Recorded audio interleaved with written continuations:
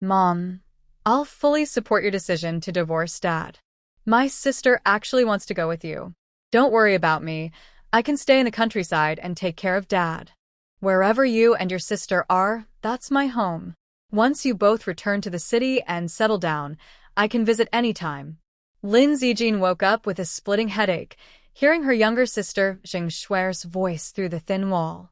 Soon after, when their mother Lin Jilan went to the village office to handle some paperwork, Zheng Shui went to find their father, Zheng Dawei, crying as she said, "Dad, I should have known.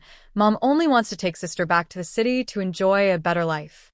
She's a city lady who married into a poor farming family like ours, but she never truly accepted it. She's always held resentment in her heart. I look the most like you, so she dislikes me too. No wonder she insisted that sister take her last name. She never really saw me as her daughter. Dad, I'll never be heartless like Mom and sister. I'll stay with you and take care of you for the rest of my life." Outside, dawn had not yet broken. The ceiling beams were covered in cobwebs, and the paper on the window had several torn spots. Lin Zijin lifted the patched cotton quilt and sat up suddenly, realizing at once she had been reborn. And her sister Zheng Shui had been reborn too. Just moments before, Lin Zijin had been representing China at an international culinary summit. But when she returned to her hotel room, she was suddenly attacked and lost her life. With her last bit of strength, Lin Zijin grabbed the cleaner and refused to let go, turning the knife and striking in desperation. Only then did she realize that the person who had harmed her was her long-lost younger sister. When she opened her eyes again, Lin Zijin had returned to the year 1984, when she was 18. It was the peak of the time when people were being allowed to return to the cities after being cleared of past accusations. A few days earlier, her parents had a huge argument.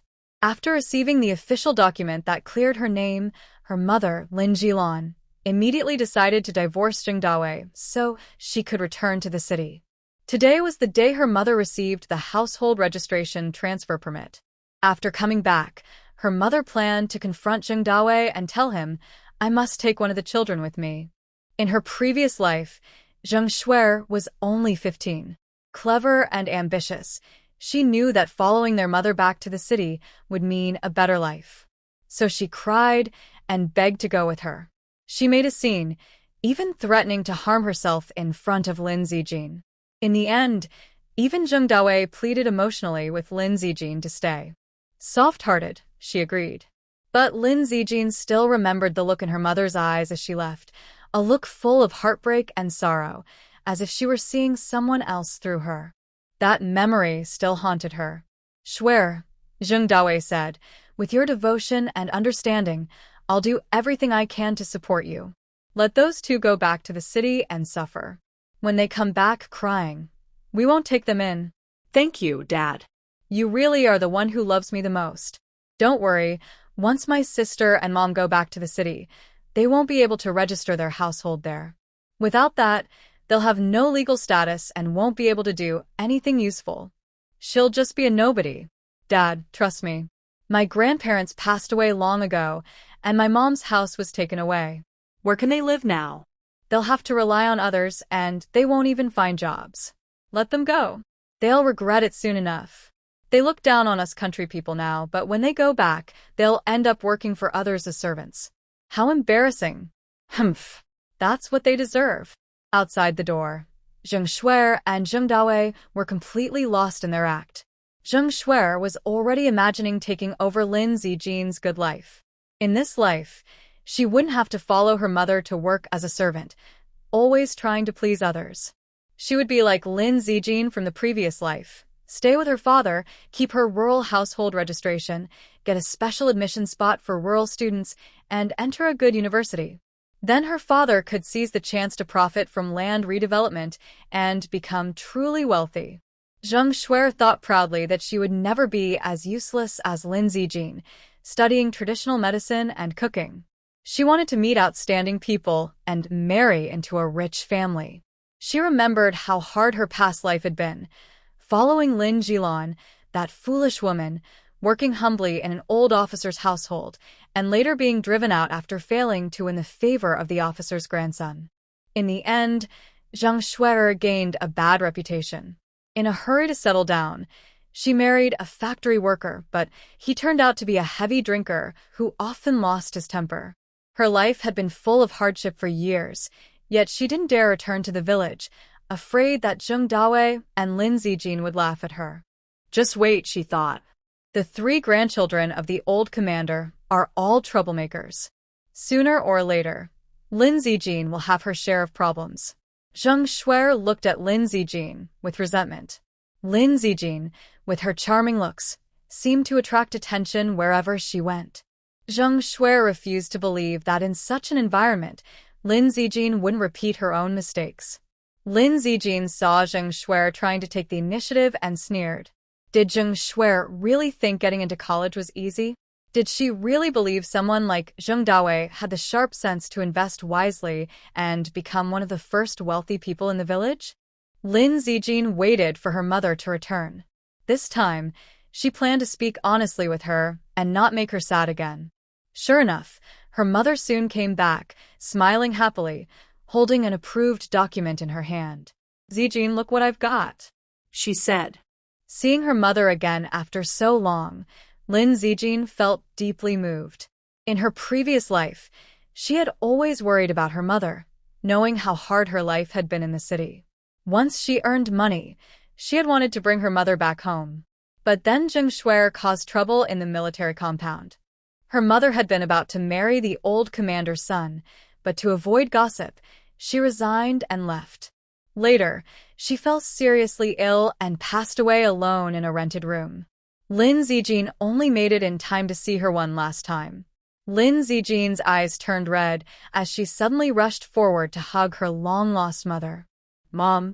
In this life, she was determined to give her mother a good life. A mix of emotions flashed in Lin Jilan's eyes as she gently stroked her daughter's hair. Zijin, don't misunderstand. Listen carefully to what I'm about to say. After the divorce, I could only bring one daughter back to the city. Zijin's heart skipped a beat. It was exactly the same as in her previous life. Back then, she had foolishly asked her sister and father for their opinions. This time, she wouldn't make the same mistake. Just as she was about to nod, her mother said something completely different from before. The reason I made this choice is because your real father isn't Zheng Dawei. You are the precious child I couldn't bear to give up when I was sent away. To protect us, I married Zheng Dawei as soon as I arrived in the village. All these years, I've worked hard for his family, without regret. I've only hoped for the day we could return to the city. And now that day has come. You must come with me. Zijin's mind buzzed, and for a moment, she wondered if she had misheard. Mom, you? The words caught in her throat, no matter how hard she tried to speak. She stared at Lin Jilan in shock, not knowing what to say. Lin Jilan held Lin Zijin's wrist tightly. Zijin, I know that suddenly telling you this might affect you, but everything I said is true. It wasn't fair of me to keep it from you all these years, but I really had no choice. My dear, as long as we stay together, no matter how hard life gets, I will never let you suffer. This place was not right for Lin Zijin. She was strong-willed and not the kind of person who would flatter others like Zhang Shui'er. Zheng Dawei was not her real father, and sooner or later, he would notice something. This secret had weighed on Lin Jilan's heart for years. She had never told anyone, only hoping that Lin Zijin could grow up healthy and happy. She once thought her life had no more hope, but fate gave her another chance. If she could only take one child with her, that child would always be Lin Zijin. Mom, I know you're doing this for my sake, but I need some time to take it in. You and Dad. It felt a bit bold to ask about what happened between the elders, and she wasn't sure if Zheng Dawei knew the truth. At least in her past life, she never found out. In Zheng Dawei's eyes, a daughter didn't really count as a true heir. So when Lin Zijin was born and Lin Jilan asked to give her the Lin family name, Zheng Dawei agreed without hesitation. In her previous life, after Zheng Dawei divorced Lin Jilan, he became the first wealthy man in the village with Lin Zijin's help. Once he had money, The first thing Zheng Dawei did was marry a young and beautiful woman. You're a girl, and one day you'll marry into another family. Keeping this money for you is useless. People say that what belongs to the family shouldn't go to outsiders. Once a daughter is married, she's part of another home. So don't even think about taking a single coin from our family. In that life, Zheng Dawei was extremely stingy. He refused to let Lin Zijin have any share of the compensation money and even cut off their father-daughter relationship. Don't blame me for being harsh. It's just that you're not a boy. This money must be kept for the one who supports the family. After you get married, your brother will still need to look out for you. At that time, Lin Zijin was unwilling to accept it. She was part of the family too, and the only reason they even received the compensation money was because of her efforts. Without her, Zheng Dawei wouldn't have gotten a single cent. As a daughter, she believed she had done everything she could, but she forgot that greed knows no limits. Zheng Dawei was never a reasonable man. Whenever his interests were involved, there was no room for discussion. People say even a fierce beast won't harm its own young. Back then, Lin Zijin didn't understand the saying, but now she finally did. It turned out they were not related by blood at all. In her previous life, after she became an adult, she was able to stand on international stages and appear in the news, all through her own hard work and the support of her teachers. Zheng Dawei, her so-called father, had never given her any real help. Lin Jilan looked at Lin Zijin with deep gentleness in her eyes. Without realizing it, her eyes turned red, and her voice softened. Zijin, I understand how you feel right now. You're already an adult, and I shouldn't have kept these things from you. I didn't want to tell you before because I didn't want them to trouble you or make you feel different from other children. But I'm telling you now because I want you to make the right choice. She slowly let go of Lin Zijin's wrist, her gaze filled with even more hope. I always think of you as a child, but you're already 18, a grown-up now. I just want you to live for yourself. Don't worry about anyone else, and don't let anyone's feelings hold you back. As long as you're willing to come with me, no matter the cost, I'll always keep you by my side. Those gentle yet firm words made Lin Zijin's nose sting with emotion. In her past life, she never had the chance to be with her mother. Even when she later became famous and wealthy, none of it could reach her mother's grave. Lin Zijin's mind was in complete confusion. She still didn't know how to express herself. She quickly sorted through what she already knew, trying to understand why her mother's reaction in this life was so different from the last one. Lin Jilan let out a long sigh and looked outside. After making sure no one was around, she lowered her voice and said, "Your biological father's name is Song Songqian." Hearing that name suddenly made Lin Jilan feel dazed. So many years had passed. She had thought she had forgotten everything from back then, but as soon as she said his name, the memories came flooding back like a rising tide. Scenes of their time together unfolded in her mind like a sheet of paper being spread open. The years had not erased those memories. Instead, they had made them even more precious, like fine wine that had grown richer with time. At that time, we were already engaged. We had even chosen a good date to get our marriage certificate. But just a week before that day, someone maliciously reported your grandfather, and I was sent to the countryside. Lin Zijin felt her throat tighten. From her mother's tone, it didn't sound like she held any resentment toward her biological father. Then, What about my real father? When you were sent away, why did you end up with Zheng Dawei? Did he abandon you? That was the only explanation Lin Zijin could think of. A woman forced to leave for the countryside in those days was like a burden no one wanted to touch. No, your father was a very good man. He was always trying to clear our names, but the situation back then was already tense, and someone deliberately kept the truth from him. By the time he found out, I was already being sent away. Before he could come up with a plan, he was sent to the front line. He didn't know I was expecting you. In fact, even I didn't know at that time. After he left, there was no news from him. I asked many people for help to find out, and about a month later, when things at the front became clearer, I learned that he had already passed away. As she spoke, Lin Jilan's tears streamed down her face. Lin Zijin held her hand, her mind racing. She had met many people later, but the name Song Songqian was completely unfamiliar. It seemed her mother was right. Her father had been gone for a long time. But soon, Lin Zijin froze. She looked at Lin Jilan, confused. Her mother had never told her any of this in her previous life. Now, she was saying it so urgently, not just out of longing, but as if she were explaining something. It felt as though Lin Jilan somehow knew she wouldn't go with her, so she said all this to make it clear that she and Zheng Dawei were not related by blood. Lin Zijin's expression stiffened. If her mother said all this because she feared she would refuse to return to the city, then how could she have known her decision in advance?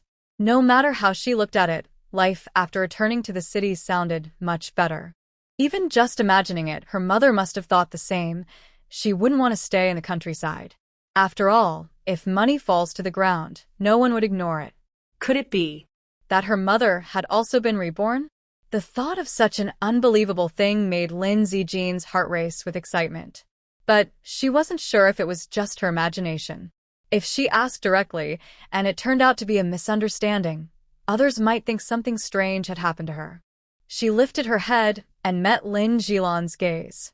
The words almost slipped out, but she stopped herself at the last moment. Lin Zijin tried hard to calm her restless heart. She swallowed nervously, thinking about what had happened in her previous life that could help her confirm her suspicion. Just then Lin Jilan spoke. "My dear, I know you're a kind and caring child. You might be worried about your sister and Zheng Dawei. Shuer can take care of herself, but you must believe that I would never lie to you. you have to listen to me? If we are separated, I'll regret it for the rest of my life.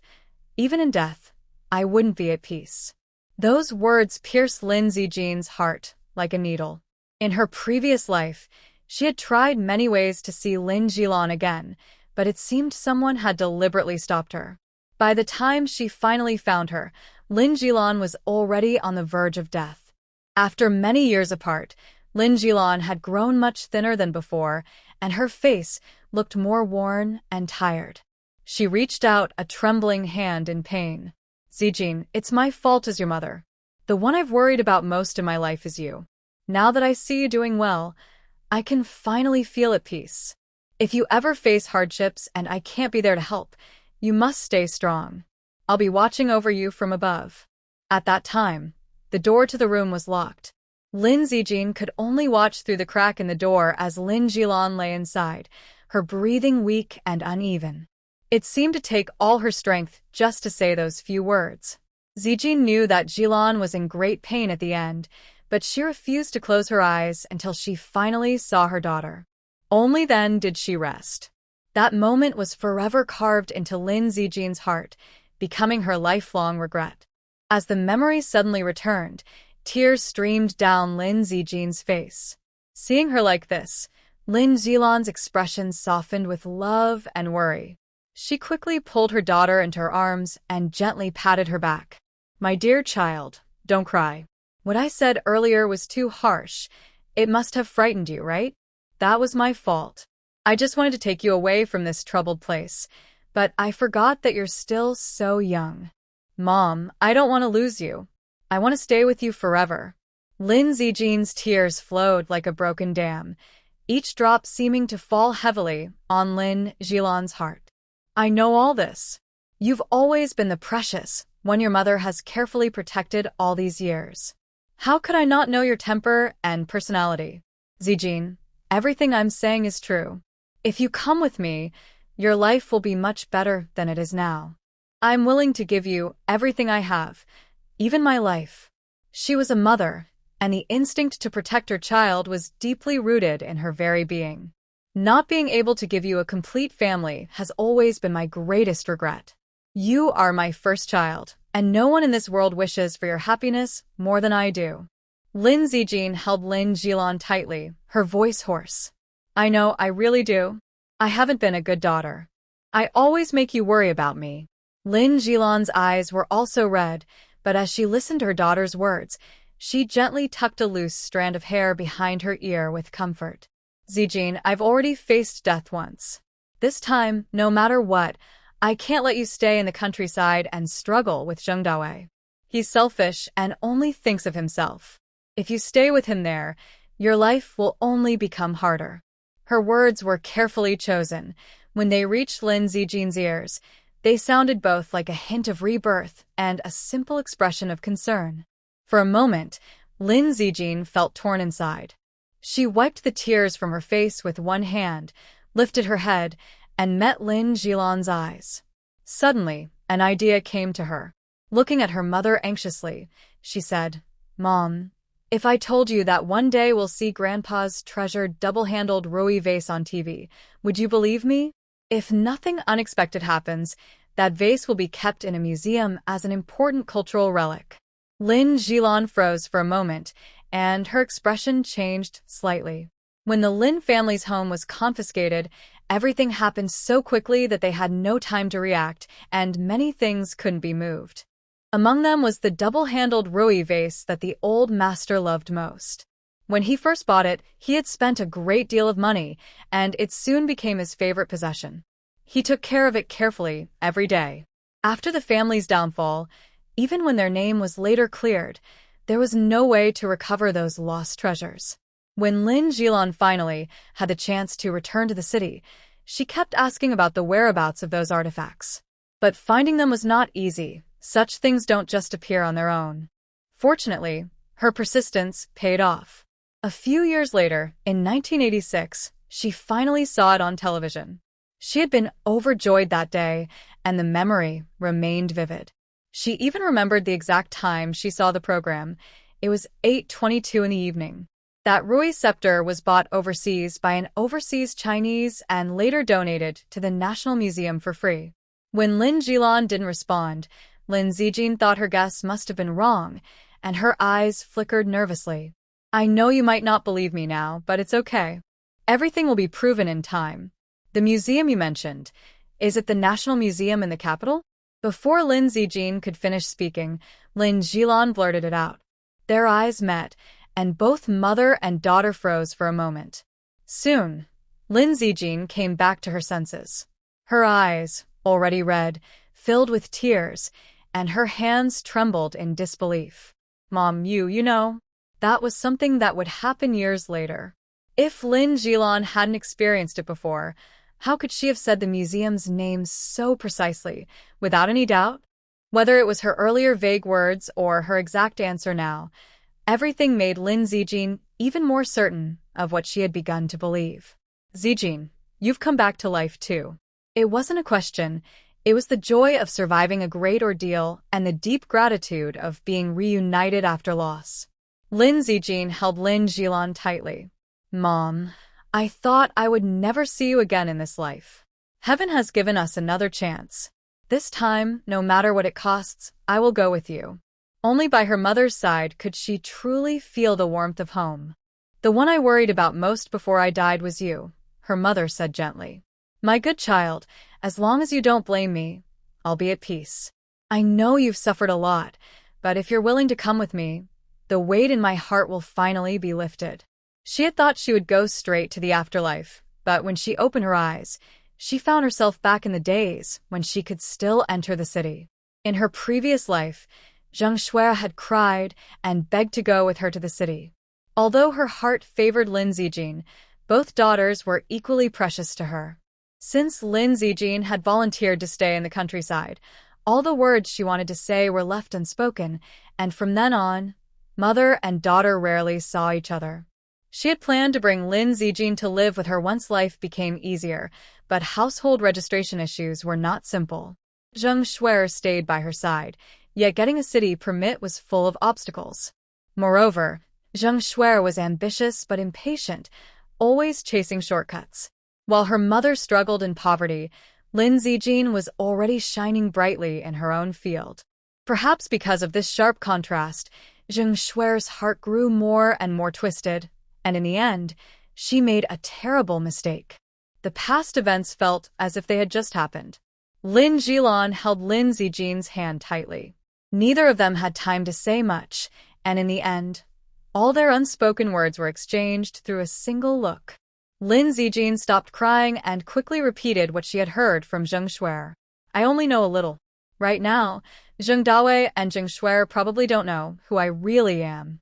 I think we shouldn't alert them yet. Let's just follow Mom's plan and go back as arranged.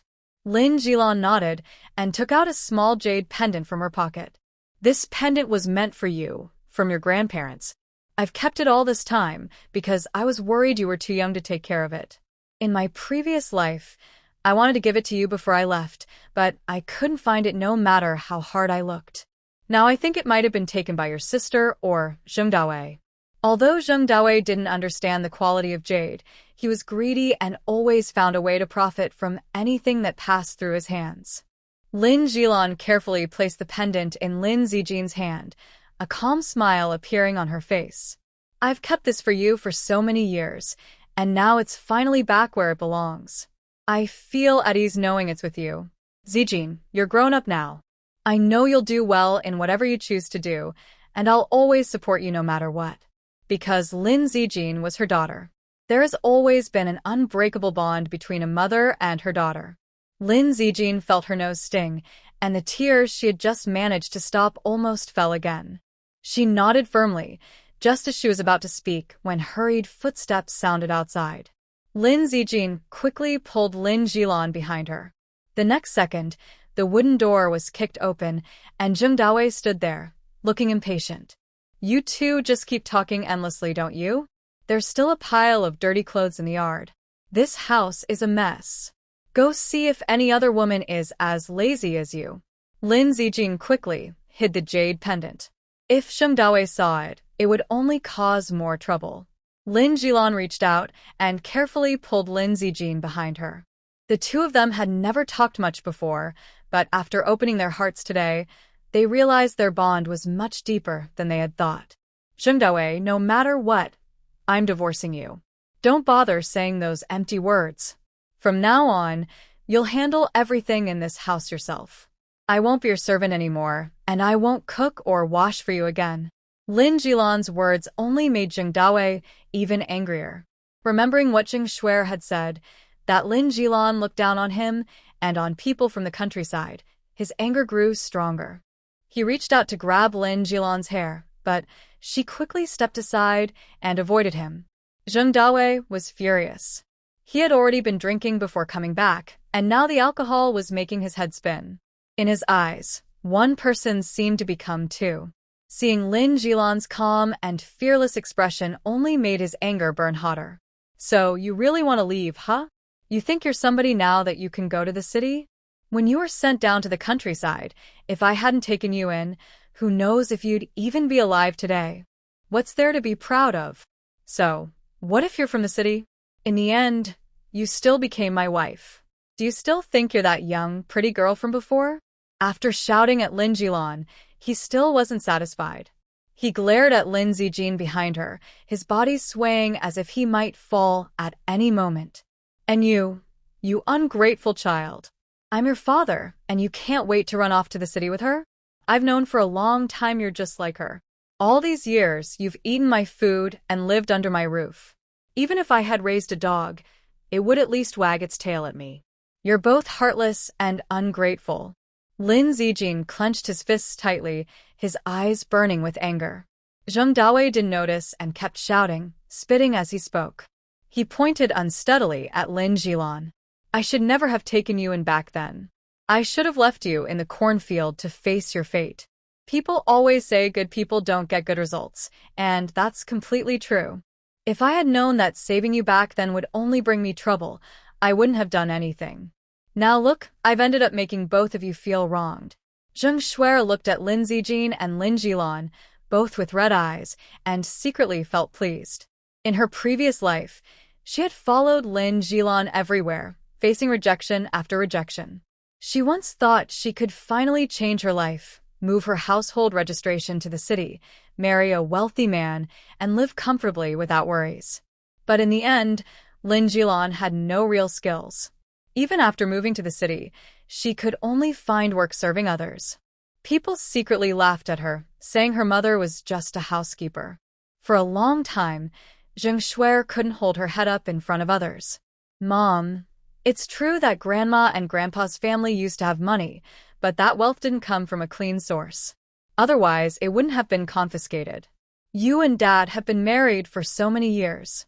Even if the love is gone, for the sake of me and my sister, you shouldn't leave so heartlessly. Besides, people say that even one day as a couple creates 100 days of affection. Can you really let go of Dad so easily? Zheng Shui's sweet but manipulative words only made Lin Zijin even more tempted to lash out. Besides, she continued, think about it, Dad has worked so hard to support our whole family. If you leave now, when our family finally becomes successful in the future, will you and sister even come back? When our family was struggling, none of you were around. When life gets better, don't think you can just come back. There'll be no chance. Thinking about the upcoming relocation, Zheng Shui couldn't hide her excitement. This time, she was determined to hold tightly to her wealthy father's support and never live the hard life she had before. Once the family had money, Lin Jilan and Lin Zijin wouldn't be allowed to return and claim any share of it. Lin Jilan lifted her head and met Zheng Daoi's gaze. She had thought these words would be hard to say, but when the moment came, it wasn't as difficult as she imagined. She straightened her back and spoke firmly, Zheng Daoi, we must get divorced. I've already arranged everything.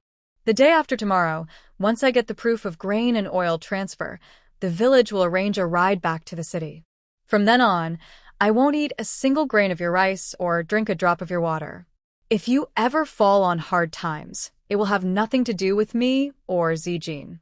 And if you ever become successful, we won't come back to take any share of it. Her words were final, leaving no room for hesitation. It was like a sharp slap to Zheng Daoi's face.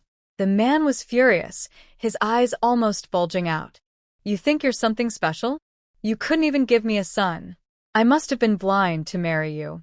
If it weren't for me, do you think you'd even have the chance to return to the city today? Since you refuse to show any kindness, don't blame me for being heartless. As he spoke, he grabbed a nearby chair and hurled it toward Lin Zijin and Lin Jilan. Fortunately, Lin Jilan had been watching his movements closely. After years of dealing with Zheng Daoi's temper, she knew what to expect. The moment he turned around, she pulled Lin Zijin back 2 steps, just in time to avoid the falling chair. Zheng Shui was startled. Why had her father suddenly become so violent? Lin Zijin narrowed her eyes at the fallen chair. She had always known what kind of person Zheng Daoi was. In her previous life, after Lin Jilan left with Zheng Shui, Zheng Daoi had been the same, moody and quick to anger, often causing trouble in the village. But Lin Zijin also knew his weakness. A man like Zheng Daoi only bullied the weak and feared the strong. The only way to make him behave was to do what she had done before, make him yield through strength. Seeing that Lin Jilan and Lin Zijin had dodged his attack, Zheng Daoi's eyes turned red. The stench of alcohol around him was as unpleasant as his temper. He staggered forward, reaching for another chair, but before he could lift it, Lin Zijin grabbed a cup from the table and threw it at his head. Caught off guard, Zheng Daoi's grip on the stool faltered. Lin Zijin kicked the chair away, and it crashed heavily to the floor beside Zheng Shui, breaking 2 of its legs. Ah! Zheng Shui screamed in fear, completely panicked. Lin Zijin looked at her impatiently, thinking about finding a cloth nearby to cover her mouth. Someone this timid still dreamed of living peacefully with Zheng Daoi. What a foolish thought. Zheng Daoi felt a sharp pain in his head, and something warm seemed to be running down his forehead. He touched the spot where the cup had hit him and saw that it was bleeding. Furious, Zheng Daoi rolled up his sleeves and shouted, "You ungrateful child! I'm your father, and you dare raise your hand against me? You think I'm too old to teach you a lesson? Just wait and see if I don't deal with you today." Lin Jilan couldn't stand it any longer. Worried that Lin Zijin might get hurt, she rushed forward and kicked Zheng Daoi hard. "If you dare touch my daughter, just try it. Zheng Daoi, I can't live with you anymore. We should have ended this long ago. The children are innocent, but you're no real man. I've worked myself to the bone for years, and you still resent me for not giving you a son. Maybe it's just your fate not to have one. A person like you doesn't deserve a happy family. If Lin Jilan hadn't begged the village doctor to lie and say that her health was too weak to have more children after giving birth to Jing Shuer, Zheng Dawei would have kept forcing her to have more until she gave birth to a boy. When Jing Shuer was born, the delivery was very difficult. Lin Jilan had long suffered from poor nutrition, and since the baby was in a breech position, she almost lost her life on the delivery bed. However, Lin Jilan felt that she finally saw a chance. After giving birth to Zheng Shuer, she secretly took medicine that was very harsh on the body.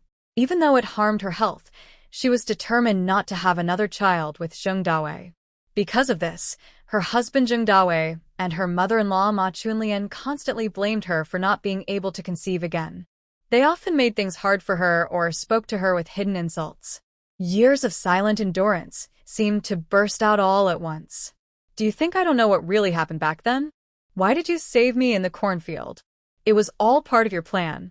Otherwise, I would never have ended up with you. Yes, you gave me food when I was starving, but open your eyes and look. Every brick and tile in this house was earned through my hard work. Lin Jilan had always wanted to let go of the past and live an ordinary life, but Zheng Dawei was not a good husband. She knew about the things he did outside, yet she could only pretend not to see. He had neither the sense of responsibility a husband should have, nor the care a father should show. Most of the time, Lin Jilan tried to remind herself not to be biased and to treat both children equally. But whenever she saw Jing Shuer showing the same small habits as her father, she couldn't help but favor Lin Zijin a little more. All these years, she had always tried to treat everyone fairly. She knew that Jing Shuer was also an innocent child, but no matter how she taught her, some people seemed to be born with a stubborn streak that couldn't be changed. She also knew that Zheng Dawei had been seeing the widow from the village committee and that they even had a child together. But Lin Jilan didn't care about any of that. As long as Zheng Dawei didn't come to bother her, she didn't mind what he did outside. After years of holding back her anger, Lin Jilan finally found a way to let it out. She struck him in fury, and Zheng Dawei trembled, barely able to stand. Instinctively, he reached out, trying to grab her hair. But before he could touch her, Lin Zijin rushed in with a broom. She swung it with all her strength. A loud smack echoed through the room. Zheng Dawei was thrown back, so hard that he almost hit the wall. Jing Shuer had never seen anything like this before. When she saw Lin Zijin's fierce expression, she was so frightened that she couldn't say a word. Covering her ears in panic, she crouched down and almost screamed. But Lin Zijin had already guessed what she would do. She grabbed her by the arm, lifted her up, and gave her a sharp slap across the face. Zheng Shuer's fair face suddenly showed a clear handprint. Her mind buzzed, unable to believe that Lin Zijin would even strike her. Fear and shock filled her eyes. Remembering that she had died at the hands of someone like this in her previous life, Lin Zijin's gaze grew colder. If you dare to shout again, I'll throw you against the wall. With your small build, it won't take much effort. If you don't believe me, you can try. Lin Zijin's voice carried a sharp warning. Zheng Shuer covered her mouth and shook her head, tears welling up in her eyes. She didn't dare say another word, afraid that one wrong sentence would earn her another slap. She didn't want to end up like Zheng Dawei, who had been punished so harshly that no one could help him. Though she didn't move, anger burned inside her. Why did being the older sister make Lin Zijin so special? Had Lin Zijin gone mad, daring to hit her like that? Even after being reborn, she still had to suffer Lin Zijin's blows. Her hands trembled as she looked pitifully toward Lin Jilan, only to find that Lin Jilan completely ignored her. Zheng Shuer was on the verge of breaking down. Sister, I've always known you had something against me. If you're upset, you can take it out on me, but no matter how angry you are, you can't raise your hand against Dad. How could a daughter ever hit her father? Lin Zijin gave a cold laugh and threw down the broom in her hand. Her eyes, however, grew even more mocking as she looked at Zheng Shuer. I've never been someone who just accepts everything quietly. All these years, he's never done what a father should do. Since he never treated me like his child, why should I treat him like my father? Zheng Shuer looked at Zheng Dawei, whose face was bruised and swollen. She wanted to say something, but no words came out. She couldn't understand where Lin Zijin had found such strength. That slap had been so hard that for a moment, she thought her ears were ringing. Dad, I'll go find someone to help right now. What sister and mom are doing is wrong. Even if they want to leave this family, they shouldn't treat you like this. As she spoke, she started to run out, wanting to escape the tense atmosphere. But Zheng Dawei, dizzy and dazed, called out to stop her. Stop right there. Zheng Shuer looked at him in confusion. Zheng Dawei's face was swollen, and though the alcohol had worn off a little, his words were still slurred. Do you want to embarrass us even more? Go find a few more people to watch. Everyone says family matters shouldn't be made public, so no matter what, this must not spread. In his life, he had always been the one bullying women. If word got out that he had been beaten by 2 women, how could he ever hold his head up again? And worse still, it was his own daughter who had hit him. Zheng Shuer's expression kept changing, and the look in her eyes was as if she were staring at someone foolish. A trace of disdain flashed across Lin Zijin's face. In her past life, she had known that Zheng Dawei cared too much about his pride, which was why she had chosen to confront him when he was drunk. As the saying goes, to strike a snake, aim for its weak spot. Lin Zijin knew exactly where Zheng Dawei's weakness lay. Her gaze then shifted to Zheng Shuer. This younger sister, who wasn't exactly clever, obeyed Zheng Dawei's every word. Even if their lives had somehow been exchanged, she would still end up suffering. Lin Jilan looked down and saw that Lin Zijin's hand had been scratched and was bleeding from the broom's wire. Her heart filled with anger toward Zheng Dawei. She gently wiped Lin Zijin's hand, then picked up the broom without hesitation and pointed it at Zheng Dawei's face. The biggest mistake of my life was choosing someone like you to be the father of my children. Now get out of my sight immediately. Zheng Dawei instinctively raised his arms to protect his head. Hearing that he could leave, he didn't dare delay for even a second. Limping, he hurried away with Zheng Shuer, almost as if fleeing. Go lock the door, so those 2 fierce women don't come back to cause more trouble. Father and daughter had already hidden in the back room. Still worried they might be chased, Zheng Dawei reminded Zheng Shuer to make sure the door was firmly locked. Watching Zheng Dawei and his daughter leave in such a sorry state, Lin Zijin felt an indescribable sense of relief. Lin Jilan looked down at the wound on Lin Zijin's hand. It wasn't deep, just a small cut, but the bleeding wouldn't stop. Her eyes turned red with worry as she gently held Lin Zijin's hand and softly blew on it. Zheng Dawei always brings bad luck. I knew nothing good would come from dealing with him. Zijin, does your hand hurt? Lin Zijin smiled gently. Compared to the pain she had endured in her past life, this small injury was nothing. Her eyes sparkled as she looked at the jade pendant Lin Jilan had placed in her hand, her smile impossible to hide. Mom, don't worry about me. I'm tough. This little scratch is nothing. She ran her fingers lightly over the jade pendant. Though she didn't know much about its quality, the warmth it carried was unmistakable. When held up to the light, its soft glow revealed a smooth, rich texture, clearly something far finer than ordinary jade. Mom, Grandma, and Grandpa left us many valuable things. Just look at this jade pendant. It's clearly worth a lot. It's our family heirloom.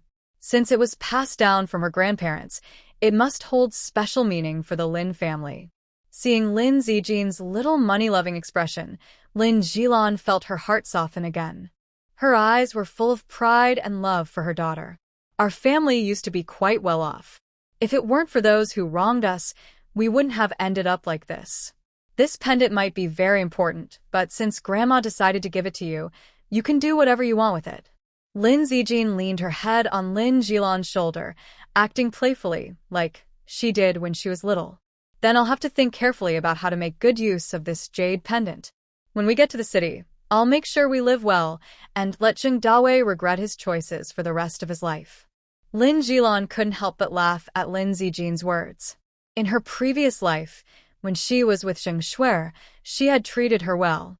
Both children were her own, even though they had different fathers. She had always tried to treat them equally. But after being disappointed again and again, All that remained was exhaustion and sadness.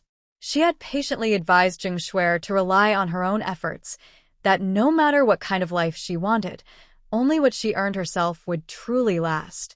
Everything else was unreliable. However, Jing Shuer always felt that Lin Jilan was unwilling to let her live a good life. Clearly, marrying into a wealthy family would allow her to live without worries about food and clothing, so why should she spend every day worrying about how to fill her stomach? People have different ideas about life, and those deep-seated beliefs are not easy to change. There are no easy gains in life. Lin Jilan spent her whole life trying to teach Jing Shuer this truth, but she never succeeded. Even when she left the big courtyard in her past life, she was coughing up blood, but Jing Shuer paid no attention. If she hadn't been overworked and emotionally troubled, her life might not have been so difficult. Now, being with Lin Zijing makes her very happy. Even small things like tiny grains of rice bring her joy. She looks at Lin Zijing with love in her eyes. Her obedient little treasure has treated everyone with genuine kindness. Zijing, do you mean to say that you just came back today? Lin Zijing turned around and blinked. Yes, I just got back and heard Jing Shuer shouting, but I didn't pay attention to her. What's wrong, Mom? Lin Jilan patted the seat next to her, and Lin Zijing sat down as well. I arrived 2 days earlier than you. We can't just sit and wait. Speaking of which, we seem to have some kind of foresight. We know what will happen in the future. I've already summarized a set of experiences to get rich, so when we get to the city, we won't be so clueless. This time, after being reborn, Lin Jilan firmly decided that no matter what, she would take Lin Ziqin away from this place full of trouble. She wanted to learn from her past mistakes. Although she didn't understand why Jing Shuer suddenly changed her story, it worked in her favor. That's great. I was also thinking about how we will settle in the city. But we still have many chances. Mom, I will never leave you. Lin Jilan spoke sincerely. In my previous life, I built some connections in the community. I wanted to help Shuer quickly fix her household registration issue. But before I could finish, she went and flirted with her employer's grandson. I can't even say the rest. She was upset because a good plan was ruined by a misunderstanding. Jing Shuer was too eager and unrealistic. She was healthy and capable, but kept hoping for help from others. Lin Ziqin understood Lin Zilan's difficulties. She gently held her hand, trying to comfort her. Luckily, Lin Jilan soon calmed down. I plan to solve your household registration problem quickly this time. I also want to build connections. The government now encourages small businesses. I'm good at sewing. Mending clothes isn't hard. When I get a chance, I'll open a shop just for us. It might not make a lot of money, but as long as we can support ourselves, that's enough. Actually, Lin Jilan was being a bit cautious. She is very skilled at sewing and making clothes. Not only does she mend clothes well, but she also has her own ideas when designing. She chooses different fabrics and styles based on each person's body, creating new and beautiful outfits. She also has a good sense of color matching. In her previous life, she worked as a nanny for the Xie family. The employer was kind and noticed her talent for sewing. They often gave her fashion magazines to learn from. By the end of that year, she had already arranged a long-term partnership with a department store. She planned to send her sample clothes to them, earning a commission for each piece sold. However, before she could finish the samples, an incident involving Jing Shuer happened. I originally thought the same in my past life, but your sister never gave me a chance. The things she did couldn't be hidden. In the big courtyard, rumors spread quickly. Later, there were even talks that I was going to marry Director Xie. The old leader had helped me, so I couldn't tarnish her reputation at that time. Given the situation, I had no choice but to leave first. In truth, things were much harder than Lin Jilan described. The rumors about her and Jing Shuer spread throughout the entire courtyard. Many people said that if the top is crooked, the bottom will be crooked too, and that both mother and daughter were alike. These words have always troubled Lin Jilan. Although she did nothing wrong, whenever she went out, people would point fingers at her. Her child caused a big problem, and she felt ashamed to face the old leader. After a period of inner struggle, she finally decided to leave the Xie family. The past events still seem vivid in her mind. Thinking of those difficult times, Lin Jilan felt like her heart was tied in a knot. She looked at Lin Ziqin with tears in her eyes and eagerly began to imagine a new life ahead. As long as we, mother and daughter, stick together, we will have a successful and independent life. It might be hard when we first arrive in the city, but Ziqin, believe me, no matter what happens, I will never let you suffer even a little unfairness. Lin Jilan understood clearly that she could distinguish between a little hardship and a lifetime of suffering. After we get to the city, we need to find a place to settle. We are capable, and we won't have to worry about work. I am determined not to let you stay here anymore, and I won't stay with Zheng Dewei either. Over the years, Zheng Dewei and Ma Chunlian's disgusting exploitation made her feel suffocated. Especially after having 2 daughters in a row, Ma Chunlian's attitude toward her changed dramatically. When Lin Ziqin was born and it was clear she was a girl, Zheng Dewei and Ma Chunlian were somewhat displeased, but they didn't do anything too extreme.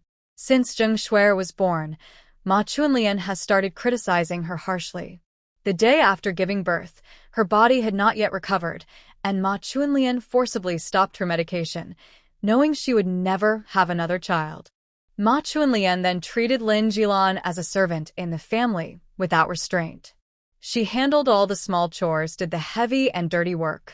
Even 15 years ago, she barely ate, only half a steamed bun and a bowl of porridge for each meal. It was 15-year-old Lin Ziqin who argued logically, giving her the right to have a full meal. Lin Ziqin shook her arm with both hands, saying, "Now that we have this jade pendant, it means we have Grandma and Grandpa's support. No matter what happens, I will be with you." Before she could finish speaking, blood touched the jade pendant. The moment it did, the pendant absorbed the blood instantly, and then it emitted a bright light. Lin Jilan and Lin Ziqin looked at each other at the same time, both stunned. Before they could speak, they suddenly found themselves in a space they had never seen before. Lin Jilan tightly held Lin Ziqin's hand and reached out an arm to protect her behind her. "Where is this?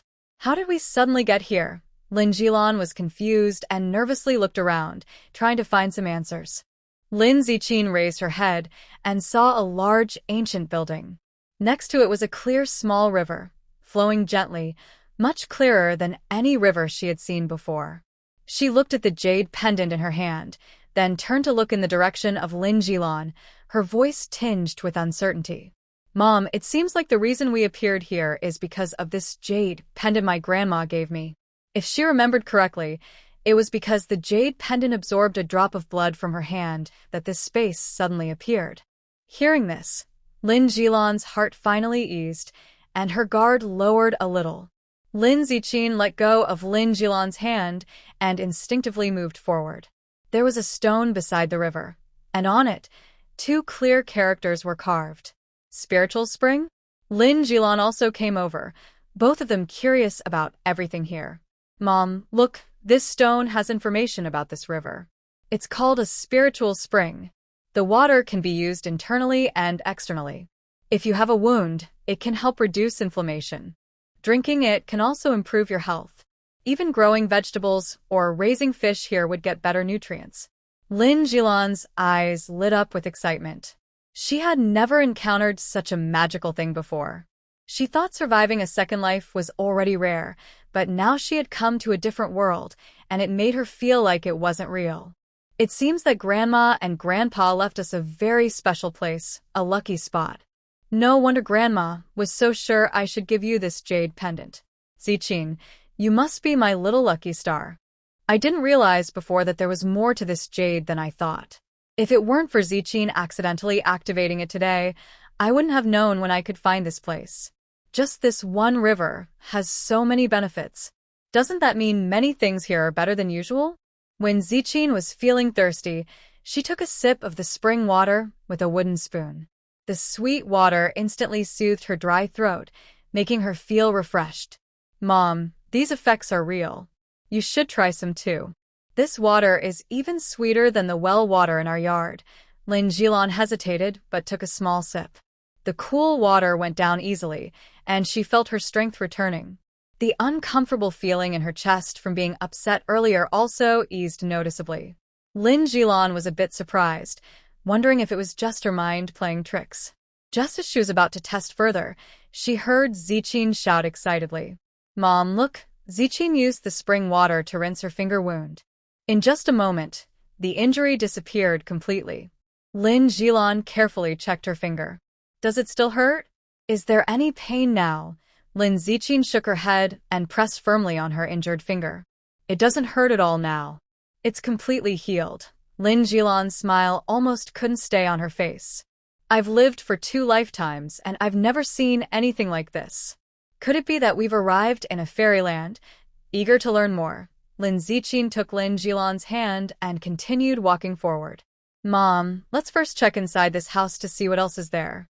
Maybe there's something even better ahead."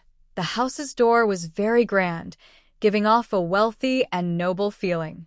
Lin Ziqin stepped over the tall threshold and pushed open the door. Inside was a beautiful Chinese-style courtyard with white walls and dark tiles.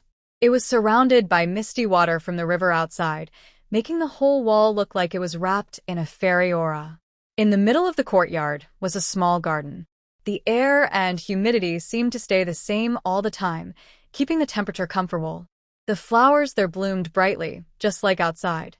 Lin Jilan took a few steps forward, but quickly stopped again.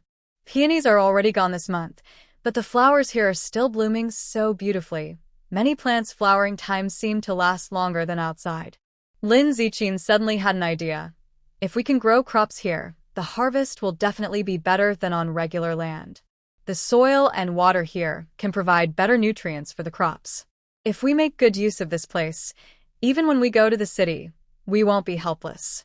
This was almost like the best gift her grandmother had given them. At least, when they had no other options, they wouldn't go hungry. Walking around the garden, opposite the 2 bedrooms, which were symmetrically arranged, was a cozy space. The light yellow curtains were bright and pretty, perfectly matching Lin Ziqin's taste. "Mom, come lie down in the room and try it. This bed is really comfortable." Lin Ziqin relaxed completely and lay on the bed. The mattress was just the right firmness to support her waist. She couldn't wait for Lin Jilan to try lying on it too. The lighting in the room was just right. From here, they could see the outside view. The 4-piece cotton bedding was soft and gentle on the skin. Just lying on it made her feel sleepy. Lin Jilan had forgotten how long it had been since she had slept on such a soft, comfortable bed. Since coming to the countryside, her previous life seemed like a thing of the past.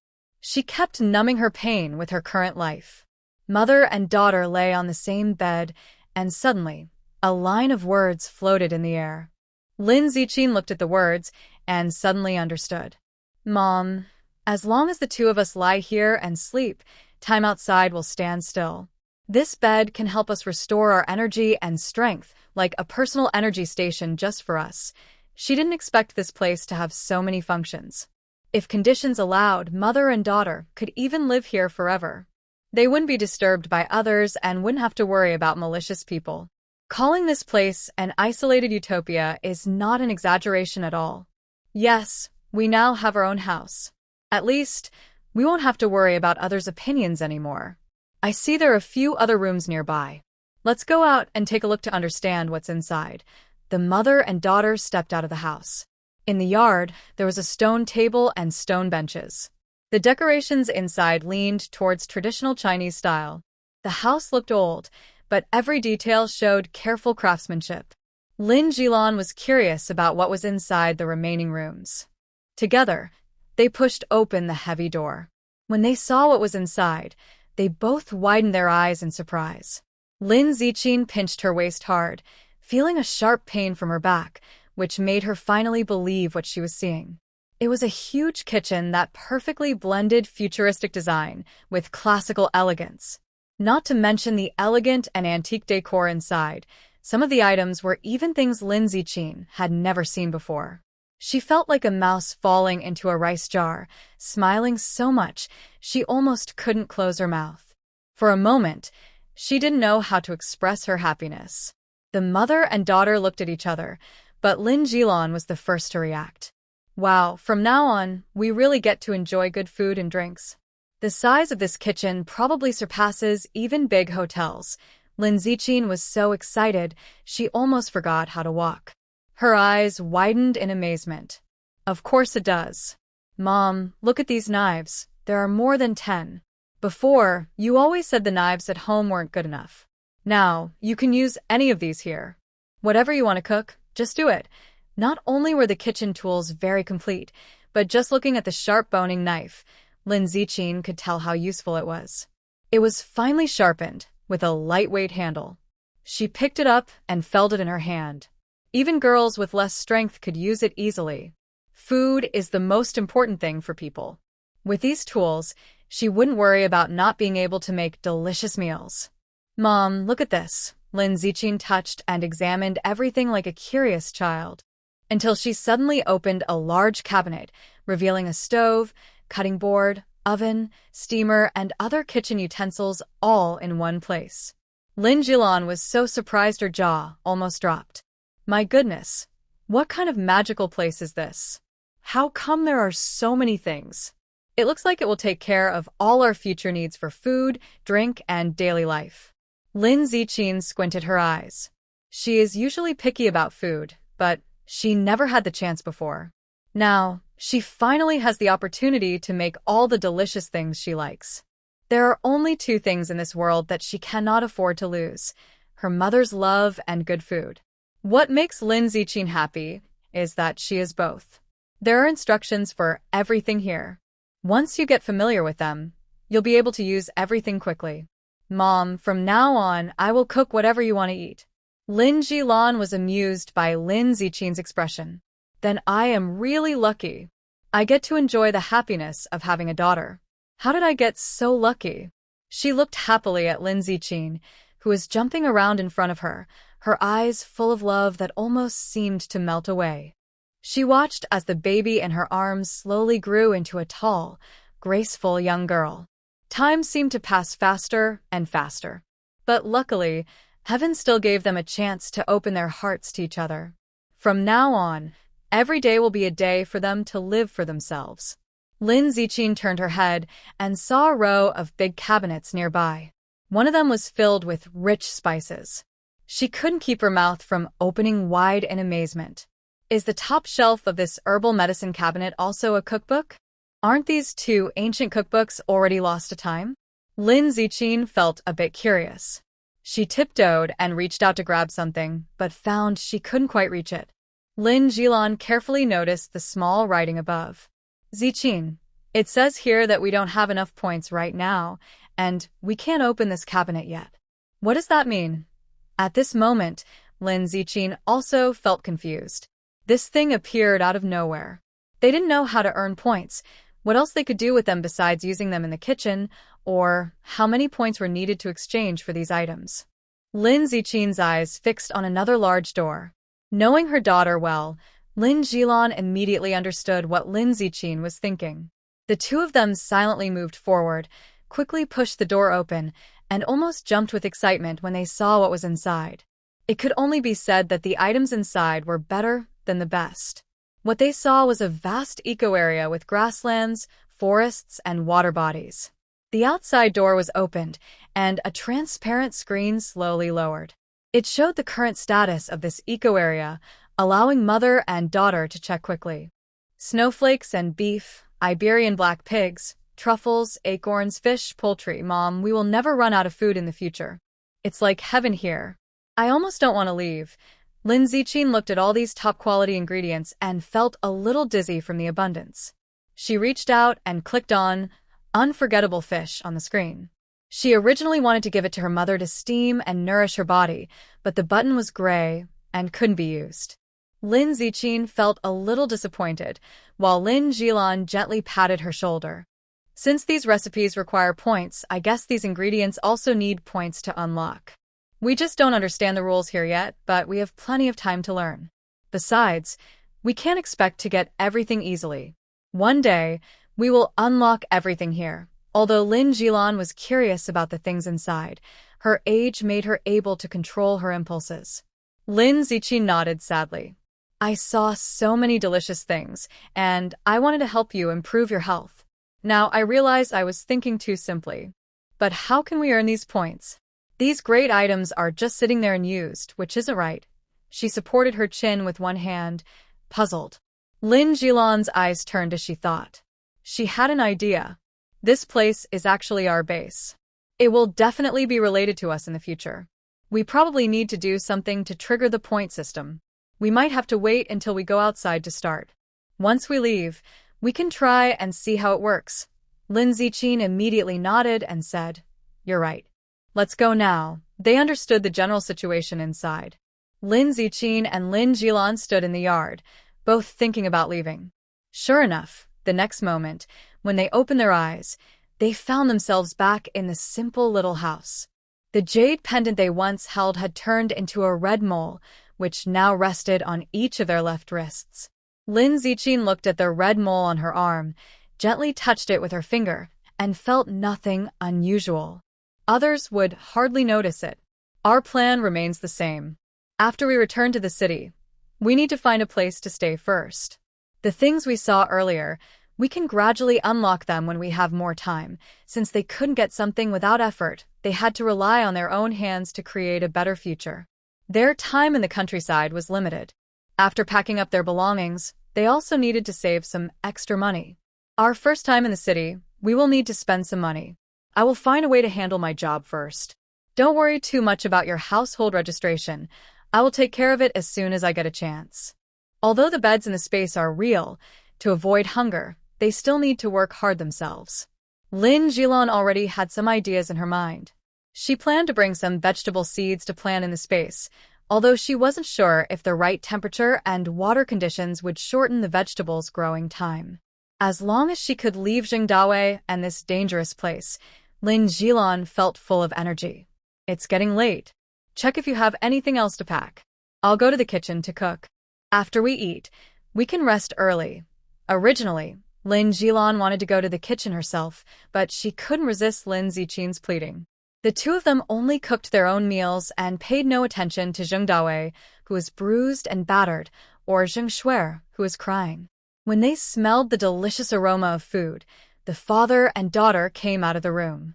They saw that Lin Ziqin had already finished eating, and Lin Jilan was tidying up the kitchen. Zheng Dawei was stunned.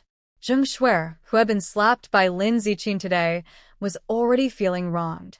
She had been hungry all day and hadn't even had a warm meal, so her words carried more resentment. "Mom, even if you and Dad are getting a divorce, we are still a family. Why didn't you call us to eat? My sister is your biological child, so am I not."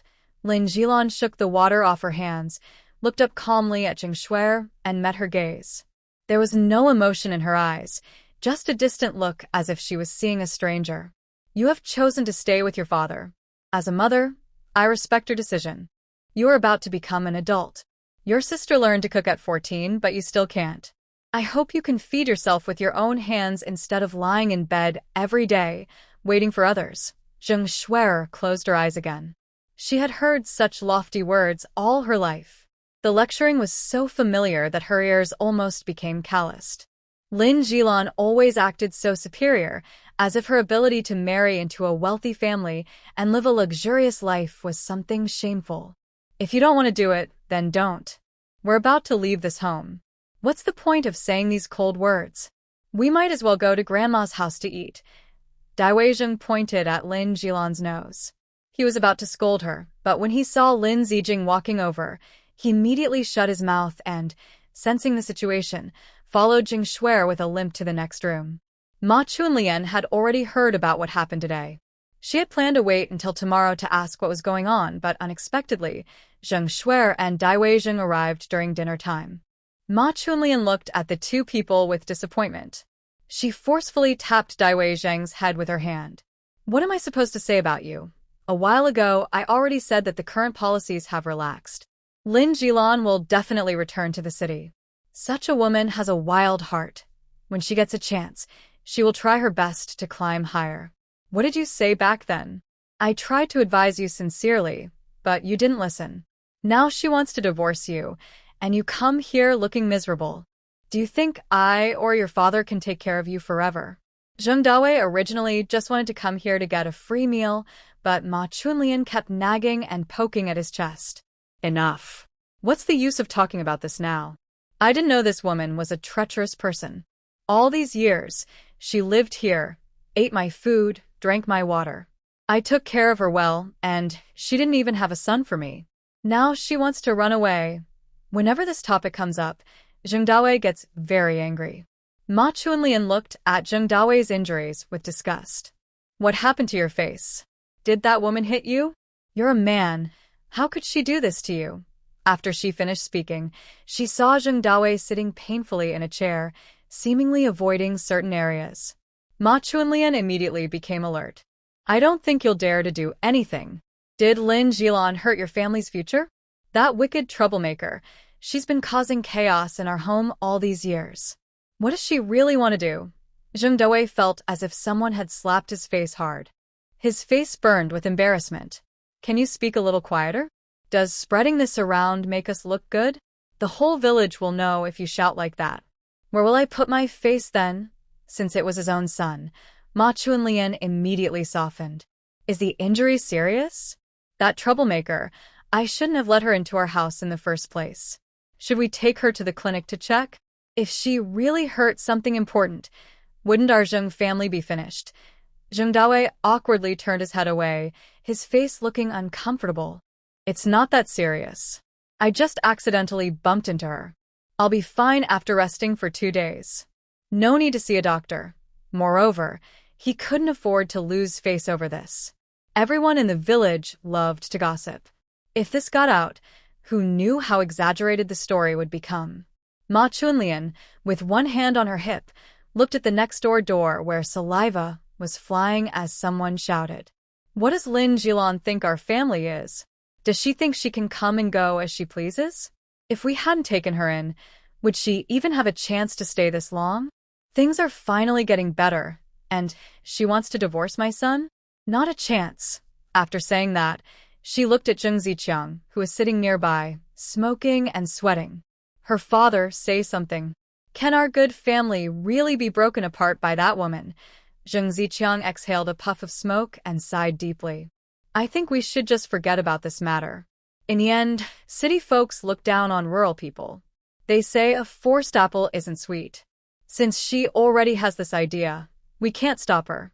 If she does something more embarrassing, our Zheng family's reputation will be ruined. Zheng Shuer's eyes flicked, and she started to speak kindly. Yes, Grandma. Since my mom has decided to take my sister away, it's better to let them go. When our family becomes successful someday, they will regret it. Even if they want to come back then, we won't accept them. After saying this, she also wanted to show her loyalty. No matter what happens, I will stay in the Zheng family. I am a child of the Zheng family, and I will never leave with outsiders. Zheng Shuer almost felt moved by her own words. Usually, Ma Chunlian liked Lin Ziqing the most. She always kept a portion of good food for her. Zheng Shuer knew this well, but she had openly protested several times.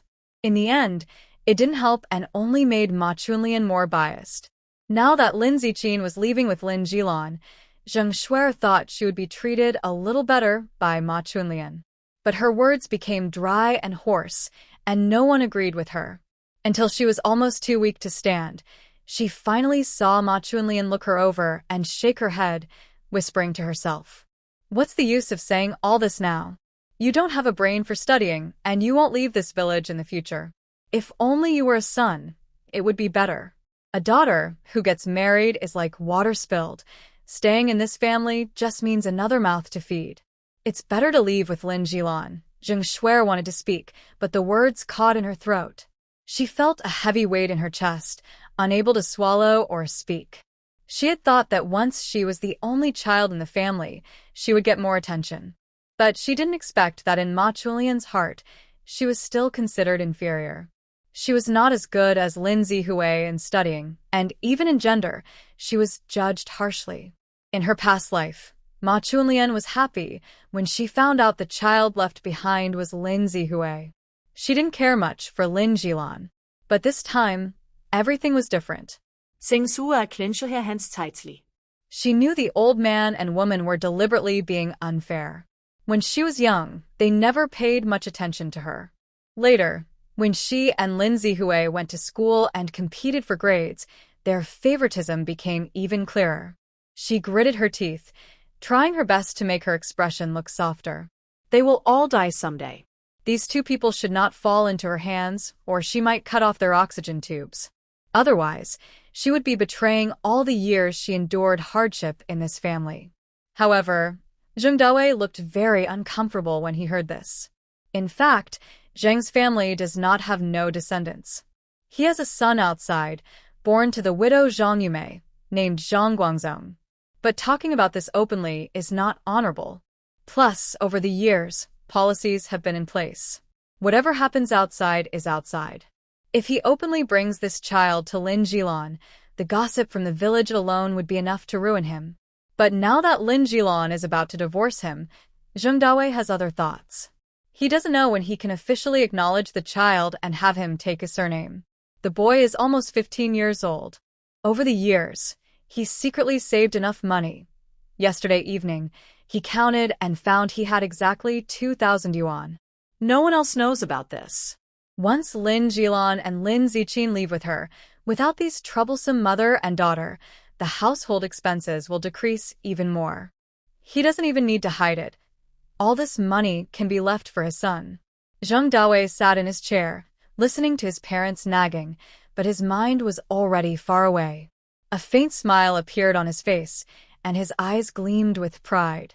He saved so much money that he planned to buy his son some nice clothes, a good watch from Shanghai, and enough bride price. He wanted his son to marry a beautiful girl to boost his own pride. The more he thought about it, the happier he became. He started counting on his fingers. The bride price must not be less, and the 3 gifts and the wedding drum must be included. Everything should be of good quality. Even if they kept it at home, neighbors would envy him and think he was capable. He kept imagining the scene of his son's wedding feast. He wanted to order several tables of delicious food so that relatives and friends could enjoy themselves. His precious son would wear new clothes, hold hands with a beautiful bride, and toast the guests. Others would surely say his son was successful. His son would also be proud to have such a good father. Thinking of this, Zheng Dawei couldn't help but laugh. The feeling of vanity being satisfied was sweeter than honey in his heart. While Zheng Dawei was happily dreaming, he suddenly heard his mother's angry words. Ma Chunlian was getting more and more angry. She couldn't help but slap the table, splattering saliva onto it, and her eyes flashed with anger. No way. How can we let those 2 little witches just leave and go back to the city? Are they treating our home like a free inn? Haha, no way. She became more and more excited. I think they've already made plans in their minds, just waiting to go back to the city and leave us behind.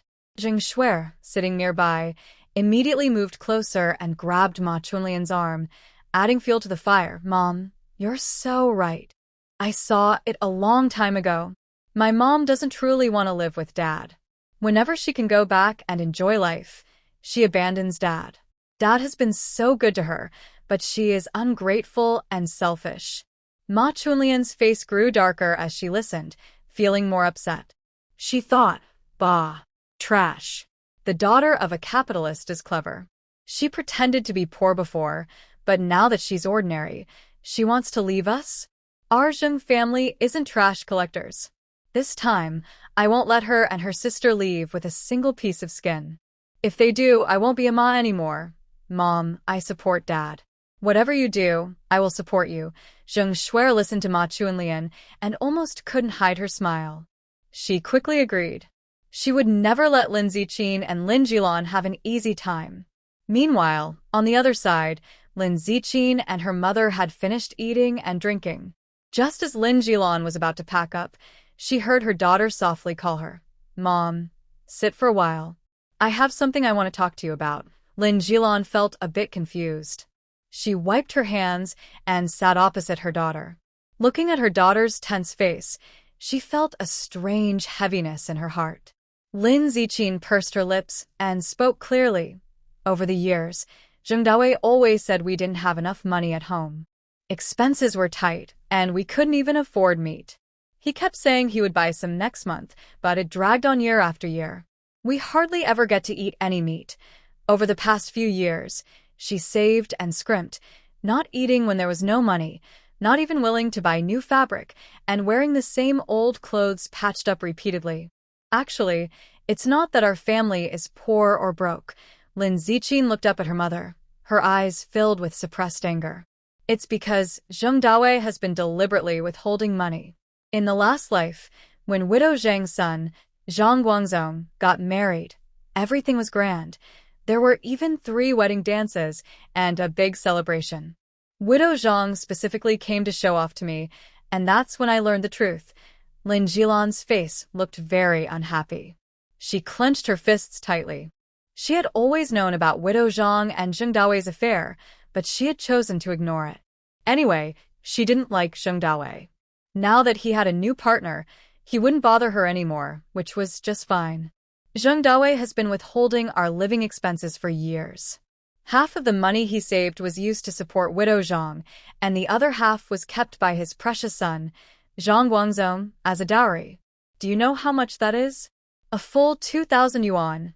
2,000 yuan? Lin Jilan suddenly stood up, and her handkerchief dropped to the ground with a loud slap.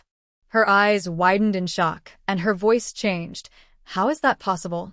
How could he have saved so much money? Life at home was so hard that she hesitated even to have an extra bowl of noodles. Things were so tough that she truly thought there was no money left in the family. She never expected that this scoundrel had secretly saved so much money.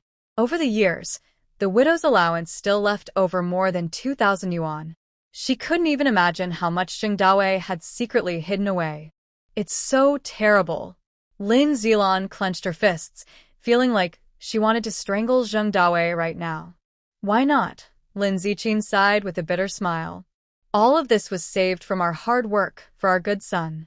Over the years, we barely had enough to eat, and the clothes we wore were patched up old clothes. Grandma knew and approved of this. She knew about it and still allowed Zheng Dawei to do this. After all, Zhang Guangzong is her only precious grandson. In her past life, she accidentally overheard Ma Chunlian talking. Our 2 daughters will get married someday. They're just 2 and profitable girls. You should leave the money for Guangzong. The children they have later will carry your family name. That's the true root of our family. Hearing this, her heart felt cold. Lin Jilan froze in place, her mind buzzing, and she sneered with anger. She had thought Zheng Dawei was just a selfish, foolish man, but she never expected he would put so much thought into financial scheming. She remembered her hard days over the years, working in the fields during the day, then coming home to do laundry and cook for the family at night.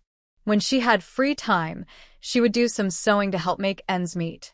She had wondered before why, despite working so hard and being so diligent, life kept getting harder. It turned out that her money was all going into Zhang Widow and Zhang Guangzong's pockets. Zheng Dawei really put a lot of effort into his son. Suddenly, a wave of anger surged from her heart, making Lin Jilan feel hot all over.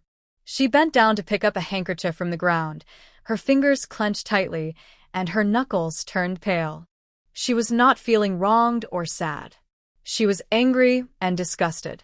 This ungrateful person. Lin Jilan gritted her teeth. All these years in Zheng's family, I may not have given him a son, but I worked hard, managing everything inside and out. Yet, he dares to treat me like this. And his mother. I've always been respectful to her, and she just lets her good son bully us. This money, and all the hardships we've endured over the years, we can't just let it go. Lin Ziqin looked at her mother's red eyes from anger and reached out to hold her hand. Mom, don't get too upset and harm your health. In this life, we won't let them bully us anymore. Before we go back to the city, we need to take back what's ours. We can't let them take all our hard-earned money for that illegitimate child. As soon as Lin Ziqin finished speaking, the mother and daughter's eyes met in the air. Their gazes locked, and without needing to say another word, they understood each other's meaning. Since Zheng Dawei and Jing Shuer had gone to the in-laws' house and wouldn't be back soon, they had a perfect opportunity to search the house thoroughly. They had space to hide things in their secret space. Even if Zheng Dawei suspected something, he wouldn't find any evidence. Lin Jilan took a deep breath and brushed her stray hair behind her ear. Her tone still carried lingering anger. You're right. We can't let Zhang Guangzong get away with it. He's hiding our hard-earned money to support his mistress and widow. We need to find that money. That money belongs to us. Lin Ziqi nodded firmly and looked into her mother's eyes. Suddenly, she remembered a very important detail. In her past life, when Zhang's widow boasted to her, she seemed to accidentally mention something about floor tiles. Mom, I think I know where he hid the money. Lin Ziqin's eyes lit up instantly. She turned to her mother. Zhang's widow mentioned the floor tiles. We should start looking there. We'll definitely find something. Hearing this, Lin Jilan immediately nodded seriously. Since it was a large sum of money, Zheng Dawei probably wouldn't hide it outside. If he did, it would be in his house, or he wouldn't feel safe. Lin Jilan held her daughter's hand and went straight to Zheng Dawei's room. The room was simply furnished, with only a wooden bed, a wardrobe, and a desk. The floor was covered with blue-gray tiles, some of which had been polished shiny over the years. Let's look separately, Lin Jilan said to her daughter. Okay. After they finished speaking, mother and daughter started tapping the tiles on the floor. If anything seemed unusual, they lifted the tiles to check. After inspecting all the exposed tiles, they found nothing suspicious.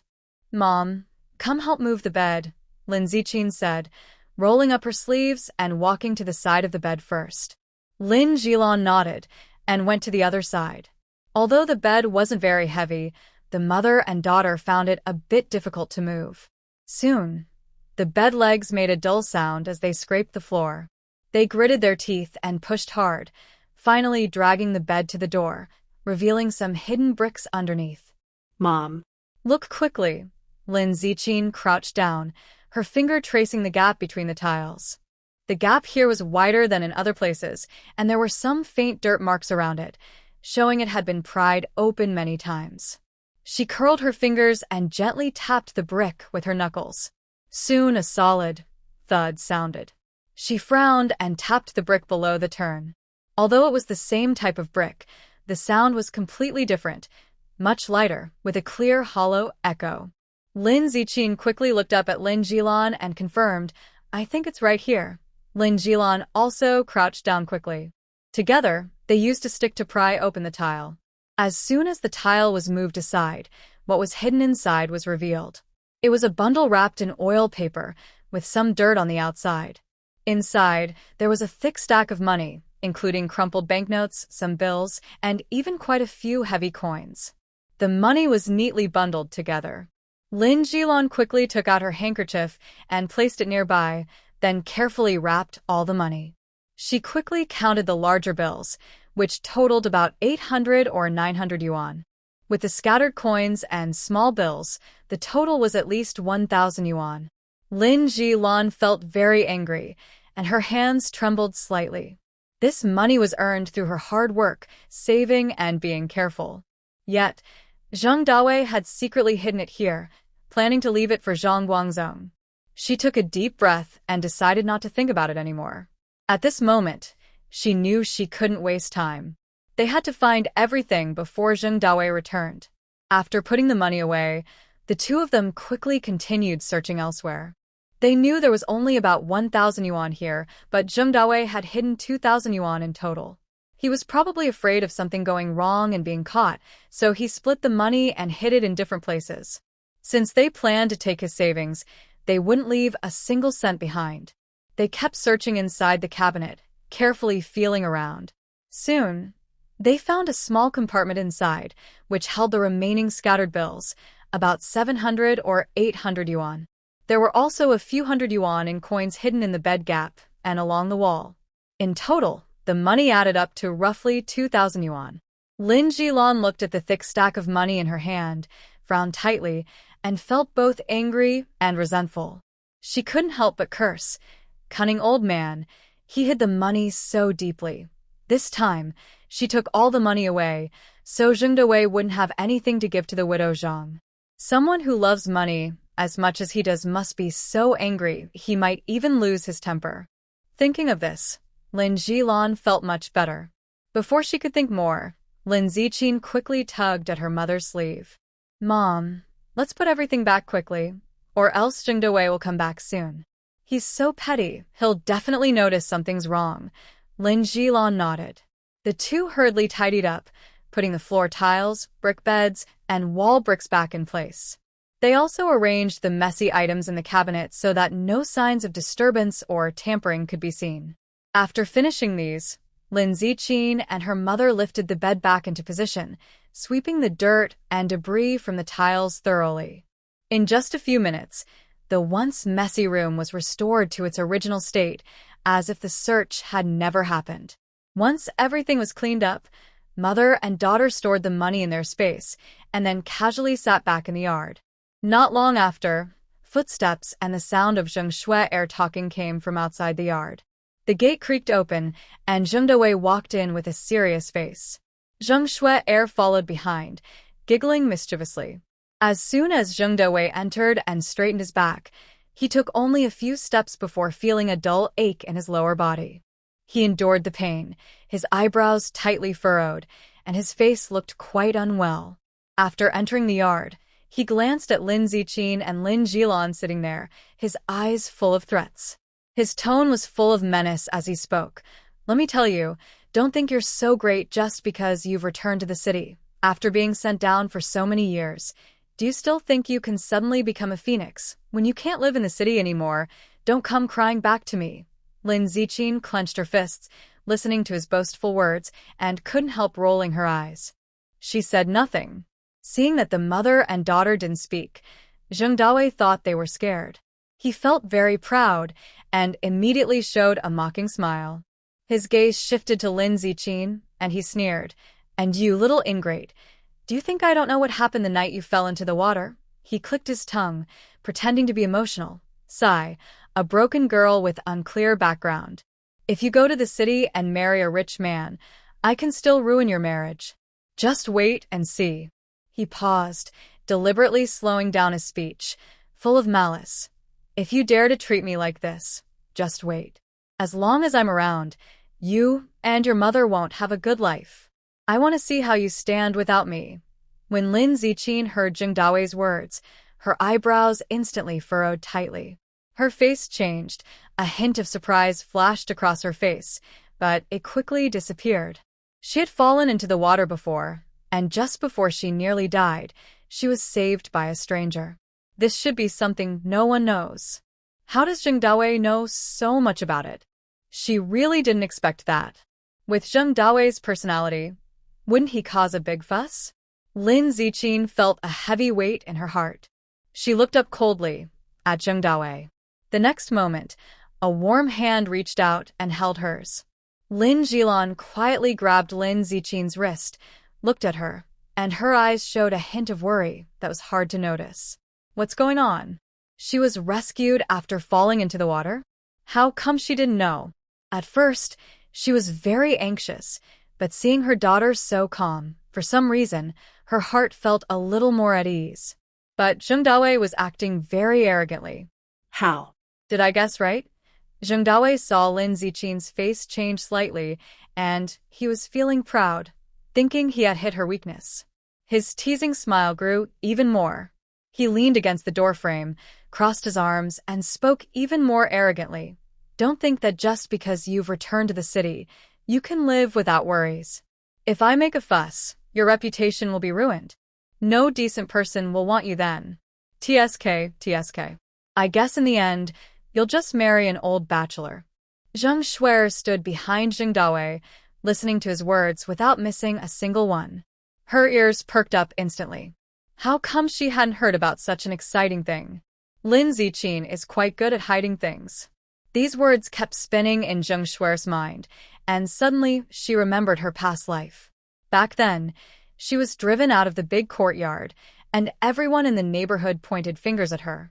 Spit and gossip almost drowned her in shame. That feeling now made her feel sick just thinking about it. In her past life, her reputation was terrible.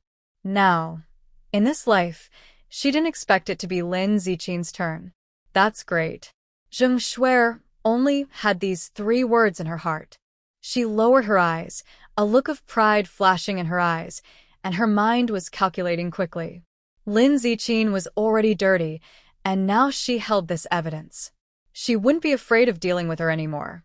When Lin Ziqin returned to the city, she planned to find a chance to spread the news, making everyone know that Lin Ziqin was untrustworthy. Her reputation would be ruined, and she wouldn't be able to act as the city's young lady anymore. The more Zheng Shuer thought about it, the more proud she felt. A smile curled at her lips. When she looked up, her gaze at Lin Ziqin carried a bit more pity, and she secretly thought, "Lin Ziqin, aren't you always looking down on me? Now I have such a good chance, I definitely won't let it go. When people start criticizing you and looking down on you, don't blame me." Zheng Dawei and Zheng Shuer, father and daughter, looked at Lin Ziqin with high pride, standing tall and glaring at her as if to say, "What can you do to me?" Zijin, Lin Jilan was a bit confused, not sure what she wanted to do. Lin Zijin shook her head without speaking. She slowly stood up from the chair, her eyes fixed precisely on the stick standing in the corner of the wall. The stick was about the width of a wrist, usually used for picking up firewood. Before Zheng Shuer and Zheng Dawei could react, Lin Zijin had already taken a few steps to the wall corner, grabbed the stick, and with a quick movement, rushed in front of the two, swinging it with a whooshing sound. Smack! She didn't hesitate at all. After gathering strength and swinging the stick, a dull sound echoed in the yard. The first strike hit Zheng Dawei right on his backside. Zheng Dawei was caught off guard. The blow was so hard that he immediately grimaced in pain, his body uncontrollably leaning forward, and he fell onto the threshold of the door. This hit was already painful enough, but Lin Zijin didn't stop. She took another step forward and struck the stick forcefully at his lower back. Ow! Zheng Dawei wanted to struggle and get up, but his lower body suddenly hit the door threshold again, causing intense pain. He let out a loud scream, his vision blacked out, and cold sweat broke out all over his back. He curled up on the ground, unable to move. Zheng Shuer, who was nearby, was frightened and trembling all over. She swallowed hard, wanted to scream and run away, but Lin Zijin had already clenched the stick tightly and swung it into the air. This time, the force was quite strong. Zheng Shuer was suddenly propelled forward as if she had been burned, and she hurriedly stepped back. Her head hit the doorframe with a loud bang, and she immediately started crying tears of pain. Her vision blurred, and she cried out loudly, "Lin Ziqin, why are you so harsh? You're going to hurt me to death. Shut up." Lin Ziqin's eyes were cold like ice. Before she could catch her breath, she adjusted her grip on the stick and quickly moved around, hitting both of them on the back of their heads. She controlled the strength carefully. With this strike, she wouldn't cause serious injury or threaten their lives, but it was enough to make them feel pain and lose the ability to fight back.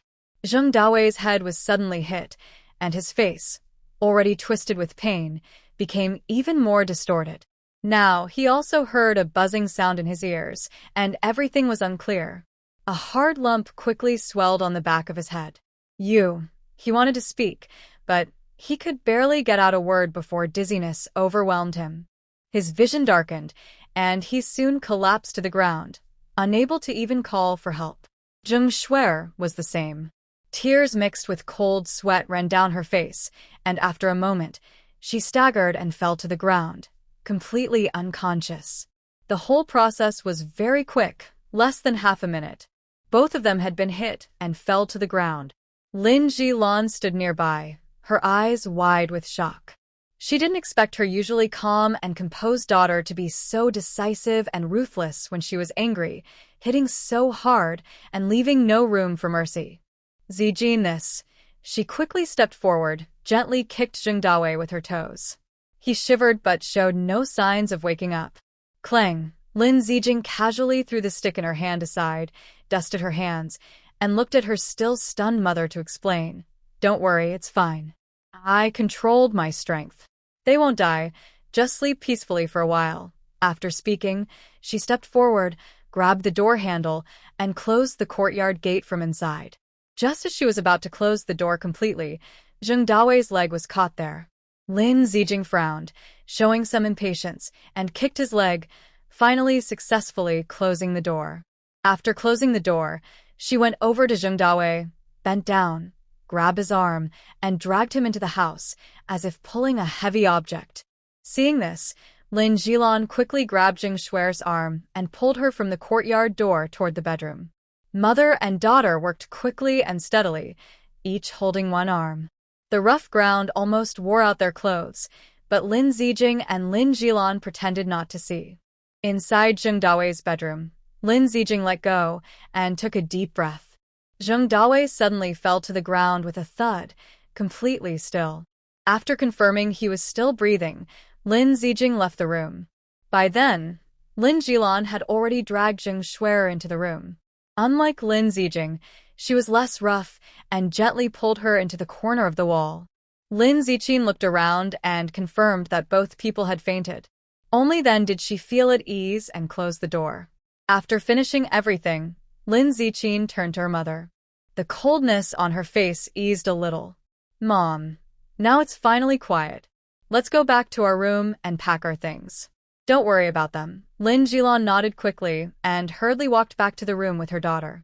After closing the door and locking it from inside, the two sat down on the bed. Her mother still thought about what Zheng Dawei had just said. He mentioned she had fallen into the water and become a confused girl. Her mother held Lin Ziqin's hand, her eyes turning red and her voice trembling. "Ziqin, tell me what really happened?" Falling into the water, Lin Ziqin's gaze darkened slightly. Her mother's heart skipped a beat, and she suddenly guessed something. She sniffed and asked, "Was it that night when I was coughing so badly, and you went out in the middle of the night to find the village doctor for medicine?" As she spoke, her memory became clearer. She remembered what had happened that night. She was very uncomfortable and kept coughing nonstop. Later, she was so weak she almost lost consciousness. Her daughter was very worried. Seeing she wasn't getting better, she decided to go out and get some medicine for her cough. But she didn't come back until late at night. Thinking of this, Lin Jilan's tears suddenly fell, and she covered her mouth while sobbing. Her heart felt like it was being stabbed with a knife, and she couldn't bear to think about what her daughter had gone through. Lin Ziqin looked at her mother's red eyes, felt a little soft-hearted, and reached out to wipe away her tears. She didn't plan to hide anything. She took a deep breath and nodded calmly. During those days, her mother was sick, coughing more and more each day. At first, she thought it was just a common cold from the wind, but no matter how much medicine she took, she didn't get better. She thought her mother might be showing early signs of pneumonia. The family only had medicine for colds and fevers, not for pneumonia. Although it was late that day, she couldn't bear to see her mother suffer, so she went out to find the old village doctor to get some medicine for emergency. But when she returned with the medicine, Lin Ziqin lowered her eyes slightly and softly said, "On my way back after getting the medicine, I was suddenly covered from behind and couldn't breathe. When I looked back, it was Zhang Gangdan. Zhang Gangdan was a troublemaker in the village. He didn't work and liked to tease girls or steal chickens. He had a bad reputation." Hearing this name, Lin Jilan's heart immediately tightened, and she instinctively clenched her daughter's hand. Lin Ziqin patted her and continued, "Zhang Gangdan held on to me and wouldn't let me go, saying he wanted to take me to play in the mountains.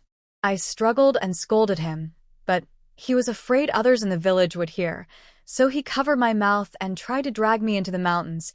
She looked a bit colder and said, "After he dragged me into the mountains, I knew he had bad intentions and wanted to hurt me.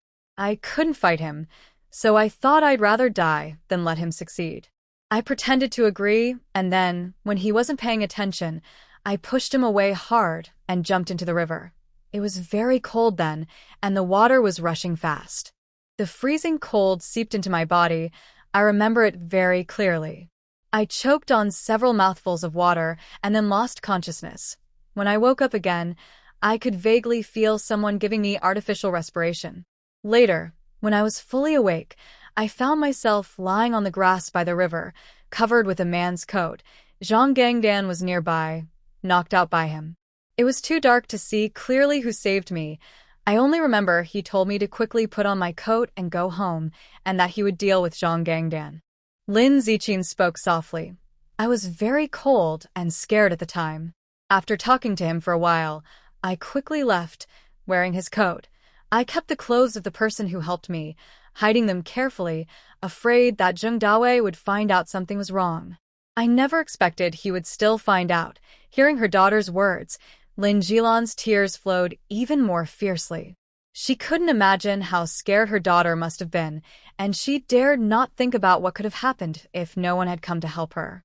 She held her daughter tightly, and her voice trembled. Mom was wrong. I didn't protect you well and let you suffer so much. Lin Ziqin leaned against her mother's embrace, feeling the warmth from her. She smiled softly and patted her mother's back. Mom, don't worry too much about me. The person who saved me is a good person. I even asked for his name at the time. Hearing this, Lin Jilan loosened her grip on her daughter's arm and looked down at her. What was his name? Is he from a nearby village? We should thank him properly before we leave. Without him, I can't even imagine. He's named Zhou Lin, and he's a soldier, Lin Ziqin whispered. She silently repeated his name in her mind many times. I also want to thank him, but he said he doesn't need thanks. He just told me to take good care of myself and to be a useful person to society. She paused, a hint of regret flashing in her eyes, and sighed softly. I wanted to ask which unit he's in. If I get the chance someday, I'd like to visit him. But he didn't tell her. He only said he was passing through on a mission. The military district he's in is very far away, and he told her to hurry home so her family wouldn't worry. Hearing her daughter's words, Lin Jilan's tense heart finally relaxed. So he's a soldier. No wonder he's so brave and upright. We'll remember this kindness. If we meet him again someday, we must thank him properly. As she spoke, she suddenly remembered something. She looked up at her daughter. Where's your coat? Lin Ziqin quickly stood up and reached to the bottom of the wardrobe, pulling out her coat. The coat had been washed very clean. She folded it neatly and placed it at the very bottom of her clothes. Fortunately, you hid your coat, so Zheng Dawei wouldn't take it. Lin Jilan held her coat and silently thought to herself, then stored it in her space. Better to keep it safe. After putting it away, she turned to Lin Ziqin with a firm look. Although Zheng Dawei said that he has no proof. If he dares to cause trouble about this in the future, we will report it to the police. I don't believe there's no evidence, and no one will ignore false accusations. Let's see who will end up in trouble then. Lin Ziqin looked at her mother's determined face and felt a warm feeling inside. She nodded strongly. Okay. As she spoke, she suddenly remembered her mother's departure in her past life. Her mother was leaving with her sister, carrying luggage, when Ma Chunlian rushed over and started shouting at her, pointing her finger in her face. The words were harsh and hurtful, calling her ungrateful, accusing her of being a selfish rich girl who didn't appreciate what she had, and saying she was ungrateful and planning to divorce. Nearby, some villagers had gathered, watching curiously and pointing fingers at her mother, not understanding what was happening. She remembered clearly how her mother's eyes were red with tears, looking very upset, but she didn't know how to respond. Until they got into the car and left, Ma Chunlian kept shouting behind them, making things difficult for her mother. Lin Ziqin's eyes darkened with emotion. She hated Zheng Dawei's family, including Zheng Shuer. Her mother had married into that family many years ago, working hard for them, earning many work points, only to be bullied and oppressed just because she didn't have a son. She left just like that, but I still feel a bit unsatisfied. From what she knows about Ma Chunlian, I guess this time when she and Mom go back to the city, Ma Chunlian will probably rush over and scold her, just like in the past. By then, Mom will have already left, but she will still leave a bad reputation in the village. It's so unfair. In the past life, they pushed Mom into a corner, making her feel hopeless. This time, I definitely won't let them go so easily. Since it's destined for her to leave, I want to make them suffer a little and feel uncomfortable. Lin Ziqin smiled and suddenly thought of something. She leaned close to her mom's ear, lowered her voice, and carefully explained her plan, word by word. When Lin Jilan heard her daughter's words, she was momentarily stunned. After reacting, a smile appeared at the corner of her mouth, and her eyes showed approval. Okay, I trust you. Let's do it that way. Since they don't see us as family, we don't need to give them any face. After the mother and daughter finished planning, Zheng Shuer and Zheng Dawei were still sleeping deeply in the house. As the sky darkened, they didn't bother them. They went straight into the space to wash with spiritual spring water, then lay down on the bed, ready to sleep. With Mom by her side, Lin Ziqin felt very safe. Soon, she grew sleepy and drifted off into a deep sleep. The room was very quiet. Lin Ziqin was comforted by the pleasant scent of soapberry on her mom, sleeping peacefully. But not long after falling asleep, she suddenly had a dream. The scene before her suddenly changed. The soft bedding turned into water. Cold river water wrapped around her body, and the rushing current forced its way into her nose and mouth, making her cough and feel dizzy. When she opened her eyes, she saw only endless darkness above. She felt weightless, her body constantly falling downward, as if she would drop into a deep abyss at any moment. Ugh, gulp. Lin Ziqin desperately struggled in her dream, her head pounding fiercely. She waved her hands wildly, trying to grab something to hold on to and stay afloat. But all she could reach was icy, stabbing water. Her heart was full of despair and pain, thinking she would die in this river. Just when her consciousness was fading and she was about to pass out completely, suddenly a strong arm reached down from above.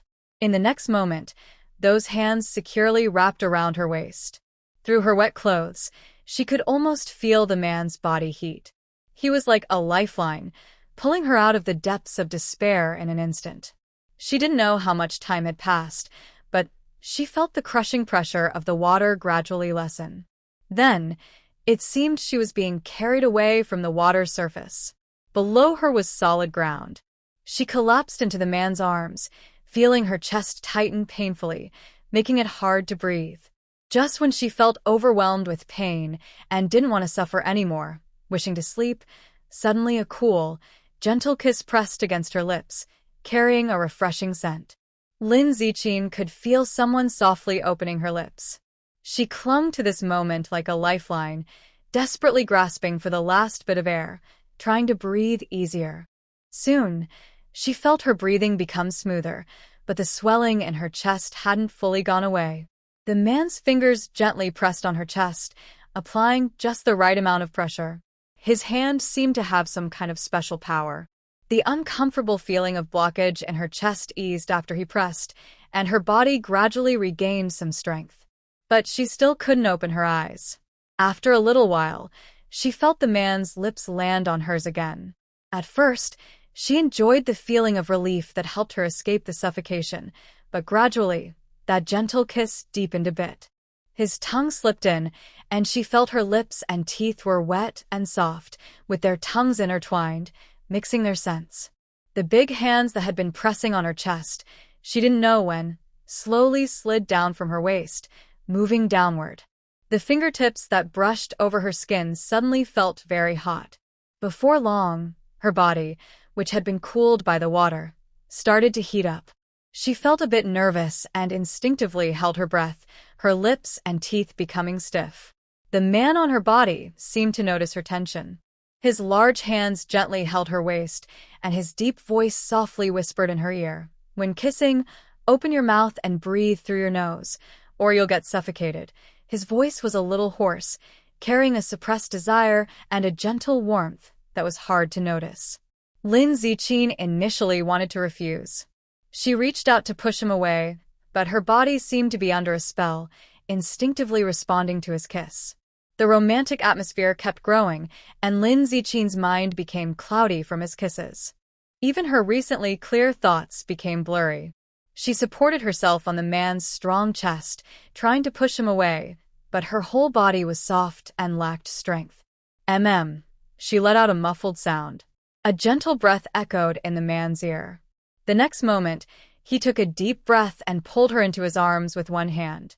His grip tightened slightly, holding her slender waist firmly. Feeling the softness at her waist, his breathing grew heavier, and his kisses deepened. Lin Ziqin was held tightly in his arms, pressed against his warm chest. She could even hear his strong heartbeat clearly. The man continued kissing her. She could feel a large hand slowly stroking her neck, the palm rough with faint calluses, gently rubbing her delicate skin. The sensation felt unfamiliar to Lin Ziqin, but it also had a strange charm that drew her in. It made her shiver uncontrollably. Her previously steady waist suddenly softened, and she leaned into the man's embrace. She even felt her fingertips trembling slightly. "Don't be nervous," the man's deep voice whispered softly in her ear, with a calming tone. Warm breath brushed against her ear, causing her cheeks to flush and her face to turn bright red. Although her body was soaked in cold river water and should have been shivering from the cold, she felt her whole body burning hot, very warm. She let out a soft moan, and the man took it as her consent. His hand gently moved down her back, slow and tender. His fingertips brushed her skin like fire, making her feel waves of tingling pleasure. Ah, Lin Ziqin couldn't control her own voice. A tiny, delicate sound escaped from her throat, surprising even herself. She felt ashamed and quickly leaned back, biting her lip to stop the man from kissing her again. But soon after, the man lowered his head and gently kissed her lips. Feeling his touch, her mind went blank, only her body reacting instinctively. She clenched her fists, shook her head slightly, trying to see clearly who the man in front of her was. She wanted to know what kind of face could make her entire body feel so weak and unable to resist. Her hands and voice, what kind of face was that? The thought suddenly grew stronger. But when she looked up, her vision became even more blurry. She rubbed her eyes, and just as her sight started to clear a little, she saw the sharp jawline of a man and his tightly pressed lips.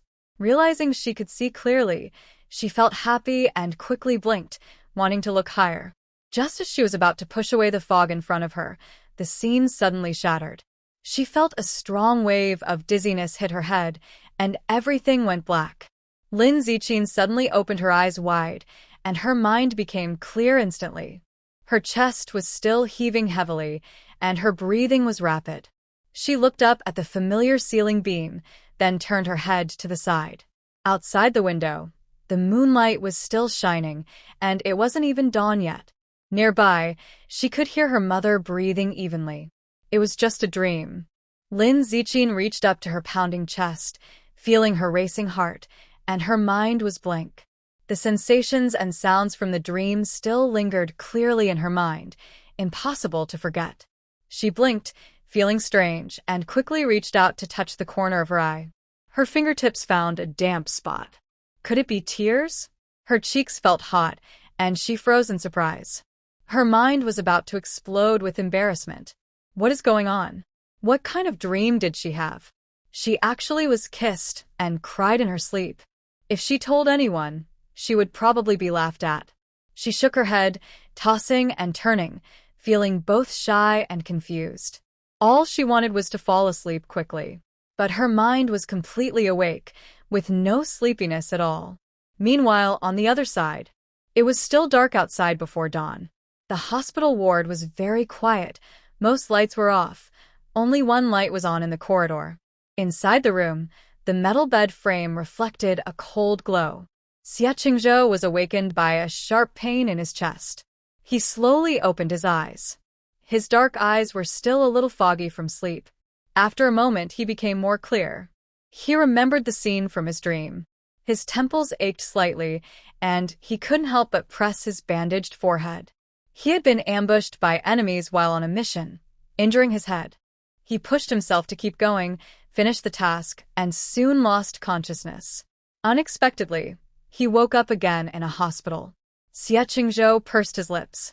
The wound on his head still hurt faintly. He didn't mind and sat up in bed. He casually pulled the pillow behind him and looked out the window at the swaying branches. He could hear the rustling of leaves. And also, a faint, blurry voice of a woman. It was the girl from his dream. Unconsciously, he reached out and touched the white blanket on the bed, his mind involuntarily recalling the scene from his dream. That's very realistic. The cold river water, the girl struggling in panic, and her wet, tearful eyes, more beautiful than the moon hanging in the sky outside, seemed to gently touch his heart. Xie Qingzhou's eyebrows slightly furrowed, barely noticeable. He didn't expect to relive that day in his dream, nor did he imagine that his self-control was so weak that he would have such crossing-over thoughts, and even actually act on them in the dream. He remembers clearly that on that day, he was assigned a secret mission by his organization. While carrying out the task, he happened to pass by and heard a young girl crying and begging for help. He followed the sound and saw a young girl floating in the water, while a drunken man nearby was cursing loudly. "Stupid girl. Jumping into the river just because you don't want to sleep with me. Fine. Today I'll wait for you to drown. When your body floats up, you'll still be obedient and let me do whatever I want," Zhang Gangdan said, sitting down heavily on the riverbank with his arms crossed. In the next second, he was hit on the head. Zhang Gangdan didn't even have time to scream before he fainted instantly, losing all consciousness and lying there half dead. At that moment, he didn't think much, just watched the girl struggle in the water and gradually sink, then jumped in without hesitation. That was a human life. Fortunately, he is not a poor swimmer. He had previously been to Bin City on a mission, which is near the sea, and there he learned to swim. However, he arrived a bit late. After pulling the girl out of the water, she had already fainted from drowning. If not rescued in time, she could have suffocated and died. The situation was urgent. It was nighttime and they were in a remote mountain area. He couldn't find anyone to help quickly. He didn't care about gender differences and could only perform rescue breaths on her. Although life has no gender distinctions, when he kissed her lips to give her artificial respiration, his heart trembled slightly. He suppressed his feelings and focused on saving her until she coughed out some water and her breathing became steady. Only then did he relax, and the strange feelings in his heart calmed down. But that calm didn't last long and was soon broken again. The girl he rescued quickly woke up. When she opened her eyes, tears still shimmered in them. Her eyelashes were wet, her face pale, and her damp hair clung to her face under the moonlight, looking fragile yet beautiful. Seeing her face, his gaze seemed glued to her, unable to look away. It wasn't until she quietly thanked him that he snapped back to reality. He suddenly spoke stiffly, giving her his surname and first name. He usually doesn't interact much with girls, as the army is full of tough men. So when he saw her quietly crying, he felt very nervous and could only awkwardly comfort her a little. When she talked about wanting to repay kindness, he didn't know what to say. He could only tell her to take care of herself first. Later, the girl asked him some other questions, and he couldn't remember how he answered. At that time, the moon was still bright. He stared at her pretty face, his mind went blank, even his breathing paused, and he forgot everything. After saving her, he spoke a few words to her and then left. Later, he dealt with a troublemaker and returned to the team. Everything seemed normal. But in a recent dream, what should have been a simple emergency rescue with mouth-to-mouth resuscitation suddenly took a strange turn. He became someone with impure motives.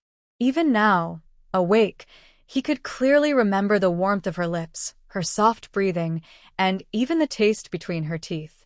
He remembered it very vividly. Xie Qingzhou frowned tightly and clenched the blanket with his big hand. He suddenly felt like a beast. That girl was bullied by a troublemaker from the village, and helplessly, she jumped into the river to keep her reputation. He saved her, but unexpectedly, he developed strange thoughts about her. Xie Qingzhou suddenly wanted to slap himself. She was just a poor victim, and he was being reckless in his dreams. He felt, for the first time, that he was very shameful. She was so innocent. After saving her, she only wanted to know her name, but he hurriedly gave her a fake name used for missions. Later, he even said some strange and funny things to her. In the end, he almost ran away in a hurry. That girl probably thought he was a very strange man. Xie Qingzhou still had the faint touch from the dream on his lips, the softness of the girl's lips, the curve of her slender waist, and her tense back from nervousness. Every detail felt very real and clear, as if it had just happened, which disturbed his usually calm and steady mind. He reached up and tugged at his collar, his Adam's apple moving, feeling a tightness in his chest. He leaned on the pillow, his gaze fixed on the somewhat worn ceiling. His lips pressed into a straight line, and even his jawline showed a hint of coldness. Ha.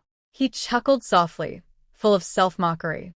He had lived for over 20 years, always strict with himself as a soldier, never crossing any boundaries in his words or actions, and maintaining a clear distance from romantic matters. But just now, in his dream, he had developed such inappropriate thoughts about someone he had only met once, even someone he had saved.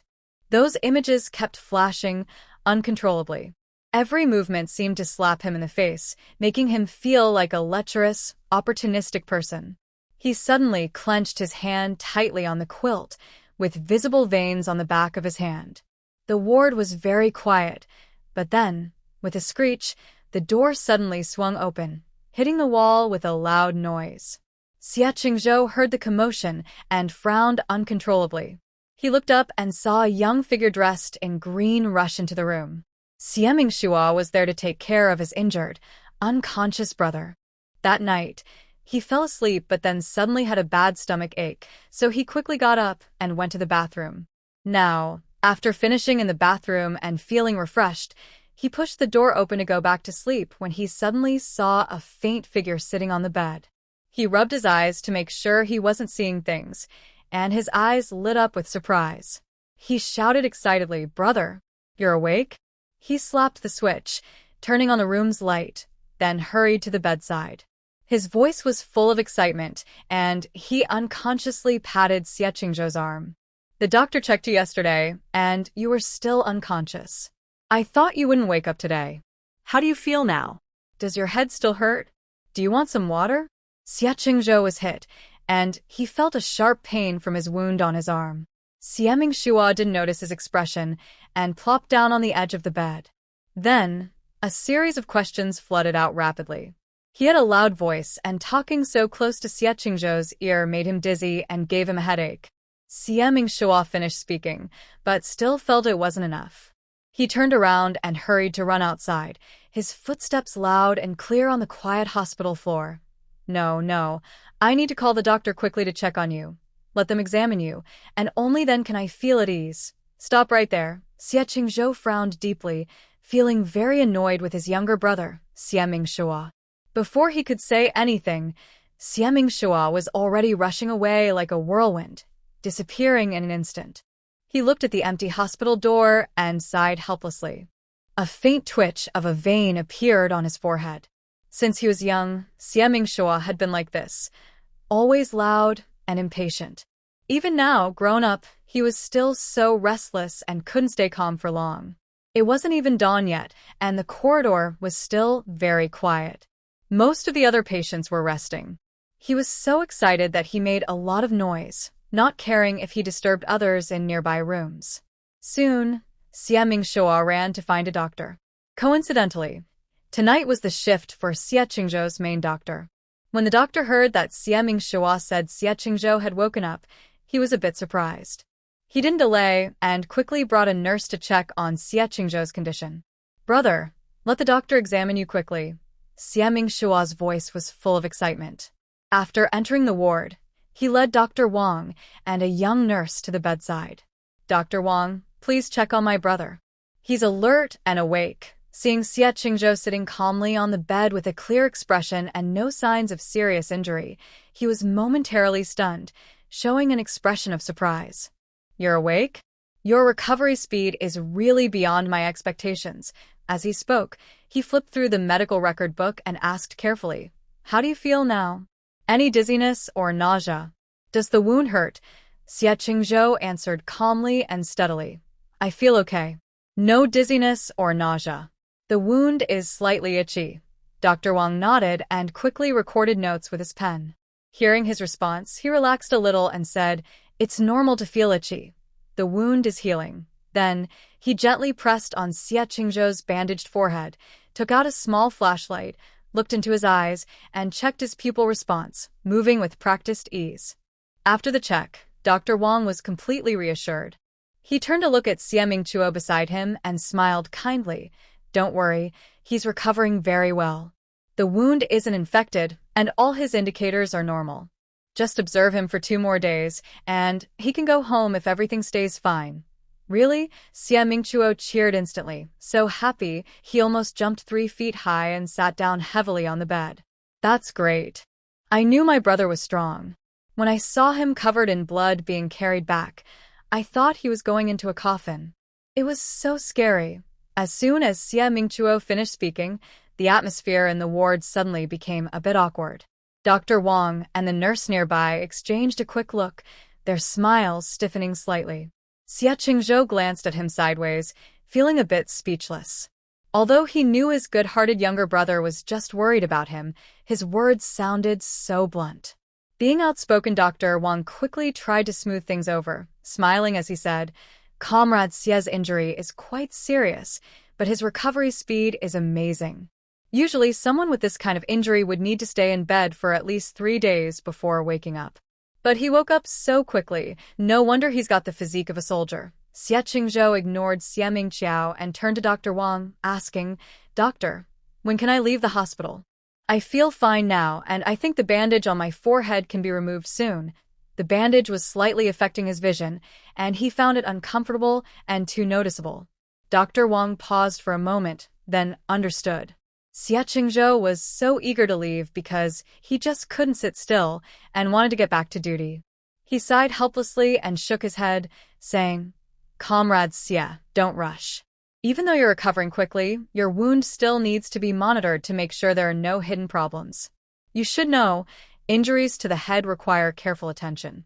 If there are any complications, they can be dealt with promptly in the hospital." He paused, looked at Xie Qingzhou's thoughtful expression, and added, "Don't worry.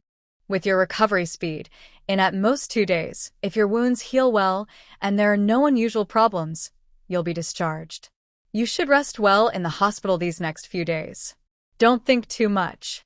Healing properly is important for you to perform tasks efficiently." Xie Qingzhou frowned. He had been in the military for many years and was used to a busy, disciplined life. Lying in the hospital like this made him feel uncomfortable and restless. But Dr. Wang's advice was also reasonable. If he tried to carry out tasks while injured, it would only backfire. He couldn't be careless. After thinking for a moment, he agreed and nodded, saying, "Okay, I understand." Dr. Wang then took the nurse and left the ward. Outside, the sky was a bit brighter. Soon, only Xie Mingqiao and Xie Qingzhou remained in the room. Xie Mingqiao was fully alert now. He moved a chair closer to the bed and sat down, leaning his body against the bed's edge. Seeing Xie Qingzhou with his eyes closed, he couldn't sit still. He reached out and grabbed Xie Qingzhou's arm, which was outside the blanket, and started rubbing it back and forth, like an old lady. He kept muttering, "Big brother, why is your hand so cold?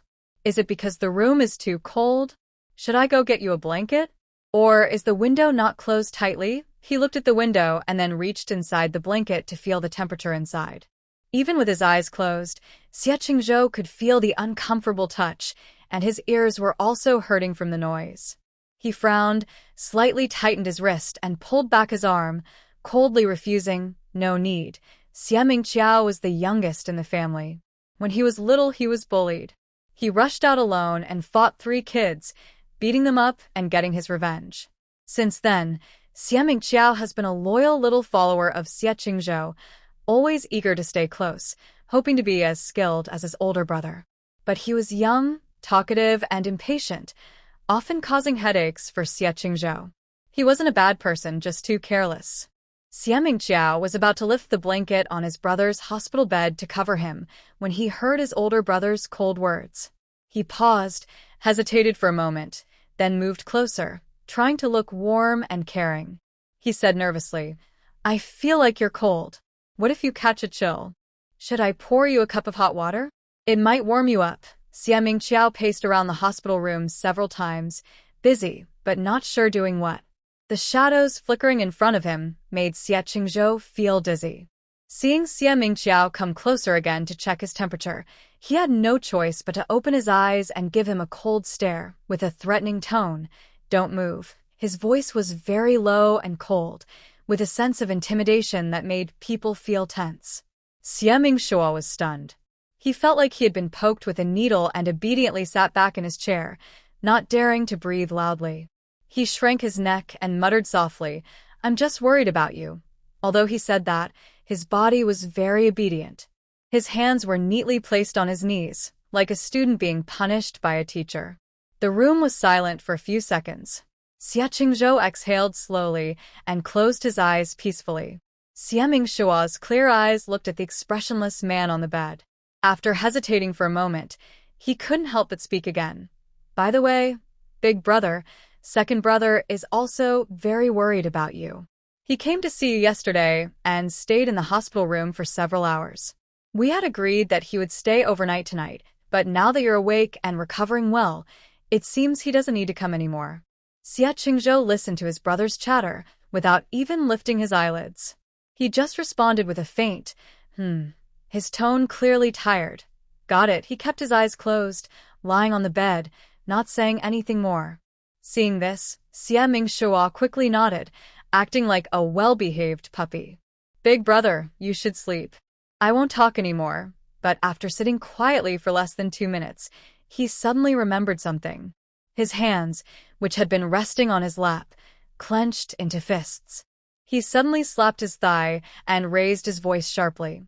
"Oh right," he suddenly shouted loudly, and just as Xie Qingzhou was about to feel a little sleepy, he was completely awakened by his cry. Seeing this, Xie Mingshua quickly covered his mouth, but his low voice was still full of anger. He looked as if he had suddenly caught a serious illness, his face turning red. "Brother, I have something to tell you. You didn't know when you were away on a mission a few days ago. The Lin family is so annoying. They keep thinking of sneaky tricks." Xie Qingzhou slowly opened his eyes, his eyebrows furrowing again, but he didn't speak. He just looked at him, waiting for him to finish. Xie Mingshua got more and more upset, his tone full of disdain. "It's about that old Lin who used to have a connection with our family's ancestor. Do you remember? A few years ago, something happened to their family and they almost dragged us into it. Fortunately, that old guy still had some conscience, and he was smart enough to cut ties with us before he was executed, taking all the blame on himself. That's why our family didn't get into trouble. Back then, I even admired him as a brave man." Xie Mingshua paused, swallowed, and his face suddenly changed. He sneered and said, "And guess what? Now that their family has been cleared, they immediately start stirring up trouble. That troublesome uncle from the Lin family, the son of old Lin, actually wants to send his own people to work for us, claiming it's to help with chores. I spit on that." Xie Mingshua rolled his eyes and lazily crossed his legs. "Don't think I don't see what they're up to. They just want to use the excuse of working as nannies for our family to build connections, and then, once they're familiar, they'll try to push their daughter into our home." He said this, then snorted angrily. "It's so disgusting. Aunt Zhong may not cook well, but she's great at cleaning and taking care of the house. There's nothing she does badly. I firmly support my beautiful Aunt Zhong. Aunt Zhong has been the family's old nanny since Xie Mingshua was little. She's been very dedicated to the Xie family. Aside from her cooking skills, which are not the best, she's perfect in every other way. And after so long together, they all see her as family. Now suddenly, they want to bring in a scheming new nanny." He didn't want that at all. The more Xie Mingshua talked, the angrier he got. "I don't care what tricks they use to bring someone in. I won't accept it. I only care about Aunt Zhong. I don't want those mysterious people from their family." I even overheard the couple surnamed Lin whispering behind their backs. They said after their daughter was sent to the countryside, she married a local farmer, and they had 2 daughters, one 15 and one 18. Everything about it sounds just right. Jianzhou's brow furrowed tighter and tighter as he listened. "Just right?" Xie Mingshua suddenly slammed the table with a loud bang, stood up from his chair, and his voice was full of mockery. "What do you think this could possibly be? Isn't it just that our family has good conditions, and they want to push the girl into our family for our brothers? From what I understand in his words, he hopes these 2 girls can directly climb into our bed, using marriage to get ahead. That's a nice thought, but our CF family isn't the top family, but at least our reputation is clean. Do they really think we're just collecting anything and everything?" He kept talking more and more excited, his blood rushing to his head. Suddenly, he remembered something, raised his hand to his waist, almost hitting the wall with his arm. No. I heard that this time, the girl with the surname Lin brought her daughter here. Isn't she already married in the countryside? If she comes to the city, wouldn't she abandon her husband? Thinking of these things, Xieming Shua was so anxious, he almost jumped. Oh my, if she divorces her rural husband and comes to the city, a divorced woman with no support in the city, coming to our house, what if she targets our dad then? Xieming Shua muttered to himself for a while, feeling more and more nervous. Seeing his brother's serious face, he frowned and thought, recalling their father's usual stern and cold appearance. Father Xie Qingshan has always been strict about family matters. He doesn't speak much and is often cold when he talks, quite the opposite of a caring father. He's never been warm towards women's advances. It seems. It's really unlikely. Thinking about his father, Xieming Shua whispered to himself, trying to convince himself. But as soon as he spoke, he couldn't help but frown, unsure of his own thoughts. What if that woman named Lin is very beautiful and clever, and she tricks his father easily? People say men are most easily tempted by women. Although he doesn't quite understand, if that woman really knows how to flirt and flutters around his father every day, maybe his dad won't be able to resist. The more Xieming Shua thought about it, the more uneasy he felt. He moved closer to Xie Qingzhou, wanting to keep talking, but he didn't know when. Xie Qingzhou had already closed his eyes again. Seeing his older brother's furrowed brow, Xieming Shua hesitated and swallowed his words. He had been with his older brother since childhood and knew that his current expression meant he was in a bad mood. It seemed that hearing about this matter also made his brother upset. Xieming Shua shrank his neck and sat back down in the chair, quietly biting his lip, making little noises of frustration, but he didn't speak anymore. On the hospital bed, Xie Qingzhou closed his eyes. His inner frustration grew, and his fingertips subtly clenched tighter. Although his black eyes remained closed, his gaze was already filled with coldness. He was very annoyed by all these schemes and manipulations, which made everything feel so chaotic and unsettling. Over the years, since their mother passed away, the relationship between the brothers and their father has gradually become distant. They even had a few serious disagreements, and the tension remains unresolved to this day. Now, the Lin family wants to send so many women over. What are they really trying to do? Is it because they think it's easy to manipulate a lonely father, or are they using this as an excuse to interfere in their family affairs? I dislike such insincere approaches. The Xie family doesn't need women with hidden motives, nor do they care for their friendly gestures. As Xie Mingqiao said, Aunt Zhong has managed the household very well over the years, and the Xie family doesn't lack good housekeepers. Xie Mingqiao sat nearby, feeling his worries gradually fade, replaced by a firm look. He clenched his fists and quickly prepared himself mentally. No matter how many women from the Lin family come, he will never show them a kind face. When his mother was alive, she dedicated herself to the family and loved their siblings very much. Even though she has been gone for many years, her place in their hearts can never be replaced, nor can it be easily coveted by those with bad intentions. He glanced at Xie Qingzhou and whispered, "Brother, don't worry. If they really dare to come to the house, I will give them a cold shoulder every day. If they try to argue or cause trouble, I'll make sure they feel uncomfortable enough to leave.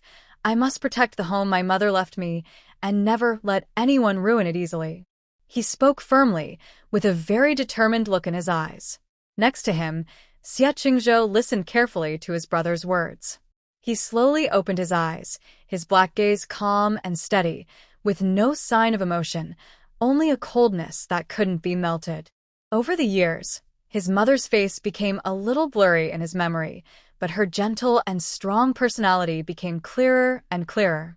Since his mother left, this home seemed to lose its warmth, and the gap between him and his father grew wider.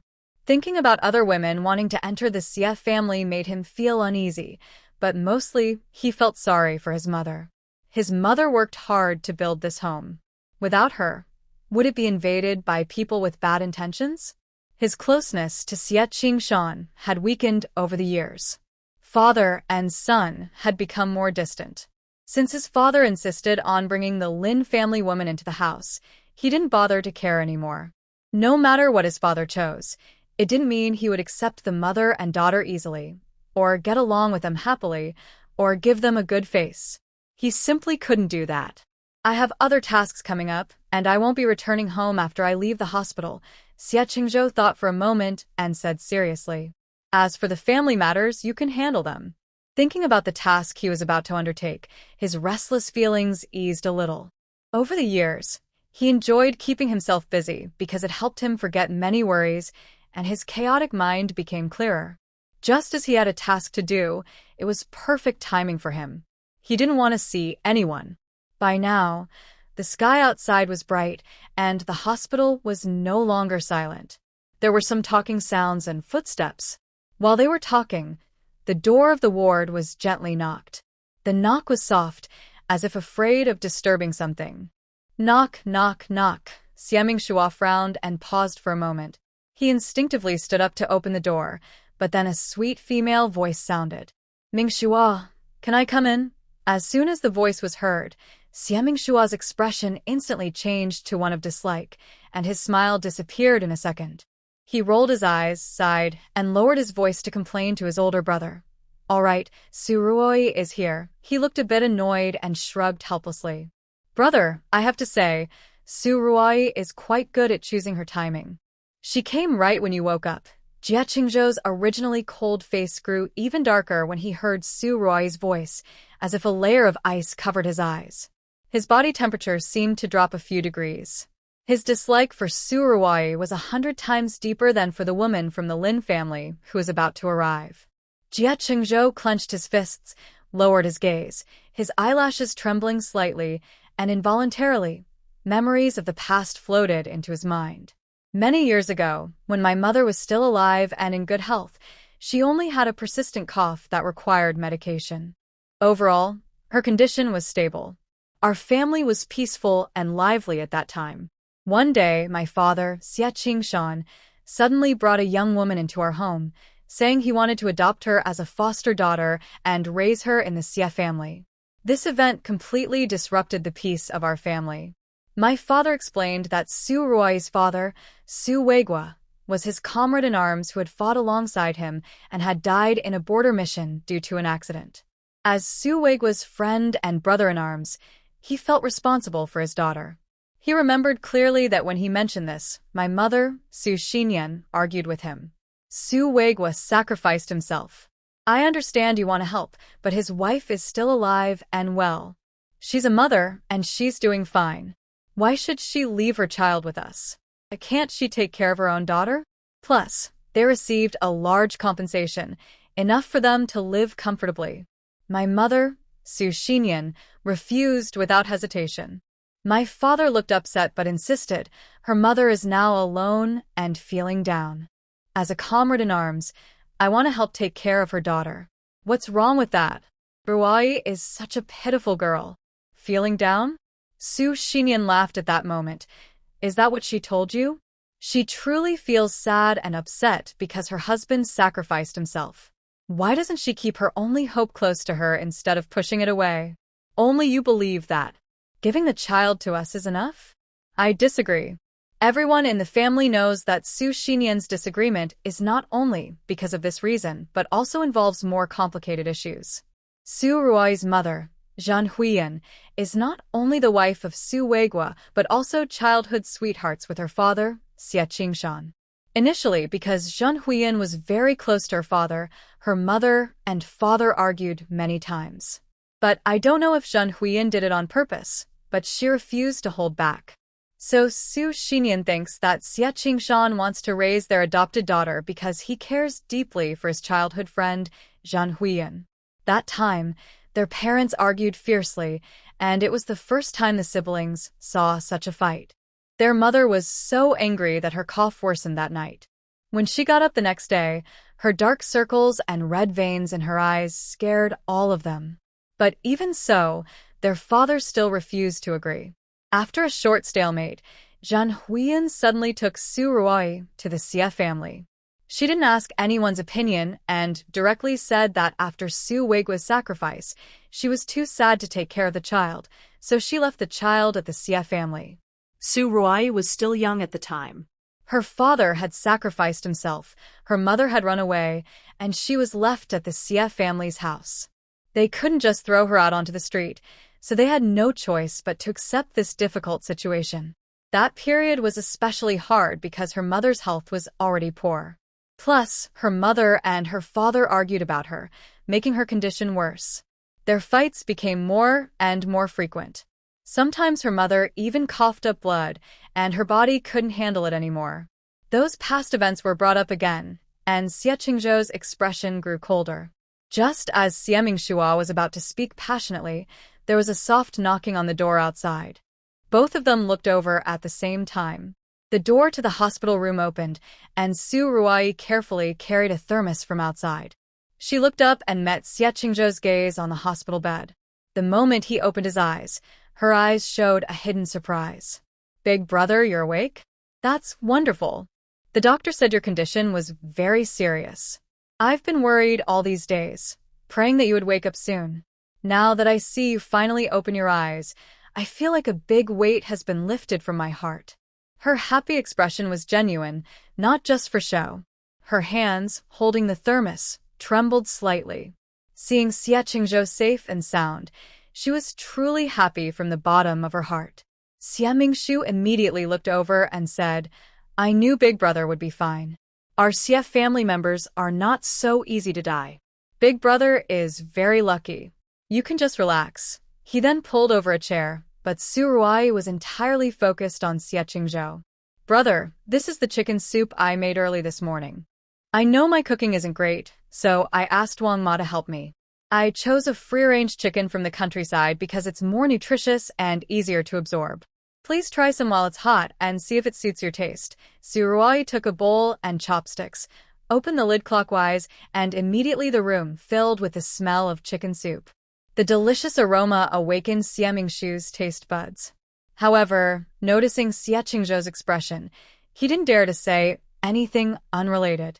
Unaware of the cold atmosphere in the room, Su Ruai served some chicken soup, deliberately adding a chicken leg, and shyly handed it to Xie Qingzhou, looking at him expectantly. Xie Qingzhou's face showed no expression. He looked down at the bowl of chicken soup and then calmly withdrew his gaze. "Thank you for your kindness, but I've never liked chicken soup since I was young. The things you've made are not to my taste, so there's no need to bother in the future." His words were very straightforward. Su Ruai was most afraid of Xie Qingzhou's gaze, cold and emotionless, as if he could see right into a person's heart with a single look. She hesitated and withdrew her bowl, her face showing a mix of nervousness and sadness. "Brother, I just hope you get better soon. I really didn't mean anything else. If you don't like my cooking, there are 2 dishes made by Mother Wang."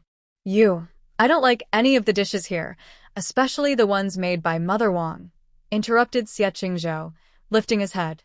His dark eyes showed no tenderness or affection. He looked at Su Ruai's increasingly uncomfortable expression, but felt no guilt. Since Su Ruai came to the Xie family, she had acted as if she belonged there, without boundaries. Her calling him brother was like stepping on a landmine for Xie Qingzhou. Xie Mingxua glanced at Xie Qingzhou and then at Su Ruai, trying to lighten the mood. He quickly signaled to Su Ruai with his eyes.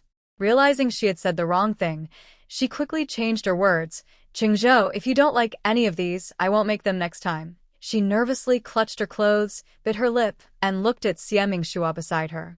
"Brother Mingxua, you've been staying here all these days, which must be tiring. Tonight, I will stay with Qingzhou in the hospital.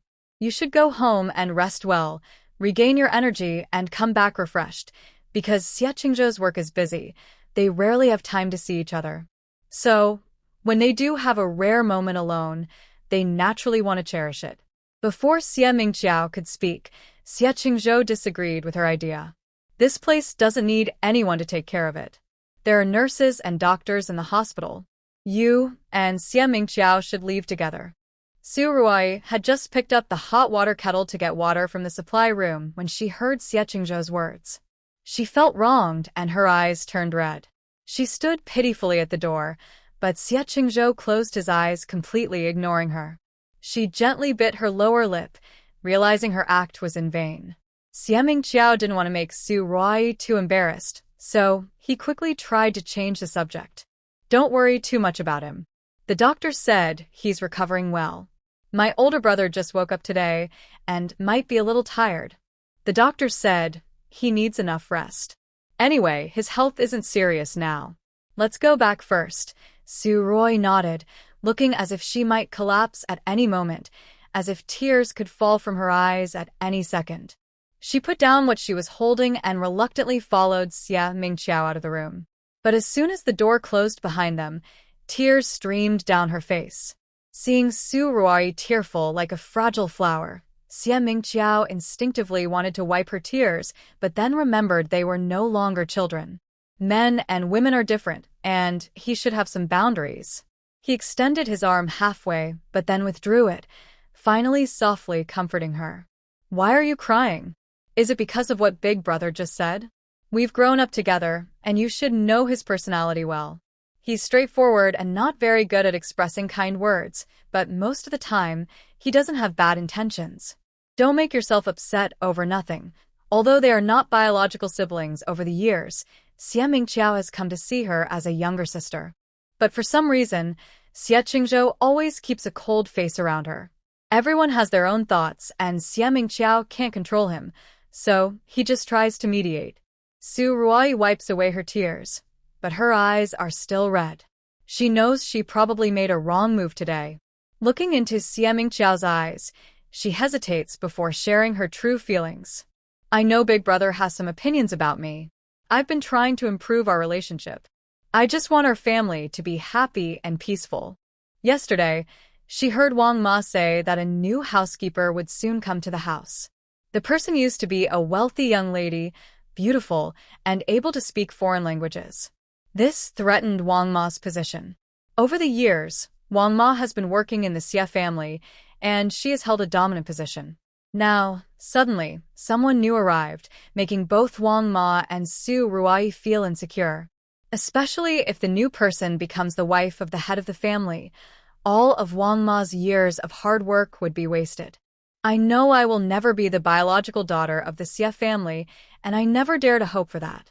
I just want a happy family. I lost my father when I was young, probably because I became a burden to my mother and only caused trouble for everyone. I understand that my older brother has some resentment towards me, but Mingshuaji, I really don't know what more I can do for everyone. Tears fell down her face, making people's hearts feel tight and sad. Xie Mingshua usually couldn't stand to see young girls cry. He quickly comforted her, saying, I understand everything you're saying. Do you think I don't know what kind of person you are? In fact, you don't need to put too much pressure on yourself. The way our family interacts is just like this. Everyone considers you part of the family. If there's anything you're uncomfortable with, just say it directly. Don't worry too much about what older brother thinks. Besides work, he doesn't pay much attention to other things. Just focus on being yourself. Su Ruoyi looked at the hospital corridor and gently shook her head. When she thought about how another person was about to join the family, she felt an inexplicable sense of crisis. Over the years, her mother had carefully managed the household affairs through her relative Wang Ma. She absolutely couldn't afford any mistakes now. Wang Ma discussed both big and small matters with Su Ruoyi, not only because she promised to take good care of the Xie family, but also because she was a relative of Su Ruoyi's mother. Two people support each other in this family. Over more than 10 years, Mother Wang has become very important here. Even now, the other nannies show respect to Mother Wang. During her years in the Xie family, Su Ruoyi not only gained Xie Mingqiao's sympathy, but also the love of the whole family, except for Xie Qingzhou. Xie Qingzhou is like a wild card. No matter what she says or does, he doesn't take it seriously.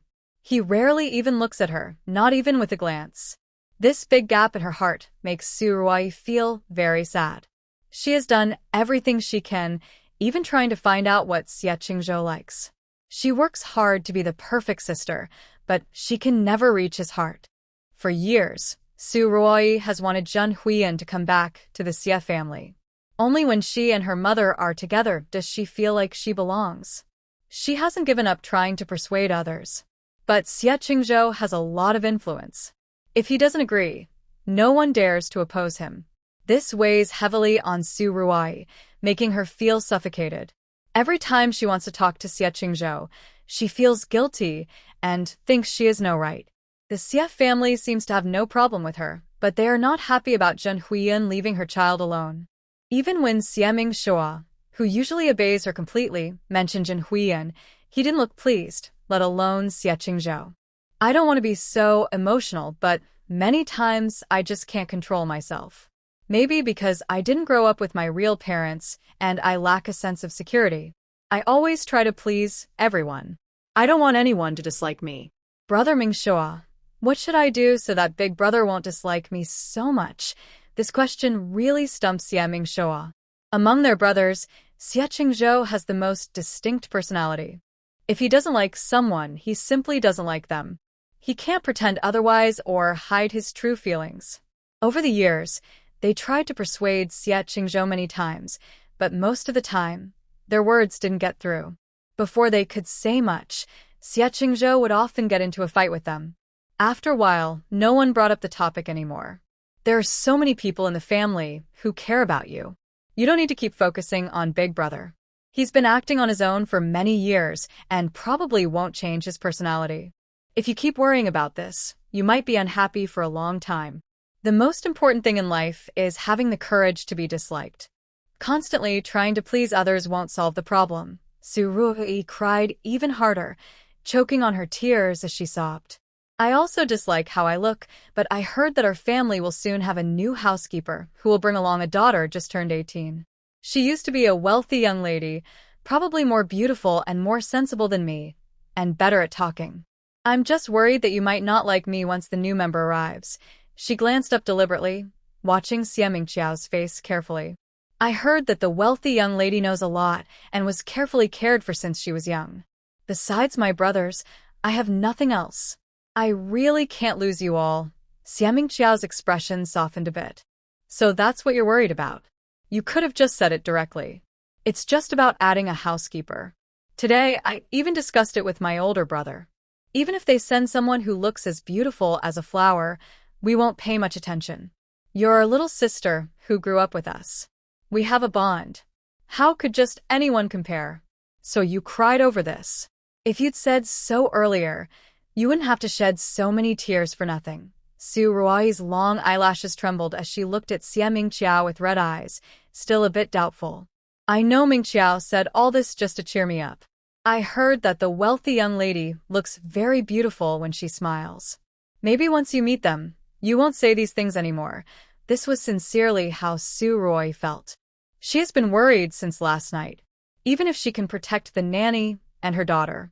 At 18 years old, she is as beautiful as a flower. Rumor has it she is quite attractive. No matter which of the Xie brothers she likes, it would make Zhen Huiyun's situation even more difficult. For many years, her mother and she have carefully planned to become the owners of the Xie family, but they haven't succeeded. The unseen nanny has already made people suspicious before even meeting her. Especially when she came over just now to test Xie Qingzhou's attitude, she didn't expect him to dislike her so much.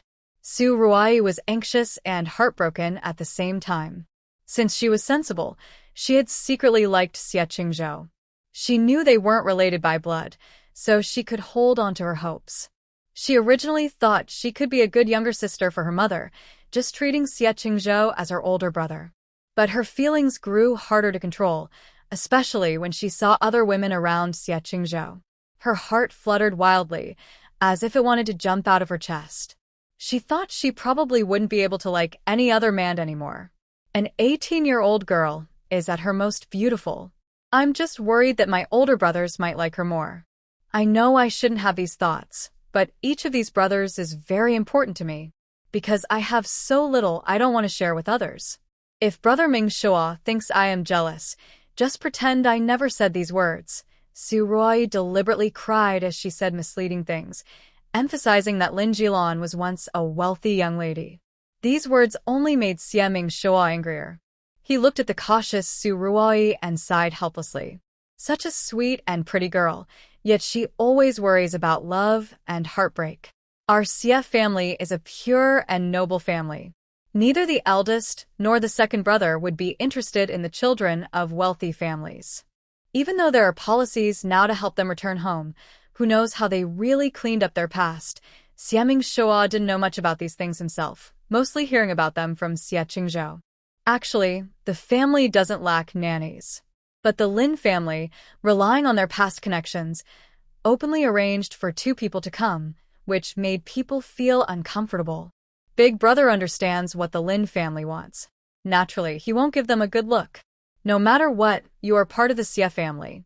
Don't compare yourself to outsiders, or you'll only lower your own status. Thank you for sharing your story. Here is the improved and simplified version. Xiaming Shua's words gave Su Ruai real comfort. She turned her tears into a smile and looked at him with a playful scold. Mingshua, you always say these sweet words to make me happy. In our family, only you truly care about whether I'm happy or not. I often think if you were really my older brother, that would be great. Then I wouldn't have to worry about others bullying me because I know you would protect me. Xiaming Shua gently patted her head, his voice softening. Although we are not related by blood, I can still be your older brother. If anyone bullies you, I will definitely stand up for you and teach them a lesson. They talked as they walked out of the hospital. Su Ruai felt much better now. Xiaming Shua stood by the roadside and said sincerely, we all know you just lack confidence. But sometimes, you can talk openly about your feelings. Don't be sad alone. If they really try to challenge your place, don't be afraid. I promise, within a month, I will make them leave the Xie family. Hearing this, Su Ruai finally relaxed and smiled more. Xiaming Shua really couldn't find a way to help her. But inside, he was thinking she was feeling a bit upset. It would be great if Xie Qingzhou was like that too. Right now, she only knew that Xiaming Shua and Xie Jingwen liked her. Their feelings seemed to go beyond just sibling love. She clearly knows her strengths. She is beautiful and, with the help of Wang Ma and Zhen Huiyan, she consciously works on her walking style and speech. Every word and action she takes is tailored to men's preferences. In this world, no man can dislike her. However, it seems that Su Ruai overestimates their relationship. In Xiaming Qiao's determined eyes, he sees them as an essential family. No matter what, they must face the external enemy together and move forward as one. Early in the morning before dawn, the chickens in the yard hadn't yet crowed. Lin Zijing had already packed her things in advance. Lin Jilan gently knocked on her door, holding 2 apples. Here, this is from Mrs. Wang next door, given to me just before I left. I think this apple is very fresh, so I brought it for you to try. Lin Zijing turned around and sat on the Kong with Lin Jilan. Mom, we each have one. How is your packing? I don't have many belongings. When we get to the city, we might need many essential items. Besides some important documents and clothes, I want to keep our luggage as light as possible for the journey. Traveling from the countryside to the city involves taking a bus, then a train, and it takes several hours to reach the destination. Bringing too much will only make the trip tiring. This house doesn't have many valuable items. Besides the 2,000 yuan that Lin Zijing secretly hid in the space after getting it from Zheng Dawei, most of the other things are old or worthless. There's really nothing worth her and her sister's effort to take away. Lin Jilan held Lin Zijing's hand, smiling happily at the thought of their upcoming freedom and new life. My things are already packed. Now we just need to wait for all the paperwork to be finished. Tomorrow we can leave here. After saying this, she moved a little closer to Lin Zijing. I've been watching Zheng Dawei's actions these past few days. He seems clueless and hasn't noticed anything. By the time we leave tomorrow, even if he finds out, it will be too late. Even now, Lin Jilan was still surprised. Zheng Dawei, who was usually so stingy and tight-fisted, had secretly hidden 2,000 yuan. In her past life, she was played around by this untrustworthy man. If it weren't for Lin Zijing's reminder this time, she might have missed out on a big sum of money again. Just thinking about it made Lin Jilan feel cold inside. After sharing a bed and life for so many years, He was now completely focused on someone outside the family. Zheng Dawei often ignored what his wife did with that widow, but he would never allow her to spend a single cent of the family's money on others. I see that he hasn't been home much lately. He might be out having fun somewhere. Such a proud and arrogant person. He probably doesn't realize that the money he hid for so long has already been lost. Lin Jilan gently tapped Lin Zichin's forehead with her finger. As expected of my daughter, your quick thinking is truly impressive. Lin Zichin rested her head on her mother's shoulder, acting like a little child seeking affection. Mom shouldn't praise me for being smart. You should praise me for having skills, being clever, and knowing right from wrong. Recently, Zheng Dawei has been acting secretively. Lin Zichin stretched her neck to look outside the window. The yard was very quiet. Last night, she heard some noises from next door. She guessed Zheng Dawei had sneaked out. If she's right, he probably hasn't come back yet. Lin Jilan snorted. He's almost like a eunuch, but that didn't stop him from going to see that widow. Your slow-witted sister probably still thinks he's just out drinking. Soon, this house will be chaotic, and she will suffer for it. While they were talking, they heard faint footsteps in the yard. Lin Zichin put her finger to her lips to signal silence. Mother and daughter both turned to look through the window. They saw Zheng Dawei sneakingly opening the door outside, tiptoeing back into the house. Suddenly, Ma Chuanlian appeared behind Zheng Dawei, startling him so much that he almost fainted. Once he saw who it was, he took a deep breath and patted his chest to calm himself. Mom, what are you doing? You're my only son. Why are you causing such a fuss so early in the morning? Are you trying to scare me to death? Ma Chuanlian looked around the yard. Luckily, no one was around at the moment. She lowered her voice and shot him a sharp look. I'm just worried about your health. Look at how you're walking, you're limping. This is a big deal for our family. Even the bad luck charm is thinking of divorcing you. If you want to remarry later, that's normal. If you weren't a man, our family wouldn't have a single son. Without waiting for him to respond, she tugged on Zheng Dawei's sleeve. I've been thinking a lot these past few days. I can't shake the feeling that something's wrong. Let's go to the hospital now. If there's nothing wrong, we'll be happy. But if that bad luck charm really hurt you badly and you end up with health problems, she should pay for the treatment. Plus, we should get a good amount of money from her. Zheng Dawei's eyes flickered. Usually, matters involving a man's dignity made him reluctant to go to the hospital. But the idea of getting money from Lin Jilan made him think it was a good deal. The mother and son both thought about it and happily headed to the hospital. How long has this been going on? Why did you wait so long to come? Zheng Dawei originally just wanted to go through the process, but when he arrived at the hospital and heard the doctor's words, he was completely stunned. Ma Chuanlian immediately became nervous. Doctor, how is my son's condition now?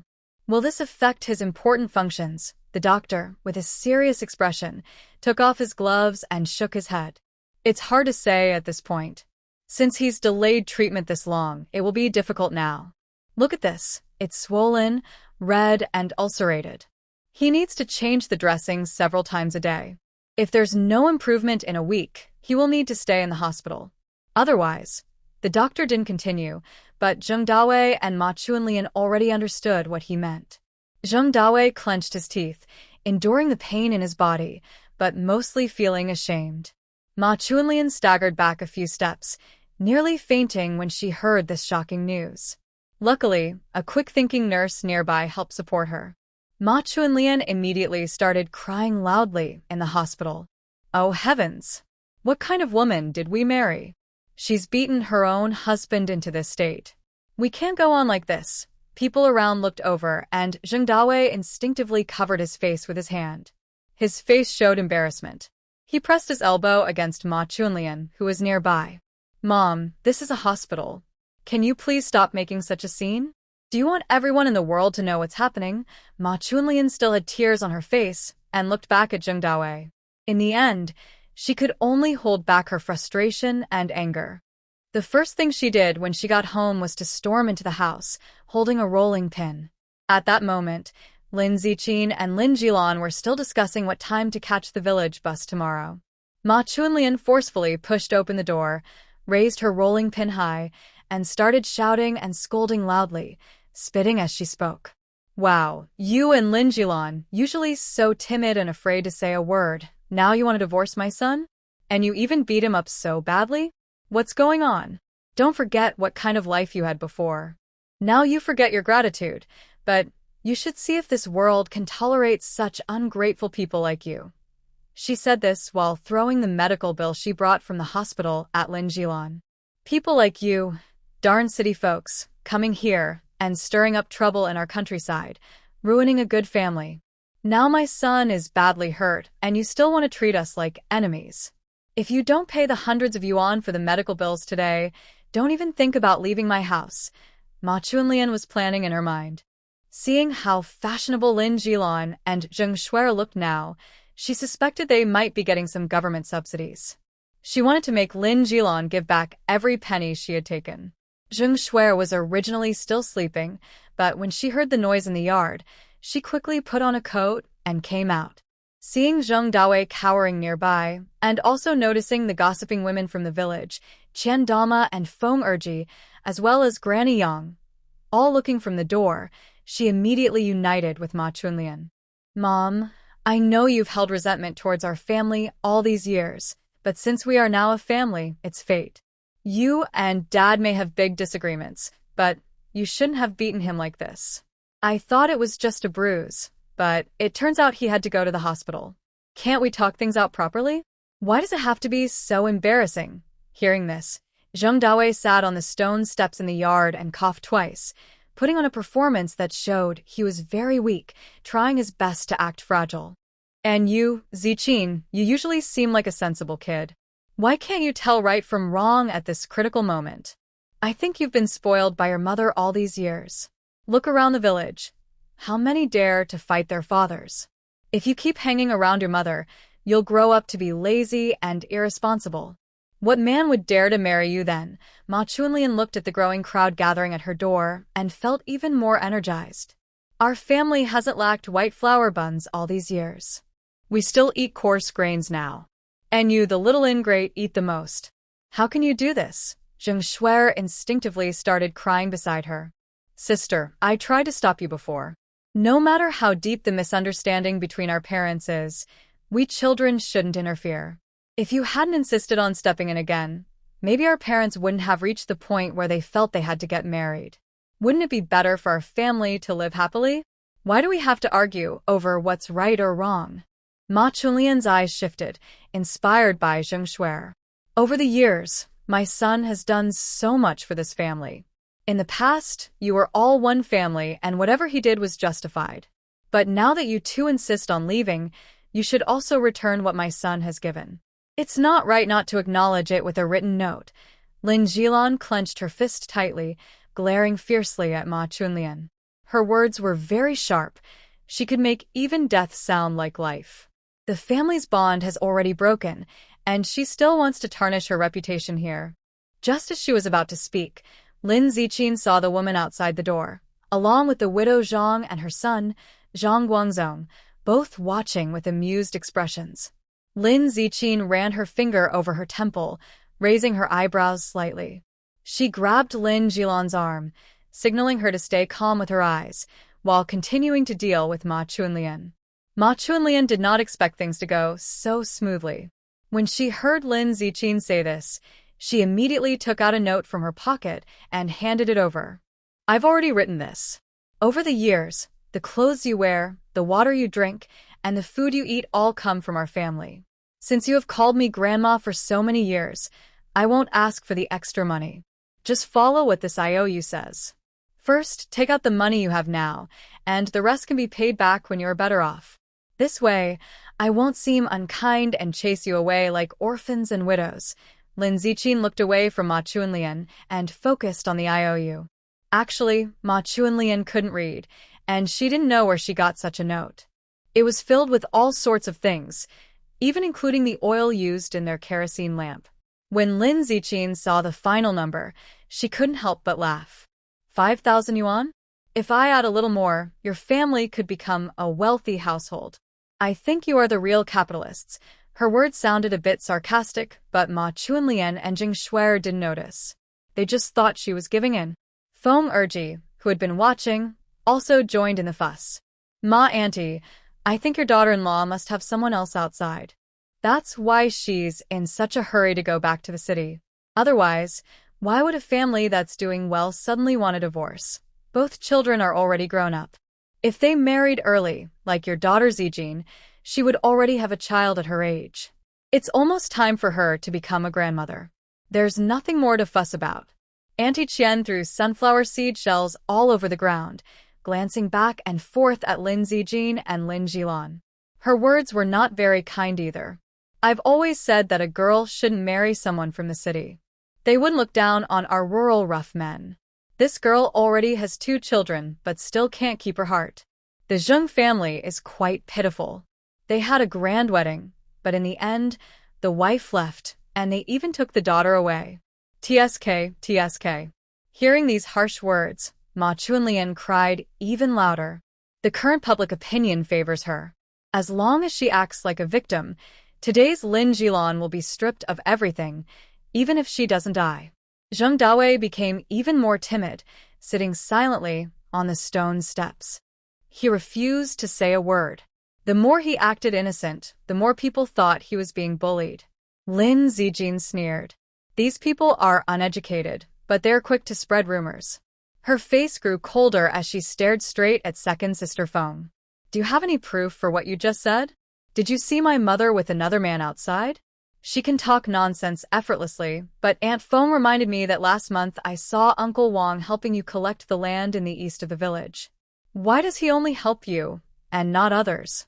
Could it be that you two have a special relationship? Using her own tactics against her, Sister Feng immediately changed her expression. Child, why are you talking nonsense? That was Uncle Li helping them a few years ago. They are grateful, but why do your words twist it? Lin Ziqin chuckled softly. Who knows how this gratitude is repaid? Some people repay kindness in ways that even lead to intimacy. Anyway, I just said it. Aunt Feng probably won't argue with me, right? Ma Erji's expression kept changing, like she had eaten a fly. She couldn't spit it out or swallow it, which was quite disgusting. Lin Ziqin took back control of the conversation. Seeing no one was defending her, she started to carefully scrutinize Lin Jilan. You just said that my mother and I have been eating and drinking at your house all these years.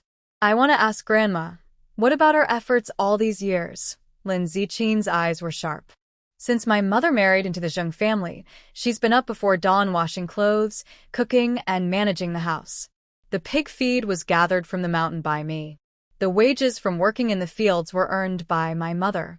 The meals at home were made by me, and the house was cleaned by my mother.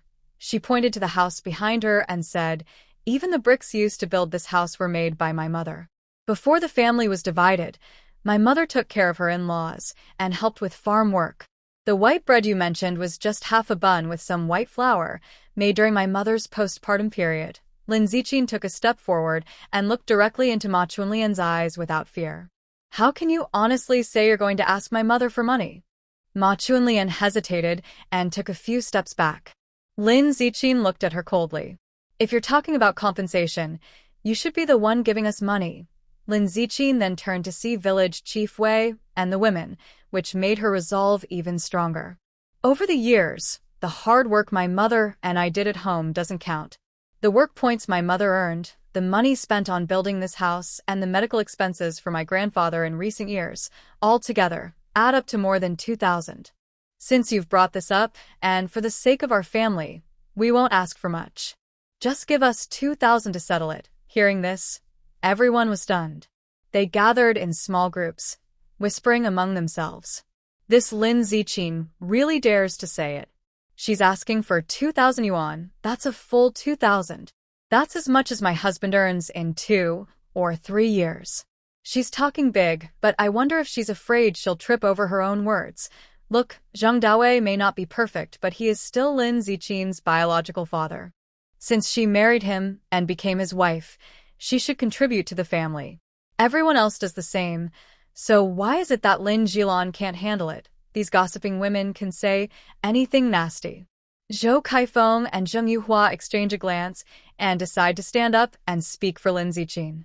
I think Ziqin's words actually make some sense. these days, who still follows old ways. We are all people. Isn't a woman's effort also effort? After so many years, we all see how hard Jilan works to take care of the family. She has done her part, even if not with great achievements.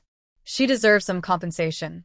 Even if we consider the worst case, city folks hire nannies who earn dozens of yuan a month. Jilan and Ziqin have done so much work over the years. Not only do they worry about food and clothing, but a woman also has to work hard in the fields. After all the effort and sweat, they only ask for 2,000 yuan. For us, that's already a good deal for Zheng Dawei and his family. Not everyone in the village is as clueless as Aunt Qian, Sister Feng, and Grandma Yang. Everyone has their own sense of fairness. Since Jilan married into the Zheng family, the villagers all know clearly whether her life has been good or bad over the years. If Zheng Dawei were a decent person and treated his wife and children better, everyone's opinion of him wouldn't be so bad. To the villagers, if Lin Jilan really asked for a divorce, the only reason could be that she was pushed so hard that she couldn't go on living like this.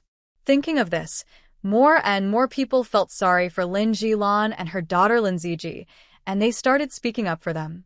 It makes sense. Why should women doing housework at home be seen as not contributing? Jilan has already had a hard life. You all should stop criticizing her for her background as a wealthy family daughter. Any girl from a wealthy family wouldn't tolerate such abuse and scolding from her husband's family. Even a strong girl from the village would find it hard to endure. And now that things have been cleared up, that old way of thinking should be gone. Zheng Dawei, if you keep bringing up these old issues, we might start to think you have bad intentions and want to go against the leadership's orders. When Zheng Dawei and Ma Chunlian heard this, they instantly looked defeated. They knew they couldn't take the blame for this. Realizing the situation was serious, they decided not to be so stubborn and instead started to act pitiful. Everyone calmed down first. I know what you're saying makes sense. After all, Jilan and I have been married for many years. Even if we are getting a divorce now, I wouldn't be cruel to her. The reason I didn't agree to Zijin's request isn't because I don't want to give them money, but because I simply can't afford it. Zheng Dawei, confident that outsiders don't know about his hidden savings, lied openly. I'm just a farmer who works the land. Earning enough to support my family by planting crops is already good enough. There's no way I have so much extra money. Even if you sold everything I own, you couldn't gather a full 2,000 yuan. Zheng Shuer also pretended to cry, sobbing very sadly. Yes, sister, even if we sold the house, we couldn't raise that much money. You wouldn't be so cruel as to hurt the whole family and make us suffer. She was very good at emotional manipulation. If Lin Zijing kept insisting, it seemed she would become the one who caused all the trouble for the family. The situation suddenly became tense. Everyone was watching her reaction, thinking that since Zheng Dawei and Zheng Shuer had already said so, Lin Zijing would surely be too embarrassed to keep asking for money. Just when the tension reached its peak, everyone finally heard Lin Zijing, who had been firm, loosen up. Zijing said, Zheng Dawei says he has no money, and I can understand that. They didn't expect her to be so easy to fool.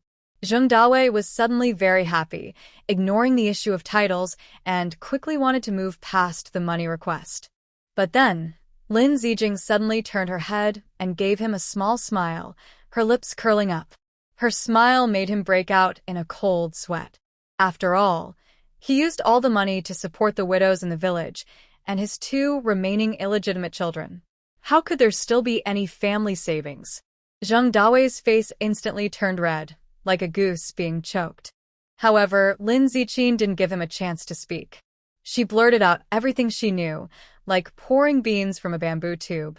My mom just got her divorce papers 2 days ago, but the illegitimate child Zheng Dawei fathered is the same age as my sister Zheng Shuer. Just from this, you can see how terrible Zheng Dawei is. He cheated on his wife while she was pregnant, messing around with other women. He's just a beast. As soon as she finished, the scene became lively. Everyone started talking excitedly about this big news, criticizing Zheng Dawei and Zhang Yumei, calling them shameless and immoral. Zheng Dawei is one thing, but I never thought Zhang Yumei would be so low. She even tries to get close to married men. Exactly. Everyone knows Zheng Dawei never contributes to the family. Jilan and her two daughters are struggling, and Zhang Yimei not only doesn't help but also can't keep her own belt in check. That's just too much. No wonder Jilan said she doesn't want to stay married to Zheng Dawei anymore. Who can accept such a person with bad morals? Several people who knew the truth felt nervous and worried. Lin Ziqin and Lin Jilan are both very fierce. They dared to reveal such things openly. If these mother and daughter find out they have secrets, they might go around spreading rumors. Besides these curious neighbors, Zheng Shuer was also very shocked. She looked stunned, as if struck by lightning, standing there for a long time without moving. What does this mean? I didn't know my dad was still out there looking for another woman. A love child? Her dad's? In her previous life, she never heard about this until her death. Zheng Shuer suddenly felt terrible because she knew what kind of people Ma Chunlian and Zheng Dawei were, very old-fashioned and obsessed with having a son. Their family didn't even have decent dishes or utensils to pass down, yet these two seemed crazy about having a son. When only Lin Ziqin and Zheng Shuer were at home, Zheng Shuer could comfort herself. Her father and grandmother wanted a boy to carry on the family name, but it was useless since her mother's health was already very bad and she couldn't have more children. Considering that Zheng's family only had these two daughters, she thought they wouldn't treat her badly. But if there really was a love child, the situation would be very different. Zheng Dawei and Ma Chunlian are probably eager to give all their money to their beloved son, leaving nothing for their daughter. When Zheng Shuer thought of this, she suddenly felt anxious and couldn't help biting her lip hard, her mind filled with wild thoughts. Could it be that in the previous life, Lin Ziqin achieved so much success and appeared glamorous, but in reality, she only inherited a small part from Zheng Dawei? Did the rest of the wealth go to Zheng Dawei's illegitimate child and Zhang Yimei? If that's true, Zheng Dawei must have been very rich in the past life. Just thinking about it shocked Zheng Shuer. She never expected that Zheng Dawei, who seemed ordinary and useless, could be so capable. Not only did he become the village's first 10,000 yuan household, but he also managed to amass such a large fortune. Zheng Shuer was starting to see him in a new light. What hurts more than not being able to become a wealthy second-generation kid is knowing she has the chance to get rich, but being denied because her family doesn't treat her well.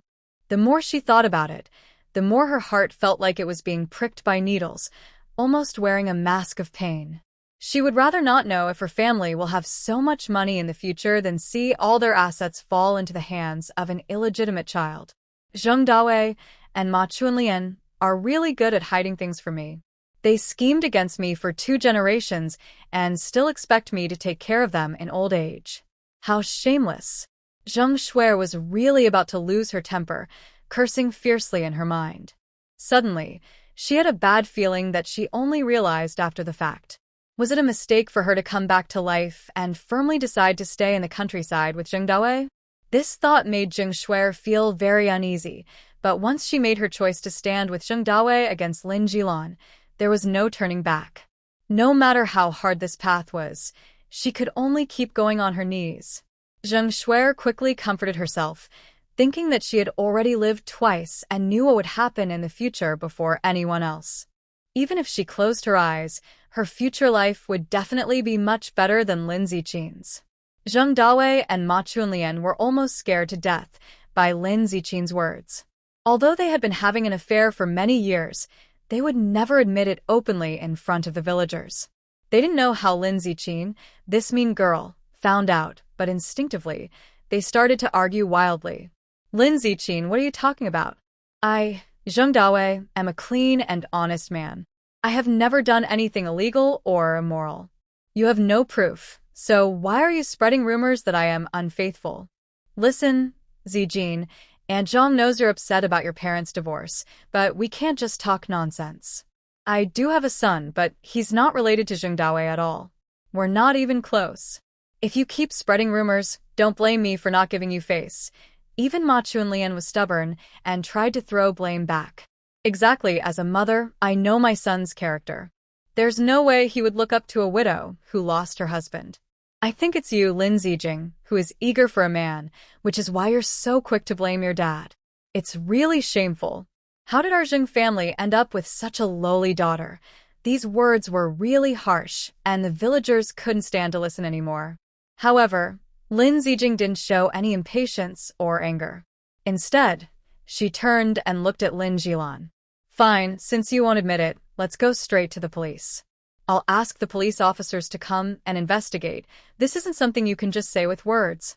Anyone can claim anything, but we have plenty of evidence. If you're unwilling to admit it, then let's make it public. We'll have the whole village, the village chief, and the director witness it together. Zheng Dawei was already feeling guilty, and when he heard how harsh Lin Zijing was, not giving him any face at all, he immediately panicked. Zijing, even if I am getting a divorce from your mother, I am still your father. Why don't you think about the past feelings? You can't be so harsh to me. Li Zijing looked thoughtful for 3 seconds, then happily interrupted his words. I've thought about it. Based on our father-daughter relationship, I should be even harsher on you. Otherwise, I would be unfair to how you've treated me all these years. Seeing that Li Zijing was stubborn and wouldn't back down, she finished speaking and then actually went with Lin Jilan and the villagers to Zhang Yumei's house. Zheng Dawei was so angry, he almost felt like vomiting blood. He really wanted to follow and see what they were going to do, but he was in too much pain downstairs.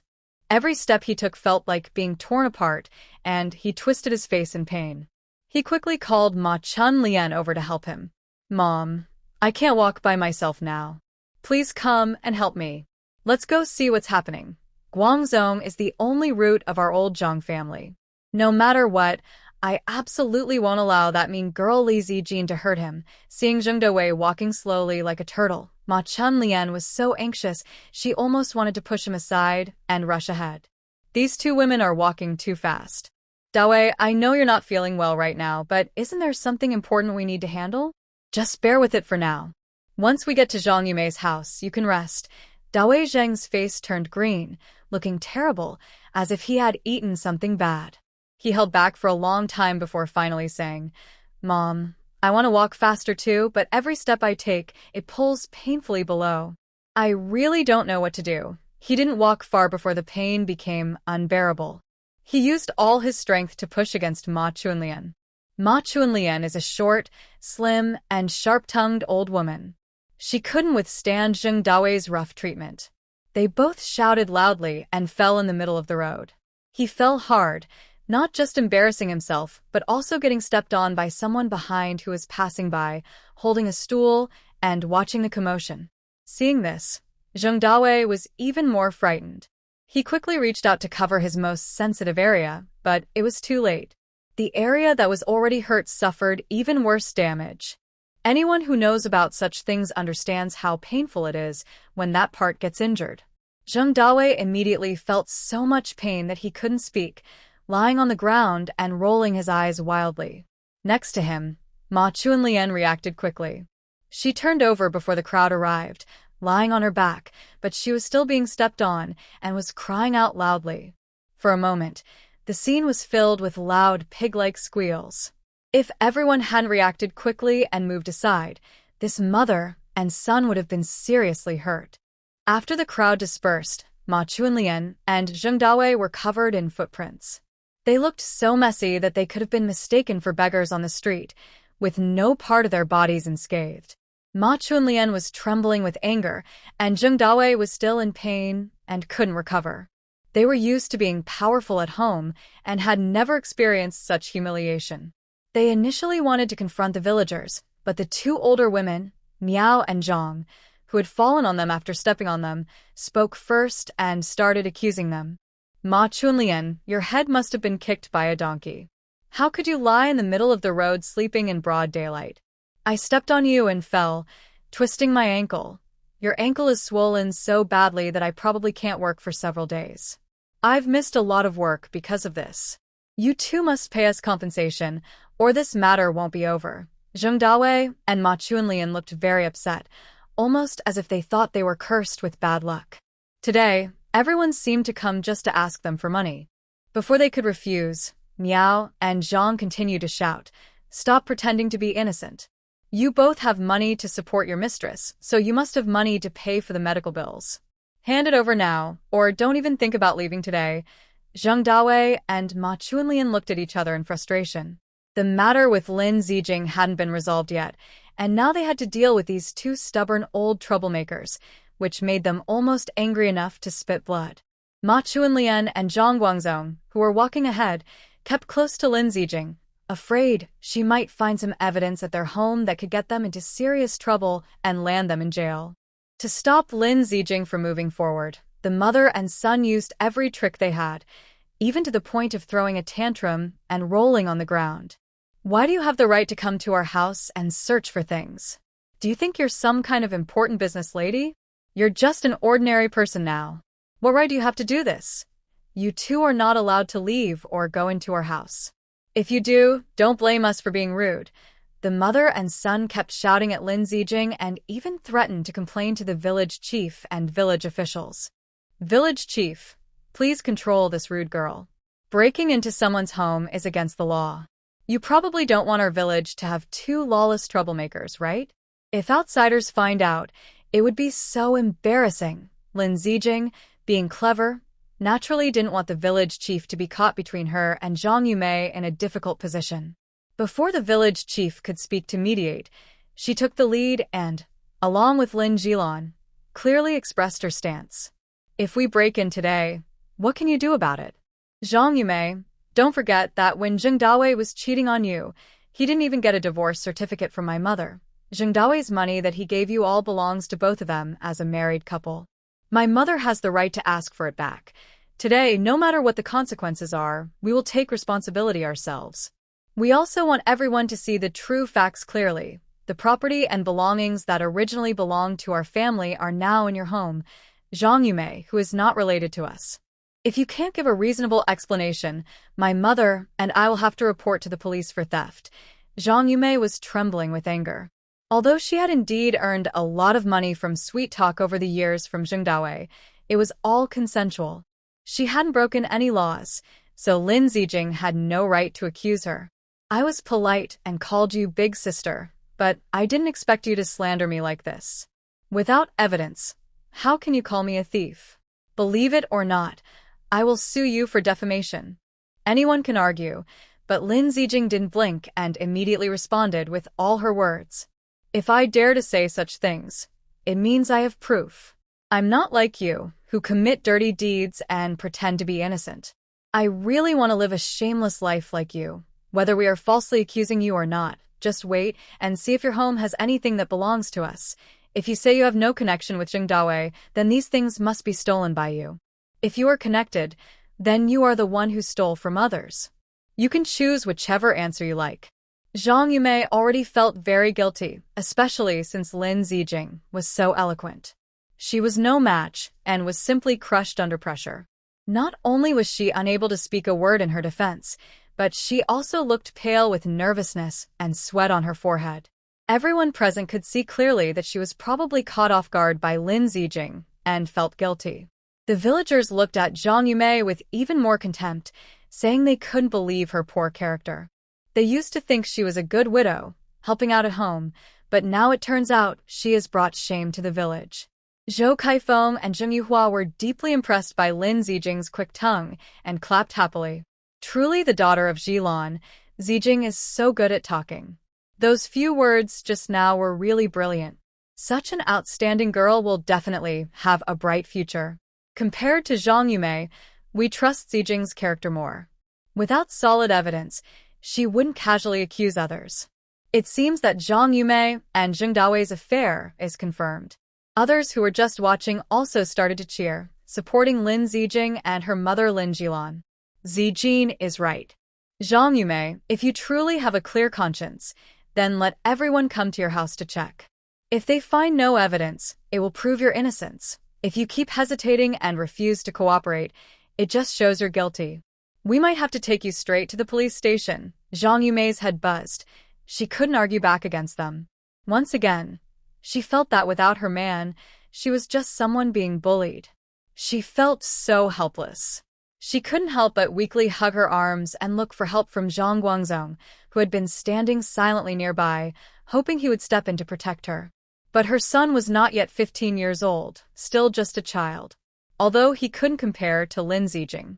Seeing Lin Zijing push Zhang Guangzong away, and with Zhang Guangzong, who was over 1.7 meters tall, falling to the ground, he didn't even dare to fight back. He just lay there whimpering. Zhang Yumei's vision blurred with anger, wishing she could just shake her own family. Guangzong, you're a grown man. Why are you afraid of that little girl? Get up and fight back. Once adult men get angry, they can challenge even missiles. Lin Zijing may be good with words, but she's still a girl. A healthy young man with height and weight on his side can easily defeat her. Seeing Zhang Guangzong rolling on the ground, Lin Zijing couldn't help but laugh. A man's true strength begins when he becomes an adult, but a man is still a boy at heart. She didn't take Zhang Guangzong seriously for a reason. In her previous life, when Lin Ziqin was living with Zheng Dawei in the village, she already saw that Zhang Guangzong was useless. He drained his family's resources, married a wife, but only for show. In reality, he liked men. This was truly deserved by Zheng Dawei's family. They had waited so long for a treasure, only to find out he was gay. They enjoyed a false sense of having children, which made them very happy. Let him and Ma Chuanlian continue their family dreams in their sleep. Now, Zhang Yumei also realized her precious son was hopeless. She didn't dare say much, afraid Lin Ziqin would find a reason to mock her again. She didn't even have the heart to comfort her son, only nervously pinching her hand, feeling guilty. Recently, Zheng Dawei hasn't been feeling well, so she hasn't had the chance to do anything with him. She had hidden away the things she had tricked out earlier, so even if Lin Ziqin was very clever, she probably couldn't find everything all at once. Thinking of this, Zhang Yumei finally felt a little relief.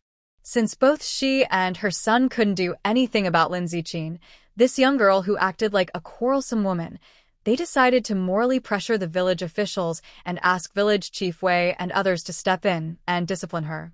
Zhang Yumei's eyes shifted, and she suddenly had an idea. She grinned widely and started crying. It's really a tragedy. Why is my life so unlucky? I live in such a terrible village. The village officials are all no good. They don't help me, a vulnerable person, and they even help capitalists bully honest folks. I think you all have had too many good days. If it were in the past, you would be caught for doing this. To be honest, Zhang Yumei is really thick-skinned. She clearly needs help from others and wants everyone to step in, but she still speaks so harshly and sarcastically. The village officials didn't owe her anything.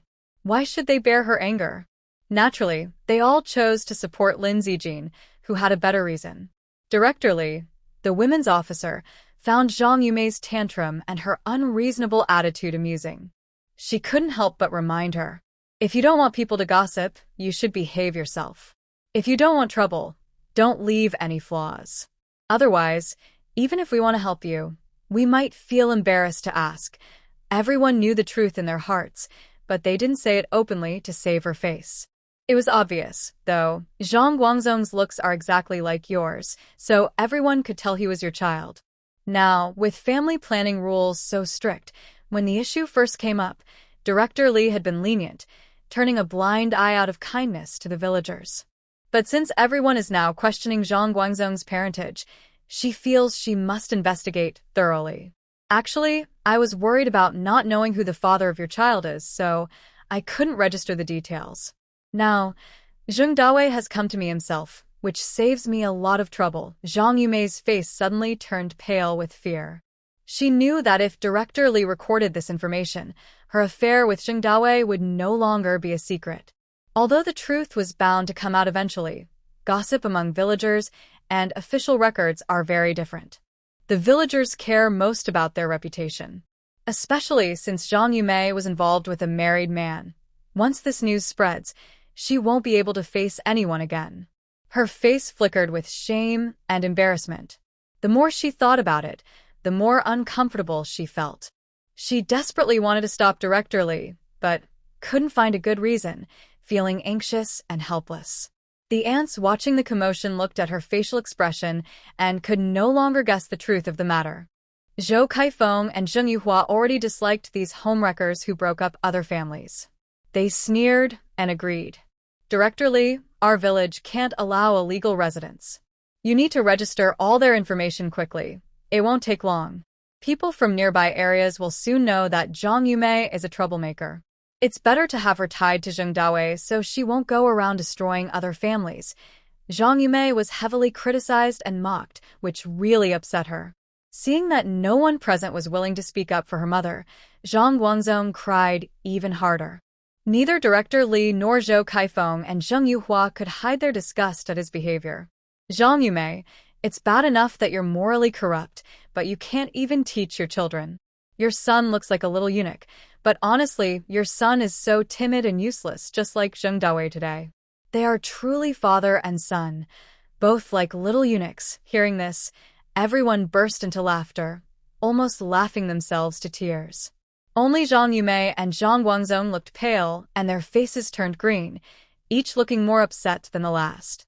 Director Li had already declared that today they would find out who Zhang Guangzong's real father was.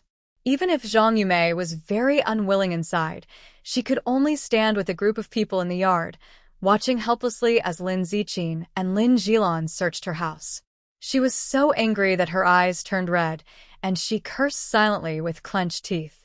Go ahead and search. Even if you lift all the floor tiles in my house, you won't find anything. Later, the villagers will see who is right and who is wrong. Lin Ziqin, Lin Jilan, I look forward to the day you bow and apologize to me, so everyone will know you are bad people spreading false accusations. Now that Lin Ziqin had entered the house and exchanged a look with her mother, they had already reached an agreement. They had long planned that if all the money in the house was in Zheng Dawei's hands, given his stingy nature, there was no way they would find anything valuable. He was very careful with money, even suspicious of his own daughter. Otherwise, Zheng Shuer wouldn't have gone through her whole life unaware that she had a half-brother. As a widow who had never registered a marriage with him and only secretly had an affair, Zhang Yumei was definitely not trusted by Zheng Dawei. He only cared most about his son. All the money was probably hidden in the Zheng family, waiting to be left for Zhang Guangzong to marry someday. Because of this, trying to prove that Zhang Yumei did something wrong with her wealth was not a good idea.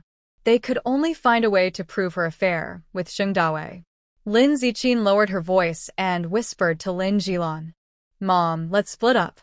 We don't need to find anything valuable. Just look for Zheng Dawei's personal belongings to prove his relationship with Zhang Yumei isn't normal. Lin Jilan nodded quickly and started searching inside the house with her daughter. Lin Ziqin focused on the wardrobe, boxes, and bed, but after a long search, she found nothing. Meanwhile, Lin Jilan found 2 old, worn-out tank tops that clearly looked like men's clothing. Although they looked rough, they were enough as evidence.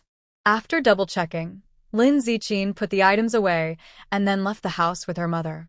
This whole process took about 10 minutes. Outside, Zhang Yumei waited anxiously, worried that something unexpected might happen again.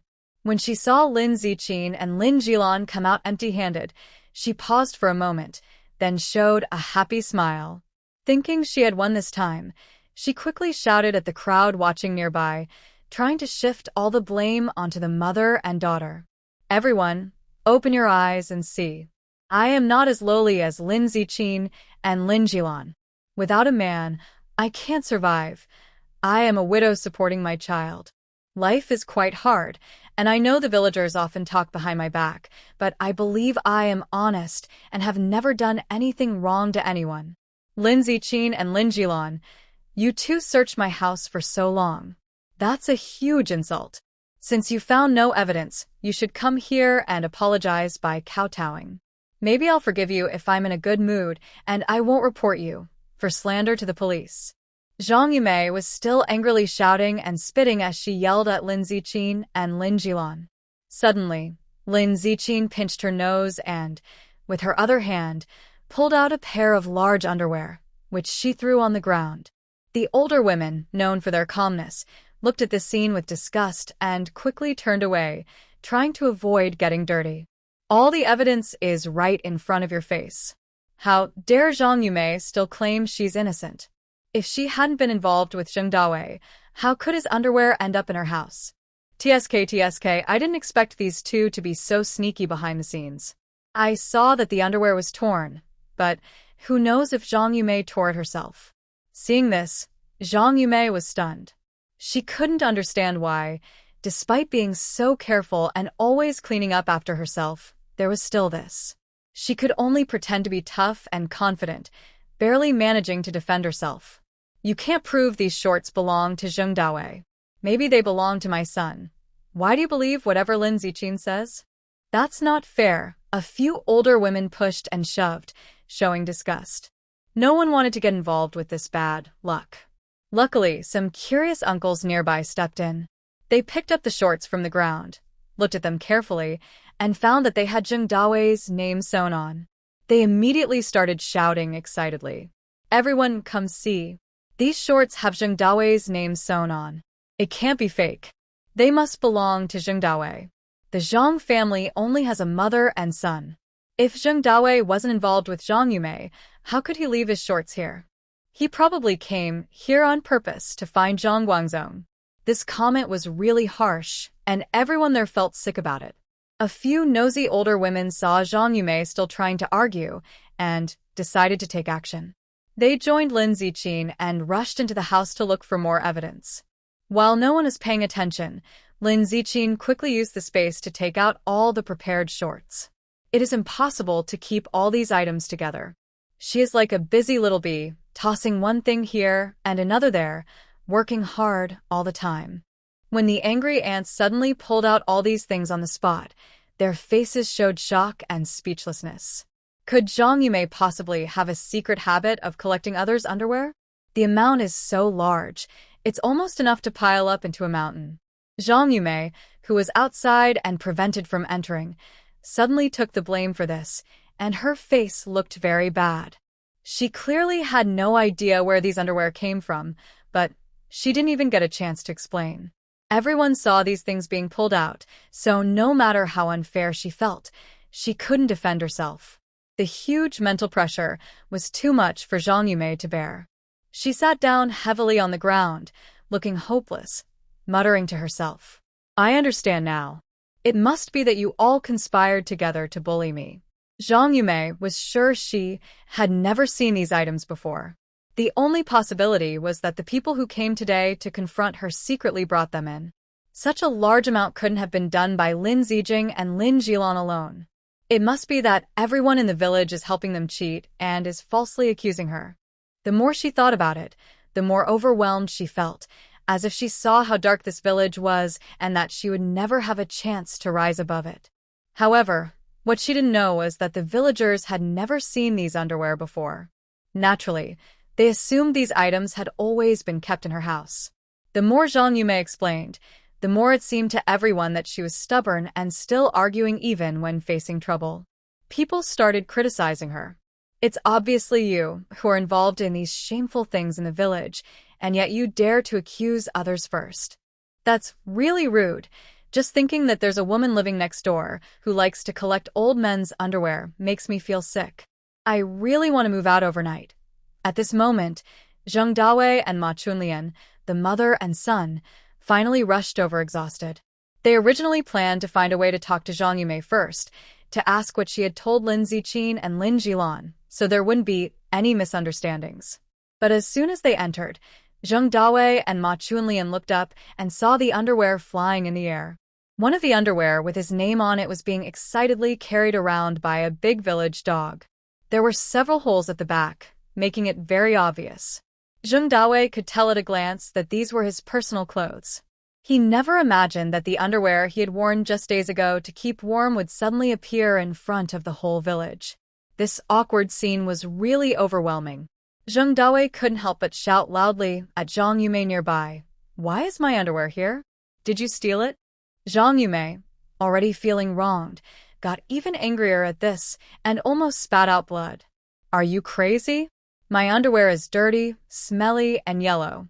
Why would I steal yours?" Da Huang carried the underwear in his mouth and ran along the village path, where all the villagers were watching. Everyone was drawn to the scene at the Zhang family's house. Before they even entered, they heard Zheng Dawei and Zhang Yumei arguing, and everyone burst into laughter. "Zhang Yumei, you're really hungry to eat a man like that." Zheng Dawei, you should pay more attention to your personal hygiene. Otherwise, every time I see your face, I'll think of your dirty, smelly underwear. Ma Chunlian's face turned bright red with embarrassment. She didn't bother arguing with these people and just wanted to control the situation quickly. Just then, a gust of wind blew, and the pile of underwear flew everywhere. She desperately jumped and tried to catch them all. Her actions looked very funny. For a moment, everyone's laughter filled the air. The village had never been so lively during the New Year. Zhou Kaifeng and Zheng Yuhua laughed so hard their stomachs hurt, and they couldn't straighten up. Oh, luckily I stayed at home today. If I had gone out and missed such an amazing show, I would regret it for the rest of my life. Ma Chunlian was furious at the mocking looks from everyone. Her face turned red, and she felt a strange, bitter taste in her throat. She almost fainted from anger and almost spat out blood. Deeply upset, Zheng Dawei felt like he was having a heart attack. He probably would dream tonight about the villagers seeing him in his torn, old shorts. Although he didn't see exactly what happened at the Zhang family's place, he could guess it was related to Lin Ziqin and her daughter Lin Jilan. Only they could hate him so much in this village. Zheng Dawei couldn't understand. He had been sleeping in separate rooms from Lin Jilan for over 10 years. To hide his affair, he even washed her underwear himself. He didn't know where Lin Ziqin and Lin Jilan got so many pairs of shorts. For the first time, Zheng Dawei truly felt what it meant to be humiliated in front of everyone. He would rather go to jail than face such shame in front of the whole village. Even if all those shorts belonged to him, he couldn't admit it now. He could only pretend to be innocent and defend himself forcefully. Accusations. This is all slander. Those shorts can't talk, so why do you say they all belong to me? Don't think I don't know what's in your minds. You just want to embarrass me, but I won't give in to you. Lin Ziqin calmly stepped forward and continued to mock. Who wants to frame you? The name on your underwear was embroidered by your own mother. It has nothing to do with us. Even if you refuse to admit it, it won't change anything. Honestly, you're really impressive. Even after all this, you still stayed at Zhang Yumei's place last night and had a wild time. You're not afraid of dying in her bed. Don't rush to explain. I just found her clothes on Zhang Yumei's bed, and that's the best proof. Lin Ziqin reached out as if to take out the tattered tank tops she found earlier in the room. Seeing her serious, Zhang Yumei immediately panicked. Before she could think, she blurted out, "No, I didn't sleep with Zheng Dawei last night. He just came to lie in my room." Lin Ziqin glanced at her with a cold, mocking look. You two even have a secret child? Lying in the same bed and nothing happening? Do you really think I'm a 3-year-old? Zhang Yumei was truly panicked, not realizing how many mistakes she was making. Her words were full of holes. I wish I could, but Zheng Dawei needs to have the ability first. Last night, when he just arrived, I noticed he had a sore and pus on his lower body. I was worried he might have caught a dirty disease and pass it to me, so I didn't let him touch me. Zheng Dawei wanted to stop her, but he couldn't. He could only glare angrily at Zhang Yumei, this foolish woman. Just explaining that they didn't have any intimacy last night isn't enough. The villagers don't care about that. Zhang Yumei's words are just her way of secretly admitting that they are having an affair and that Zhang Guangzong is their child. If he wasn't in so much pain that he couldn't walk, he would have gone straight to scold that fool. Lin Ziqin didn't let them go just because she got the answers she wanted. Instead, she smiled softly and spoke in a teasing tone. Oh, I see I was wrong. You two aren't having an affair, but just learning about each other's private parts. How close you are. Her words sounded very sarcastic and mocking. Zhou Kaifeng and Zheng Yuhua tried to hold back their laughter, repeating her words. Who would have thought you two are so eager to learn? Why don't you go to other villagers and learn about each other's private parts instead of just doing it between yourselves? Everyone burst out laughing when they heard this. The ones with children quickly covered their kids' eyes and ears, laughing loudly and whispering to their children. Sweetie, this is too dirty. Let's not listen. Mayor Wei and Director Li shook their heads in disgust, unable to watch Zheng Dawei and Zhang Yumei's embarrassing behavior. Although their village is not a famous model village nationwide, it is a proper place. How could two troublemakers emerge and ruin the reputation of the entire village? If Lin Ziqin hadn't exposed them today, Zheng Dawei and Zhang Yumei, who are morally corrupt and have no bottom line, might have done even worse things. Mayor Wei wanted to settle this matter quickly, so he stepped in front of Zheng Dawei and asked coldly, "All the evidence is clear before you now." Zhang Yumei also admitted to having an improper relationship with you. What more do you want to say in your defense? Faced with undeniable facts, Zheng Dawei couldn't say a word, no matter how much he wanted to defend himself. Zhang Yumei and Ma Chuanlian beside him were even more frightened, almost scared to death. They never imagined that after acting so arrogantly for so many years, they thought they could hide this forever. But today, Lin Ziqin exposed them. All three felt hopeless. Zheng Shuer, standing nearby, was devastated. She hadn't expected that after just being reborn and not yet having a chance to change her fate, she would get involved in such a big mess. Now, the situation has confirmed Zheng Dawei and Zhang Yumei's affair. They are lucky not to be sent to jail. Otherwise, life would be even harder. I wonder if it's still possible to save my mom now. Zheng Shuer bit her lip hard and carefully glanced at Lin Jilan beside her. She had been hoping that her mother might consider their blood relation and take her back to the city.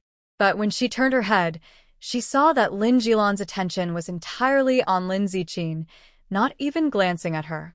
Zheng Shuer felt a cold chill in her heart and realized she had spoken too harshly before. Now, even if she wanted to turn back, it was too late. The only thing she could do was try to help Zheng Dawei regain some of his reputation. Though it sounds simple, doing it was as hard as climbing to the sky. Several caring women even called the police, and now the police had arrived. Hearing the sirens outside, Zheng Dawei, Ma Chuanlian, and Zhang Yumei looked as if they had seen a ghost. Zheng Dawei really didn't want to go to jail. He ignored the pain from the injuries caused by Lin Ziqin and almost knelt before her. Considering we're father and daughter, Ziqin, can you forgive me just this once? Just once. Dad is begging you. I'm still young and really don't want to go to jail and have a criminal record, but Lin Ziqin only looked at him with cold eyes from start to finish. When my mother was pregnant with your child, you still cheated and stayed with Zhang Yumei. Did you ever think about these feelings?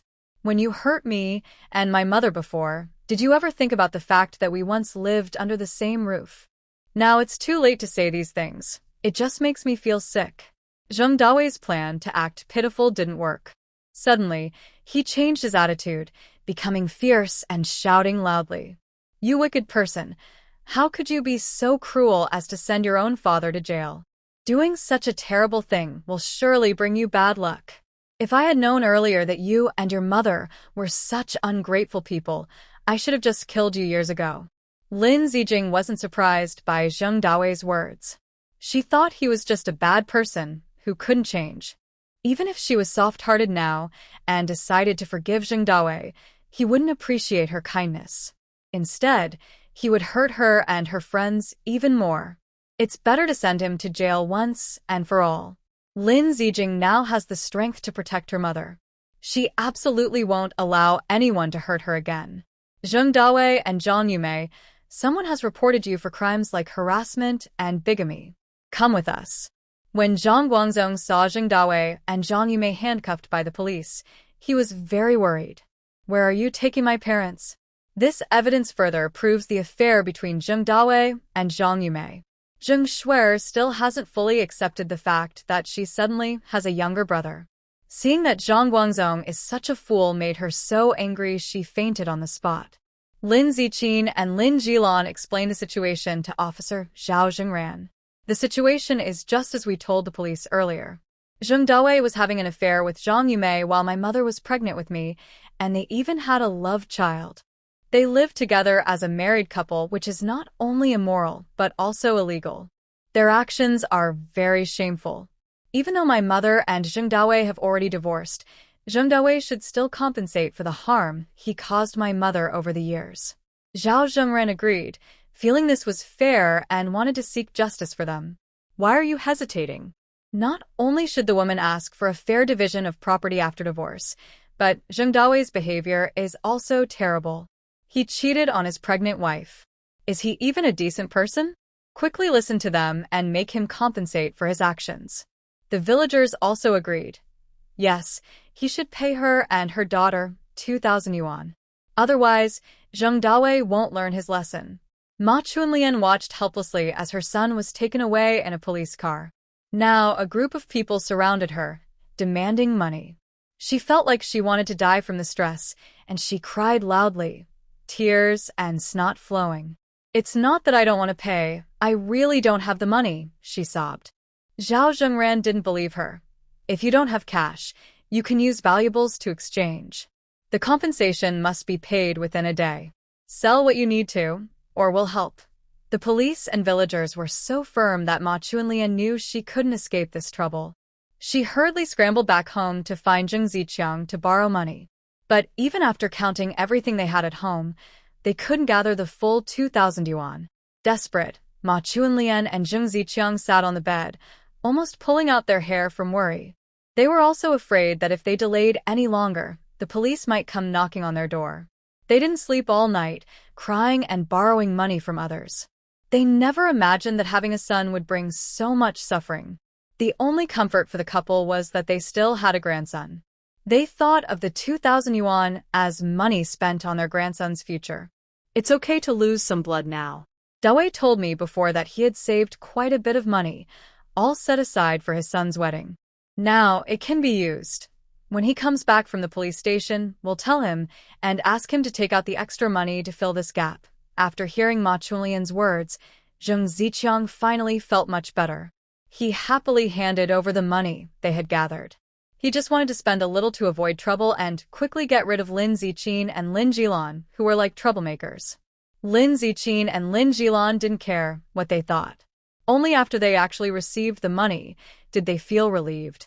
After sending away Zheng Dawei and Zhang Yumei, who were both bothersome, they felt much more at ease and decided to rest well, regain their energy, and set out again the next afternoon.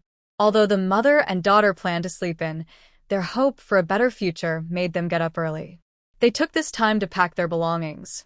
They didn't have many things at home, and now that they had more space, packing was easier. Lin Ziqin and Lin Jilan sorted all their belongings, carrying the lighter items with them and throwing the heavier ones into the space. From this, it seemed Zheng Dawei didn't know how long he would stay in prison. They decided to take this opportunity to take over the house completely, leaving nothing for Zheng Dawei. A man who abandons his wife and children like him doesn't deserve a good life. He can just wait and drink the northwest wind in the future. Zheng Shui also went to the police station to give a statement and cooperate with the investigation. Zheng Dawei's actions were shameful, and they probably wouldn't come back soon.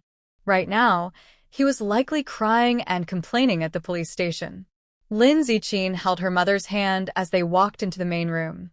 She looked around and took a quick look at the house. Although Zheng Dawei has been very stingy over the years and life has been hard, and the house is quite run down, they didn't even want to leave these scraps behind.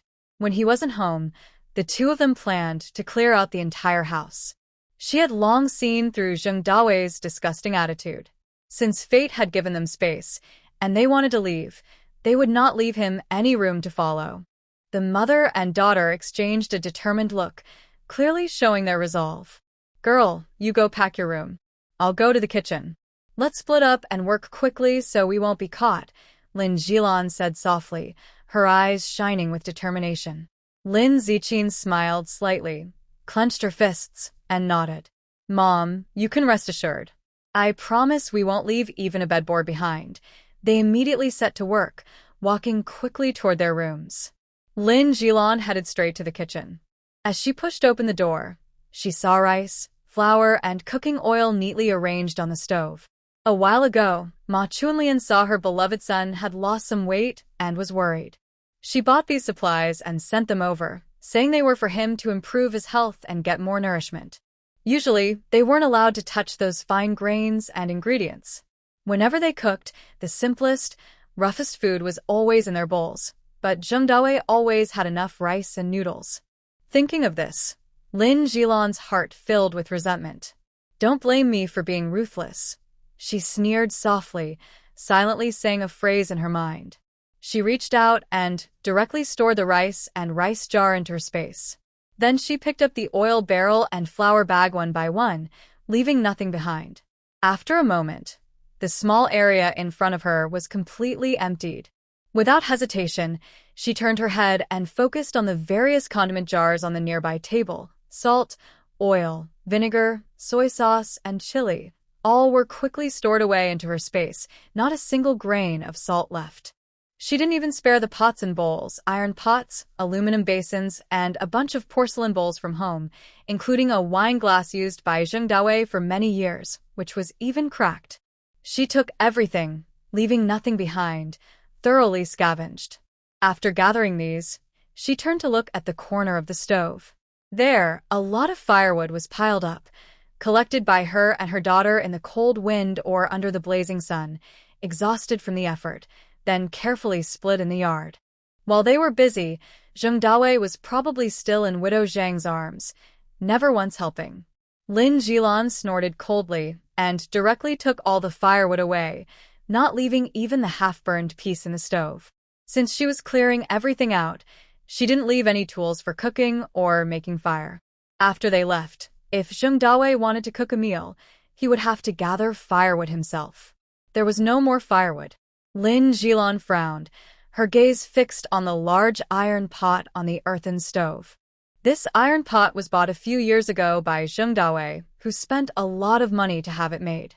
It is very good quality and works well for cooking. After thinking for a moment, she simply placed her hand on the large iron pot and silently wished. Soon after, the dirt stove in front of her was left with only a big black hole. Lin Jilan happily clapped her hands. When she looked up, her gaze fell on the ceiling beam. Hanging there were several strings of dark-looking sausages and cured meat, all made by Ma Chunlian last year. Most of it was given to Zheng Dawei for him to eat regularly. Usually, Zheng Dawei would bring it out to eat with drinks, and they weren't allowed to touch it. Once, Zheng Shuer sneaked a piece, but Zheng Dawei scolded her, and she was in pain for days. Now only a few strings remained. Lin Jilan frowned and tiptoed to take down all the sausages and cured meat, placing them into her space. Although she knew the meat was tough and salty and tasted bad, she didn't want Zheng Dawei to have it. Meanwhile, inside the house, Lin Ziqin moved faster than Lin Jilan. She rushed into the main room and quickly put the hot water bottle, kettle, and cups into her space. Thinking it was too much trouble, she decided to also take away the table and chairs. Next, she removed the small cabinet in the middle, the shelf beside it, and even the calendar hanging on the wall. She looked up at the light bulb in the main room, thought for a moment, then took out a small stool. Standing on the stool, she took down the light bulb as well. Soon, the main room was completely empty, with walls on all sides. There was almost no furniture left, only some discarded, broken items on the floor. After finishing with the main room, Lin Ziqin went to Zheng Shuer's bedroom. It only had a bed, a wardrobe, and a desk. She took everything away. She didn't even leave the bed frame. Only an empty shelf and a shaky bedside table remained. Even the picture hanging above the bed was torn down. Her goal was clear. Next, she went to her old small room and emptied her belongings there too. The small bed was quite old, creaking loudly when she turned over. After thinking for a moment, she decided to take it as well. She didn't want to leave anything behind for Zheng Dawei and Zheng Shuer. The last room was Zheng Dawei's. Lin Ziqin and her mother had searched it last time, and she took all the hidden money. There was nothing else valuable. She packed the bed and wardrobe into the space. This time, she didn't leave the bedside table and even took down the curtains. The only things left were a few dusty pairs of underwear, a torn sock, and a broken chair, missing a leg. Finally, she stepped outside into the yard and fixed her eyes on the black bicycle parked in the corner. The bicycle was bought by Zheng Dawei only in January this year, and it cost him a lot of money. He takes great care of it, cleaning it thoroughly inside and out with a cloth after each ride. He has shown it off many times outside. Although he bought it 6 months ago, the bike still looks brand new, with hardly any paint chipped. Lin Ziqin walked up to the bike, a faint smile in her eyes. She placed her hand on the handlebar and gently applied some force. The bicycle was instantly stored away into the space. In less than half an hour, mother and daughter cleared out the entire house. It was now empty and bare, with almost everything gone. Only some broken items that no longer served any purpose remained. Lin Ziqin and Lin Jilan looked at the empty, unfinished house and clapped their hands happily. After finishing everything, they carried their bags and prepared to leave. Their bags were packed earlier, holding only a few clothes, so they were very light. After closing the yard gate tightly, the two of them strode out confidently. When Zhou Kaifeng and Zheng Yuhua left the house, they saw a car approaching at the village entrance. They exchanged a quick look and immediately understood that it was definitely the mother and daughter, Lin Ziqin and Lin Jilan, who were about to leave. Thinking about parting so soon, they felt sad but decided to go over and say goodbye properly. After all, they had been neighbors for a long time, and after this farewell, they might not have another chance to meet again. They wanted to see them off properly. Zhou Kaifeng and Zheng Yuhua originally thought that they could help carry some things, making it easier for Lin Zijing and Lin Jilan to move. They worried that the girls would have too much luggage to carry easily. However, when they arrived at Zheng's house, they saw that the mother and daughter didn't have many bags at all. Each of them only carried a small bundle. The bundles looked very light, probably only holding 1 or 2 pieces of clothing. Zhou Kaifeng and Zheng Yuhua were surprised. Jilan, Zijing, why did you only bring so little? Are you planning to return to the city to get more luggage after settling down here? They felt this was not right and worried that the mother and daughter might get involved with Jingdaoei if they made too many trips. Just as they were about to say something, Lin Jilan smiled and said, "First, we're not coming back after this. All our things are already here." Hearing this, Zhou Kaifeng and Zheng Yuhua immediately understood and couldn't help but show angry expressions. Zheng Daowei and his family are really disgusting. The villagers know he usually treats you too badly, but we didn't expect him to be so mean. He doesn't even bother to buy you warm clothes. He's just mistreating you. Fortunately, Jilan and Zijing are smart and haven't been fooled by Zheng Daowei's sweet words. Otherwise, you might have to suffer many hard days with him. Lin Ziqin and Lin Jilan could both tell that these two women genuinely cared about their situation, so they sincerely expressed their thanks. They also invited Zhou Kaifeng and Zheng Yuhua to visit them in the city if they ever came. Everyone talked for a while. Although they felt sad to part, they eventually said goodbye. Lin Ziqin stayed close to her mother. Under the watchful eyes of Zhou Kaifeng and Zheng Yuhua, she lined up to get on the car. At this moment, Zheng Shuer suddenly appeared out of nowhere, crying as she ran toward them. "Big sister, Mom, are you really leaving? Are you going back to the city? I can't bear to part with you, and don't want to be apart." She cried very sadly, with red eyes and swollen eyelids. Her gaze toward Lin Ziqin and Lin Jilan was full of dependence. If it hadn't been for their recent rebirth yesterday, Lin Ziqin and Lin Jilan would have already seen how fierce Zheng Shuer's change of attitude could be. Now, they probably would have been tricked into believing she was truly upset about their departure. Zheng Shuer also noticed Lin Jilan and Lin Ziqin's rejection, but still had to grit her teeth and continue acting. "Actually, at first I wanted to choose Mom, but since Mom decided to take my sister home, I didn't want to compete with her. So I settled for staying in the village with Dad. No, with Zheng Daowei. Now that Zheng Daowei has been taken to prison, I feel scared staying alone at home. Mom, I'm begging you, please take me with you. Is that okay?" Lin Zijing and Lin Jilan are very familiar with the expression on Zheng Shuer's face right now. No matter how pitiful she pretends to be, she can't hide her falsehood inside. The tears she forces out are just crocodile tears. Zheng Shuer just feels hopeless about being with Zheng Daowei, so she clings to them. Otherwise, she would have pushed them away long ago. Although they are her own daughters, pieces of her own flesh, Zheng Shuer's actions over the years have really hurt Lin Jilan's heart. She subtly steps back to avoid Zheng Shuer's attempt to hug her and speaks calmly. "Don't cry. There's no need to make yourself look so pitiful. After all, yesterday you said you wanted to stay in the village with your dad and didn't want to move to the city for an unknown life. The path is your choice, and you can't blame anyone. I only have 2 train tickets, so I can't take more people. Zheng Daowei probably won't be sentenced to life in prison. He should be out after some time. Then you can stay in the village and live well with your dad. Since you trust him so much, I believe he will take good care of you." Zheng Shuer was almost furious. She never expected that, despite crying so hard, Lin Jilan would remain completely unmoved. Her own mother was so heartless. Even if there were only 2 tickets, so what?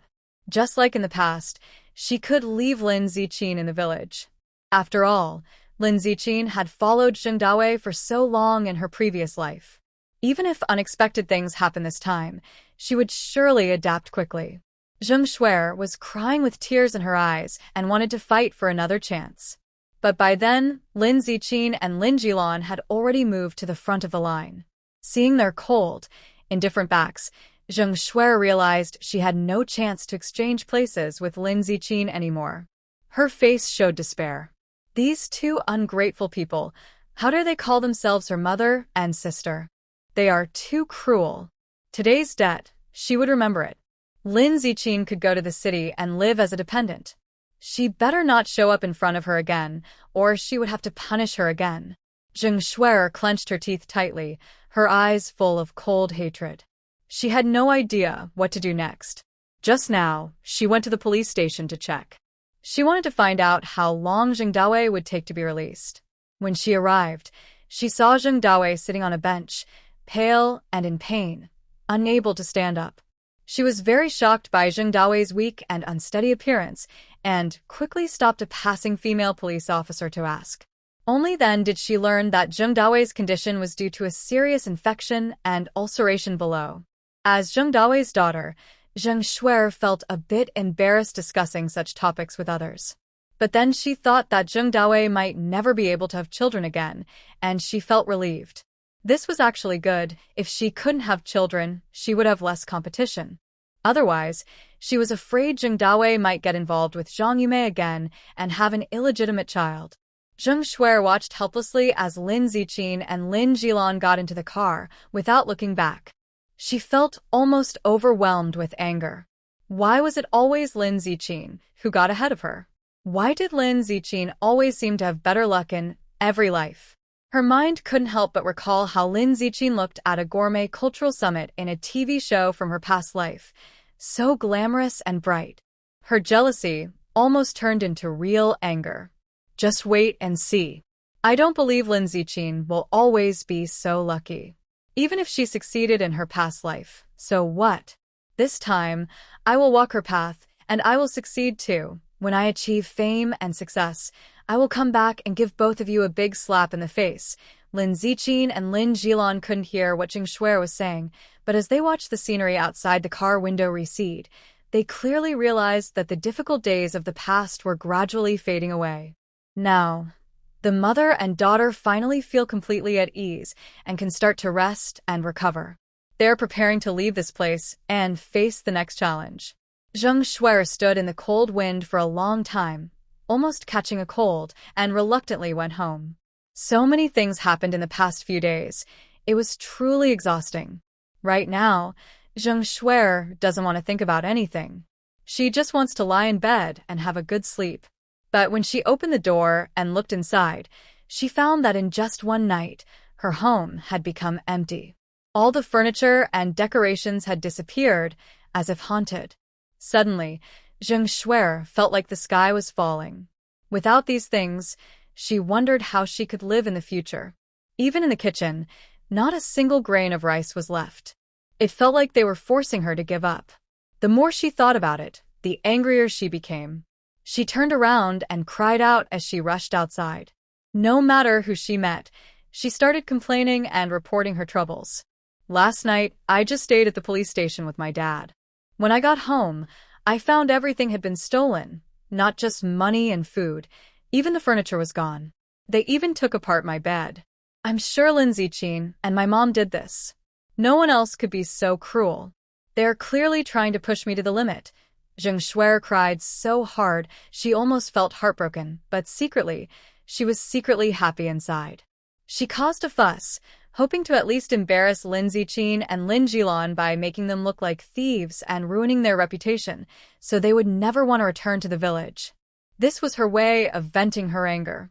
However, Zheng Shuai didn't expect that her plan was not believed by the villagers. When Zhou Kaifeng and Zheng Yuhua saw Zheng Shuai crying and wailing so dramatically, they sneered and mocked her. "You guys' yard isn't small. If you really wanted to move all the furniture, it would make a lot of noise."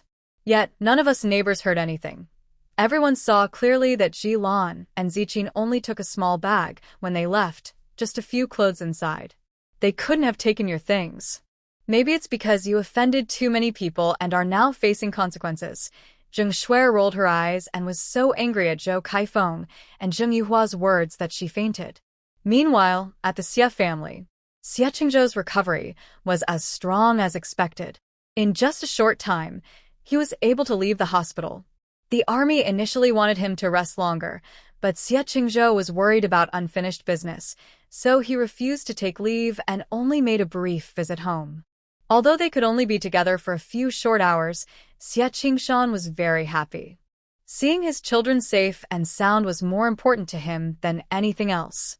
Early in the morning, after receiving the news, Xie Qingshan started to get busy. He directed everyone to clean the house and asked someone to prepare lunch. Qingzhou loves cleanliness. When you clean, remember to tidy up his room a bit so that whenever he has free time, he can come home and stay. Since Qingzhou is coming home to eat, we should prepare a good meal to celebrate his safe discharge from the hospital. Hearing Xie Qingshan's words, Madame Wang quickly agreed and didn't dare to slack off. She went into the kitchen and kept busy, handling various ingredients non-stop. Today, they planned to prepare a big table of delicious dishes. Everyone in the Xie family was busy because Qingzhou was coming back soon, except Su Ruoi, who stood alone on the staircase, feeling a bit out of place. Xie Qingshan cared for her as if she were his own daughter, always treating her like a precious treasure and never letting her do any chores. Su Ruoi was used to this and didn't mind.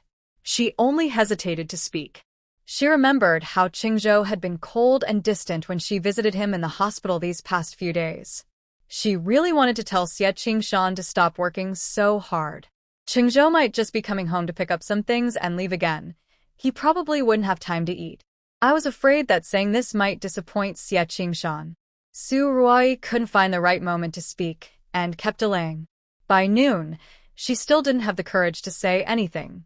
After a while, Xie Qingzhou finally returned. Su Ruoi had to give up her plan to warn Xie Qingshan early and shyly went to greet him. "Brother Qingzhou." Xie Qingzhou's attitude was exactly the same as in the hospital, cold and distant. He didn't want to say much to her, just nodded slightly and went straight back to his room. After a quick tidy-up, he packed his clothes and belongings into a bag, ready to leave. Having been away for so long, Xie Qingzhou could clearly see that Xie Qingshan had specially arranged for someone to clean the house to welcome him.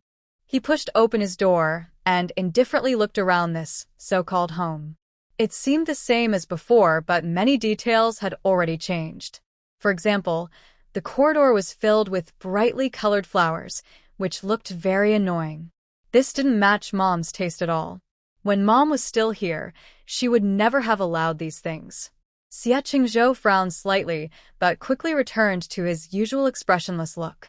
The sudden change in his mood was so quick, as if it had all been just a dream. "Now that my mother has passed away and is no longer here, there's no point in dwelling on these things."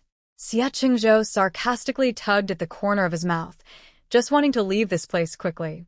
In the meantime, Xie Mingxua, who often didn't pick up on others' feelings, happily approached him at this moment. "Big brother, you're finally discharged and back home. I missed you so much. Since you're free to come back, do you want to have lunch with the family before leaving? We can also take this chance to chat." Xie Mingxua didn't notice that Xie Qingzhou's mood was a bit off and was still happily planning what dishes to prepare for lunch. "If you're free to stay for a meal, I can go buy some marinated dishes from the street now." Although Dad and Aunt Wang prepared many dishes to celebrate your safe discharge, you know Aunt Wang's cooking isn't very good. The food she makes is really hard to eat. I was already tired in the army, and coming back to face her strange-tasting food is just too much. It feels like eating bitter gourd every day. I usually don't want to eat at home. Xie Mingxua was annoyed. Although Xie Qingzhou hadn't been home much lately, He still admired and depended on his older brother very much. Since they rarely had a chance to talk, he couldn't help but complain a little more. Aunt Wang's cooking skills are really poor, and she is also very difficult to deal with. She never listens to any advice. Every time I suggest she take a cooking class from a professional chef, she accuses me of being bossy and looks down on others, thinking she is the boss of the house. As Xie Mingqiao spoke, he couldn't help but laugh at how angry he was. If she were truly a business owner, she wouldn't be able to boss me around. She is just a housekeeper in our home, yet she acts like she owns the place. Whenever I mention her role as a housekeeper, she gets angry secretly or openly. She should realize her own limits and not think she is the lady of the house. Xie Qingzhou also has a bad impression of Aunt Wang. It's no surprise that Xie Mingqiao can say such things. But Aunt Wang is Su Ruai's mother and Zhen Huiyun's relative. Out of these connections, as long as she doesn't do anything illegal, no matter how badly she behaves, Xie Qingshan won't fire her. So, there's no need to argue over it. What Xie Mingqiao should do now is accept the facts. Xie Qingzhou's mind is clear, but he doesn't want to get involved in family matters. He simply politely declines Xie Mingqiao's request. I have work to do in the army, so I won't stay for lunch. After saying that, he didn't even bother to say goodbye to Xie Qingshan and left directly. After hearing the noise, Xie Qingshan quickly came out of his room on the second floor and saw what was happening. He immediately became very angry. This Xie Qingzhou, does he even remember that he is my son? I just wanted to have a meal with him. Is that really so hard? Xie Qingshan stormed out, intending to stop Xie Qingzhou and talk to him calmly. Even if the army had important matters, there was no reason to miss a family meal. But before he could leave the house, Su Ruoi, standing nearby, covered her face and started to cry softly. I'm sorry, Uncle Xie. It's my fault. I made Brother Qingzhou angry. He doesn't want to see me, so he doesn't want to stay for dinner. Xie Qingshan's anger paused, and Xie Mingqiao also felt a headache coming on. He was most afraid when girls cried, but he still had to patiently comfort them gently. Ruoi, don't think too much. Big brother not coming home for dinner has nothing to do with you. He just doesn't like having other outsiders in the house. Xie Mingqiao's words seemed to comfort Su Ruoi, but they also carried a subtle warning. Knowing that his sons had opinions about the arrangements he made over the years, Xie Qingshan also felt very troubled. The old man's decision is something I can't easily interfere with. We already agreed with others, and now suddenly changing our minds seems wrong. Xie Mingqiao knows that his family's tradition doesn't allow for such flip-flopping, but he just can't swallow this feeling of frustration. It's okay if you don't want to change your mind. Just be prepared for the fact that the eldest brother might never come home for dinner in his life. During the family argument, no one noticed that Madame Wang had been secretly watching from the kitchen. Realizing something was wrong, she quickly recorded everything she had overheard, feeling a strong sense of danger in her heart. Since Xie Qingshan had already said so much, it was likely that the troublesome mother and daughter from the Lin family had made up their minds. Such a big matter. Madame Wang couldn't decide on her own.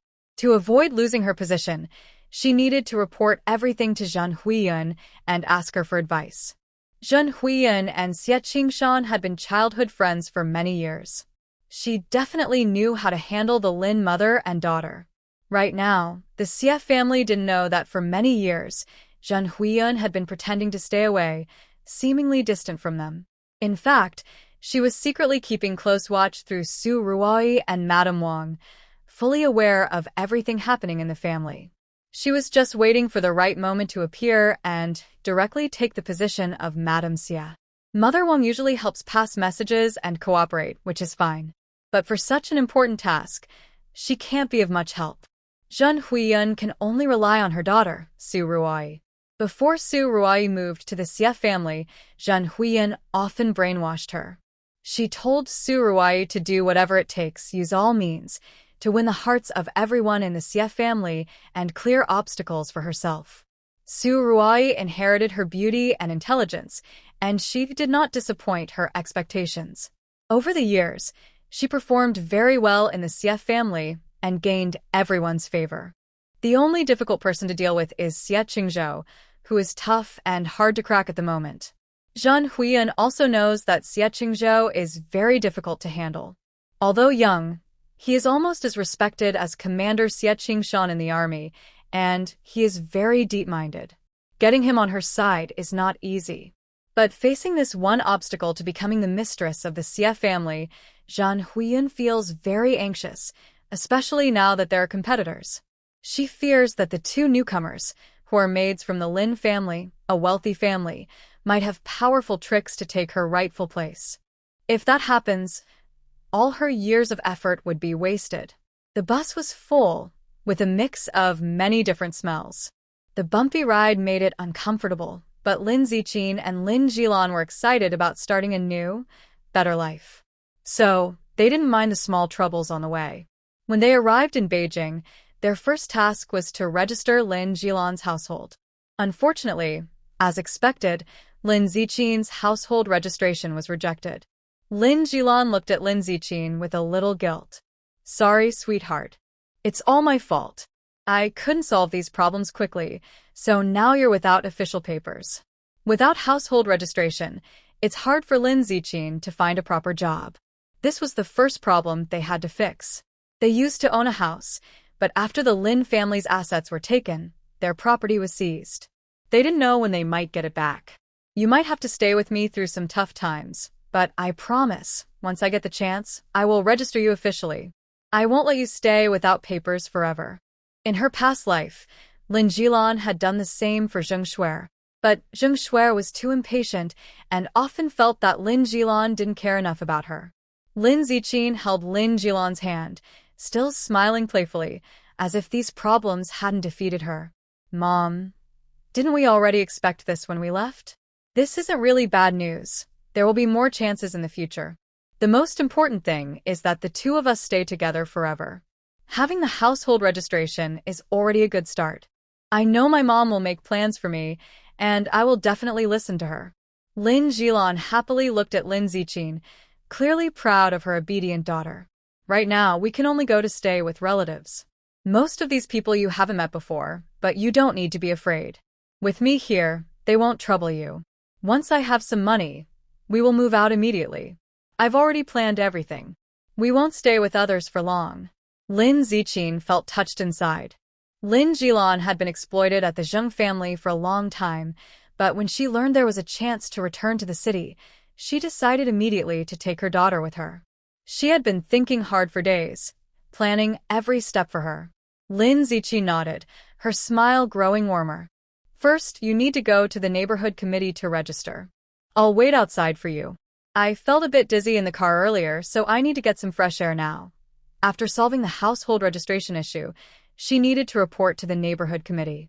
This proves that the person lives here, which will make it easier to get various official documents later.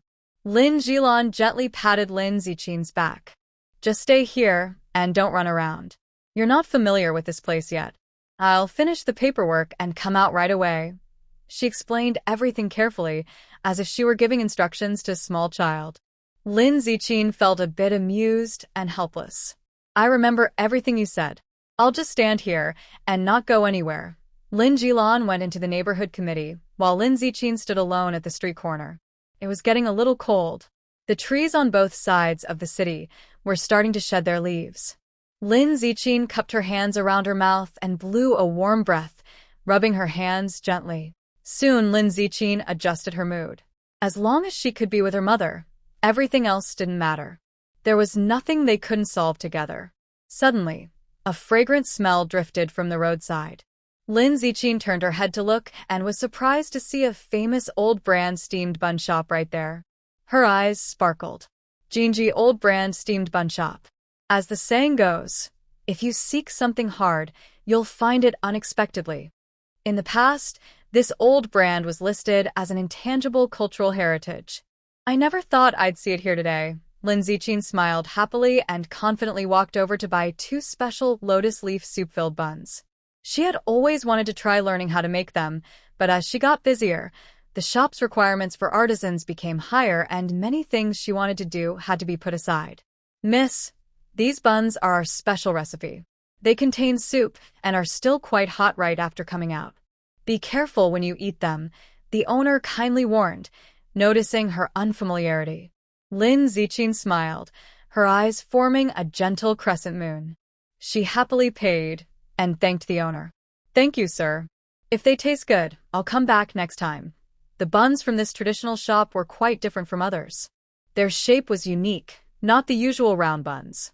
The thin skin and large filling made them look like little lanterns. When held up to the light, you could see the soup inside. The delicate skin was sturdy enough to hold the hot soup without spilling, and just holding one, she could already smell its delicious aroma. Eager, she swallowed her saliva and gently blew on the hot bun. She bought two, one for herself and one for her mother, just enough. She bit through the thin skin, and the flavorful soup immediately filled her mouth. The aroma of the buns, with hints of lotus leaf and mushroom, blended into a delicious taste that made her want to swallow it all at once. Her face showed a look of delight. But before she could take a second bite, an unexpected guest suddenly approached her. Since Lin Ziqin stood at the entrance of the neighborhood committee, Xionghui had been watching her for a long time. It was rare to see such a beautiful girl, and he couldn't help but feel excited. He deliberately approached her to start a conversation. "Little sister, the weather is getting colder. Why are you out shopping alone? Do you have a boyfriend?" Lin Ziqin quickly took a few steps back, creating distance from him. Seeing Xionghui's obsessed gaze, she felt uncomfortable. That wasn't kind admiration, but rather malicious suspicion and stare. "My family is just ahead. My mom told me not to talk to strangers. We don't know each other, so there's no need to answer your rude questions. And you're blocking my way." Lin Ziqin bypassed him and was about to leave. Xionghui immediately stepped in front of her to stop her. He stretched out his arm, trying to put his hand on Lin Ziqin's shoulder, but she disliked it and moved away. Unaware, Xionghui said, "Little sister, don't rush to leave. I haven't had a chance to talk to you yet. You look so pretty. It's dangerous for you to be out alone. Why don't you walk with me? I can protect you." Lin Ziqin's face turned cold. Although she felt a bit annoyed, she was worried that arguing outside the bun shop might affect the owner's business. She turned around and walked to the side. Even though Lin Ziqin didn't say anything, Xionghui thought she was inviting him. He grinned and followed her happily, walking toward a less crowded place. Eager to hold her hand, Xionghui reached out, but Lin Ziqin stepped back and avoided him first. Xionghui's face showed surprise and anticipation as he closed his eyes, expecting something. Instead, Lin Ziqin delivered a heavy slap across his face. "Stay away from all girls in the future. You're the biggest danger to them." Xionghui opened his eyes in shock, realizing he had just been slapped by a woman. He jumped up angrily. "Good for you, you shameless girl. Don't you have any shame? Looks like I need to teach you a lesson today or you won't remember your place." He reached out and stroked his chin, looking at Lin Ziqin from head to toe. His eyes gleamed with an unsettling light. He took a step forward, but Lin Ziqin cleverly stepped back. Seeing he missed his chance, Xionghui's face turned red with frustration. "With your looks, you must have been with a man before, right? Or else you wouldn't be so lively. It doesn't matter if I add one more or lose one. Why don't we find a quiet place?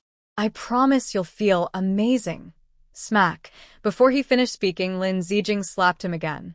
He covered his swollen face, furious and humiliated, losing his temper. Her eyes showed no emotion, just bright, steady gazes fixed on him. She was not worried about angering Xionghui. "I hear you constantly use dirty words. Since your parents didn't teach you how to speak properly, I will teach you today." Lin Ziqin moved her wrist with one hand. If she hadn't been holding a bun, Xionghui probably wouldn't have the strength to stand here and talk to her properly. This slap from Lin Ziqin was very forceful. She clearly felt her teeth loosen a bit. She looked at Lin Ziqin's head, which seemed to turn into 2, then 3. "How dare you hit me? You should think about who on this street dares to offend me. Since you're so reckless, don't blame my brother for being harsh with you, little beauty." Xionghui was already having trouble seeing Lin Ziqin's face clearly, but he still kept shouting. Honestly, it was embarrassing that a rough man like him was beaten by a woman. Lin Ziqin snorted coldly. "All right, Let's see how you fight back. He looked like a bear, but surprisingly, he had no strength left in his hands. Most men his age are busy working or studying, but he was just wandering around bothering young girls. If she didn't teach him a lesson today, who knows how many others would suffer in the future.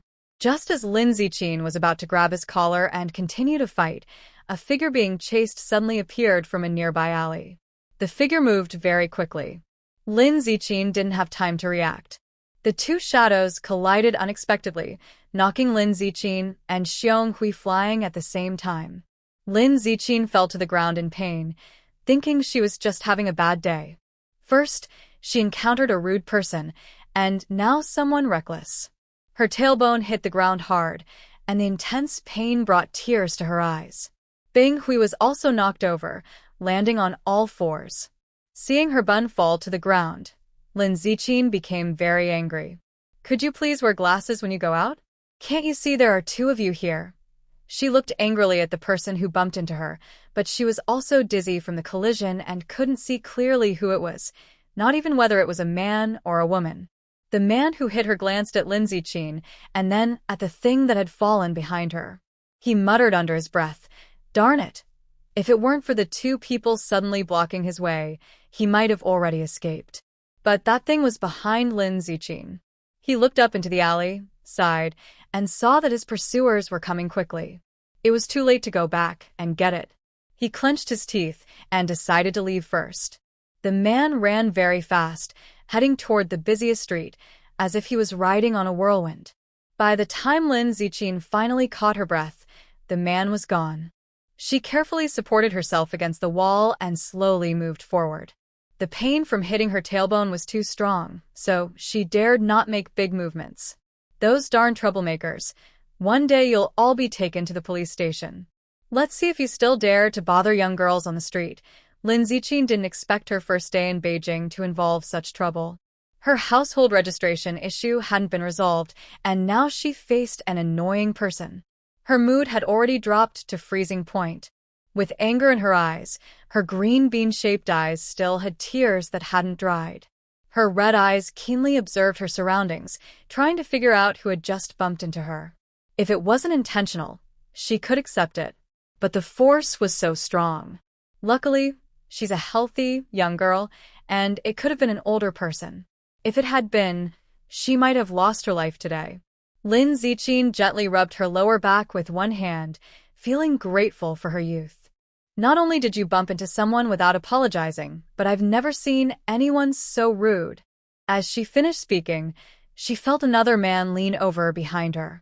He reached out to touch her back. Lin Ziqin clenched her teeth, overwhelmed by the shock. Without hesitation, she slapped him.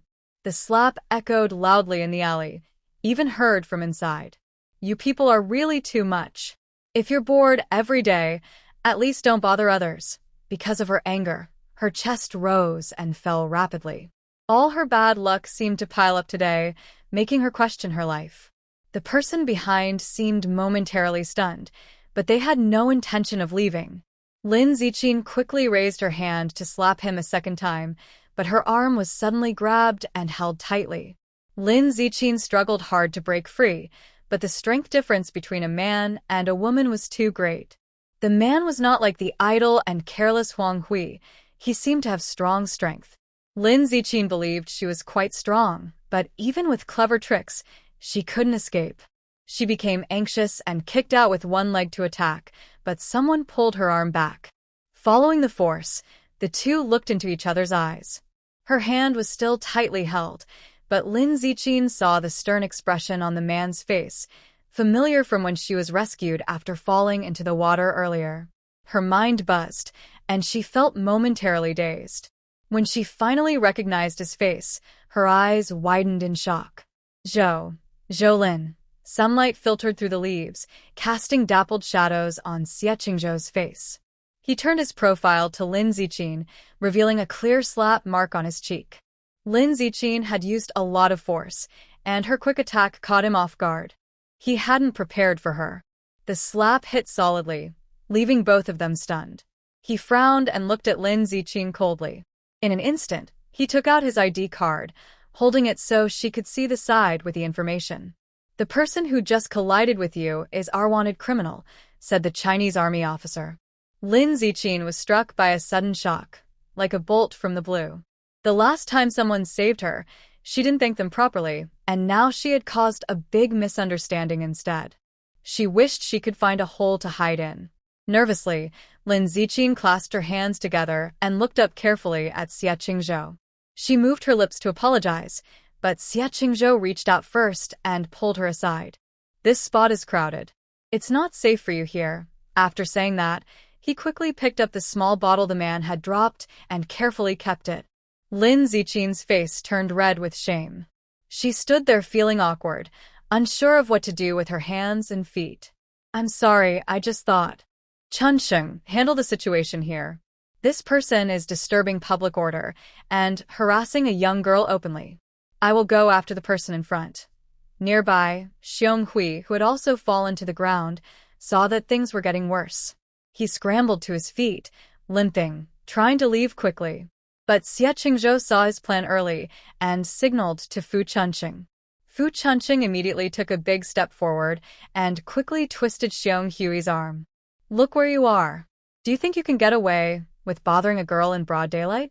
You should be taken to the police station for proper education. Fu Chunsheng restrained the person and looked again at Xie Qingzhou's disappearing figure, then turned to his comrade Zhang Guochao. Chao, the situation with Chief Xie might be complicated. You go ahead and catch up. I'll handle things here first, then come over. Make sure Chief Xie is safe. Things happened so quickly that Lin Ziqing didn't have time to react. When she heard Fu Chunsheng calling Xie Qingzhou by his name, her mind became a tangled mess. She was stunned and reached up to scratch her head. Didn't he say his last name was Zhou? Why is it Xie now? Feeling a bit embarrassed, Lin Ziqing pinched her clothes and was glad she hadn't called out to anyone earlier.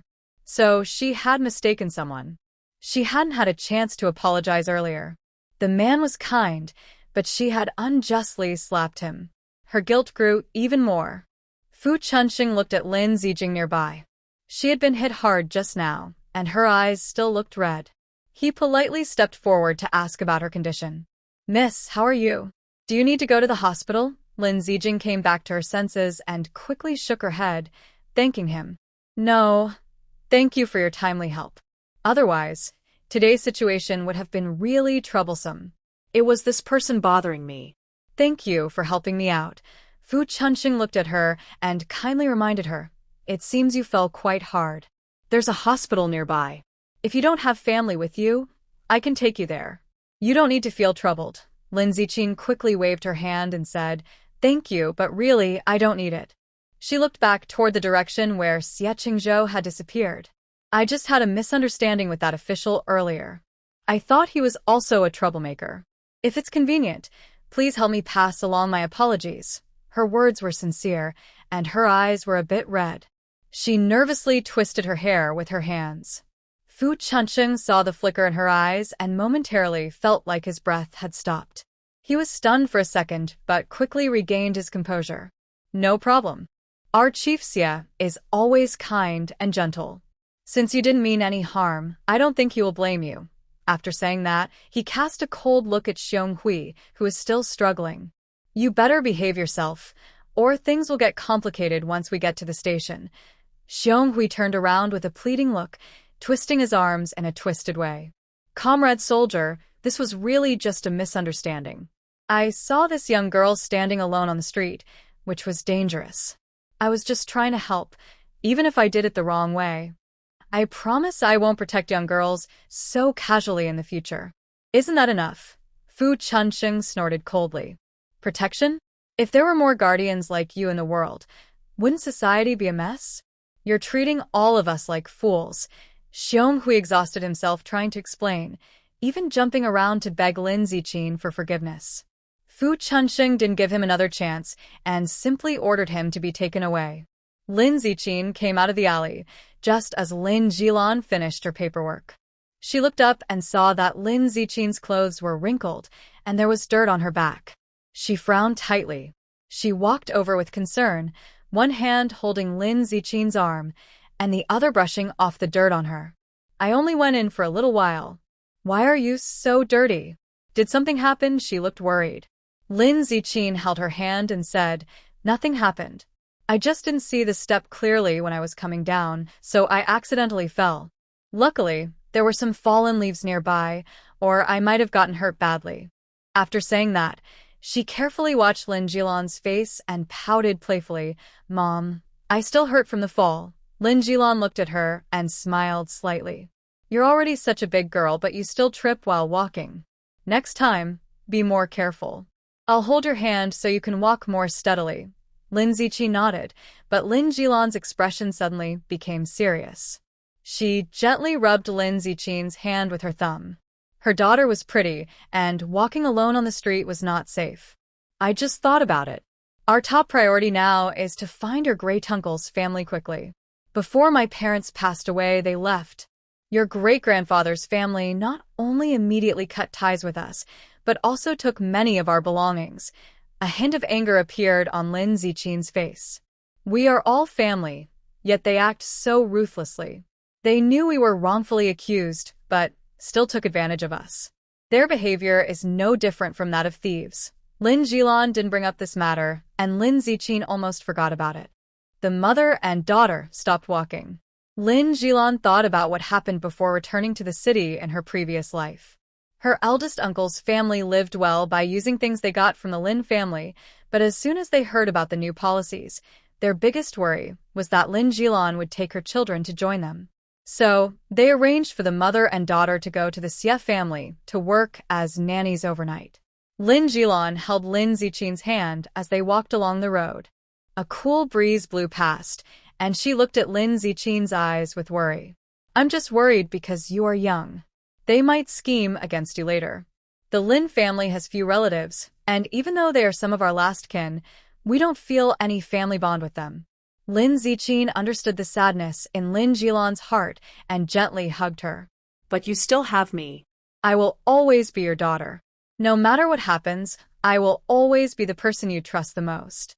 Lin Jilan gently touched Lin Zijin's face, her eyes gradually reddening. In her past life, Xue Er ended up in such a bad situation mainly because she was greedy and also because the Lin family members encouraged her. Grandpa's daughter-in-law, Ma Danhong, often hinted that she could take the initiative to charming Xie's grandson, since she thought Zheng Xue Er was more beautiful than her own daughter. Zheng Xue Er always considered herself special, and this idea suited her perfectly. She even regarded Ma Danhong, who gave her these suggestions, as her real mother. She believed that because she made such mistakes, the Xie family would never accept her. Without any value to them anymore, the Lin family also wouldn't keep her. Lin Jilan didn't think Zheng Xue Er's fate in her past life was too tragic. Everyone spends their life chasing something. But some people, once they go down the wrong path, lose the desire to turn back. I've been luckier than most. Heaven has given me a second chance. Zijin, no matter what they say or do, don't believe a word of it. Besides your mother, don't trust anyone in this family. With her past experience, Lin Jilan couldn't help but feel afraid. Zijin looked sincere and said, "Mom, I know everything you do is for my good. We are two lonely people here. You have more experience than me. As long as we are mother and daughter, I trust only you, and no one else." Moreover, she deeply understood how hard Lin Jilan's life had been in her past life. Lin Jilan's work as a housekeeper for the Xie family was not easy. Most of the Xie family members did not welcome her. To gain their acceptance, Lin Jilan worked very hard, doing her best in her duties and never overstepping boundaries. Despite her efforts, she still found it difficult to get along with them. Meanwhile, the Lin family treated her like a vampire, constantly exploiting her value and repeatedly asking her for money. After giving them money twice, Lin Jilan realized something was wrong and firmly refused. However, Ma Danhong and her husband started spreading rumors even more aggressively, bothering her again and again, almost breaking the record for shamelessness. Lin Jilan took out a recently issued official document from her bag. "Look, this is what I got when I registered the household. With this, everything will be easier." Jilin's eyes lit up. "Great. Mom, you're really amazing. You managed to get such an important document. Let's do it this way, and see how proud they are then. Justice will eventually prevail. What belongs to someone will always belong to them. At this moment, at the Lin family's house, Lin Wanwan was crying so hard she was gasping for breath. The floor was a mess, with all the cups she had smashed scattered everywhere. The old master of the Lin family looked furious. He pointed his cane at Ma Danhong. Look at this. Look at what kind of daughter you raised. After all these years of good upbringing, she's turned out like this, like a dog eating its own family's kindness. Lin Wanwan's sobs suddenly stopped. She shrank her shoulders, feeling most afraid of the old man in the family. With teary eyes, she looked at the elderly woman beside her and said, "Grandpa is unfair. It's obvious you are showing favoritism. Why are you letting that aunt I've never met and Lin Ziqing go to the Xie family? I haven't had a chance to get close to them all these years." Just thinking about how she could have had the chance to visit the Xie family, but now some unrelated people had taken that opportunity, made her furious, and she wished she could punish them all. A few years ago, she saw Xie Qingzhou from afar in an alley. He was tall, handsome, and stood out among others. He was easy to notice at first glance. At that time, Lin Wanwan knew that love at first sight was real. Since then, Xie Qingzhou appeared in her dreams almost every night. She tried her best to get closer to the Xie family, but Xie Qingzhou was busy with work, so they rarely had time alone together. The Xie family was crowded and noisy, making it even harder to get close.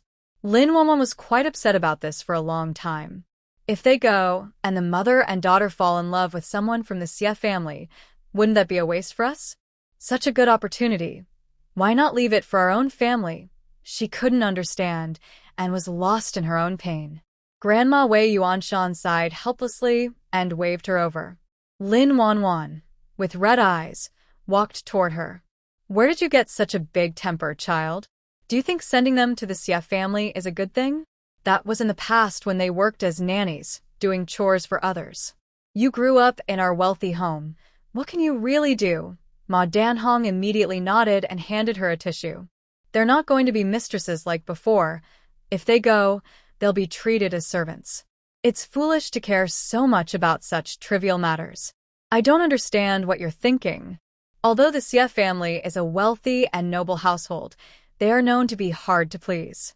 First, they have many people, and just one difficult person, Xie Qingzhou, is enough to cause trouble. Moreover, they are not good at taking care of others. Ma Danhong took a deep breath. People from the countryside are used to doing rough and dirty work. Since both families still have this relationship, we can arrange for them to go without letting them interfere with us. Why can't you see the benefits of this clearly? Lin Wanwan sniffled and still looked reluctant. So, what if there's a good relationship between the two families? If I go, will they really make me do chores? I'm young and pretty, and I have the looks and the background. Maybe Xie Qingzhou will like me. You all aren't helping me think, and now you're blaming me. What's the reason for that? Even if she had really worked as a nanny before, at least she could see Xie Qingzhou. There are so many people in the Xie family, no matter who she befriends, it would be helpful. Such a good opportunity, but she let others take advantage of it for free. Lin Wanwan felt a bit upset thinking about it. Although we are relatives, we haven't seen each other for many years. Since she was sent away, she should stay honest and live her life in the countryside. Now she insists on coming to Beijing. Not only do they have nowhere to stay, but they also cause us so much trouble. As soon as she finished speaking, they heard footsteps outside. Everyone looked over together. The door of the yard was opened unexpectedly. Lin Ziqing and Lin Jilan came in carrying things. Although they dressed plainly, their elegant aura stood out. Lin Wanwan looked at Lin Ziqing's face, and her eyes almost went wide. The flowers in the yard were blooming beautifully, but they seemed to highlight Lin Ziqing's graceful presence. "Who are you? How rude. Don't you know to call out before entering someone's house?" Lin Wanwan considered herself beautiful and couldn't stand anyone more attractive than her. Seeing Lin Ziqing and Lin Jilan come in, she quickly stood up from the sofa. Ma Danhong smiled awkwardly, pulling Lin Wanwan's arm gently. "Wanwan, this is your aunt. You shouldn't be so impolite. When Wei Yuanshan saw Lin Zijing, her sharp eyes lit up with calculation. She secretly sighed, thinking she had really lost out this time. If she had known Lin Jilan could give birth to such a lively daughter, she should have kept both of them at home. Just based on Lin Zijing's face, she could find a good family for her. Moreover, although Lin Jilan had lived in the countryside for many years, her appearance didn't seem much different from when she was young, only with some fine lines at the corners of her eyes. Her charm and figure were still there, so she might even find a second husband to marry. Then, she could control the wedding gifts for both Lin Zijing and Lin Jilan. If she calculated carefully, that would be quite a sum of money. Uncle, why do you look at me like that? Like you don't recognize me? Well, it's understandable. We've been in the countryside for so many years, and there's been no contact with the family. If it weren't for the recent policy change, Uncle might have forgotten. I even have a niece. Lin Jilan held Lin Zijing's hand, clearly implying something. She looked directly into Lin Yongyi's eyes without fear, her expression full of meaning. Lin Yongyi sat on the sofa, supporting himself with a cane. Things from back then have been over for so long. Bringing them up now doesn't help. You've had a hard time these years, but the family couldn't do much to help. Since you've come back with a child, just live your life well. There's no need to talk about the past anymore. Lin Yongyi's voice was deep and steady. His gaze passed through Lin Jilan and then focused on Lin Ziqin, but he quickly withdrew his eyes, feeling secretly annoyed.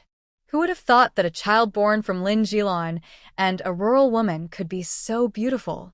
The young girl was in her prime now, and any man who married her could easily get a good match. Lin Wanwan's words caught in her throat. Isn't it said that people from the countryside are rough and tough? But Lin Ziqin's skin was as smooth as sheep-fat jade. She didn't look at all like someone from the countryside. Lin Yongyi gave a glance to the person beside him. Lin Zhenghao and Ma Danhong immediately understood. Ma Danhong wore a kind smile and stepped forward to take the package from Lin Ziqin's hands. Is this Jilan's daughter? She looks so pretty, just like your mother when she was young. It's a pity that your grandparents are no longer here. Otherwise, they would be so happy to see you both return safely. Ma Danhong looked at Lin Jilan's face carefully, trying to read her expression. Lin Zhenghao looked even more awkward. We are all family. It's been hard on you and your mother these years. Our family isn't very capable, and Jingdawe has been too harsh. Why are you two being treated so poorly and losing so much weight? As he spoke, he looked at Lin Jilan. Her eyes held a hint of curiosity, as if she could see straight into his heart. Lin Zhenghao suddenly felt a bit guilty and fell silent while speaking. This was actually the first time their family had met in over 10 years. Lin Ziqin had already understood the family relationships on the way here. She glanced at Lin Jilan and politely called out, "Uncle, Andy, hello." Wei Yuanshan immediately started to cry. She warmly held Lin Ziqin's hand and said, "Good girl, it's so nice that you've come back. I thought I might never see you again in this life. From now on, this will be your home. If you need anything, just tell us directly. You can think of us as your real grandparents." Although the family didn't have much emotional connection, they still put on a good front. Especially since it was the first day the mother and daughter had visited. They couldn't just start arguing. Lin Wanwan watched this sudden change and felt her mind was a bit overwhelmed. Just moments ago, the family was criticizing her and her mother. How could they suddenly change their attitude 180 degrees once they saw her? The grandparents and parents' acting was so good it could be mistaken for professional actors. Especially the grandparents. She grew up with them and had heard the phrase, "Daughter is a money loser," many times. But now, their eyes sparkled when they looked at Lin Ziqin, clearly showing they liked her very much. Lin Wanwan clenched her hands tightly, her palms turning white from the pressure. Traveling here must have been tiring. Hurry up and stop standing around. You came suddenly, and your brother was supposed to come pick you up. Was everything smooth along the way? Lin Jilan's expression remained unchanged, but she didn't take a step forward. Without the treacherous schemes, compared to what happened over 10 years ago, this journey has been nothing much. Lin Wanwan's eyes widened, and she was about to argue. Ma Danhong gently tugged her arm and lowered her voice. You're such a silly girl. Don't show your worries openly. Today, their mother and daughter just arrived, and you're already smiling. She had figured it out. Looking at Lin Zijing's appearance, even if her family didn't plan to sell her to a good family, they would still send her to the Xie family eventually. At least now, Lin Zijing seemed destined to become a military officer's wife. If that day really comes, wouldn't she need to take care of the family? Now, if she shows a better attitude, she might have more chances to benefit later. It took Lin Yongyi a long time to finally breathe out and soften his tone. We are family. We've suffered through hard times these years, and we feel for you. In the future, let's put aside worries and work together to live a good life. Lin Zijing and Lin Jilan's expressions were indifferent, always carrying a faint sense of distance. Lin Jilan smiled slightly, her face showing more warmth. She continued to speak based on Lin Yongyi's words. Big uncle is right. After all, you are the only sibling of my father, and I am his only daughter. Our family's blood ties are unbreakable no matter what. Lin Yongyi's eyelids twitched, feeling like there was a trap in what Lin Jilan was saying. Sure enough, the next moment, Lin Jilan looked at him with a bright smile and spoke. Since Big Uncle cares about what happened to us mother and daughter, I believe you've already made plans for us. I remember when the Lin family was broken up, my parents kept some good things safe for you. Now that I've come back with my child, we need money everywhere. It would be good if Big Uncle could take out those things first, so we can get through this difficult time. After she finished, she looked up at the sky with a somewhat sorrowful expression. If my parents knew that Big Uncle was helping us like this, they would surely be very happy. Lin Yongyi's face changed, and his eyes widened like bells. He had said that Lin Jilan was stubborn, and today she wouldn't suddenly change her attitude. It turned out she had been prepared all along, waiting for him here. Seeing that Lin Yongyi couldn't say anything, Wei Yuanshan quickly stepped in to smooth things over. She sighed deeply and explained patiently. Jilan, I know you probably have doubts in your heart. Our family may seem prosperous to outsiders, but in reality, life isn't as good as it looks. The expenses for such a big family always need someone to support them. Your eldest brother's job is very important right now, and he can't earn much. Your sister-in-law has been staying at home all these years, and the valuables from back then are mostly gone. Ma Danhong immediately nodded in agreement. Yes, we originally wanted to keep those things safe, but with the current unstable times, those items are just inanimate objects. We sold most of them a few years ago. Lin Jilan's brows furrowed in frustration. Seeing her family's pretentious attitude, her eyes grew colder. In this second life, they are still so shameless. Annie, my parents left quite a few things back then.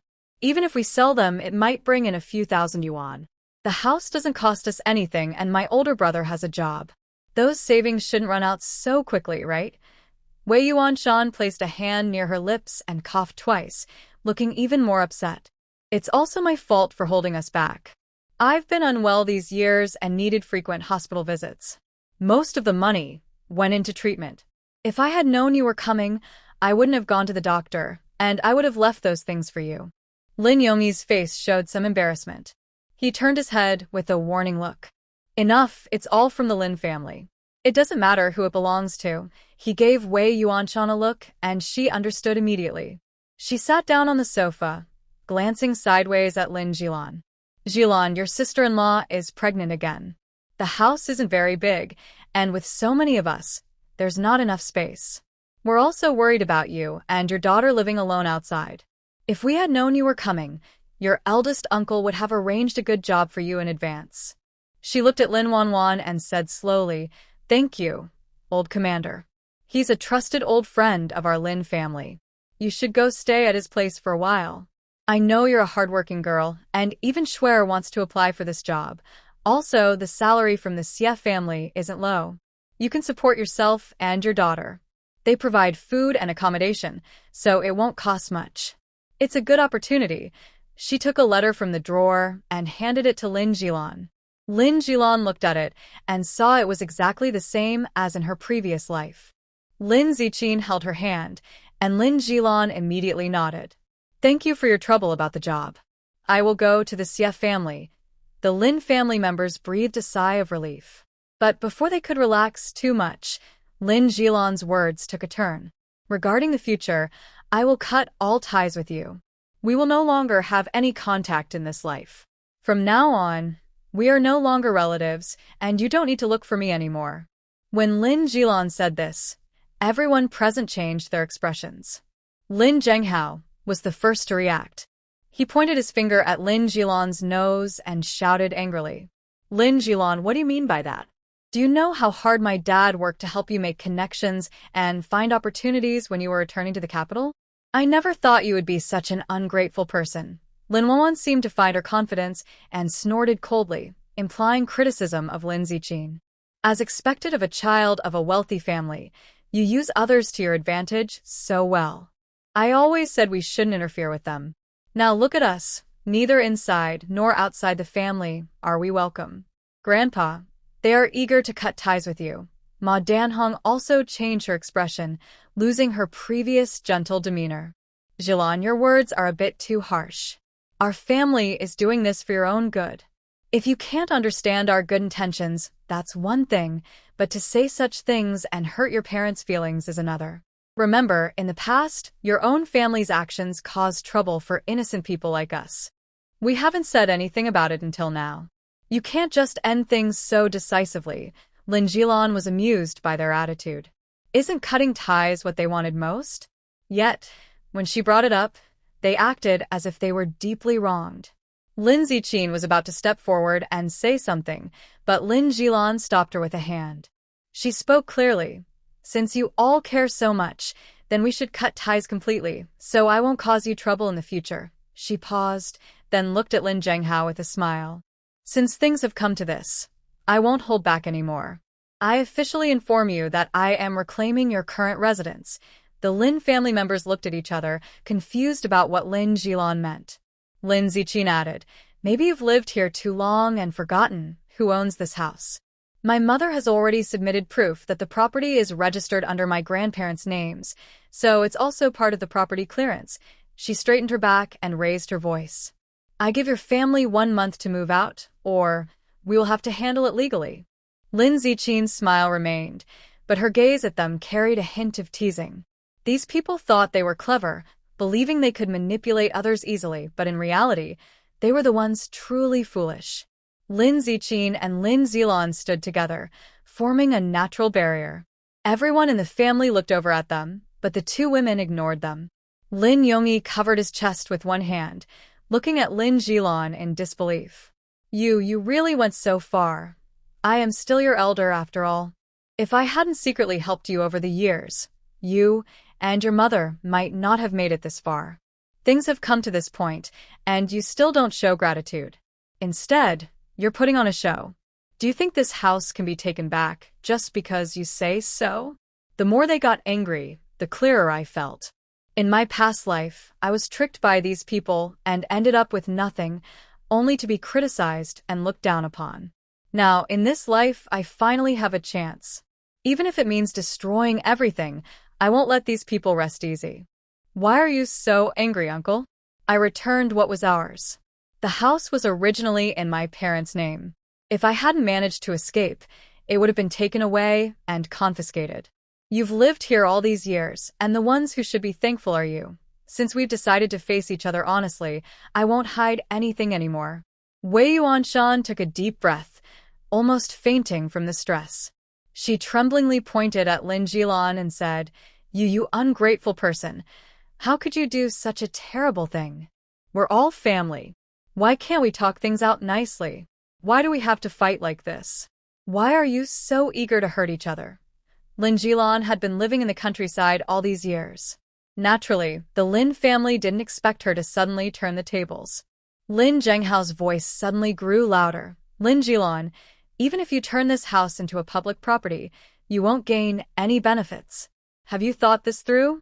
If we break our relationship, will you still be able to stay in the capital? Even the job as a nanny at the Xie family was arranged by them. Without their support, Lin Jilan wouldn't even find work serving others. Lin Zijing couldn't stand the way they spoke to Lin Jilan. She stepped forward to say something. Lin Jilan calmly pulled her back and clearly displayed the official document. You're better off saving your strength for moving. When the time comes, you can talk after you move out. Her words carried a teasing tone, and she seemed to be in a very good mood. Without warning, the old man rushed forward. Seeing the clear words on the official document, his blood pressure shot up, and he immediately snatched it away, tearing it into pieces. Lin Jilan didn't stop him. She calmly took out a second copy, showing patience. If Uncle feels like tearing more, go ahead. I have plenty of copies here. Plus, the community has backups. Today, I want you to tear to your heart's content. Yongyi Lin and Wei Yuanshan sank to the ground, too angry to say a word. Madame Red's eyes filled with tears. Fine, Lin Jilan, you don't have a house of your own and you want us to be homeless too. Our parents went to great lengths to help you find connections and a job. Lin Jilan smiled slightly, looking down at them from above. You don't need to pretend with me. We've been family for decades. I know what kind of people you are. They always put on a show. If they truly intended to take her and her daughter in, that would be one thing. But Lin Jilan knew, even with her toes, that they wouldn't give up easily. Since my daughter came in, your true intentions have been clear on your faces. Maybe you want to eat her up, take everything from her, and drain her for profit. It doesn't matter how you treat me normally, but now your focus is on my daughter. Sorry, I won't give you that chance. Not a chance at all. Lin Jilan looked at her family, who were stunned, and finally felt proud. She held the letter her grandfather had given her, and her smile grew brighter. Ziqing, this isn't our home. Let's go. Ziqing obediently followed behind her. When they left, Lin Jilan looked back at the house. It belonged to her parents. Sadly, she couldn't take it back now. But she had a gut feeling that the house would be reclaimed someday, just a matter of time. She must live well with her daughter until the day they reclaim their parents' old house. The two of them left the Lin family home, carrying small bags, and walked on foot to the gate of the military compound. Comrade, I am here to work with my daughter. Here is my introduction letter. When do you think we can go in? Lin Jilan skillfully took out a handwritten note from Elder Xie for the guard. The guard looked at it briefly and immediately directed them to the nearby lounge. You still need to wait for approval and notification. You can rest here for now. It will take about 10 more minutes for Elder Xie's side. The guard quickly took the bags from both of them, offering to carry them. Lin Jilan smiled kindly and repeatedly thanked him. Thank you so much for your help. Lin Ziqing followed behind Lin Jilan, quietly watching the military compound and the distant main gate of the troops. Her heart started to race faster. In her past life, she had seen many different scenes and could stay calm in other situations. But here it was different. No matter when, she still felt nervous in this solemn atmosphere. Maybe it was an instinctive sense. Mom, this place looks pretty safe. Everyone seems busy with their own work. Are there any gossipers here too? Lin Jilan gently touched her forehead and smiled at her innocence. Where there are people, there will be disputes. Everyone has a mouth, and gossip exists everywhere. Respectful and solemn places are different, but absolute fairness is rare and unlikely to be found anywhere. You are still young and have much to learn. While they were quietly waiting, Lin Ziqing saw a figure in military uniform appear. Xie Mingqiao walked quickly, and Lin Jilan frowned slightly. In the past, this young man often caused her trouble. Among all the family members, he misunderstood things the most deeply. He seemed quite smart, but he was the easiest to be brainwashed. Seeing that Lin Jilan looked a bit unhappy, Lin Ziqing gently touched her arm and looked out in the same direction she was watching. Mom, why does your face look a little strange? She looked suspiciously at Xie Mingqiao walking toward them, with some questions in her mind. Do you know this person? Lin Jilan held her hand, feeling a bit headache. This is Xie Mingqiao, the youngest child of the Xie family, and also the most heavily brainwashed. From the start, he might have misunderstood us, but normally we shouldn't meet often. Whatever he says, just ignore him. Although Xie Mingqiao can sometimes be unreasonable, most of the time he is rational and knows what to do and what not to do. If he hadn't been influenced by others, he probably wouldn't have such strong opinions. Right now, Lin Jilan is unsure about his attitude and doesn't dare to let Lin Ziqin interact with him easily. Lin Ziqin nodded, understanding a bit more. Earlier, on the car, Lin Jilan had already told her about the complicated family situation. The Xie family has 4 children. Xie Qingzhou is the oldest and also the most outstanding student, with many achievements since childhood. The elders in the family admire him very much. However, since his mother passed away, his relationship with his father has been strained. Although the Xie family seems large, each person has their own thoughts, and the family isn't as harmonious as it appears on the surface. Last time, Lin Jilan was just a housekeeper in this family, so there isn't much more to say.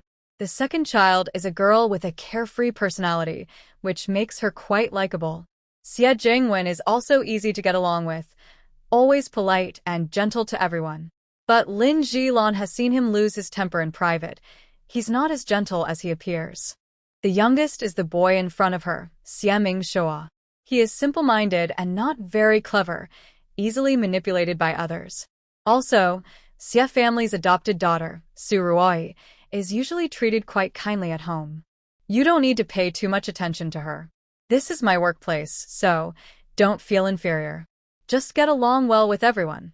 While they were talking, Xie Mingxiao approached them. He looked innocent and straightforward.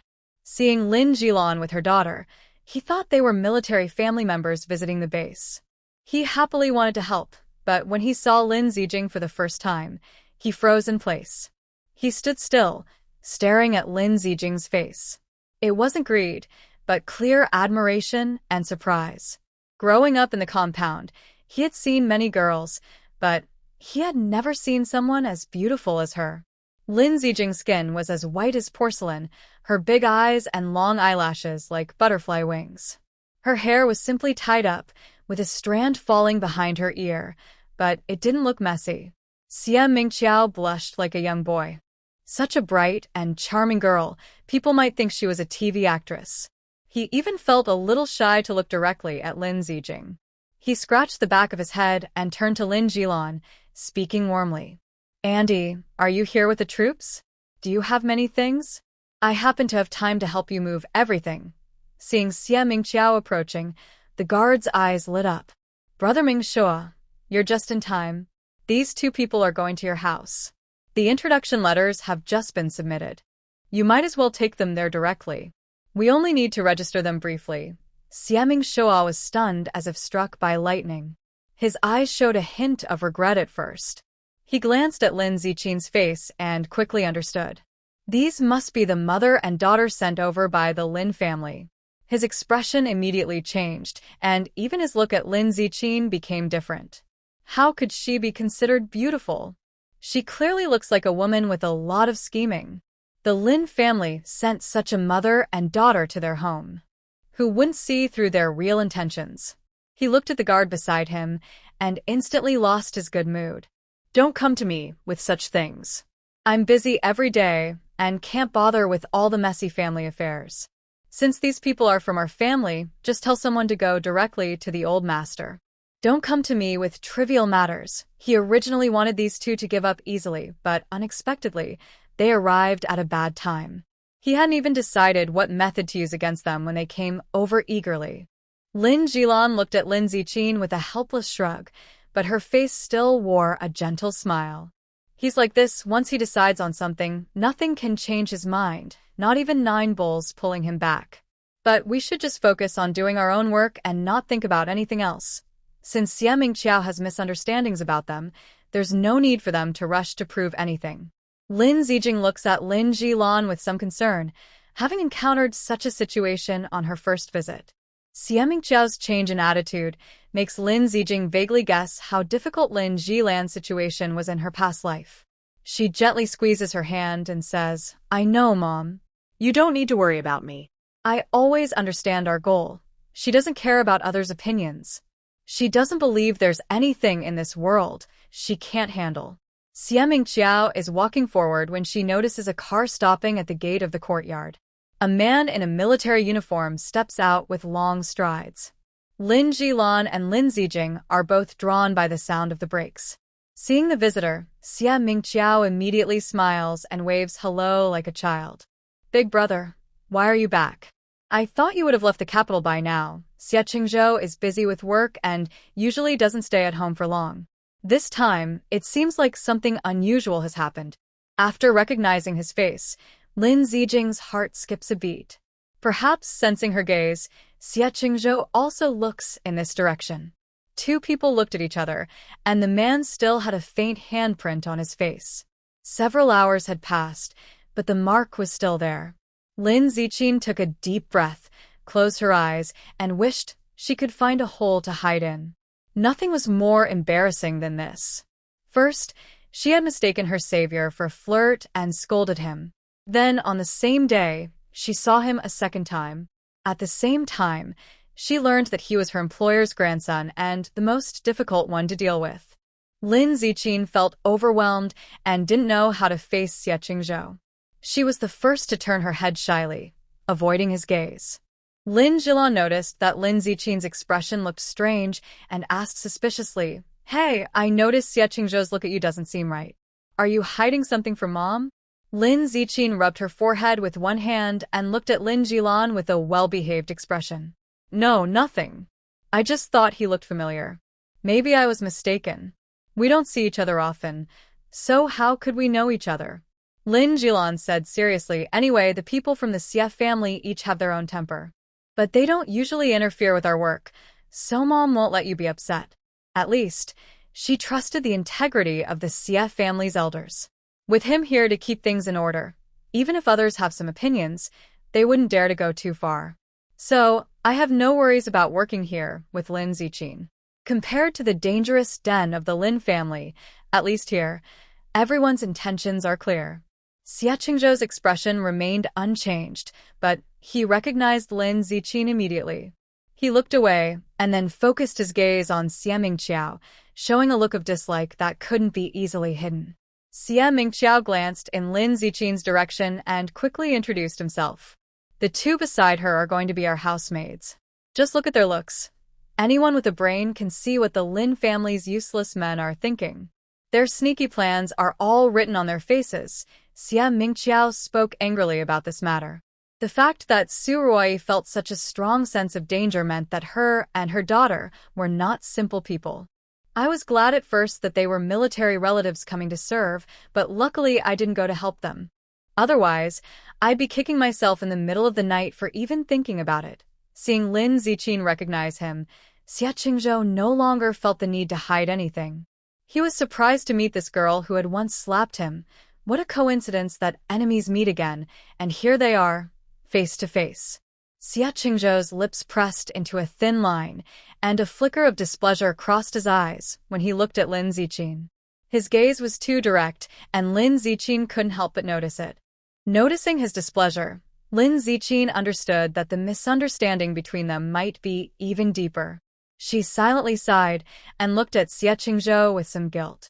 The apology she wanted to say in person now felt a bit inappropriate to mention. The misunderstanding between the two of them probably couldn't be cleared in just a day or two. And to make matters worse, the one who was offended was the most difficult person. Lin Ziqin clenched her hands tightly on her clothes, her eyebrows slightly furrowed. Xia Mingqiao turned to look at Lin Ziqin. Her expressive eyes and flowing hair made her even more charming. He snorted coldly, feeling even more annoyed inside. "Look at them. Brother, this is only the first time they've met, and her daughter is looking at you with such a pitiful, innocent look. She must be trying to play a sympathy card with us. It's obvious on her face. I heard she's only 18, but she's so scheming." Xia Mingqiao's anger grew as he thought more. Sure enough, the top is crooked, and the bottom is crooked too. There's not a good person in the Lin family. What was Grandpa thinking? He actually got involved with their family. Now, it's almost like a stubborn rash that can't be shaken off, Xia Qingzhou coldly said. "Grandpa naturally knows better than you. He's old and confused, but you're young and blind and heartless." Xia Mingqiao. He looked full of defiance. What kind of words were his brother saying? How could he be blind and heartless? "Not brother. I was just talking about them normally, and now you're bringing me into it again?" I found that you really can't tell right from wrong. We are now united in facing external issues. Can you please stop always wearing that stern look? Xie Mingqiao looked at him proudly, patting his chest seriously. But you don't need to worry too much. I promise I won't let this little girl succeed with her tricks. No matter what she thinks about you, I will be the first to crush her fantasies. In short, I will never give Lin Zijing a chance to take down Xie Qingzhou. Xie Qingzhou straightened up, examining Xie Mingqiao from head to toe. Finally, he shook his head, his eyes showing concern for the weaker side. Sometimes, not speaking can make you seem smarter. Xie Mingqiao ran a hand through his hair, lost in self-admiration. Actually, I'm quite smart most of the time. After saying that, he quickly moved to block Lin Zijing from seeing Xie Qingzhou, deliberately adopting a provocative stance. Unfortunately, Lin Zijing was too far away to see his facial expression clearly. Xie Qingzhou's face darkened. He ignored Lin Zijing's gaze and continued walking forward. Just as Xie Mingqiao was about to follow, he stopped him. I need to report to my unit first. We've already caught the person, so you don't need to come along. Xie Mingqiao's eyes widened in surprise, almost popping out of his head. He looked at Xie Qingzhou with even more admiration. Brother, you really caught the person so quickly? That's amazing. Your efficiency is truly impressive. If Grandpa finds out, he will definitely strut around proudly, like a proud rooster again. Old Mr. Lin has no other hobby but showing off. Whenever a younger family member achieves something, he can't wait to tell everyone. But he never says it out loud. People can guess from his proud look. Over the years, the nearby old neighbors have become very familiar with his temper and personality. Xie Qingzhou didn't speak. Xie Mingqiao quickly realized and asked, Brother, since they've already caught the person, do we not need to go on official duty now? Can we go home tonight? Xie Qingzhou kept walking forward without replying.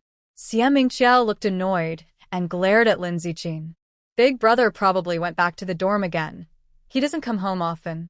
Now, with this annoying mother and daughter pair, he probably won't come back either. Xie Mingqiao felt very upset. The whole family used to be happy together, but now various reasons make it hard for them to even have a meal together. This feeling was very unpleasant. Watching Xie Qingzhou's back as he left, a sense of loneliness grew in his heart. There are only so many people in the family. None of you are coming back. Now it's just me, third brother, and Ruai. For a moment, loneliness took over, but Xie Mingqiao quickly adjusted his mood. He walked in the opposite direction and, as he passed the door, he saw Lin Zijing stop again. He looked at her seriously and spoke more bluntly. I advise you to behave yourself. My older brother has his own goals in life, and someone like you can't even dream of it. Recently, a girl from the art troupe who was pursuing Xie Qingzhou kept bothering him. She was very persistent and even came to his house a few times. However, Xie Qingzhou had no feelings for her. His family members advised him to be kind to her. So, Xie Qingzhou decided to stay in his dorm and not come home. When he was upset, he didn't return for 2 months. Finally, he was willing to visit home again, but then this kind of thing happened. Xie Mingqiao felt annoyed, like he was boiling porridge inside. He didn't give Lin Zijing a chance to respond and quickly added, I've seen many women like you. Don't think any tricks can hide from my eyes. Xie Mingqiao pointed to his eyes with his middle and index fingers. My eyes are the measure. Lin Zijing. Where did this fool come from? He babbled a bunch of confusing nonsense. After saying these words, Xie Mingqiao lifted his proud head and walked away. His confident back carried a touch of elegance. Originally, it was agreed that the mother and daughter would leave within a month, but how exactly is he going to make them leave? Lin Zijing frowned tightly. Did he have a fever when he was a child? Does he really have a brain in that empty head? What nonsense is that? Who would be interested in Xie Qingzhou? She doesn't even have time to hide from him now. Lin Jilan held Lin Zijing's hand to comfort her. Zijing, be good. Don't argue with him. He's just bluffing. The most pitiful person is actually him. Looking at Xie Mingqiao's back, Lin Jilan's eyes showed no blame. She promised not to let Lin Zijing suffer unfair treatment, but since she hasn't entered the Xie family yet, she couldn't say much. Lin Jilan explained to Lin Ziqin, among these children, he's the most emotional. He lost his mother at a young age. He seems carefree on the outside, but deep down, he craves family love the most. Sometimes his temper is a bit extreme, which is normal. But if one day he does something to hurt you, I will absolutely not allow it. Lin Ziqin curled her lips and only left one word for Xie Mingqiao. Fool. In just a few words, someone could be easily deceived, used as a pawn without realizing it, typical of someone who gets sold out and still counts the money. People are naturally complex. We can't judge someone based on their temporary good or bad behavior.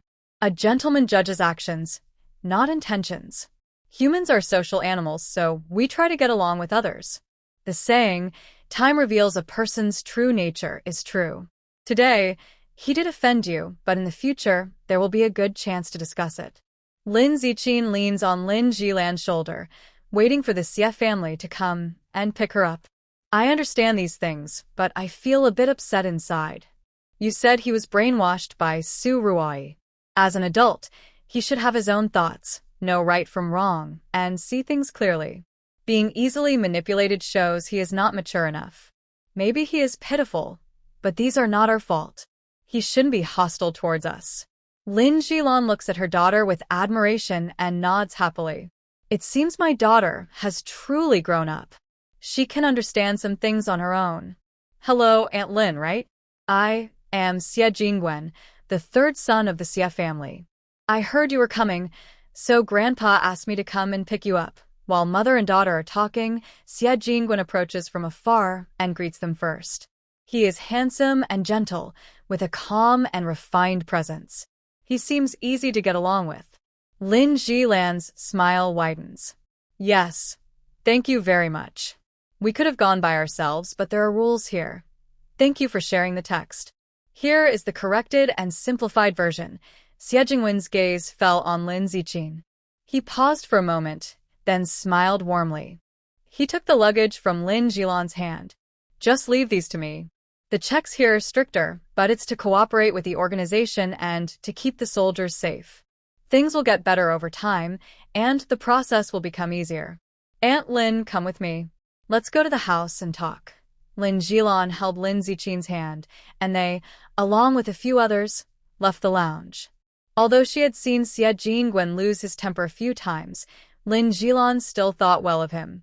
He was very gentle in how he treated others and had helped her quietly many times before. But Lin Ziqin felt a strange, uncomfortable feeling in her heart, for no clear reason. Is this Miss Lin? I heard she's still young. Did she go to school in the village? Now she's in the city. Does she have any plans? Xie Jingwen asked about Lin Ziqin first. Before she could answer, Lin Jilan noticed she was distracted and smiled as she responded for her. The quality of education in the village isn't very good. She did go to school for a couple of years. My daughter is smart. She hasn't said what she wants to do yet, but if possible, I want her to go to school. Girls should read more books to understand things better so they won't spend their whole lives just cooking and working in the kitchen. Lin Jilan spoke honestly, hoping that Lin Ziqin would shine in various industries. She believed that it was more reliable to succeed on her own than to find a wealthy husband and rely on him for security. Xie Jingwen's gaze lingered on Lin Ziqin's face for a moment, then quickly looked away. He didn't seem to do anything offensive during the conversation, but Lin Ziqin still felt a little uncomfortable inside. When he smiled, it was like he was wearing a mask. In her past life, she had been pursued by a man with a very extreme personality. He looked elegant and kind on the outside, as if he could get along with anyone, but inside, he was very dark and had many negative thoughts that even affected her. In her previous life, Lin Ziqin avoided him completely, but he kept bothering her, saying that her special nature attracted someone like him. Today, seeing Xie Jingwen again, Lin Ziqin's heart suddenly felt a warning bell ringing. This familiar feeling was really unpleasant. She followed behind Lin Jilan, walking closely behind her. Sometimes, when her eyes met Xie Jingwen's, she felt a chill down her spine, but she quickly kept her composure. She looked up, and Xie Jingwen was gently explaining the courtyard to Lin Jilan. There is a supply and marketing cooperative here. Usually you can buy things inside, but for vegetables, you need to go to the outdoor market. It's not far, about a 10-minute walk. There is a large playground where you can exercise when it's not busy. The area has many children, and the school is at the far east end of the courtyard. After some time, you'll get used to it. The person speaking is very calm and patient. Lin Ziqin takes a deep breath, thinking she might be overthinking. Having lived twice, Lin Ziqin is experiencing this kind of place for the first time. No wonder Su Ruai is so eager to stay here. The living conditions are much better than outside. The special treatment for soldiers and their families really attracts many people who want to get in. Lin Ziqin looks around. The facilities are very complete, exercise equipment, and a variety of supplies at the cooperative. Inside the courtyard, there is a hospital, and children can go to school without leaving the area. Lin Ziqin really likes the environment here. People living here are generally kind. Everyone usually gets along well, and if anyone needs help, they just need to ask. Xie Jingwen always has a gentle smile on his face, but sometimes his eyes linger on Lin Ziqin. However, he quickly looks away whenever she looks up at him. The supply and marketing cooperative is not far from here. In a little while after we put down our things, we can go for a walk. Also, there is a cafeteria ahead. Usually our family likes to eat there. Actually, the work at home isn't very complicated, mainly some household chores. Grandpa Lin probably told you about these in advance, right? Lin Jilan smiled, though she still felt a bit uncomfortable inside about her family. But family issues are not to be shared outside. There's no need to talk about those troubles with the employer now. We understand all that. Rest assured, since we came here to work, we will do our part well. Lin Jilan answered carefully, without missing a detail. Xie Jingwen didn't say anything either. After walking through a short alley, everyone finally stopped. This is my grandfather's yard. It's a small, independent house. It might look a bit messy, but Wama has carefully taken care of it. In the future, when you come to help, I think it can be kept tidier. Lin Jilan looked up and saw her grandfather's house in the middle. The yard inside was messy, looking like it had been partly cleaned and partly neglected. Lin Jilan's brows furrowed tightly. Every time she saw Wang Ma's work, she felt a headache coming on. It's no exaggeration to say she's a quirky old lady. She doesn't do her work very efficiently, but she loves to boss others around. This family is full of small and big problems, and everything that passes through her hands always becomes chaotic. Thinking about her past life, Lin Jilan tried to be careless and avoid trouble, which saved her a lot of trouble. Xie Jingwen pushed open the door with one hand and called out, "Grandpa, I've brought the person you asked me to get." Grandpa Xie sat in the bright living room, with a cane beside him. Hearing the noise outside, he looked up and turned his head toward the door. Lin Jilan and Lin Ziqin stood outside. Grandpa Xie didn't look old or tired. He had fought in wars before. Even with gray hair, his eyes still held a commanding presence. Lin Ziqin felt a little nervous. She politely greeted, "Hello, Grandpa Xie." Grandpa Xie exuded a natural authority. People with bad intentions usually avoid him. He had met many people, and at first glance, Lin Ziqin looked very beautiful, delicate like a porcelain doll. But when he looked at her directly, he saw that she was not afraid of his gaze. She stood tall and straight, her back as firm as a pine tree, standing confidently beside him. When their eyes met, Lin Ziqin simply nodded humbly to show her respect. Although she grew up in the countryside, her manner and gaze were more honest and resilient than Su Ruai, who grew up in the Xie family. Even if Lin Ziqin said nothing and just stood quietly, she already outshined many pretentious and nervous people. The old man's gaze shifted back to Lin Jilan. He knew this girl well, as their families had been friends for generations. They had met when Lin Jilan was very young. He put down the newspaper and stood up. "It's good you're back. I heard you and your daughter are returning. I was planning to visit your home, but it just so happened that the Lin family sent someone to find a suitable job for you. Since you're bringing your child, you should settle down and live a steady life. He agreed to let Lin Jilan take this job not because of the family's reputation, but out of respect for her father, who had shown kindness to his family. Lin Jilan spoke softly.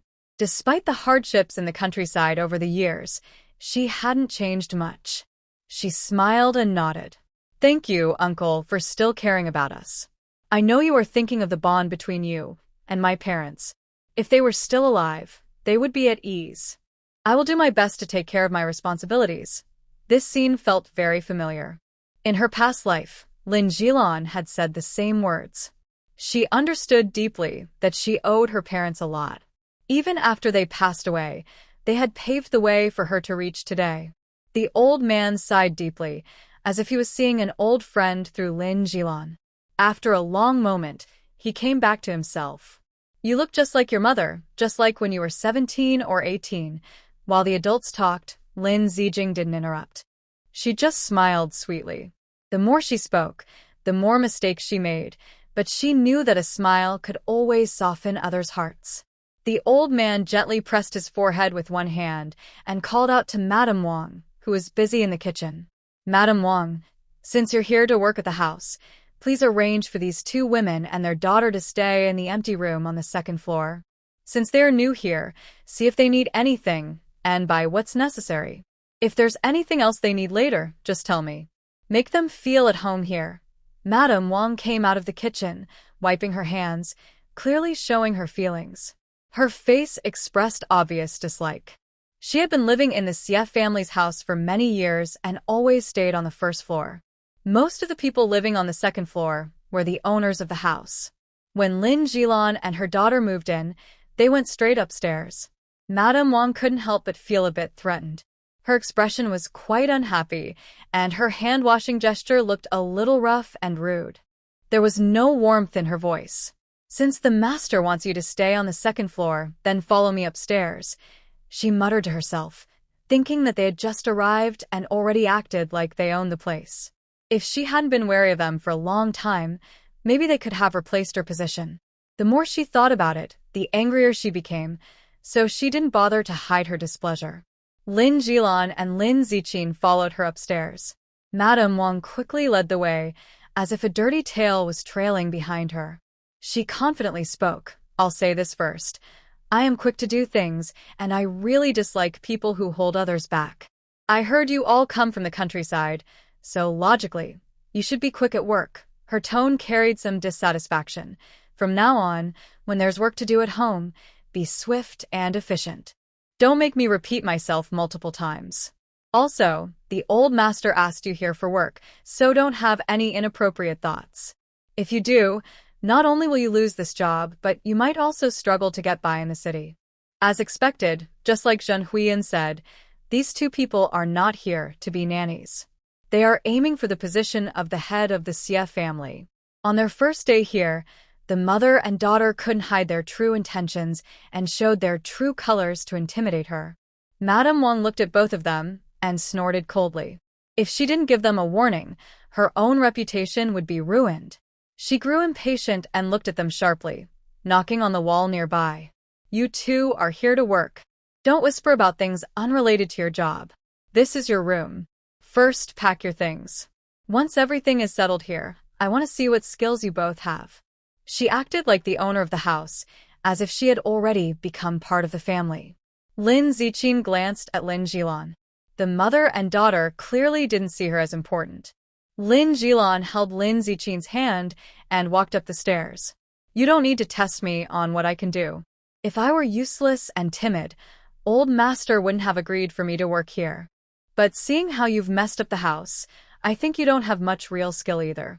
After saying that, Lin Jilan pulled Lin Ziqin inside, leaving Madame Wang almost frozen in shock. Who in this house deserves her respect?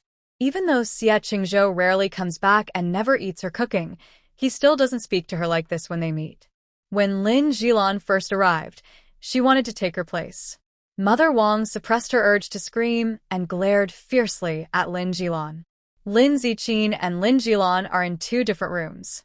Lin Jilan has already packed her things in advance. There isn't much to organize on Lin Ziqin's side. She can just take whatever she needs from her space. Actually, the old master knew they were coming and prepared many daily necessities. Lin Ziqin opened the curtains in her room with one hand. The window was open, letting in fresh air, which made her feel much more awake. A gentle voice said, "From here, you can see the outside view. Living on the second floor isn't bad." Lin Ziqin crossed her arms and turned around. She saw Xie Jingwen standing at the door. He is very tall, and he always seems to look down on others, making the door frame seem smaller. He has a gentle smile on his face, and his eyes look so kind they seem to sparkle. Lin Ziqin didn't know when he arrived. She didn't hear him walking, so he appeared quietly and unnoticed, which made her feel a little uncomfortable. Although she was just staying temporarily at the Xie family, she thought she should at least have some private space. The feeling of being watched all the time is really not pleasant. Xie Jingwen had a sharp jawline, and his high nose added a touch of confidence to his refined face. His eyes looked at you with a hint of warmth. It was said that among the children, he resembled Mrs. Xie the most. After seeing the photo in the hallway, Lin Ziqin agreed even more. When Xie Jingwen noticed the surprise in Lin Ziqin's eyes, he stepped forward first, gently shaking the jacket in his hand, his face still wearing a calm smile. "Sorry, I might be bothering you. One of my buttons fell off, and I'm not very good at sewing. I was wondering if I could ask for your help." Lin Ziqin nodded, quietly pushing down the strange feeling in her heart. "Did you bring the button with you?" Xie Jingwen looked a little uncertain. "Sorry, I didn't know I needed the original one. I think it's lost. Could you come with me to get another? I'm not sure which size to use." Lin Ziqin nodded and quickly followed him. "All right, let's go take a look together." They walked side by side. They weren't very familiar with each other, and Lin Ziqin still felt a bit distant, so the air between them was slightly awkward. Just as Lin Ziqin was about to say something to ease the tension, Xie Jingwen suddenly stopped walking. This is a hidden corner of the staircase. If no one passes by, no one would notice this place. The tenderness in his eyes disappeared, and his mouth turned flat, looking very different from his gentle and elegant earlier appearance. He changed his expressions so quickly that Lin Ziqin didn't have time to react. He raised an eyebrow and looked her over from head to toe. "You are very beautiful. Even your hair seems to shine. You are the kind of beauty that knows it's beautiful, and I must say, you are truly charming." Lin Ziqin's eyes showed a hint of fear, but she quickly calmed down. She took a step back, creating some distance between them, took a deep breath and held it. "I don't understand what you're talking about. If you don't need my help with your buttons, I'll go back now." The house was already crowded and noisy, and there was also a meddlesome housekeeper, Wang Ma. This sneaky Xie Jingwen seemed to have some hidden motives, and Lin Ziqin didn't want to keep pretending with him anymore. She decided to trust her instincts. Turning around, she was about to leave, but Xie Jingwen stepped back suddenly and blocked her way. "What I mean is, I like you. From the first moment I saw you, I knew you were the type I like. Shouldn't you be happy to hear that?" Lin Ziqin felt this person was a bit unreasonable. She stared blankly into Xie Jingwen's eyes, feeling a strange chill run down her back. The other person's gaze was cold and distant, making it hard to tell what he was really thinking. But one thing Lin Ziqin was sure of: he was not telling the truth in anything he said. In her past life, she had been bothered by such a shady man, and she found him very troublesome.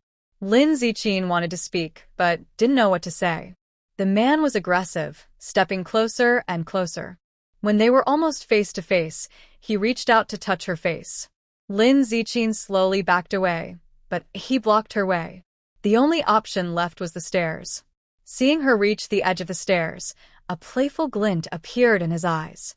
His gaze fixed on her feet as she stepped on the stairs, and his smile grew wider, though his voice remained gentle. "Miss Lin, our staircase has high steps, so please be very careful." His eyes were deep, shadows under his brow, and he wore a slight smile. It looked more like he was watching a show than being friendly. Frightened, Lin Ziqin lost her balance and almost fell down. He stepped forward, seemingly expecting this, and easily caught her, though there was a hint of enjoyment on his face. Lin Zichin's back was soaked with cold sweat. This man definitely had issues. He was enjoying her scared expression. He was giving her a warning, a serious threat. This was Lin Zichin's strong dislike for his touch. She would rather fall backward than have any contact with this person.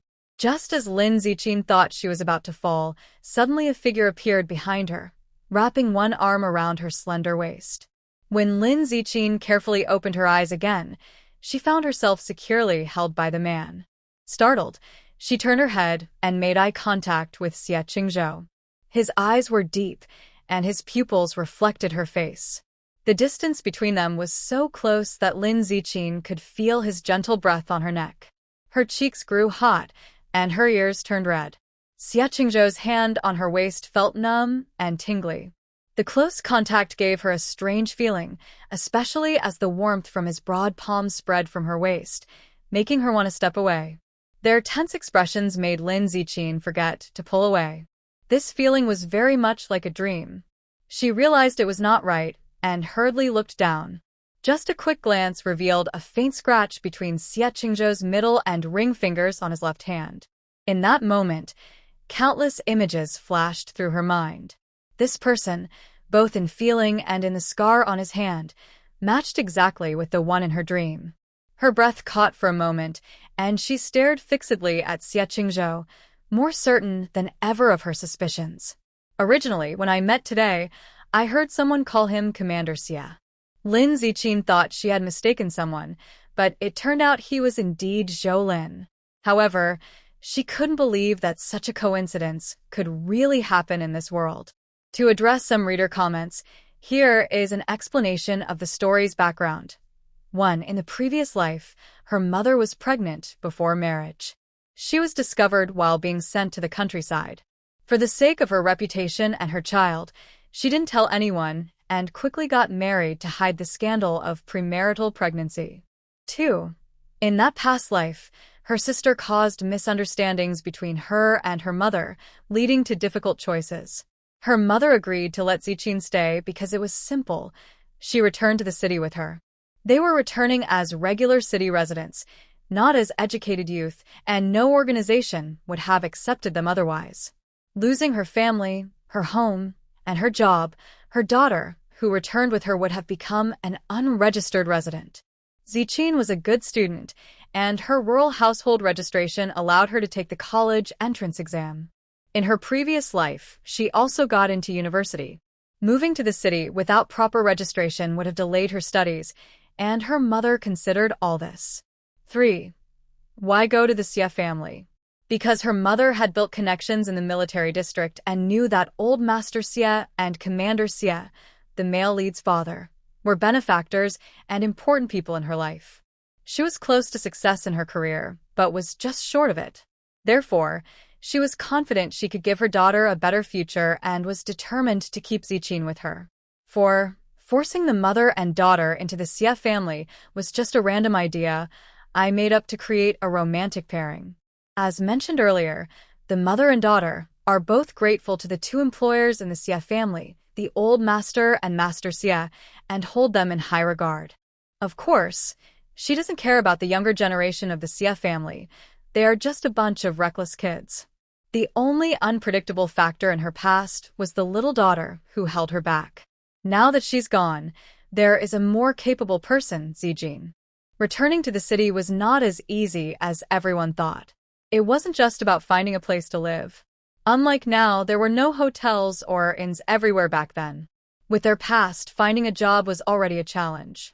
Houses in Beijing weren't easy to buy, and people didn't want to sell to a capitalist like her. What could she do? Currently, the salary offered by the Xie family was several dozen yuan a month, comparable to many large factory workers, and it included meals and accommodation. Why not go?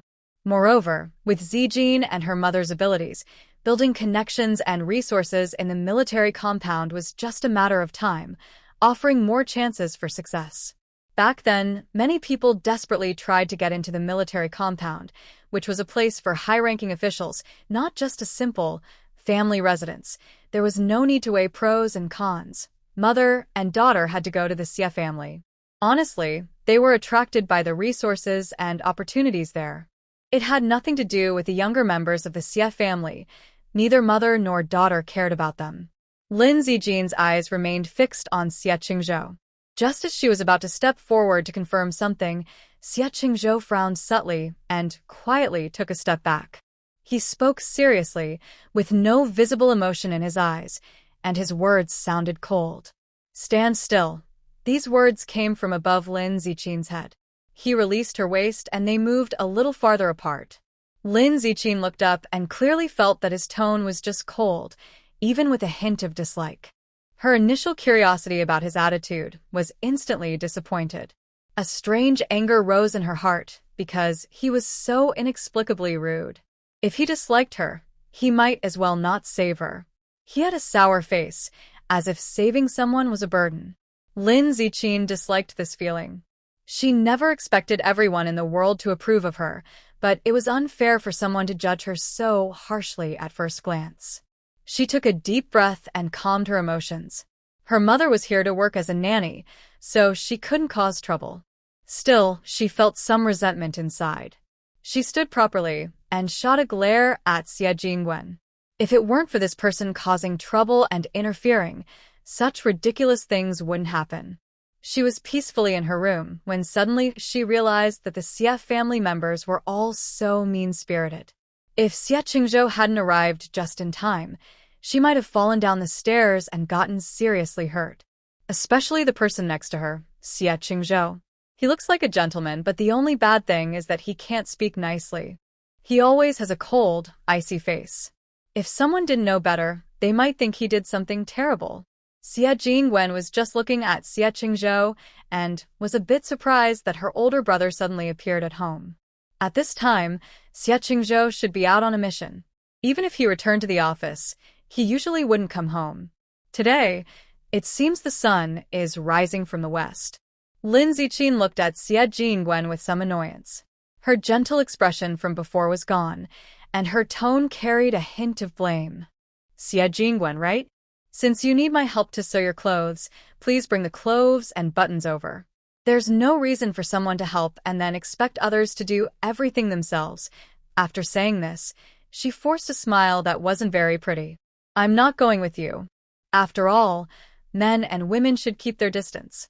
It's better not to be seen by others or to cause unnecessary rumors. I don't mind, but this concerns the reputation of the Xie family. Don't you agree?" She cast a light glance at Xie Qingzhou beside her and let out a soft snort. He thought he was hiding his feelings well, but everything was written plainly on his face. Lin Ziqin believed he must think she was deliberately trying to attract Xie Jingwen's attention. Sorry, she is not the kind of person who would act so self-deprecating. Xie Jingwen returned to his gentle and friendly look and moved to come closer. Lin Ziqin immediately took a step back, looking at him with a cautious expression. The man had to give up and asked with concern, "I was not careful enough just now. Are you okay? Did you get hurt? Should I take you to the hospital?" He seemed completely indifferent, and his gentle tone was almost unbelievable. If she hadn't just experienced it herself, Lin Ziqin would have thought he was genuinely caring. She was so angry at this scheming man that her soul almost left her body, but she still kept smiling. Since he wanted to pretend, she would pretend with him. Everyone could just be honest about it, then no one would have any prejudice. She glanced at Xie Qingzhou, who was scowling and forced a fake smile. Of course, nothing's wrong now. If this Mr. Xie had come a little later, I might have performed a backflip for you brothers. In a way, I should thank you for inspiring my potential.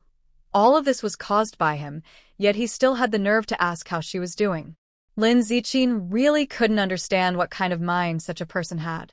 Seeing her panic, Xie Jingwen looked like he was enjoying himself and savoring the moment. This person definitely wasn't normal. She angrily glared at Xie Jingwen, but since it was only their first meeting, she didn't want to ruin the relationship completely. She repeatedly suppressed her feelings and managed to speak to him politely. However, Lin Ziqin's emotions were unexpected by Xie Jingwen. He almost fell down the stairs but remained so calm that it was the first time he had seen such composure. His gaze softened, and a smile unconsciously appeared on his face. This time, Lin Ziqin could tell that his smile was genuine and that he was truly amused by her. But it didn't last long. Xie Jingwen realized he shouldn't have such an expression, so he quickly hid his smile, and a coldness flickered in his eyes. Just as Lin Ziqin was about to speak, he turned around and left silently. She muttered suspiciously, "This person is really strange. Why did he leave again?" But secretly, Xie Jingwen's hands clenched tightly. He never thought he would show his true feelings to Lin Ziqin. He had thought she was just an 18-year-old girl who had just come of age, but it seemed he had underestimated her. The corridor was now only filled with Lin Ziqin and Xie Qingzhou, and the atmosphere became awkward. The events just now were still fresh in her mind. Lin Ziqin could still feel the warmth of Xie Qingzhou's hand on her waist, and her expression showed some embarrassment. Although she realized that Xie Qingzhou might have misunderstood something, he had still helped her. Lin Ziqin composed herself and sincerely apologized to Xie Qingzhou. "Chief Xie, I'm really sorry just now. I didn't mean to. It was just that your brother suddenly came over, and I felt a bit uncomfortable. That's why I lost my balance and almost fell." She explained everything clearly, appearing very honest. However, the more confident she seemed, the more Xie Qingzhou doubted her. After all, Su Ruai had been the same way before, always trying to find ways to make physical contact with them. Xie Qingzhou's eyes were sharp, like he was judging a criminal. Lin Ziqin was seeing such a gaze for the first time. It wasn't dislike, but it definitely wasn't admiration either. A shiver ran through Lin Ziqin's heart, but she quickly steadied herself. She looked directly into Xie Qingzhou's eyes without fear. "Your look makes me uncomfortable, as if I'm a criminal. It's not my fault what happened earlier. I didn't do anything terrible, so what's your purpose in looking at me like that?" She took control of the situation and openly shared her thoughts. She didn't want to guess what Xie Qingzhou was really thinking. Although she was here as a nanny for her mother, her salary only paid for her work, not her dignity. Xie Qingzhou's gaze lightly fell on Lin Ziqin, but he remained cold and distant. "You're not suitable to be a housekeeper." Lin Ziqin was curious about how he figured that out. "I don't understand." "You might as well be clearer." Xie Qingzhou glanced at her hands and then looked at her face. "Can you cook, Lin Ziqin?" What kind of question is that? She thought he seemed pretty sharp, so why ask such a strange thing? She was even a bit too lazy to bother with it, but since he was her employer, she couldn't be completely rude. When he mentioned cooking, she suddenly felt confident. "Are you questioning my ability?" "Honestly, my cooking is just as good as the chefs in state-run restaurants. It's not an exaggeration to say it's full of flavor and aroma. If you've ever tasted my food, you'd know that even if I had to serve it to a deity, I wouldn't change it." Xie Qingzhou. Such a confident person is rare. Despite being young, he sure talks big. He didn't want to say more and simply withdrew his gaze, his words carrying a warning tone. "I don't care what your and your mother's plans are. I just advise you to leave early. People shouldn't be too greedy. Otherwise, they'll only end up hurting themselves." After saying this, he turned and left without looking back. Lin Ziqin watched his figure disappear down the corridor. I clearly saw that his room was at the very end, almost next to Xie Jingwen's, very close together. Although Xie Qingzhou's back was gradually disappearing into the distance, he still gave a strong sense of presence. His tall, straight figure, broad shoulders, and the commanding aura he usually has from training made it hard not to look at him twice. When he stood in front of her just now, the shadow behind him seemed to envelop her completely. Lin Ziqin had to admit that, although she didn't particularly like this person, his every move carried a sense of integrity shaped by military discipline. It was difficult not to pay more attention to him. She closed her eyes, took a deep breath, and when she opened them again, she waved her fist toward the shadow of Xie Qingzhou in the air. "Darn it, he definitely can't be Zhou Lin. I thought I finally found someone who could save me. I was so happy, but it turns out good things can't all happen to one person. Oh, heavens, when will I find my savior? At least I should invite him to dinner to thank him." In short, Lin Ziqin firmly believed that her savior, regardless of personality or temper, was a good person. The other party spoke gently and was truly a gentleman. It definitely couldn't be someone like Xie Qingzhou, who was so cold and sarcastic. Moreover, what did he mean by those words just now? What does it mean to ask what her and her mother's purpose is? They came here just to find a job and earn money. Who doesn't work for a salary? These words were spoken coldly, as if they had other hidden intentions. With such people around, no wonder my mother struggled so much in this family last time. Let's not talk about that crazy Madame Wang, or about the scheming Xie Jingwen, who is as tricky as a little sesame seed. Just thinking about Xie Qingzhou, who is so cold that he seems to freeze people just by getting close, is enough to make them all feel uncomfortable. Lin Zijing looked around and then nodded, saying, "All right, everyone seems to have their issues. It's no wonder this family is so strange, all these weird and sarcastic people together. It's like they say, if you're not from the same family, you don't enter the same door." The old man looked at such a decent person, but the younger generation's temper was increasingly strange. It was almost like karma was catching up with him. Thinking about her 3 grandsons, Lin Zijing felt helpless. One only trusts his own judgment, another is scheming and likes to tease, and the third is so foolish he often gets used as a pawn. Every day, this family puts on a show of drama that you wouldn't see anywhere else. Lin Zijing was worried that if this continued, the old man might start asking her for tickets. Such eccentric people, the Xie family has produced 3 at once.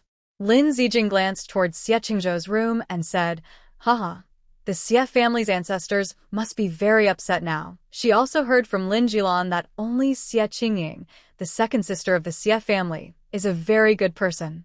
Unfortunately, because of work, she is often away and rarely comes back.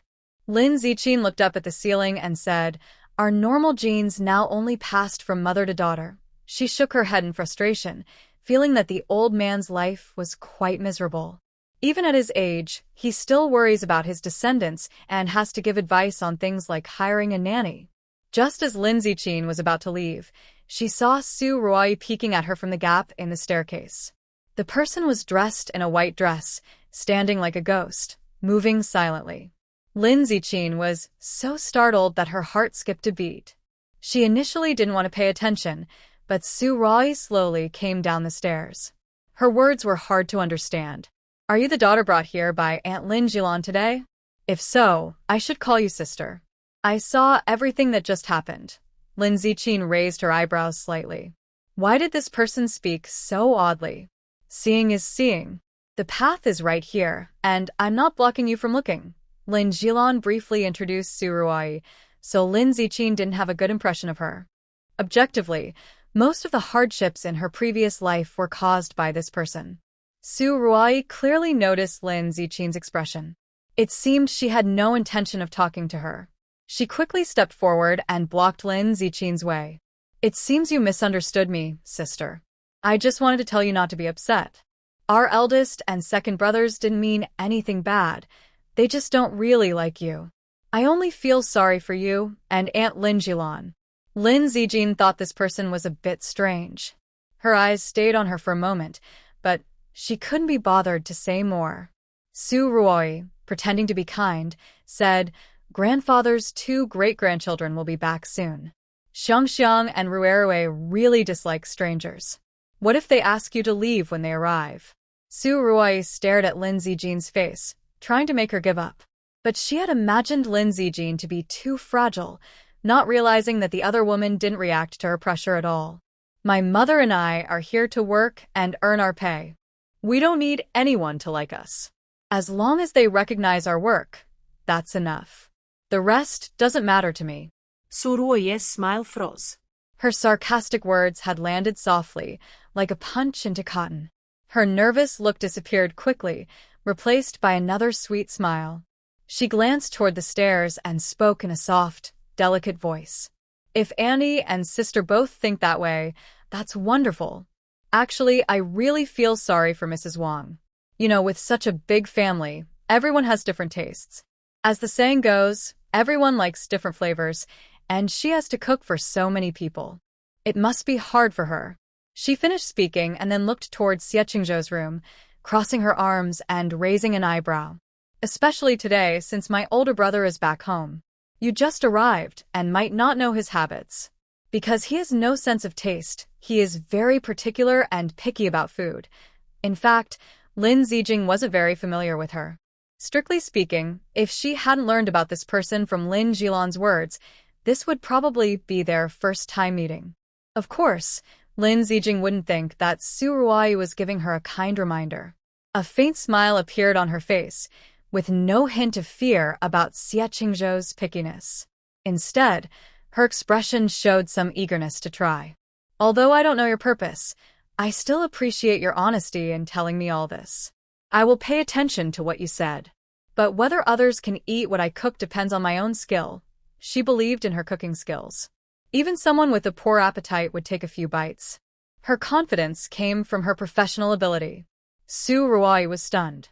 She didn't expect that she had already said so much, yet Lin Zijing still pretended to be naive. Where did she get such courage? Just now, Xie Qingzhou's attitude toward her was so cold.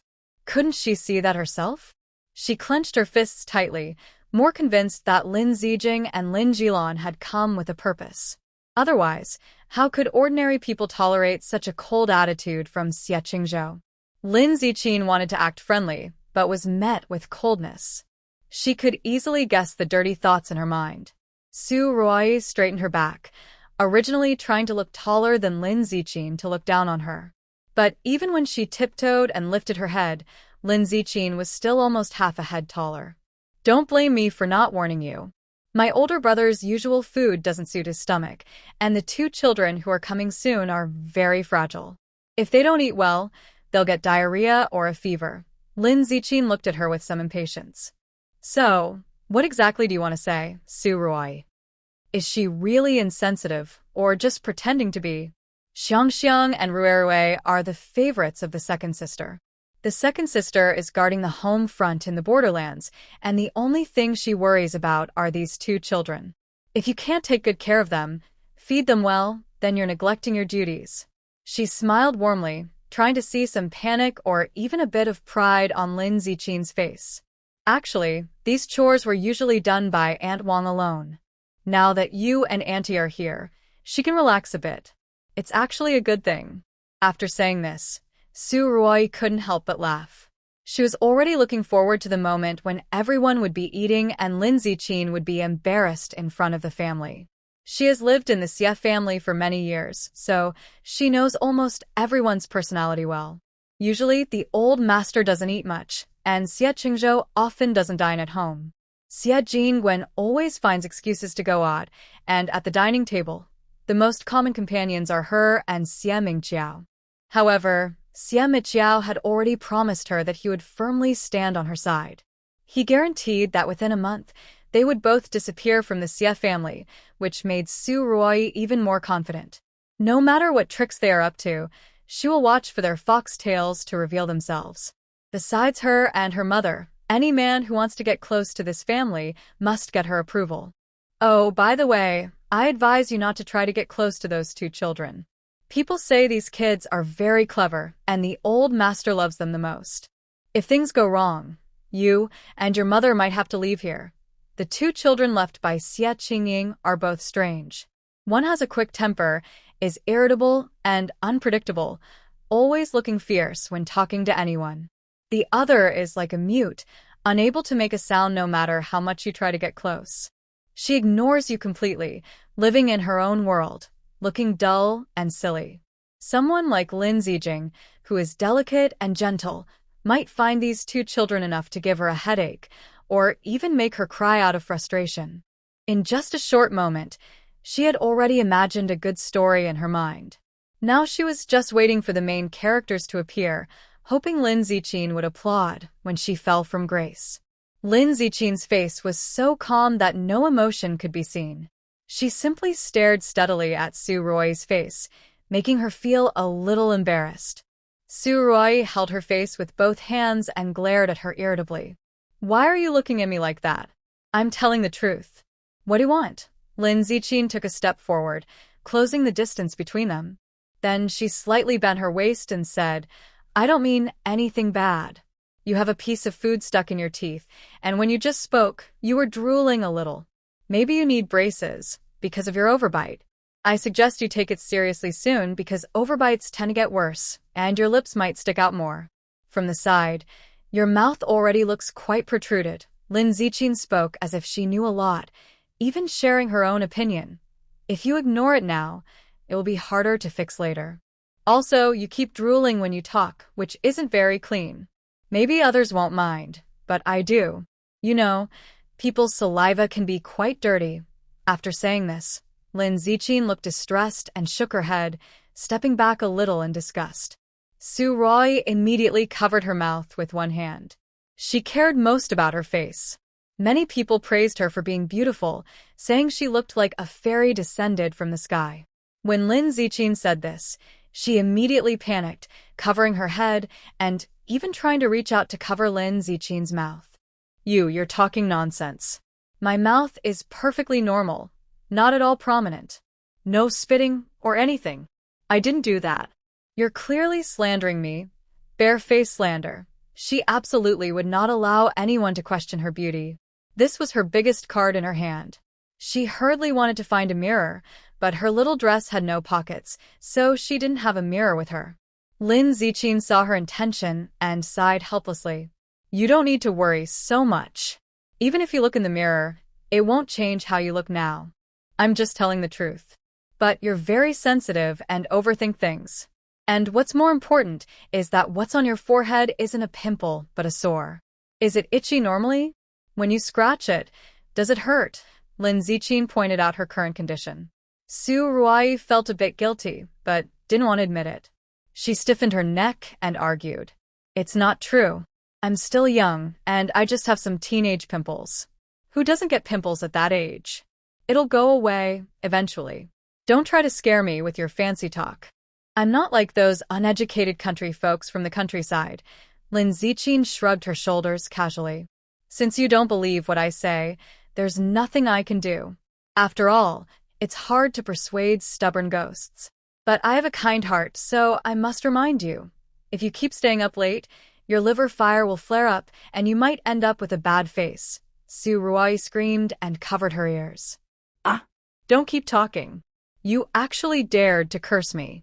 Why are you saying such things about me? I think you must have bad intentions.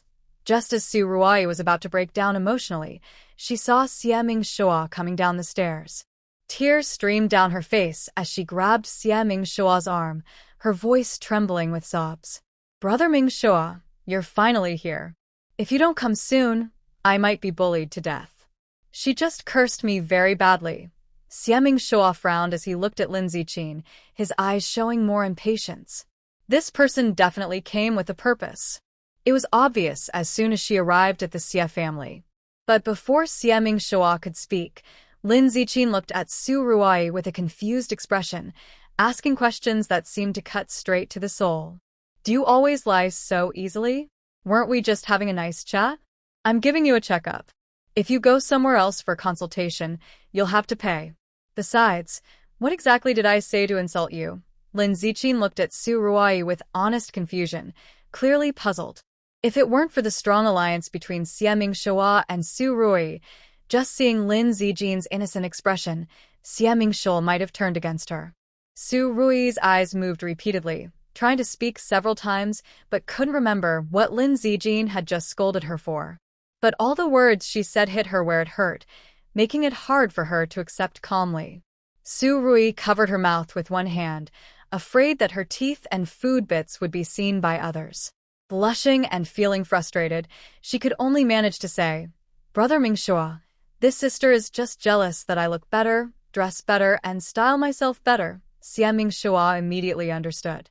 After all, they are girls, and girls can be quite vain.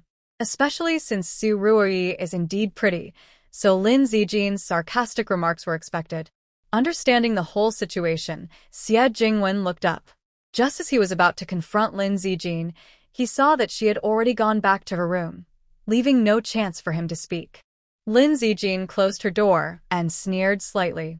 If it had been someone else, she might have been interested in teasing them a little. But Xie Mingxua was so foolish that Lin Zijin even worried that talking to him more might lower her intelligence. She thought, does he even realize how little brains he has? Coming over with just his mouth, trying to argue with me, he should at least check if his words are worth anything. Fortunately, Mom had already explained the family relationships to her beforehand, or else she might have faced trouble with the people she met today. Lin Ziqin lay on the bed, sighing with some helplessness. No matter what you do, the hardest part is always dealing with people. It's easy to give your sincere heart, but it's very difficult to get genuine feelings in return. Lin Ziqin rubbed her messy hair and said, "Anyway, I'm already with Mom. There's nothing to be afraid of. Being a nanny is just a temporary job. We will definitely establish ourselves in the capital city." Outside in the corridor, Su Ruo's tears hadn't stopped. She sniffled softly, tears blurring her vision as she looked at Xie Mingqiao. "Brother Mingqiao, am I really so annoying? I just wanted to tell the sister about our family situation, so she would understand. I didn't mean to make her misunderstand me. I'll go apologize to her when I have time tonight." The more Su Ruo lowered herself and apologized, the more Xie Mingqiao disliked Lin Ziqin in his heart. Seeing such a beautiful young girl, he never expected her to have so many tricks, which pushed Su Ruo into this difficult situation. "Did you do something wrong? Why do you need to apologize to her? You are also a part of this family. The mother and daughter came here just to work. Rui, you need to stand firm in your position and not try to please people who don't matter. Besides, we don't know how long they will stay here. Don't let unrelated people affect your mood. Don't lose more than you gain." Su Rui wiped her tears with one hand and looked worriedly at Lin Zijing's room. "But today, Brother Ming Shua supported me. If Grandpa finds out, will he be upset? Aunt Lin Jilan and Grandpa know each other. If Lin Zijing goes to complain to Grandpa later, it won't do. This whole thing started because of me. I absolutely can't drag you into it." Su Rui looked a bit anxious. Xie Mingxua placed his hands on her shoulders. "Rui, you're just too kind. You think about everything so carefully, so you're often hurt when people scheme against you." He glared coldly at Lin Zijing's room and snorted. "This is my home. Even if Grandpa asks, he can't blame me. Rest assured, no one has the ability to scheme against me yet. From now on, I will protect you here. I want to see who dares to look at you with disdain." Su Rui forced a smile through her tears.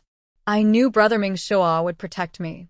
Only you still remember the bond we've had since we were kids. Thank you for sharing the text. Here is the corrected and simplified version." Xie Mingxua gently patted her head with affection. "I've always thought of you as my little sister. Since we're family, I can't just watch others bully you."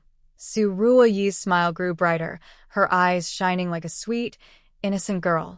She secretly let out a sigh of relief. Lin Ziqin is too scheming. Her mother said it wouldn't be hard to deal with this mother and daughter, but now she sees it's a big problem. Without forming alliances, she and Wang Ma can't handle it alone. They might even be turned against by Lin Ziqin. Luckily, she had already brought Xie Mingxua over early, or she wouldn't know who would win or lose. Xie Qingzhou returned to his room with a blank face. He carefully unbuttoned the first button of his shirt. When he raised his hand, he seemed to smell a lingering fragrance on his fingertips. For a moment, he remembered holding Lin Ziqin tightly in his arms. The warmth on his hand felt strange. The girl didn't seem special. Maybe it was just the smell of good laundry detergent. In any case, from that first impression, Xie Qingzhou could tell this was a scent unique to Lin Ziqin. His Adam's apple moved, and his gaze fell on himself in the mirror. Looking at his familiar face, his eyes grew colder, and his body started to feel strangely warm. He picked up the porcelain cup on the table and suddenly drank half a glass of water. But the feelings in his heart were not extinguished. The face in the mirror he almost didn't recognize anymore. Xie Qingzhou closed his eyes, took a deep breath, turned his head away, and decided not to think about these unimportant things anymore. Today, he was supposed to stay in the dormitory, but Xie Jingwen's recent strange mood made him worry. After thinking for a few days, he still felt uneasy. Although he disliked having two outsiders suddenly come to the house, he decided to stay at home for a while for his sibling. Xie Jingwen used to look less gloomy. He didn't often come home, but at least he and his brother got along peacefully. However, Xie Jingwen was used to wearing a mask for everyone. On the surface, he seemed harmless. But all these feelings were carried inside him alone. If things continued like this, problems would eventually arise. Xie Qingzhou was planning to find a good time to have a serious talk with Xie Jingwen. The family was becoming more complicated, and the lively atmosphere of the past was gone. He didn't want anyone else to get hurt, especially Xie Jingwen, who used to be so energetic. Now, with his quiet and reserved attitude, it was truly a bit sad to see. He clearly disliked Su Ruoyi and Mama Wang, but even so, when meeting with them, he still behaved politely and kindly. Xie Qingzhou doesn't know if his current personality is good or bad, but as the older brother, he feels that he is unhappy. Today, he was noticeably different when facing Lin Ziqin. The sudden presence of this person made Xie Qingzhou more alert. He turned his head to look at the photo on the bed. In the picture, his mother is smiling gently, holding him, Xie Qingying, and Xie Mingqiao closely. The scene looks peaceful and happy, making people want to go back to those times. Xie Qingzhou has always known that Xie Jingwen feels guilty. He traps himself in the past, creating a prison around himself. Others can't enter his world, and he doesn't want to come out. He doesn't want to show his feelings to anyone. Even if Xie Qingzhou wants to help him, he doesn't know where to start. He often says that his mother's death is related to him, and he has talked to him many times about it. But every attempt to comfort him has failed, and he falls into a never-ending cycle. Xie Jingwen's emotions become more intense, but in front of others, he appears calmer and more composed. When he shows no expression, he looks like a withered tree. Suddenly, on a whim, his dark sense of humor makes him seem frightening. Xie Qingzhou doesn't know exactly what happened on the day his mother died. To this day, he hasn't been able to get any details out of Xie Jingwen. Xie Qingzhou nervously scratched his hair with both hands. What could have caused Xie Jingwen, who was once like that, to become like this now? He always thought that the appearance of Zhang Huiyun and Su Ruoyi worsened his mother's condition. Besides that, he had no other clues. No one had ever told him anything, and he didn't even know what he could do for his mother. Before his mother passed away, her only wish was for her siblings to live in harmony. Over the years, he had been trying hard to play the role of the eldest brother. But dealing with his father already exhausted him, and he was too lazy to respond to Su Ruoyi's efforts. He preferred to sit back and do nothing, thinking that was the easiest way. However, he couldn't just watch this family from the sidelines. How did a once happy and loving family end up like this today? Xie Qingzhou gently touched the photo with one hand, and in the end, all he could do was let out a soft sigh. Lin Jilan quickly tidied up her room. Lin Ziqin had already changed into plain clothes. Lin Jilan lightly tapped her forehead and said, "Looking at it now, you really do seem like a little cook." To be more efficient in the kitchen, Lin Ziqin had tied her hair up completely. When her hair was down, she looked very different. The loose strands around her ears made her look more lively and playful. "I specifically changed into a white cotton shirt so I look cleaner." Lin Ziqin proudly showed off her clothes. They were simple, basic white short sleeves. The more plain they looked, the more they made her lips look red and her teeth white. She looked more elegant than before. Lin Jilan brushed some stray hair from her forehead, and mother and daughter went downstairs together. When they saw the living room was messy, vases with only a few random blades of grass, grapes in the fruit bowl not washed, and books on the shelf placed haphazardly, Lin Jilan immediately felt a headache. She rolled up her sleeves and started tidying up. Lin Ziqin went to the kitchen. But when she entered, she was surprised to smell a strange, unpleasant odor coming from the kitchen. What is that smell? The kitchen, which should have been fine, actually smelled like a public restroom. Lin Ziqin couldn't figure out why. She went in to check what was going on, and when Wang Ma saw her, she hurried over nervously. "What's wrong with you? There are so many people eating at home, and all the food is here. You didn't even say anything before coming into the kitchen. That's very rude." Lin Ziqin frowned, confused. Is she the one complaining first? No wonder Lin Jilan always said Wang Ma was best at blaming others unfairly. She stood at the kitchen door and glanced at the copper basin covered with a lid in the sink. She said, "We are here to do work. It's almost dinner time. There's nothing wrong with me coming into the kitchen, right? Besides, even if I need to say something, I should tell the current owner. I remember no one told us there was a butler or anything like that when we arrived. Aren't you also a nanny? Or am I mistaken? Everyone has the same role and does the same work. Basically, there is no real difference. It's just that she is paid to do the job." Wang Ma's nervousness is really unnecessary. Wang Ma was stunned. She didn't expect that Lin Ziqin, so young, would be so sharp-tongued. "What do you know? I usually take care of things here.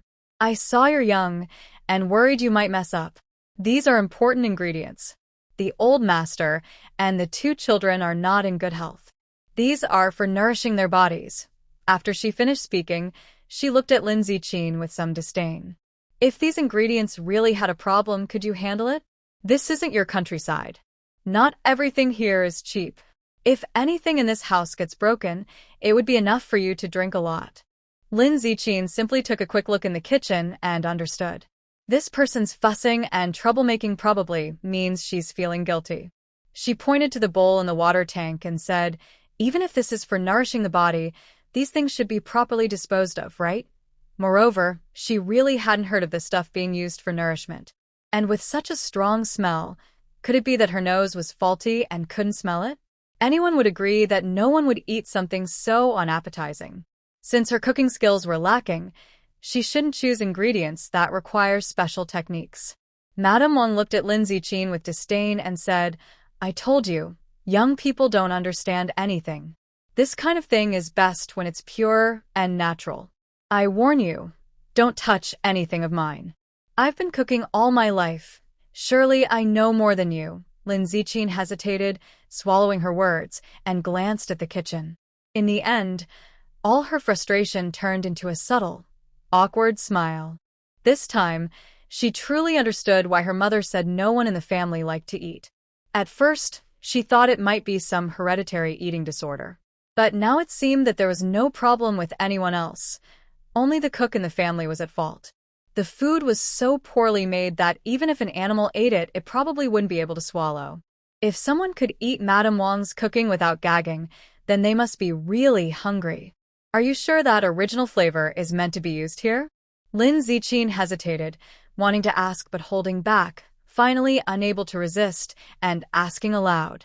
Even in the countryside, it's rare to see someone handle ingredients as boldly as Mrs. Wang does. Just thinking about it makes me feel a bit sick. Mrs. Wang glared at her, her tone sounding more condescending. "Of course. You're in the countryside. Where can you find such good things? Even if you do see them, you probably can't afford to buy them. And forget about making them yourself. In the future, you should just focus on cleaning the house and not worry about the kitchen. Otherwise, you might ruin the good ingredients with you and your daughter." Mrs. Wang shook her head regretfully, seeming genuinely upset about the ingredients. Lin Ziqin was amused and angry. Some people are so thick-skinned that they truly lack self-awareness. I don't understand where she gets her confidence. With so many people in the family not liking her cooking, she never even considers that she might be the problem. People who live to this age must have some resilience. In this world, how could anyone be completely indifferent to others' opinions and just do whatever they want? Thinking back to my previous life, Mrs. Wang mostly cooked, while Lin Jilan usually did the cleaning. Although the house was big and there were many people, cleaning was still not easy. They had to prepare 3 meals a day, and besides that, wash dishes and pots. Some dishes even needed to be started hours in advance. Cooking in the kitchen is not easier than cleaning. In fact, these 2 tasks are basically the same. Even if guests come to the house, the person in charge of the kitchen will only be more tired. Mrs. Wang, who is very clever, chose to stay in the kitchen. There must be something suspicious about this. It's not an easy job. Why does she insist on doing it herself? Lin Ziqin kept watching her, feeling that there must be a problem. Mrs. Wang felt uncomfortable under her gaze. She casually pointed to the fish nearby and almost ordered her. Since you like the kitchen so much, you should cook that fish. I want to see how good your skills are." Before Lin Ziqin could speak, she quickly added, "Our 2 kids and Chengzhou all like fish. You must pay attention. Don't think I'm being harsh. This is the simplest dish, almost no effort needed. Just handle it properly. Chengzhou especially likes the earthy smell of fish." Lin Ziqin. Mrs. Wang looked a bit slow-witted, and her careless words confirmed her suspicion. She couldn't help but find it funny. How has such a foolish person lived this long? The people of the Xie family all seem weak on the outside, but they kept such a foolish person around all this time. Lin Ziqin didn't know whether to say they are kind-hearted or just tolerant. She herself was so foolish that she thought everyone was just like her, so old yet still so naive. Lin Ziqin curled her lips into a sarcastic smile. "Do you think maybe the fish you usually cook isn't good, so people have no choice but to eat fish with a strong smell? When she came here, it became something people like to eat." She was quite good at flattering herself. Mother Wang couldn't stand anyone questioning her cooking skills. She had worked in this family for many years and had never been told her cooking was bad. Lin Ziqin was the first. Mother Wang's opinion of her grew even more negative. The mother and daughter really seemed to come just to cause trouble for her. What do you mean by that? If my cooking was bad, would they still insist on eating it for so many years? Lin Ziqin looked at her with a playful expression. Most of these people either didn't eat at home or had some stomach issues. She really hadn't thought about her own role in this at all. Mother Wang kept talking nonstop. Xie Qingzhou used to go to the battlefield often, carrying out extreme missions. He's eaten all kinds of things, rats and snakes included, but he's used to fish with a strong smell. If you remove that smell, he probably can't eat it anymore. She looked at Lin Ziqin with disdain. I've already said that the people in this family are hard to please. Everyone has their own tastes. Just doing a good job isn't enough. It has to be to their liking. Lin Ziqin really didn't feel like talking to her anymore. Talking to someone like her was like trying to teach a cow to sing. Earlier, Lin Ziqin had a brief encounter with Xie Qingzhou. Just by looking at his face, she sensed something was wrong. Xie Qingzhou's hair was very stiff, but under certain lights, it looked yellowish. His eyes were red, and he blinked a lot while speaking. His face didn't look healthy and red like normal. This is a typical sign of emotional stress, meaning he was holding in a lot of feelings. Some of it was caused by external factors. His poor appetite didn't mean he had a strange eating habit. Madame Wang only spoke in sarcasm. From what she said, Lin Ziqin quickly drew a conclusion. Sure enough, her guess was almost right. Xie Qingzhou didn't dislike eating at home. The main reason was probably that Madame Wang simply couldn't cook well. Many ingredients were not cooked properly, especially the key point that after breakfast, the Xie family almost always had meat at every meal. Many foods naturally have a strong smell, and Madame Wang insisted on keeping the original flavor, so she didn't bother to remove the smell properly. Without this step in the kitchen, the food she made had almost no taste. Thinking about the entire Xie family and what they had been eating over the years, Lin Ziqin felt a sudden wave of sympathy for them. Every family has its own troubles. The things that happen on the battlefield are out of one's control. Do you really think anyone enjoys eating that kind of food? If one day you were forced to find food in a trash bin, should I assume you actually like eating from it? Madame Wang's words made little sense, and after a few sentences from Lin Ziqin, she had nothing left to say. Xie Qingzhou's condition was likely a result of post-war trauma that caused a loss of appetite. On the battlefield, he had lived under constant tension, surrounded by danger every day, never able to relax. He had seen countless people fall before his eyes. Anyone who has gone through such experiences needs a long time for psychological recovery. The constant stress and irregular eating habits had given him serious stomach problems and dulled his sense of taste. Su Ruoyi said he couldn't taste anything, but that wasn't true. His taste was simply dulled, and he could only react to very strong flavors. Madame Wang, however, chose to see everything as a simple problem. She shook her head, already forming her own opinion. Now she understood where Xie Qingzhou's problem lay. As for the 2 children, she would have to wait until they arrived to observe them carefully and find out the reason. Just as Lin Ziqin was about to speak, Mama Wang bumped her shoulder, humming a little tune happily. She quickly took a bottle of seasoning from the kitchen cabinet, added it to the pot, and then put in the ingredients. Lin Ziqin took a deep breath, her expression becoming more serious. Mama Wang casually wiped her hands on her clothes and warned Lin Ziqin, "Don't touch my things. You're no longer involved here.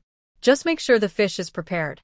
I need to go pick up the two kids now." Without looking back, she left in a good mood. Lin Ziqin glanced at the fish in the sink. It looked pretty good, freshly caught, and seemed fresh. However, such fish often have a strong earthy smell. If not handled properly, most people would find it hard to eat. She quickly picked up the fish and placed it on the cutting board. An idea came to her, and she took out some spiritual spring water from her space. She rinsed the fish with the spring water and soaked it with green onions and ginger. Just using onions and ginger alone isn't enough to remove the fishy smell.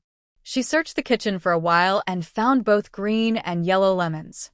Using both types of lemons, the marinated fish would not only lose its fishy smell but also taste richer, with a more tender texture. Most people see lemons as just fruit and don't realize they can also be used as a seasoning. Lin Ziqin sliced the fish along the backbone into 2 pieces. After removing the small bones, the fish was mostly bone-free, making it easy for children to eat. She placed the fish slices into a container, added scallion and ginger water, and squeezed lemon juice over them. Her movements were smooth and natural, as if she had made this dish many times before. She planned to make spicy grilled base, with the key focus on the sauce. Since children would be eating, it shouldn't be too spicy, so she emphasized garlic in the recipe. Lin Ziqin peeled 2 heads of garlic and mashed them into garlic paste. She only prepared 2 small chili peppers for later seasoning. This dish requires careful control of heat, usually steaming at low temperature. First, she added a little oil to the pan. When the oil started to heat up and steam rose, she inserted a chopstick into the oil. Bubbles began to form around the chopstick, indicating about 70% heat. She then poured the prepared garlic into the pan. With a sizzling sound, the aroma of garlic quickly filled the kitchen. She drizzled some sesame oil into the pan, added the chili pieces, and carefully measured the salt. Then she added the other seasonings in order. After a quick stir-fry for about 2 minutes, the sauce was ready. Satisfied, Lin Ziqin nodded.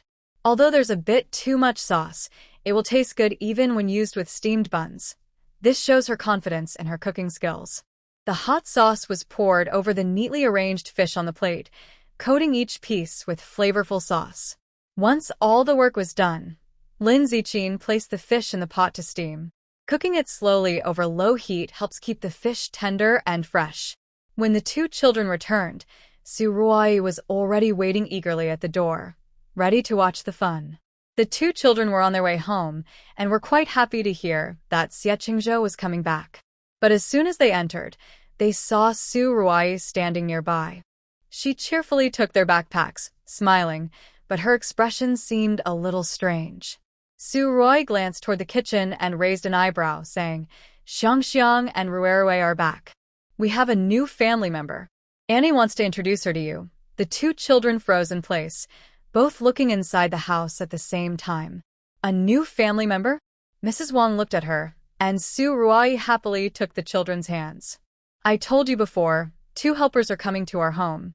One is Grandma Lin Jilan, and the other is Auntie Lin Ziqin. Do you remember? They are already here today. Let's welcome them warmly, okay?" The 2 children looked at each other, their expressions changing instantly. Especially Ruerue, who is usually quite shy. She rarely interacted with others at school, and her teachers found her difficult to teach. This shy child, how will she stand out in society in the future? She clenched her fists tightly around her clothes, nervously hiding behind Xiangxiang.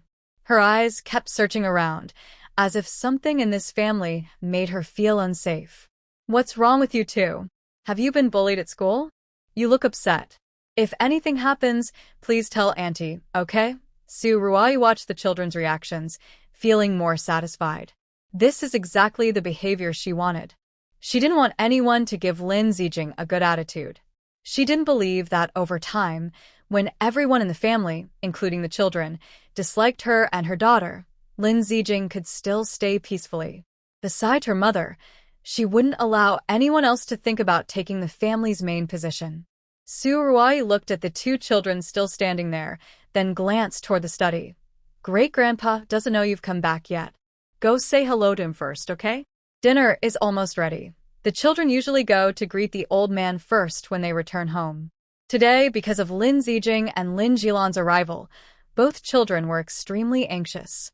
When they came out of the old man's study, Ma Wang waved from the kitchen. Don't busy yourself in the kitchen now. Take the two children to wash their hands. Mealtime is almost here. These are family rules, and you should learn them in the future, so I won't have to arrange everything for you again. Lin Ziqin was not angered by her but looked at the soup she was boiling with a complicated expression. This family rule is really strange. Everyone can even smell the weird smell in the room. The smell from the soup cooked by Aunt Wang wafted out. Xiaming Shua covered his nose and came out of the room, feeling something was wrong. The smell was too unpleasant, even a bit evil.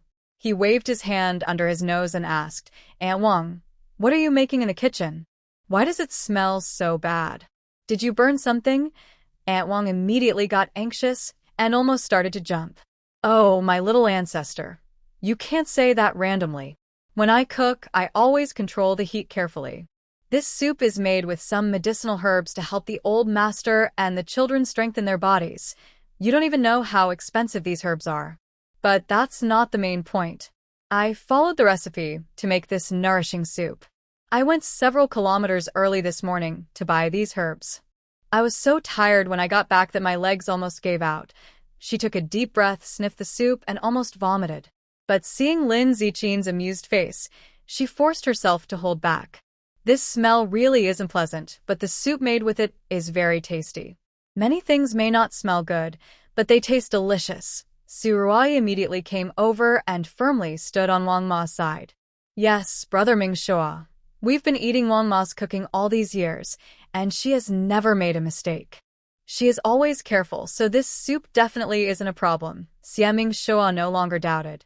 After a few words, he believed them. Lin Zijing just smiled silently. These two really aren't picky eaters. As long as something is offered to their mouths, they will eat it. Just as Lin Zijing was about to take the two children to wash their hands, Xiang pulled Ruer and went to the sink by himself. There were two small stools next to the sink, made especially for these two children. Xiang stepped onto the stool to wash his hands. When he rolled up his sleeves halfway, Lin Zijing looked down and saw what seemed to be a wound on his wrist. The wound wasn't very big, and it was unclear whether it was a cut or made with a pen and a knife. She held Xiang's wrist with one hand, bent down to get a better look, but was suddenly pushed away by the small person. What are you trying to do? Don't touch me or my sister with your hands. Ruer shrank back in fear, immediately hiding behind him, her eyes red and swollen, looking like she might cry at any moment. Lin Zijing was stunned and didn't react right away. Could Xiang's self-protection mechanism be this strong? She crouched down to look directly into their eyes. Just as she was about to speak and explain, Xiang shouted at her. Don't think that just because you're pretending to be friendly, we will like you. My sister, and I will always dislike you and your mom. Uncle and Auntie both said you're a bad woman. It felt like the trouble was coming from nowhere. Lin Ziqin was about to laugh from anger at these words. Clearly, these two kids had already done a lot of homework on the family before they arrived. The first to be influenced was these two little ones. But they were still young and couldn't tell right from wrong, so she understood. Lin Ziqin tilted her head and said calmly, What else? What else did they say? Xiang glared fiercely and said, Do you want to marry Uncle? Uncle would never like someone like you. You should leave our house right now. We don't want you here.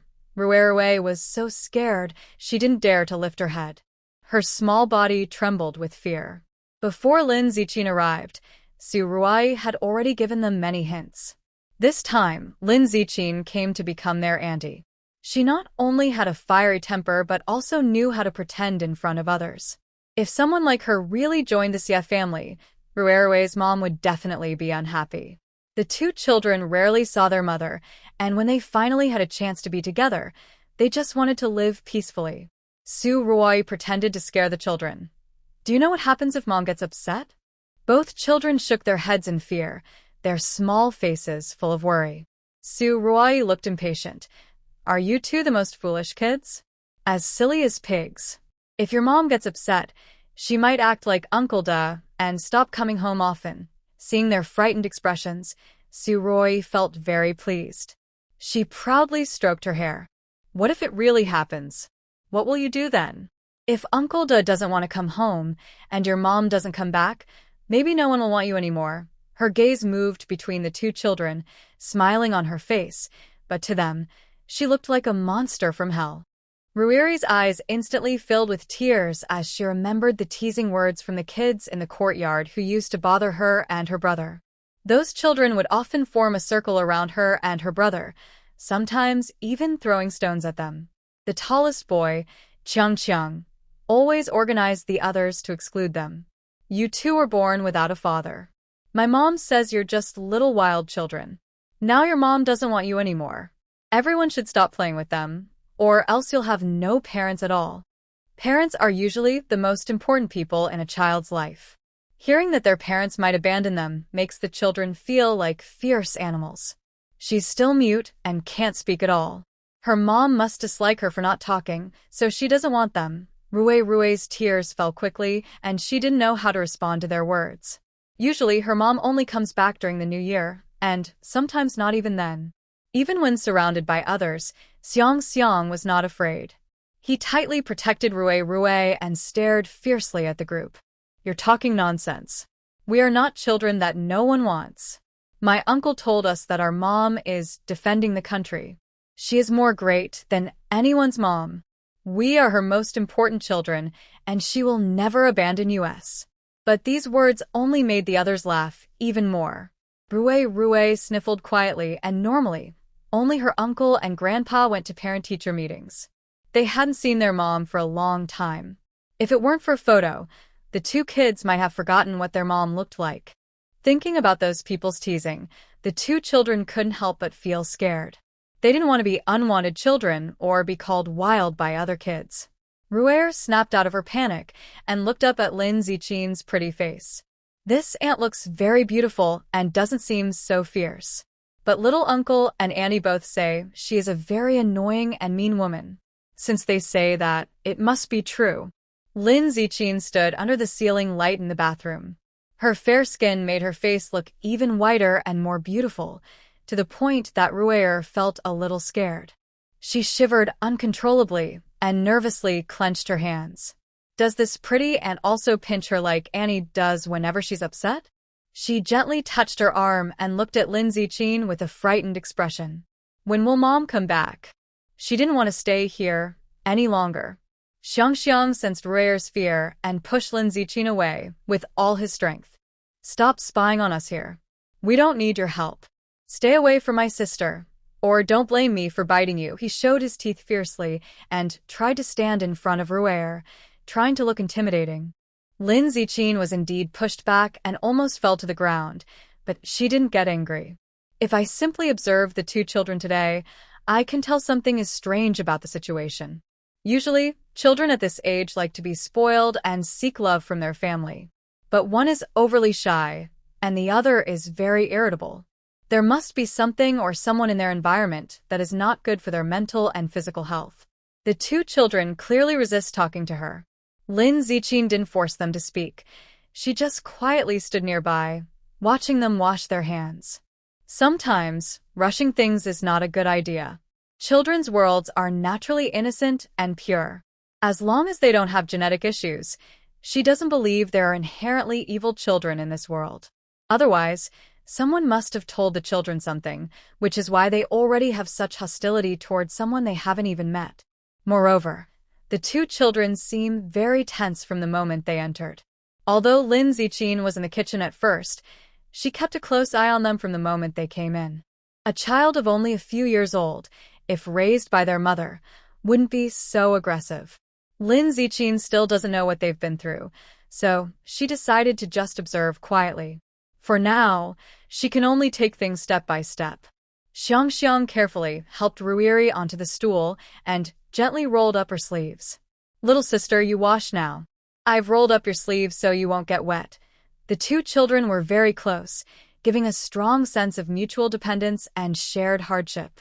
Lin Zichin's gaze stayed on the two of them. Although they were about the same age, the boy seemed more like a little adult. He was thoughtful and careful, as if he could block out all the bad things from the outside world. Noticing Lin Zichin's look, Xiangxiang turned around with a bit of annoyance. What are you looking at? I won't let your plans succeed. His fierce expression made Lin Zichin find him somewhat adorable. Lin Zichin raised an eyebrow but didn't say anything. To be honest, although these two children were a bit different from others, they were very smart. The two kids washed their hands carefully, even using soap properly. Lin Zichin thought they might get their sleeves wet. But surprisingly, they did everything in an orderly way, even turning off the water to save it while soaping their hands. Such behavior already showed they were more mature than many other children, which made Lin Zichin even more curious. Why did these well-behaved children seem to lack a sense of security? From a child's perspective, Lin Zichin felt that the two of them had a strong lack of trust in the people in this family. They just didn't want to share their feelings, so Lin Zichin didn't say anything more. Her gaze stayed fixed, and Xiangxiang looked at her nervously. When the two children thought she was about to do something, they saw her pick up a towel and squat down to hand it to them. Wow, you two are amazing. Not only did you wash your hands very clean, but you didn't ask for help. I also saw you turn off the water after using soap. That shows you are good at saving water. You probably do other things very well too. Lin Zijing's praise was sincere. Xiangxiang tried hard to see if her face showed any different expression. But in the end, she saw nothing. The two children were surprised and even a little uncomfortable with such kindness. They always thought these things were normal, and no one in the family had ever praised them like this before. It turned out that just washing their hands well was enough to get praise. This feeling was new to the children, like a seed experiencing spring rain for the first time. Their expressions even changed a little when looking at Lin Zijing. But soon, Xiangxiang quickly returned to her cold, distant attitude.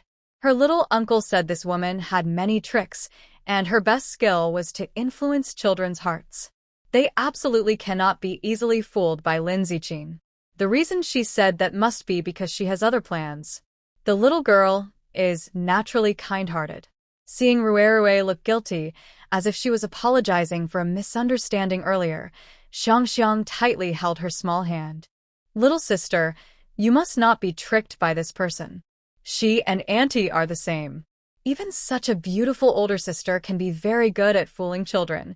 Maybe she's doing this just to make us relax and let our guard down. Anyway, no matter what she says, we shouldn't believe her. They have been tricked many times before. At first, their uncle said there was a caring Annie at home, and they welcomed Su Ruoi. But later, they found out that this Annie was actually a bad person. Whenever no one else was around, she would come up with all sorts of ways to bother them. Even so, they didn't dare tell their great-grandfather. Auntie said that if they didn't behave, she would write to their mother, and then their mother might not want them anymore. Ruerue thought about how Su Ruoi looked and nodded. She still felt pain in her body. But she also had a drawing in her school bag that she hadn't finished yet. This was a homework assignment from kindergarten. She had planned to finish the entire drawing at school.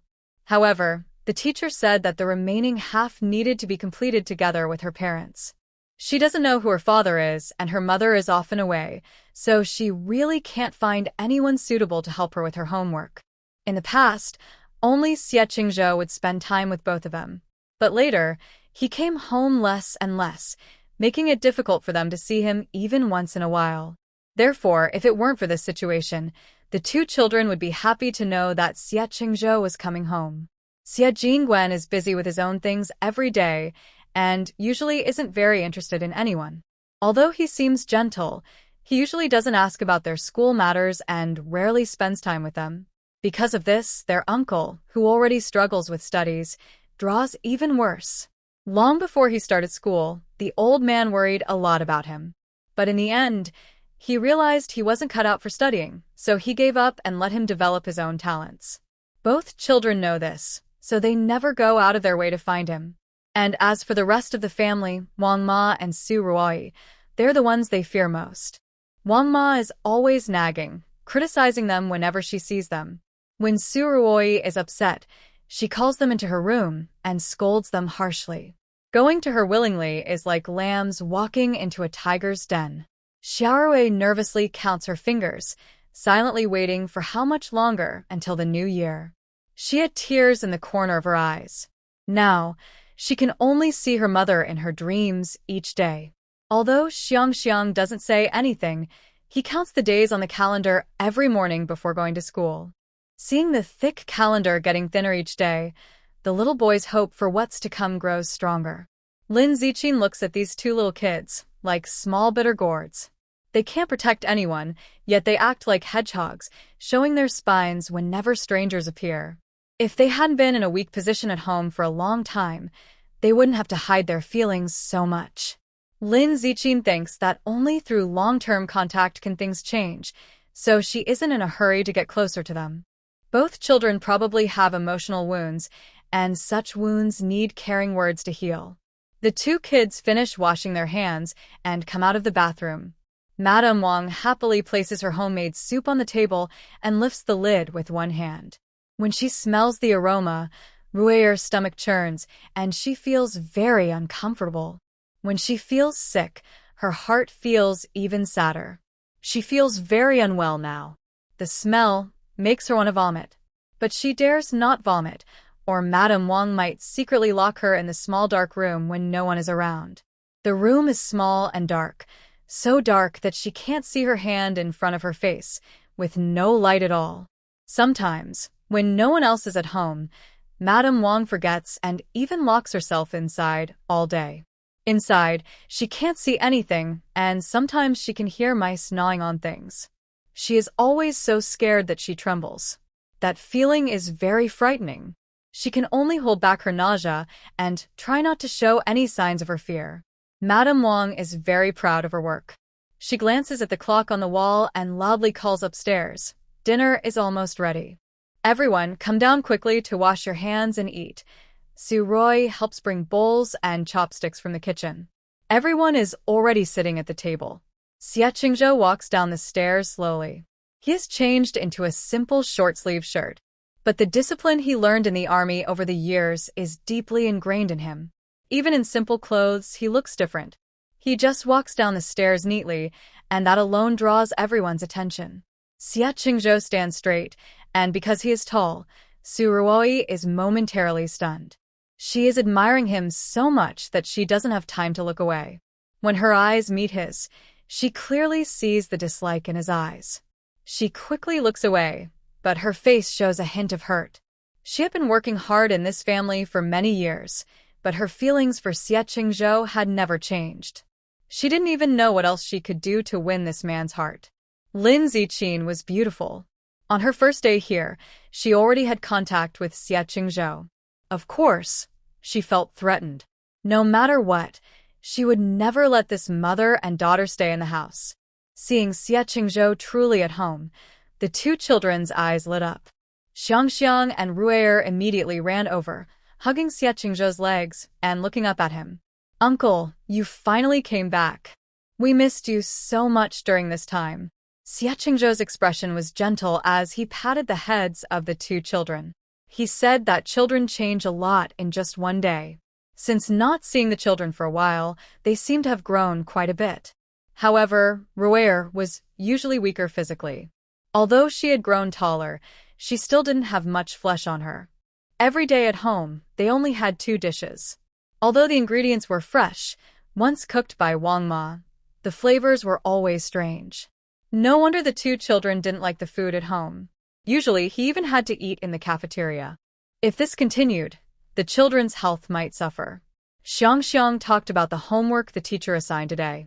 Xie Qingzhou smelled a fishy odor at the dining table, frowned tightly, and even caught a whiff of bloodiness in his throat. Unconsciously, images from the battlefield appeared in his mind, his fallen comrades who had been killed by explosions. All around him, was a sea of crimson. The comrades who had fought beside him just a second ago had turned into a cloud of blood in the next. The smell of blood filled the air, mixed with the scent of guns and ammunition. Severed limbs and bodies piled up like a mountain. This intense scene suddenly flashed before his eyes. Xie Qingzhou suddenly felt nauseous and lost his appetite. He didn't even look at the dining table. Instead, he forced himself to suppress his discomfort and gently looked at the two children. Dinner is about to start. You two go to the table and get ready to eat. He reached out and pulled out the chairs for the children. Xie Jingwen, with one hand buttoning his clothes, calmly came downstairs. Behind him, the lively and energetic Xie Mingqiao followed closely. Xie Jingwen deliberately chose a seat where he could see the kitchen. From his position, he could just see Lin Ziqin busy working in the kitchen. Her back was hurried, and she was constantly fiddling with something in her hands. At first, he felt a bit surprised. He didn't expect that this delicate-looking girl would actually know how to cook. He also thought that Lin Zijing and Lin Jilan came with a purpose to get close to the Xie family. After all, at 18, few young girls in the city know how to cook. Moreover, being a nanny isn't a glamorous job. Most people wouldn't want to do such service work. Especially Lin Zijing, who is young and pretty, with the confidence to take shortcuts. Coming with such a beautiful face, it's hard to imagine her doing a nanny's work. Lin Zijing didn't seem to notice the gaze on her. She focused on what she was doing. The spicy pepper fish was almost ready, just needing the final seasoning. Seeing leftover rice from lunch, she decided to make fried rice for the two children. The children looked thin and weak, clearly lacking proper nutrition. Since she was here, she wouldn't let them go hungry again. The old man came out of the study and sat in his usual spot, lowering his voice. Since everyone is here, there's no need to wait any longer. Just pick up your chopsticks and eat. It's rare for Xie Qingzhou to return, and the children looked happier. The house felt a bit livelier. Xie Qingzhou sat down expressionlessly. Just smelling the unpleasant odor made him lose the desire to stay in this house any longer. He nervously placed his hands on his knees and calmly looked at the table full of dishes, showing no intention of picking up his chopsticks. Next to him sat two children, the ones closest to the chicken soup, who looked so disgusted that they couldn't bring themselves to eat. Ruer nervously stared at Xie Qingzhou beside her. The small child's eyebrows were so furrowed that they almost formed a deep line. Just as the old man picked up his chopsticks, planning to pick some vegetables that he could still stomach, Wang Ma started complaining. I told you already, our family takes a long time to eat dinner. Today, with so many people, I should have prepared all the dishes. But Lin Zijing just wouldn't listen. She's been messing around in the kitchen for so long, and now the most important dishes still aren't ready. Isn't that just delaying everyone's meal? Everyone's eyes turned toward the kitchen. They could only see Lin Zijing moving around, seemingly chopping something. The old man put down his chopsticks and spoke calmly, without showing any emotion. You used to be responsible for the kitchen. The children are still young, so letting her try won't hurt. It's just a bit later to eat, and no one will starve. Mrs. Wang did not expect the old master to say that. Her face showed some embarrassment, and she quickly shifted the topic to Lin Ziqin. That's true. I was thinking that I don't cook very well. Young people, you see, have tried more things, so maybe they can cook better. When I cook, everyone eats less. I guess that's also my responsibility. She tidied up the dishes on the table and casually piled the plates without any sense of presentation. It's just right that today we have a newcomer at home. It's a good chance to change things up and learn from the young girl. As long as everyone can eat, I'm happy no matter what. Su Ruai was the first to stand up and cooperate with her. Mrs. Wang, please don't overthink. If people don't like the food, it's probably because their appetite isn't very good. Besides, with such a big family, everyone has their own taste. It has nothing to do with you. Moreover, you've been working hard in this family all these years. Everyone sees that. Don't belittle yourself. We've already considered you part of this family. If your cooking isn't good, then there wouldn't be anyone in the world who can cook well. After she finished speaking, she gave a meaningful look toward the kitchen in the direction of Lin Ziqin. Everyone at the table looked at each other, each with their own thoughts. Xie Jingwen simply chuckled softly and said nothing more, seeming to prepare for a performance today. However, she wondered if Su Ruai's self-directed play could help her get what she wanted. Xie Mingxiu had already aligned himself with Su Ruai, so no matter what she said, he immediately agreed. Yes, Madam Wang, you've been with our family for so many years. Even if you haven't made great achievements, you've certainly worked hard. The dishes you cook are always delicious. Even if we hired a professional chef, we wouldn't want to eat their food. No matter when, I will always prefer the dishes you make. The old man watched their back and forth and twitched his mouth. He's already quite old and couldn't bring himself to speak insincerely. He called Lin Ziqin and Lin Jilan over because he genuinely couldn't stomach Madame Wang's cooking anymore. But Madame Wang was hired by Mr. Xie Qingzhou, and as an elder, he didn't want to be too picky. Everyone had gone through tough times, and now criticizing seemed wrong. The old man cared about his reputation and could only think of this compromise. All the children in the family looked pale and thin. Although the family was fairly well off, they looked like little bean sprouts. If this continued, their health wouldn't hold up. Su Ruai looked at Xie Mingxiu gratefully. Xie Mingxiu immediately showed his loyalty. Look at this table full of food. None of it is made by you. I won't eat anything made by others, no matter who made it. As he spoke, he eagerly lifted the lid of the clay pot next to the chicken soup. A strange bitter smell wafted over. Xie Mingxiu almost vomited on the spot. With this action, he bowed to everyone, pretending to be polite. Even Xie Qingzhou, who usually stays calm, couldn't help but raise his hand to cover his mouth. He looked very pale, not like he was pretending. The two children sitting closest looked green in the face. The strange smell filled the entire room. While everyone looked at each other in surprise, Lin Zijing brought over a plate of bananas, cut into small pieces for easy eating. She placed it next to the old man. Grandpa Xie, you, Brother Xie, and the children can have some bananas first. Su Ruai and Xie Mingxiu looked over sharply. It was clear she was trying to attract Xie Qingzhou's attention again. She couldn't hide her cunning nature so easily. Su Ruai was about to say something to stop her when she saw Lin Zijing already skewering 2 pieces of banana with a toothpick and walking over to the 2 children. The little ones hadn't even reacted yet, and their mouths were suddenly filled with 2 pieces of banana. Xiang was experiencing this for the first time. Even though Su Ruai didn't like them very much, as long as great-grandpa and uncle were present, they didn't dare to openly mistreat them. Lin Zijing, however, forcefully handed food to him and his sister in front of so many people. His face showed clear displeasure. But since the food was already in his mouth, and considering the family's rules about not wasting food, he knew he couldn't waste it no matter what. The little boy's cheeks puffed out as he forced himself to eat the banana.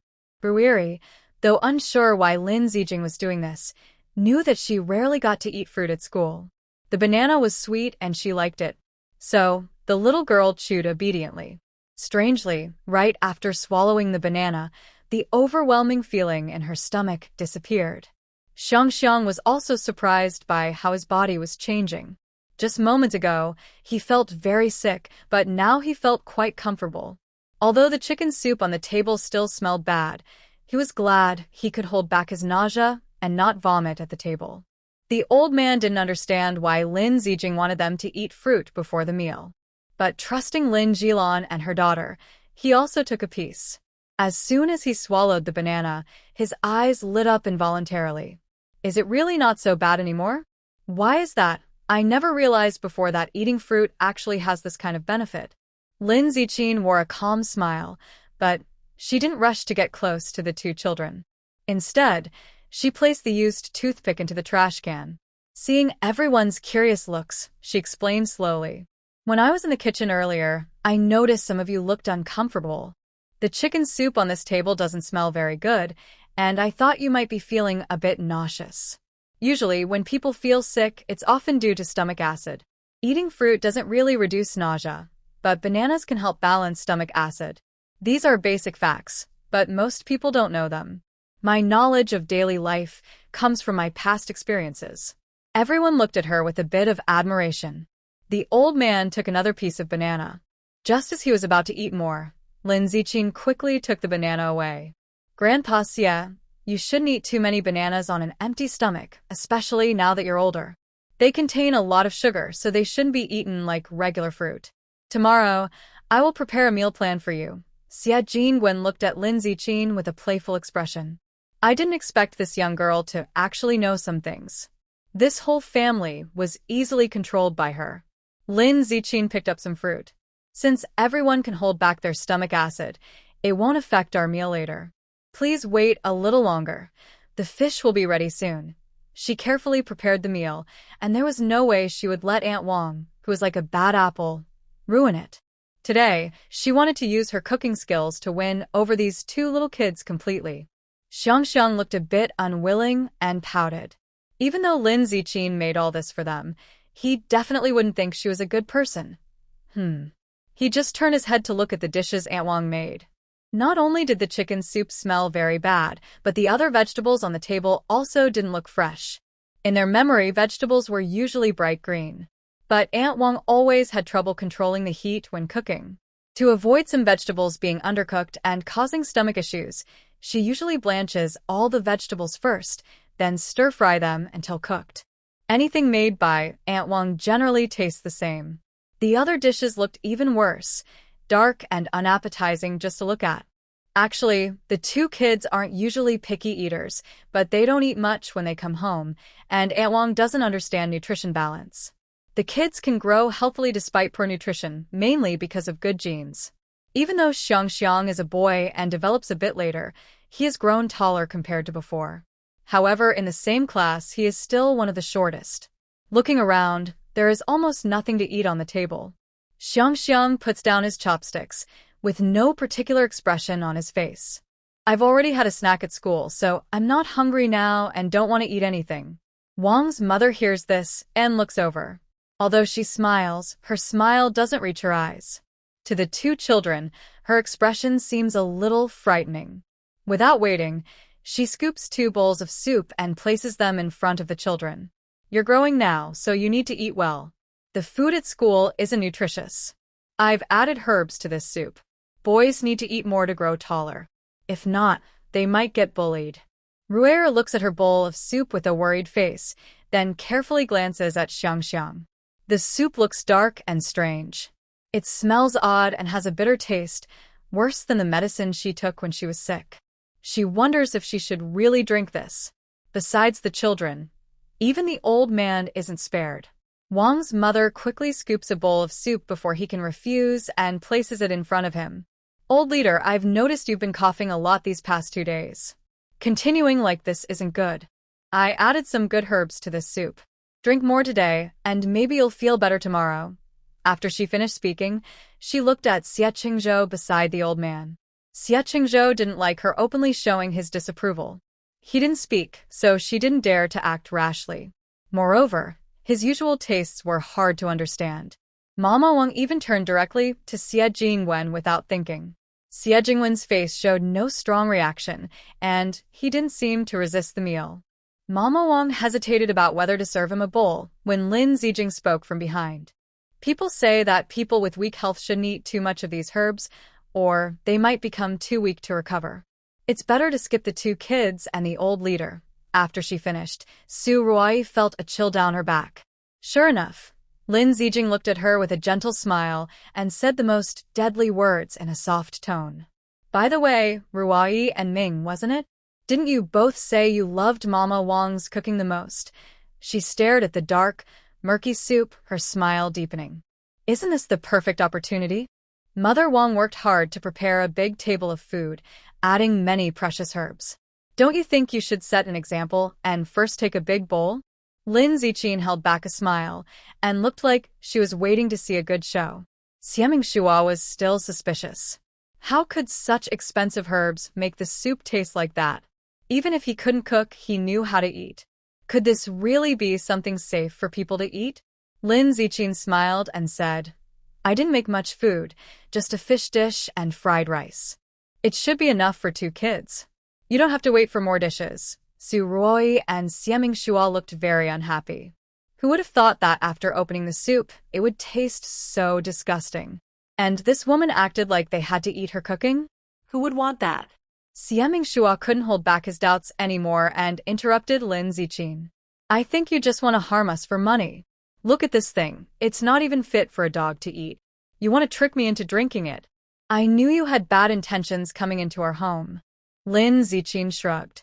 This isn't my cooking. I didn't force you to say those things earlier.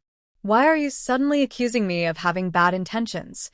For a moment, Xiaming Shua was speechless. Everyone was stuck, and no one wanted to be the first to drink the soup. Mrs. Wang's face showed signs of embarrassment. Today was Lin Zijing and Lin Jilan's first day here, and this family was not cooperating with her at all. She thought that in the future, she would constantly be overshadowed by these two women. She glanced at Su Ruai, hoping she would stand with her. Su Ruai hesitated, but picked up the bowl on the table. The dark, murky soup smelled bad and mixed with an unpleasant odor. She almost vomited again, her pale face looking very unwell. But she thought she couldn't let Lin Zijing be so proud. She forced herself to drink a large bowl. When she put the bowl down, her face twisted in pain, looking like a wilted flower, far from her usual graceful appearance. The raw ingredients had a fishy smell, mixed with the bitterness of medicine. She didn't even dare to burp. Despite this, she tried hard to keep a smile on her face. Although the taste of this soup isn't very good, it is quite delicious. Everyone can try it. Because of the herbs added, it might be a bit bitter, but it doesn't affect the overall flavor. She looked at Xiaming Qiao with anticipation. Xiaming Qiao. This was truly a lifesaver. He was caught in a difficult situation. In the end, he had no choice but to pick up his bowl, close his eyes, take a deep breath, and pinch his nose to drink it down. This soup was more bitter than his life. After drinking, Xiaming Shua's facial features all scrunched together. He looked at Lin Zijing with anger, thinking, so many people at home, but she insists on picking a fight with me. If Lin Zijing hadn't forced him to eat that terrible soup, he wouldn't have had to drink it. Now, not only did he gain nothing from it, but just looking at the last bit of soup left in the bowl made him feel sick. The two children, seeing the meal on the table, initially had no appetite. But as soon as they heard Lin Zijing say she had prepared fried rice, their big eyes lit up instantly. Even Xiang, who had been wary of Lin Zijing, couldn't help but look at her. Rue looked at her with anticipation. Usually, the food made by Wang Ma was hard to eat unless they were extremely hungry, in which case they might eat a little to fill their stomachs. Otherwise, they wouldn't eat the school meals at home. Most children in kindergarten liked eating fried rice, but the adults at home always said it wasn't nutritious and shouldn't be eaten in large amounts. Based on the parents' reactions, the kindergarten prepared only a small amount of fried rice, almost all limited to a few bites, and it was gone quickly. The two children often couldn't eat enough at school. Only when other kids didn't want to eat anything could they sneak a little more. The more the adults restricted what they could eat, the more they found those foods delicious. Especially when I think about my mother cooking for us at home, she always liked to make egg fried rice for us. Ruiru couldn't wait any longer. If Lin Ziqing's fried rice tastes good, she won't have to wait for extra food at school every day. Ruiru's bright eyes watched Lin Ziqing eagerly, and she was starting to like her more and more. She felt that this pretty older sister was different from others. Even more different from Aunt Su Ruai. At least, she had never cooked for them before. Maybe she and her brother had misunderstood this pretty older sister from the start. Xiang's small face showed a flicker of struggle, but in the end, he pouted and turned away proudly, not looking at Lin Ziqing. What's so good about fried rice? The teacher said fried rice has no nutrition. Kids eat it, and all they do is get fat. It's useless for anything else. Anyway, he would never admit it, but he was really looking forward to Lin Ziqing's fried rice. In this world, only Mom's fried rice is the best. The old man looked at the bowl of soup in front of him and prepared himself mentally for a long time. Seeing Xiaming Shua and Su Ruai both drink it, he closed his eyes and bravely picked up the bowl. Although the smell wasn't very good, he had worked hard on it, so he couldn't just ignore her effort. He lifted the bowl to his lips, but Xiaming Shua and Su Ruai both burped at the same time. Just hearing the sound made the old man lose his appetite even more. Oh heavens, isn't everyone already free now? Why is he still living such a hard life? His irresponsible son has really caused him a lot of suffering. He doesn't want to live through another day of such hunger and hardship. The old man took a deep breath, trying hard to calm himself down and remind himself that it was just a simple bowl of soup in front of him. But no matter how much he tried to convince himself, he couldn't get past the mental barrier in his mind. Madame Wang looked at Lin Jilan, who was hanging clothes, and with a fake smile, she waved her hand to call her over. Jilan, you've worked so hard today, cleaning the house from top to bottom. You look exhausted, with sweat on your forehead. Come, have a bowl of soup. Anyone can skip it today, but you can't. I added many nourishing herbs to it. Good for your health. Lin Jilan was suddenly called out and looked a bit stunned. She quickly waved her hand with a simple, honest smile. Maybe I should pass. Since the herbs are good, I think everyone should share and have some. I didn't do much today, just some simple chores. It would be a waste for me to eat such expensive food. Madame Wang became even more enthusiastic. There's no waste at all. Who eats this doesn't matter. Today, you have to eat it no matter what. Lin Ziqin curled her lips slightly, and her smile grew colder. She had been waiting for this moment in Wang Ma's little act.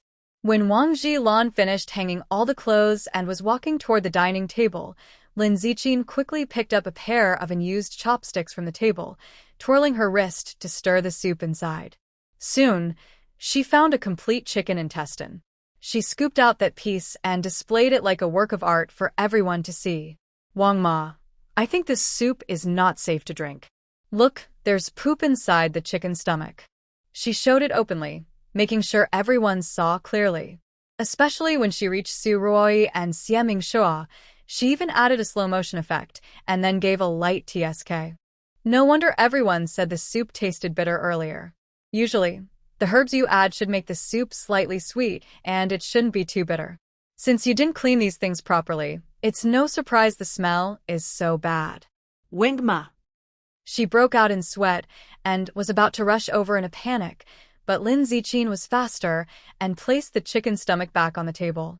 Wang Ma loudly explained, "That's impossible. Xie Jingwen." By the time he realized what Lin Ziqin was saying, it was too late. His mind had already automatically processed her words.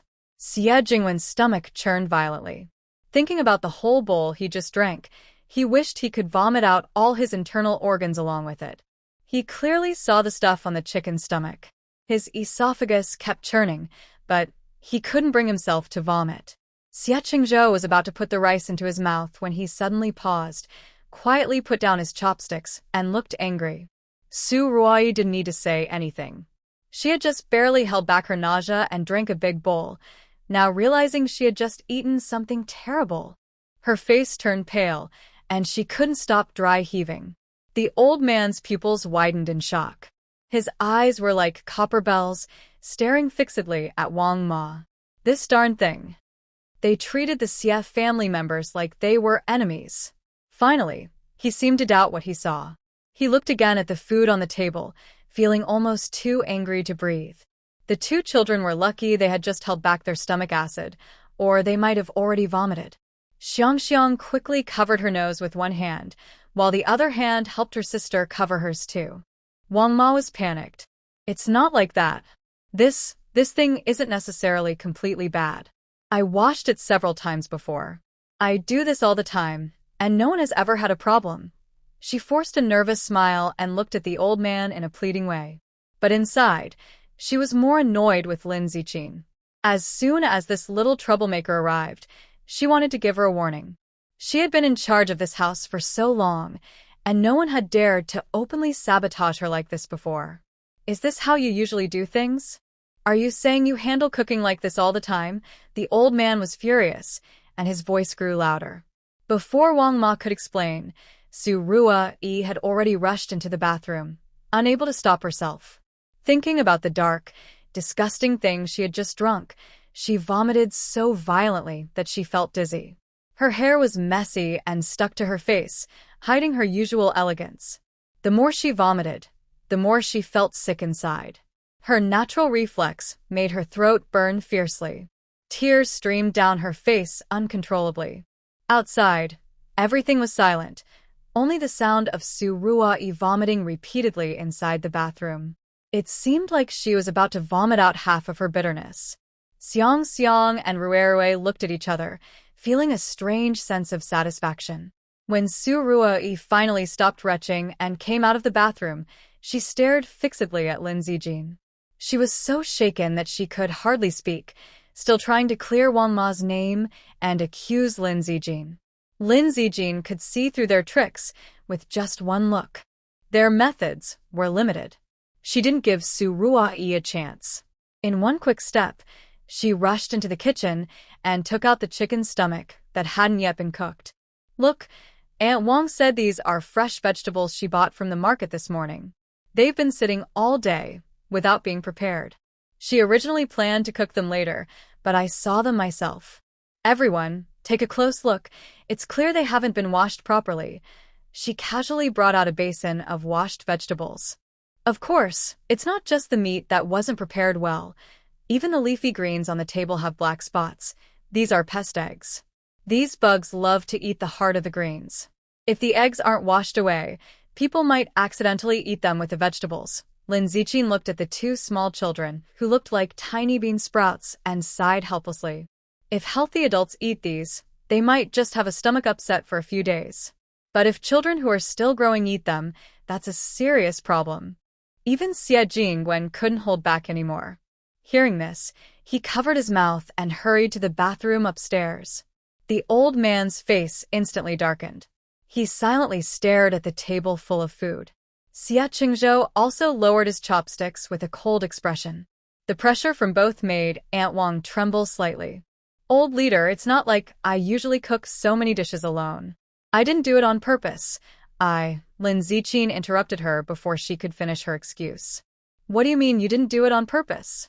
Clearly, these things could have been completely avoided. There are more people eating at home than just you. Besides the old leader, there are two children. Since you decided to take over the kitchen work, you should know what kind of nutrition is needed. When children are growing, they need certain foods, and when the old man reaches this age, he needs supplements. Even if you don't understand, you should at least have a rough idea." Madame Wang was forced to stay silent.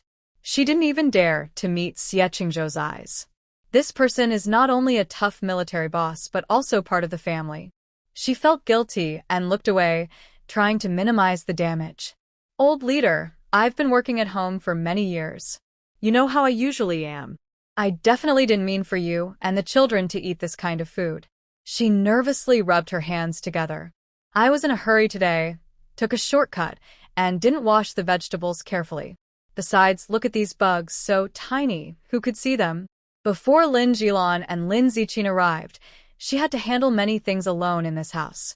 Every day, she not only did chores but also managed the family's meals. She was already very busy. Sometimes taking a break isn't a big deal, and there's no need to keep stressing over it. Moreover, if Lin Zijin hadn't spoken up today, everyone would have eaten happily without knowing, right? Once, this family was together, and they didn't seem to have many opinions. Today, it was just her carelessness that gave Lin Zijin a reason to complain. Why are these people starting to be so stubborn now? She wiped the sweat from her forehead with one hand and awkwardly looked at the old man. Besides, didn't everyone say that these insects are a good source of protein? I see many rich people buy them to eat. It may sound a bit unclean, but it's good for health. It's... Smack. Before she could finish, the old man sharply slapped the table, looking very angry. "Enough. It wasn't until Zijin found out today that you accidentally let slip this problem. How many times have you done things like this? Or have you always been like this from the start? We had no idea how many strange things you tricked us into eating before." The old man grew angrier the more he thought about it. His old bones were no longer useful for much, and he could eat whatever he wanted, even if it was just enough. But these two children were his granddaughter's favorites. If they didn't grow up healthy, he wouldn't be able to sleep peacefully, nor could he explain to his granddaughter. The old man's face turned green. In this way, the only person benefiting from this family was Xie Qingzhou, who didn't often eat at home. Meanwhile, Xiamingshua and Su Ruai ate the most. Xiamingshua, who just moments ago firmly supported Madame Wang, suddenly couldn't hold back anymore. His eyes were red and sore, and his words came out with difficulty from his clenched teeth. Madame Wang, can you really trust me? I consider you family, yet you treat me like a Japanese person? What exactly are you thinking? He cursed while rushing to the bathroom, unable to contain himself. Su Rui was already weak from vomiting, and everyone at the table looked worried. Even the two children sensed the tense atmosphere. Su Rui looked at the only survivor on the table, Lin Zijin. She tidied her hair with one hand, her face looking even more grim. This was only the first day that Lin Zijin and Lin Jilan arrived, and they had already caused chaos in the Xia family. She looked at the mess with red eyes, suddenly feeling that she and Madame Wang were no match for them. Xia Mingshua leaned against the bathroom wall, vomiting with dizziness. He felt his legs go weak, and a ringing noise filled his head.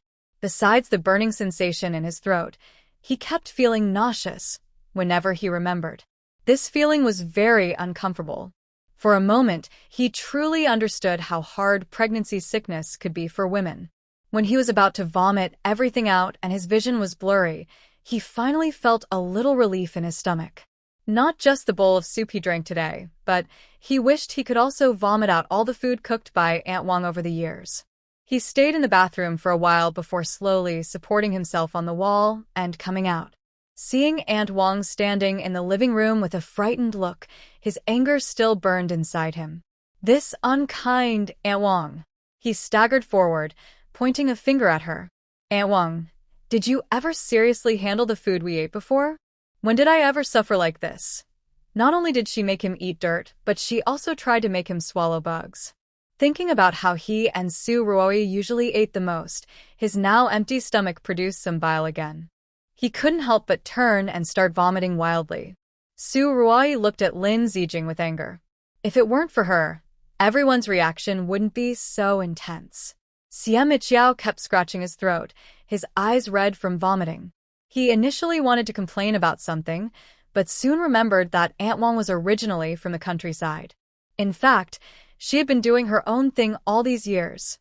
Even her hygiene habits were different from theirs. They brushed their teeth and washed their faces every morning, and they take regular showers and wash their hair. In Wang Ma's eyes, this seems like a waste of water. Xia Mingshua slapped his own head and said, I've already noticed that you really don't like to take showers. How many times have the family told you that if you have the chance, you should shower? You probably haven't showered once a month. The water used to wash our clothes is reused. Water from washing pants is used to wash shirts. When will you change these habits? This isn't how people do things in the countryside. Xia Mingshua doesn't mind small things like this, but he is very careful about what goes into his stomach. People say food is the most important thing for the people. How can they trust someone who is so careless about what she feeds them? Especially the meaningful look Lin Zijing just gave, which makes him even more suspicious. She must have known something all along. She was secretly warning them that Wang Ma's cooking isn't clean. Yet, he still blindly supports Wang Ma. Thinking about himself drinking that big bowl of soup without hesitation, he suddenly felt like he wouldn't have an appetite for the whole year ahead. Wang Ma, this is what goes into our stomachs. Can you be more careful? Just because you can eat bugs doesn't mean everyone else can accept it. The more Xia Mingshua thought about it, the angrier he got. Today, only he and Su Ruai drank the soup. Although everyone looked a bit pale, at least they weren't the direct victims. He couldn't bear it anymore, his hidden anger boiling over with frustration. Your kitchen isn't clean enough. No wonder most of the family has weak stomachs. It turns out it was all your fault. I thought it was some genetic problem in our family. Can't you have some morals? Xia Mingqiao lost his temper, speaking more and more harshly. He usually hadn't done anything truly harmful, and in fact, Xia Qingzhou, who ate the least at home, was the biggest beneficiary and thus avoided trouble. Xia Mingqiao took a deep breath, feeling his blood pressure spike. Madame Wang looked at Su Ruai with a pleading expression. But Su Ruai was also feeling sick and angry, wishing she could scold Lin Zijing harshly.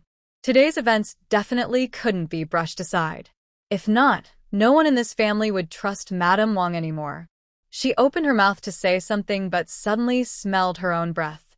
She rolled her eyes and felt nausea again, uncontrollable. Her mouth felt foul. Even after rinsing many times in the bathroom, the bad taste still lingered. Madame Wang really was careless, serving food that wasn't clean and expecting others to eat it. They were on the same side, but the soup was so dirty, and she didn't even tell her in advance. She wanted to defend Madame Wang quickly, but couldn't get past her own inner discomfort. Lin Ziqin simply watched the chaos calmly, feeling that today's outcome was quite good. Since Madame Wang wanted to give her and her daughter a warning, she decided to teach her a lesson in return. The 4 members of the CF family looked at her carefully, each lost in thought. Madame Wang called out to Tian, but she didn't respond, and Didi was unresponsive. Usually, she had never seen this kind of attitude before. Most people in this family showed her some respect, so she always thought she was part of the CF family. But only today, after everything happened, did she finally realize the truth. The CF family never really considered her a family member. It was just that the ingredients in the soup weren't cleaned properly, and she overreacted. Especially Xie Jingwen, who usually seemed indifferent, but at least his eyes didn't show such obvious dislike. Today, when Madame Wang looked at him, his eyes were cold, even more frightening than Xie Qingzhou. The Xie family was almost like a pack of wolves. Madame Wang nervously clenched her hands and looked at the family, with some hesitation. Old leader, I know I might have done wrong in this matter, but my intentions were good. Our family uses a lot of water every day, and I just wanted to save some. I didn't expect everyone to be so sensitive about this. I promise I will be more careful in the future and make sure nothing like today happens again. She was eager to prove herself, but the old man closed his eyes, unwilling to face this messy situation. Is this about saving water? No matter what you do, you should consider the occasion. Just the food you prepared, the 2 children's stomach issues, and the medicine they took during treatment. None of these are less important than saving a little water. He took a deep breath and looked at the 2 children with an apologetic expression. These are the 2 children Qingying cares about most. Look at what you've done. The old man waved his hand dismissively. Enough, stop standing around. Clear all this away. It was supposed to be a nice meal, but now it's a mess. What kind of scene is this? Madame Wang looked upset and nervously explained, Old leader, if we remove all this, isn't that a waste? Besides, you've always said to save resources. I worked hard on this meal. Even if I didn't earn any credit, I put in effort. If we take away the soup and dishes, they can still be eaten and… Bang! Before she could finish, the old man sharply slapped the table. Few family members had seen him so angry, and even Xieming Shua and Xie Jingwen looked over at the same time.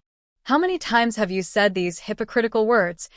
It's because I appreciate your hard work for this family that I can tolerate you making such simple mistakes. If it were someone else, they would have been kicked out many times already. Madame Wang trembled as she wanted to say something to save herself. She quickly took away all the dishes, hoping for a chance to make amends.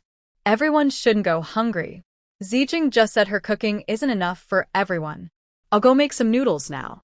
Let's just get by tonight. The old man looked serious and spoke with authority. From now on, you don't need to worry about cooking.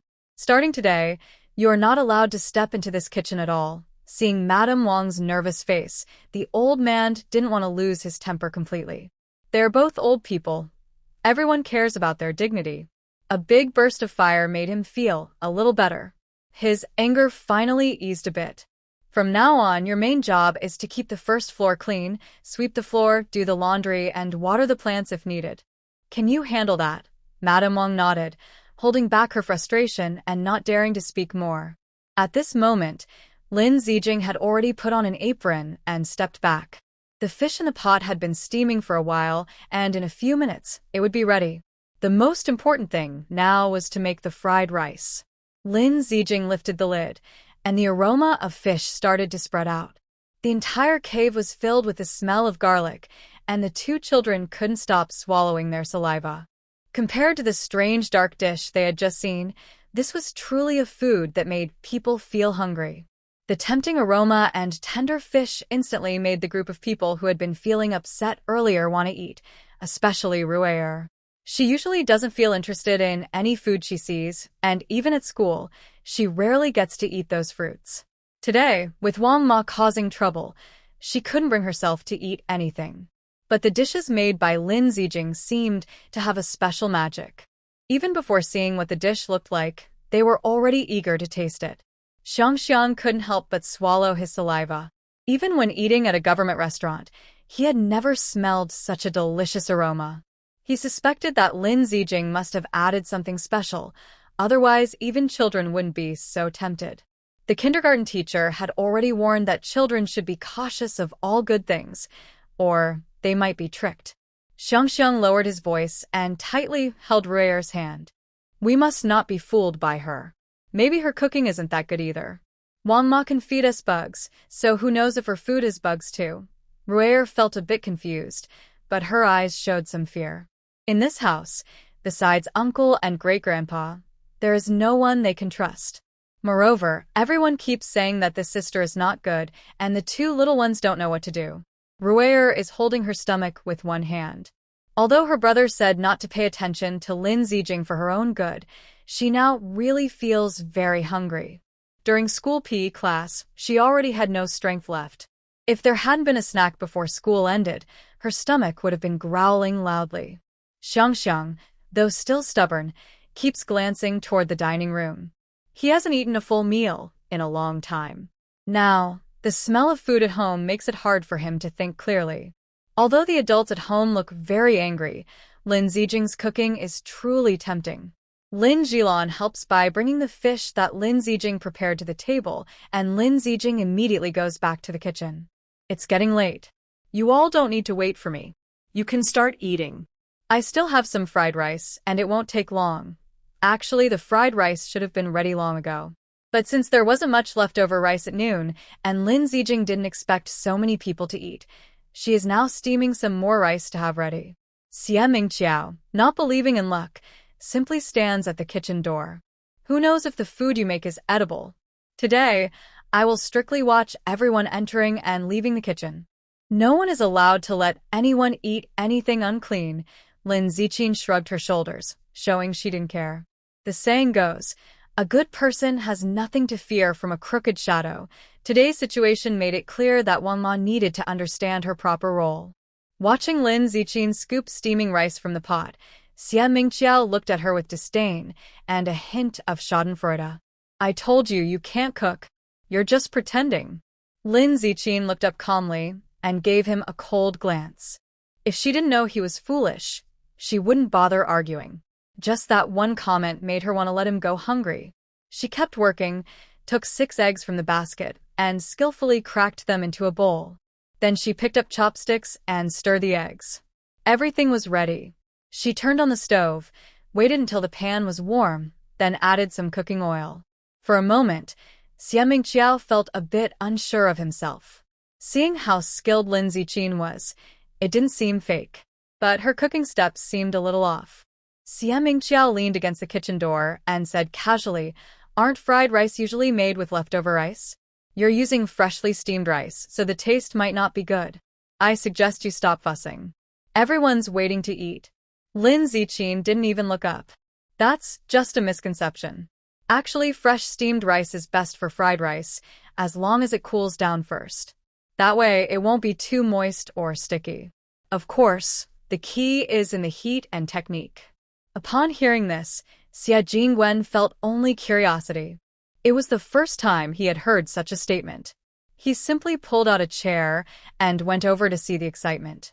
Just a quick glance was fine, but usually, even Madame Wang needed both hands to lift the heavy wok. Yet Lin Zijing was able to lift it with one hand.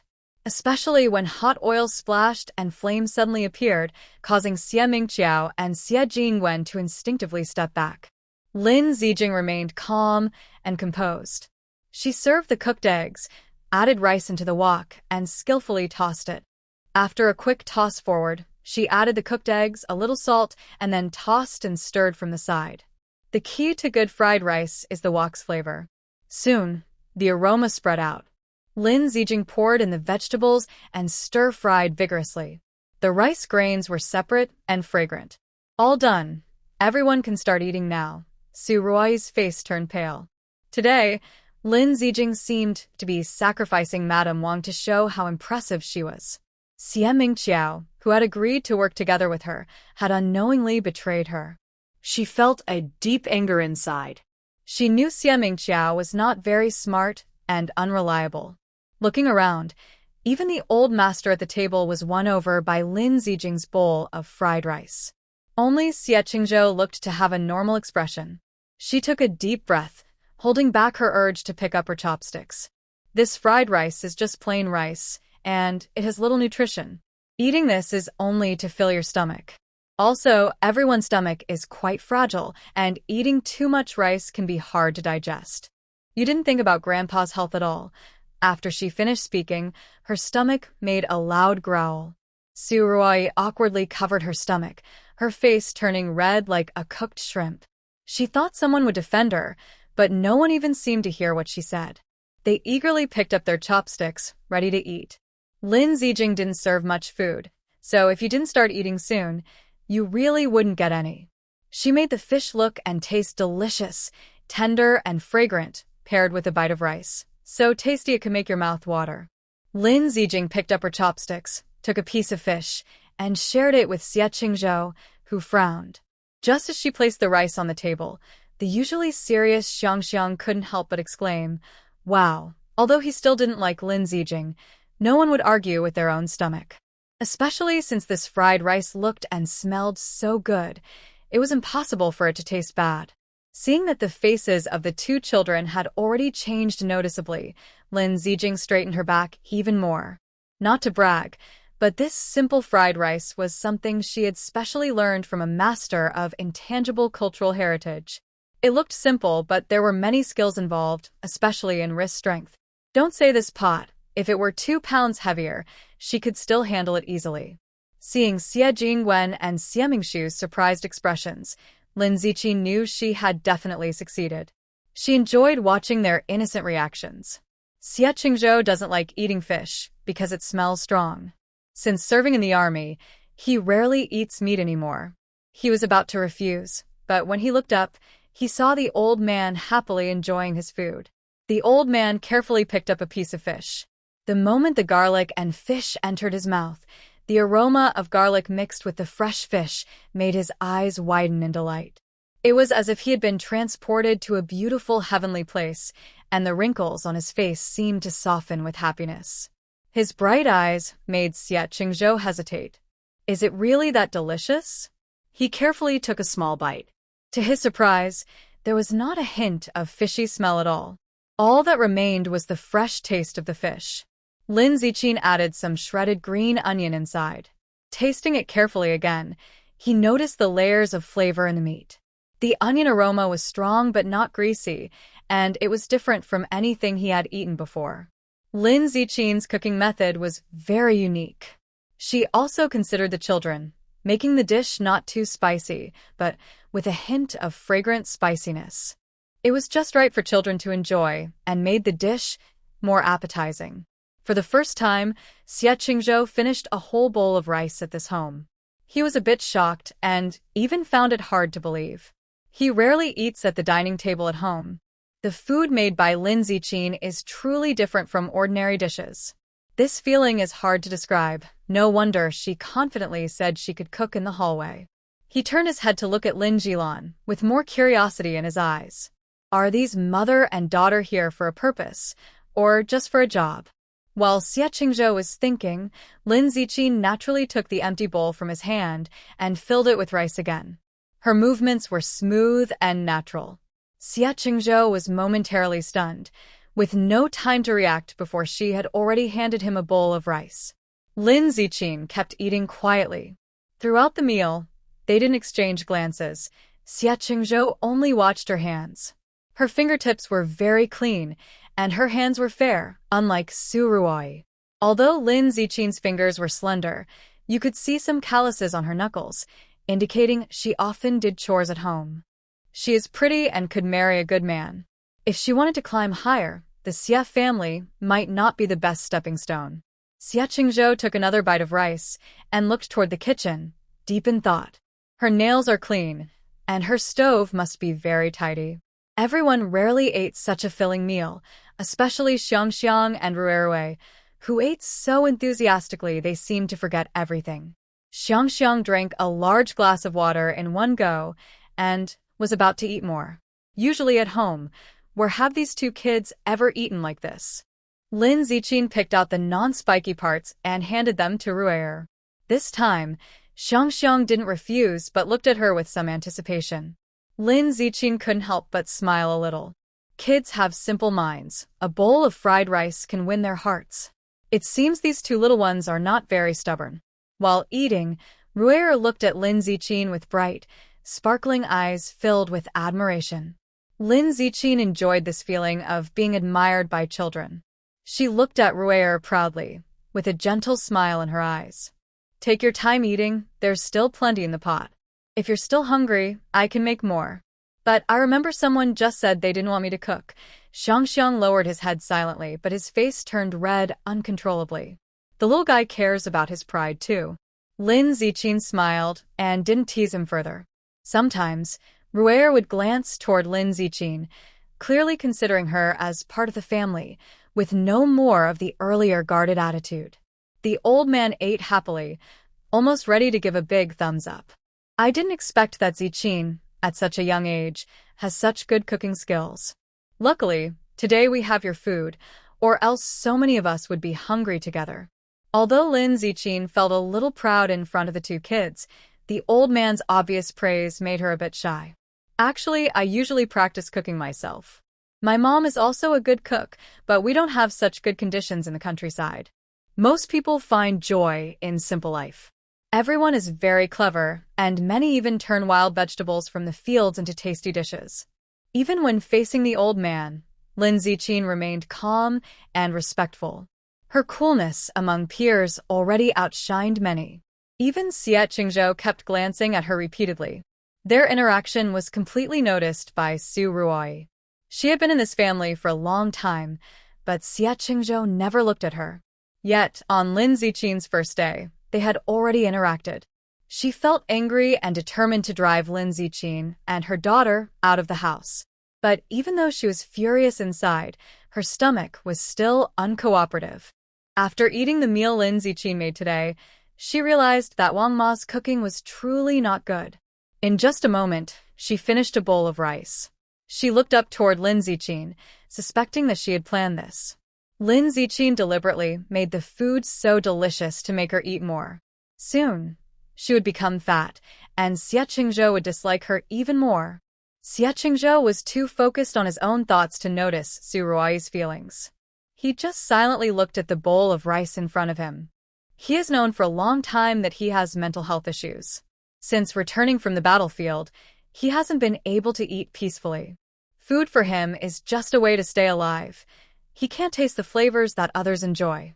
Sometimes, he deliberately eats very sour or very spicy foods just to experience what good taste really is. However, irregular eating habits and the burning sensation in his stomach after eating spicy food have caused serious stomach problems. Sometimes, just a small bite of something he shouldn't eat can cause terrible stomach pain. This has become more obvious in recent years. In summer, he avoids cold foods, and in winter, he avoids very hot foods. He feels like a puppet, trapped here. He doesn't know what he truly likes to eat or what those flavors are like, as his mind is filled with images of destroyed bodies and the overwhelming smell of blood from the battlefield. But today, the meal prepared by Lin Ziqin seemed to bring him back to this home, to the times when his mother was still here. Back then, the family was happy and harmonious, as if there were no conflicts. Xie Jingwen is no longer the same as he is now. Life feels full of hope. He watches Lin Ziqin patiently feeding Rue fish, lost in thought. This scene feels very familiar. Lin Ziqin's gentle face is just like his mother's. A brief moment of distraction allowed the old man to keenly notice that Xie Qingzhou was feeling different from usual. The old man simply paused slightly, but in an instant, he broke into a happy smile. He said, "Sometimes when fate comes, there's no need to rush it." Xie Jingwen's gaze was fixed on Xie Qingzhou's face, and his brief distraction already sparked many thoughts. Xie Jingwen's expression showed no change, but he quietly put down his bowl and chopsticks. He had a blank face, and his eyes grew colder. The two children were so absorbed in their meal that they no longer cared about the adults' feelings. Finally, they had a meal that suited their tastes, and Xiangxiang and Ruerue eagerly wanted to bury their heads in their bowls. When had the children ever eaten so well before? The old man was almost stunned by what he saw. Su Ruai clenched her fists in frustration. These two stubborn kids must be doing it on purpose. They usually don't eat properly at home, no matter what they do. Lin Ziqin came over, and even with just a bowl of fried rice, they ate with such delight. Though they looked so young, they were actually very clever, and it was unclear who they learned their tricks from. Now, Madame Wang's position in the family was even more precarious. Madame Wang stood nearby, not daring to breathe loudly, wishing everyone would just ignore her at this moment. The two children didn't leave a single grain of rice on the edge of their bowls. Xiangxiang dropped a grain of rice onto the table but immediately picked it up and put it into his mouth. Lin Ziqin smiled warmly as she looked at them. The children are actually very cute. They just follow the way adults influence them and behave accordingly. Ruerue finished her second bowl of rice and looked at Lin Ziqin with anticipation. She clearly wanted more, but Lin Ziqin didn't serve her more. Ruerue, if you and your brother eat so much at once, your stomach might hurt. From now on, I will make different tasty dishes for you every day. You can't eat more today. Tomorrow, if you want to eat something, you can tell me what to order, okay? Children's stomachs are naturally weaker, and some may even be undernourished. Suddenly overeating can be very hard on their bodies.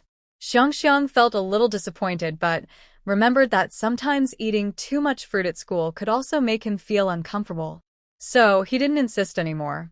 He obediently put down his chopsticks and finished all the food in his bowl.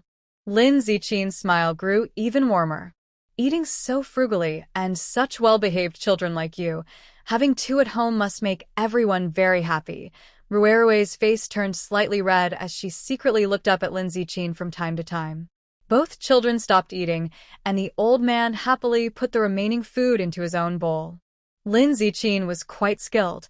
She could even make ordinary fried rice look beautiful.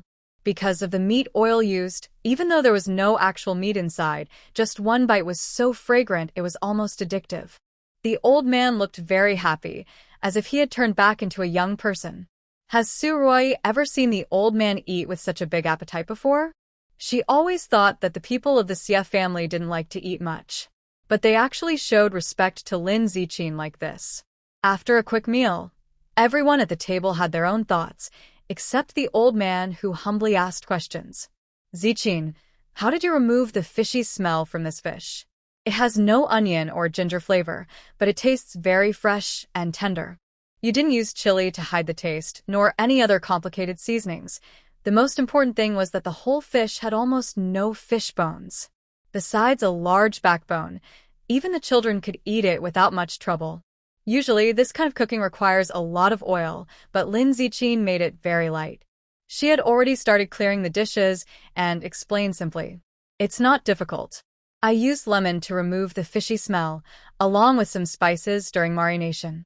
It's best not to put these directly into the pot with a fish for steaming because some spices release different flavors when cooked, and it can create strange textures that aren't useful." The old man suddenly understood. He gave Lin Ziqin a thumbs up. "I never expected you to be such a good cook at such a young age. Not only is your cooking unique, but the taste is also excellent. Someone like you staying in our family is a real treasure, and your cooking skills are truly wasted elsewhere." Thanks to Lin Ziqing's talent, even if she worked as a head chef at a government restaurant, her monthly salary would be quite high. The old man felt proud. He believed his decision was much better than his son's. His unworthy son not only made his wife seriously ill out of anger, but also caused chaos in the family. Now, each of the children in the family seemed to have their own ideas and disagreements.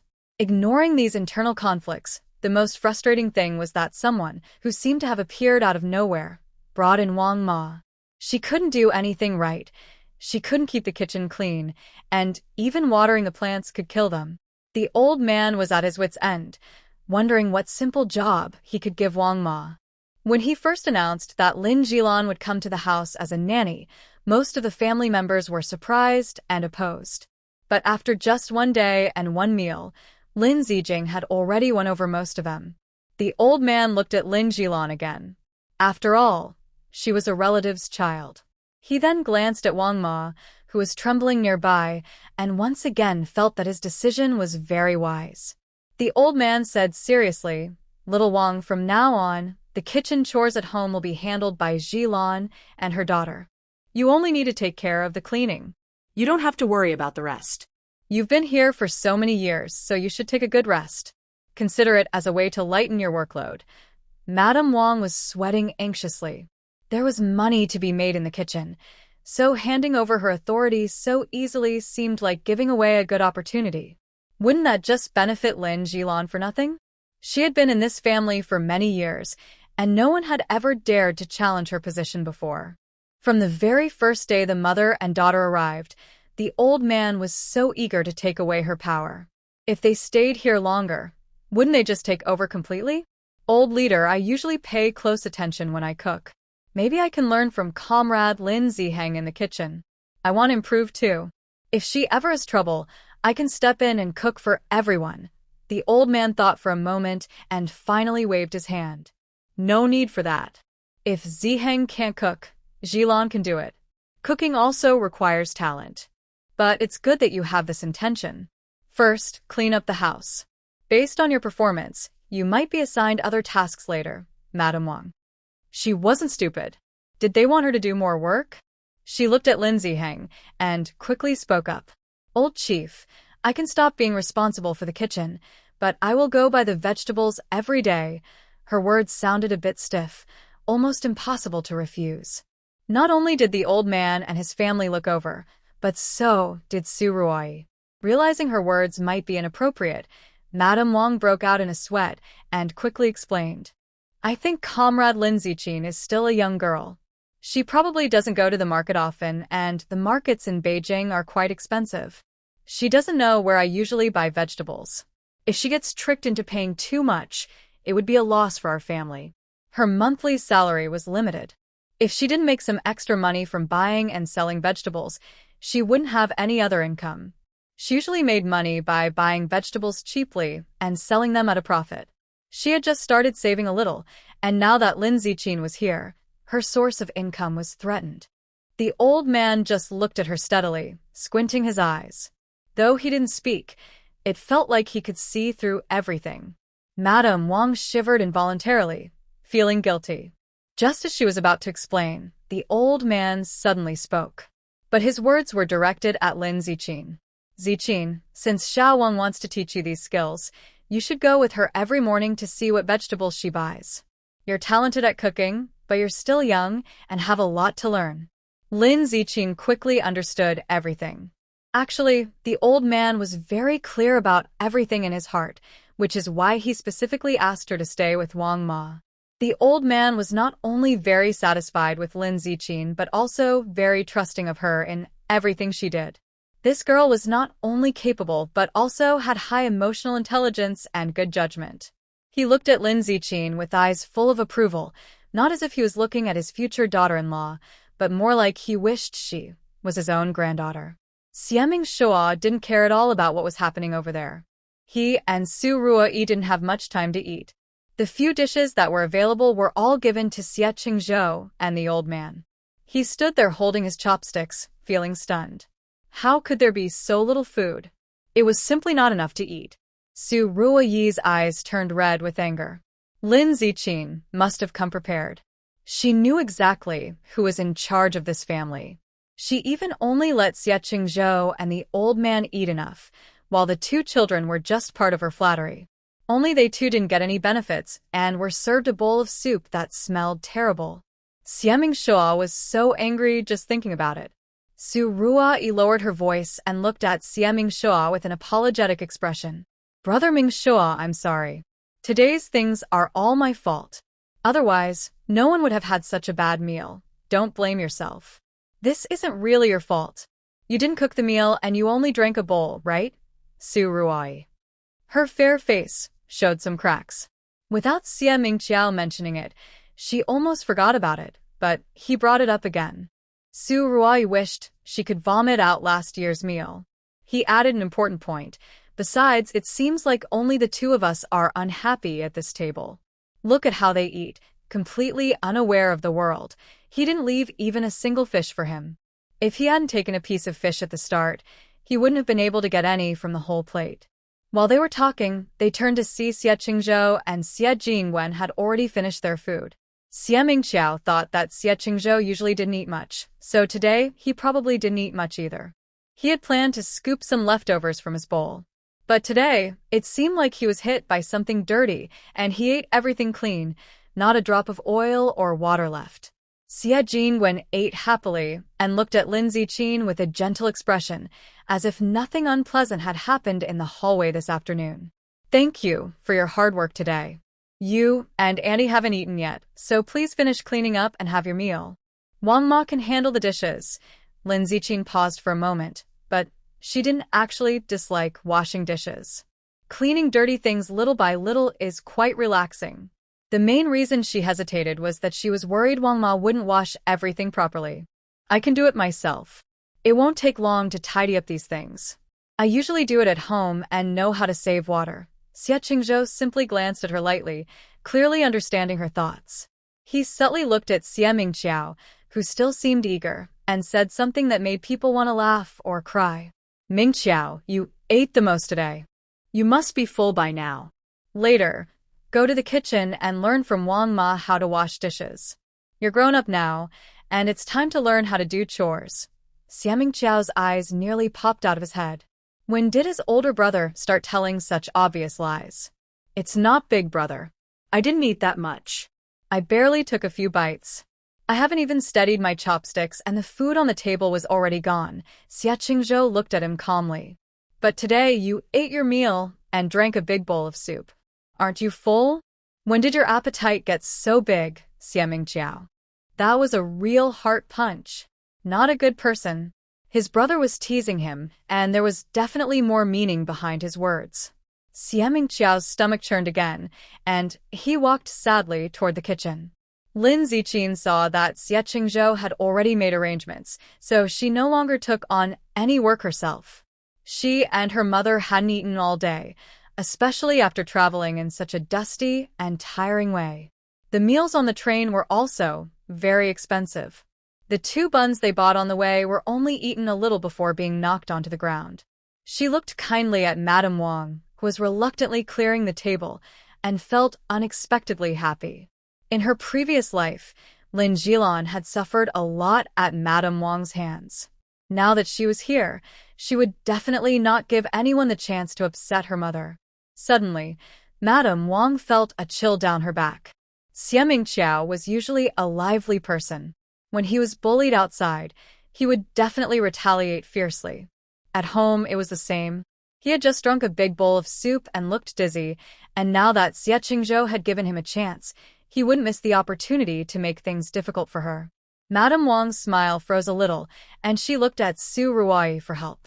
Su Ruai immediately came over to help clear the dishes. Brother Mingqiao, I'll go to the kitchen and learn to wash dishes for my mom. Since I'm a girl, doing chores might make me more likable.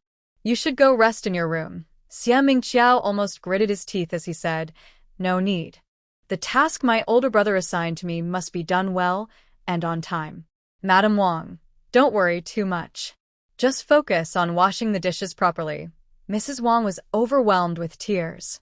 I thought you all worked hard tonight, so I wanted you to rest early, she said. Xie Mingqiao snorted coldly. There's no need for you to worry about that. Mrs. Wang glanced toward the kitchen and then at Xie Qingzhou, feeling even more uncomfortable. Xie Qingzhou must have noticed something, which is why Xie Mingqiao was supervising her. The entire Xie family was ungrateful. She had worked hard here for many years. It was just occasional laziness, yet Xie Qingzhou acted like she was a thief trying to steal from the family. To dispel Xie Qingzhou and Xie Mingqiao's suspicions, Mrs. Wang worked hard while washing dishes. She not only cleaned the sink thoroughly, but also threw away the dark leftovers from the dishes into the trash before starting to wash. Despite this, Xie Mingqiao still found fault.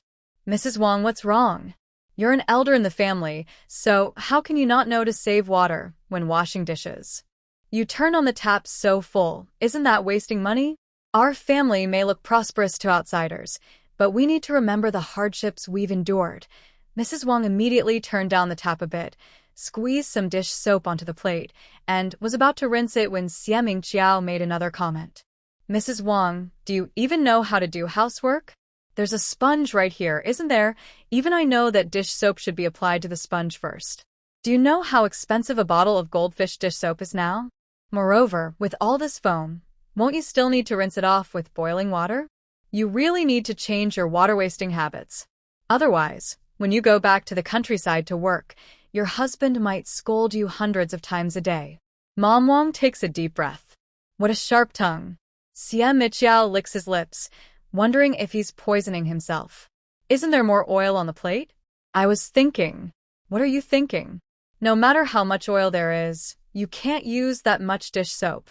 Are you trying to blow bubbles for fun? Mom Wang stops talking. Mom Wang feels a bit withdrawn. Sometimes, she thinks it's okay that Xie Qingzhou is so cold. At least he doesn't talk so much. She grumbles while washing the dishes, then turns her head and sees Lin Zijing already busy making soup. Since there isn't much food prepared, she and Lin Jilan need to cook their own meals. Lin Zijing works quickly. She plans to make a simple tomato noodle soup, which doesn't take much time or complicated ingredients. She and Lin Jilan don't add much to their bowls. They put warm water in the noodles, add a little salt, and the dough becomes very chewy. Mom Wang uses the remaining chicken pieces. Lin Zijing picks the chicken thigh meat and boils a tomato briefly in hot water, easily peeling off the skin. Xie Mingqiao watched nearby, looking amazed. It turns out that tomatoes can be peeled.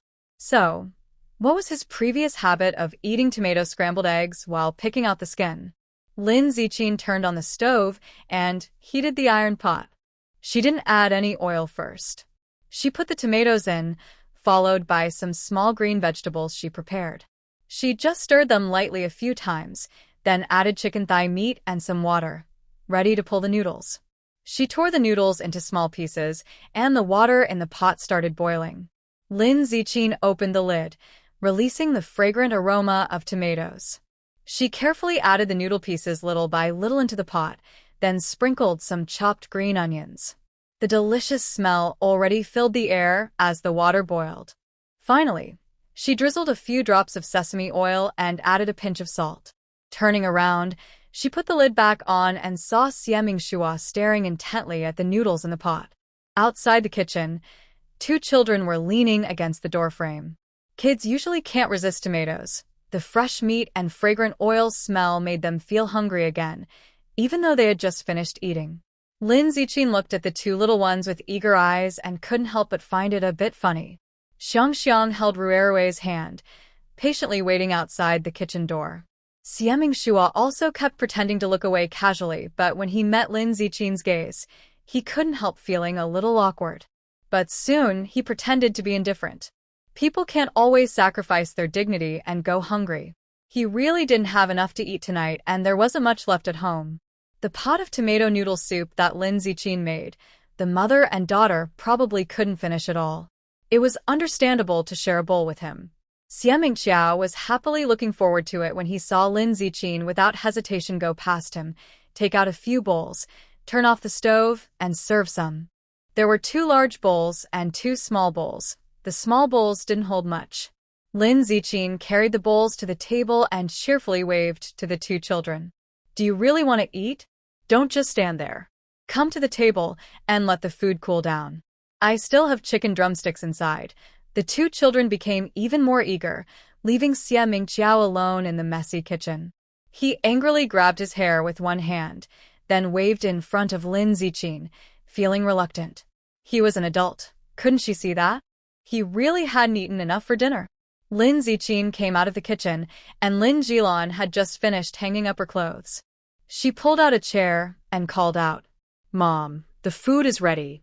Come and eat first." Since she had been working all along, Lin Ziqin was more worried about whether Lin Jilan could handle it. Lin Jilan sat down naturally, and Lin Ziqin handed her a bowl. Mom, after we finish eating, come and clean the dishes. Then go upstairs to rest. We've been in the car for so long, and your health isn't good. Take a break first. If there's anything left undone, I will do it. Lin Jilon looked at Lin Ziqin with a happy smile and shook her head. These are much easier than in the countryside.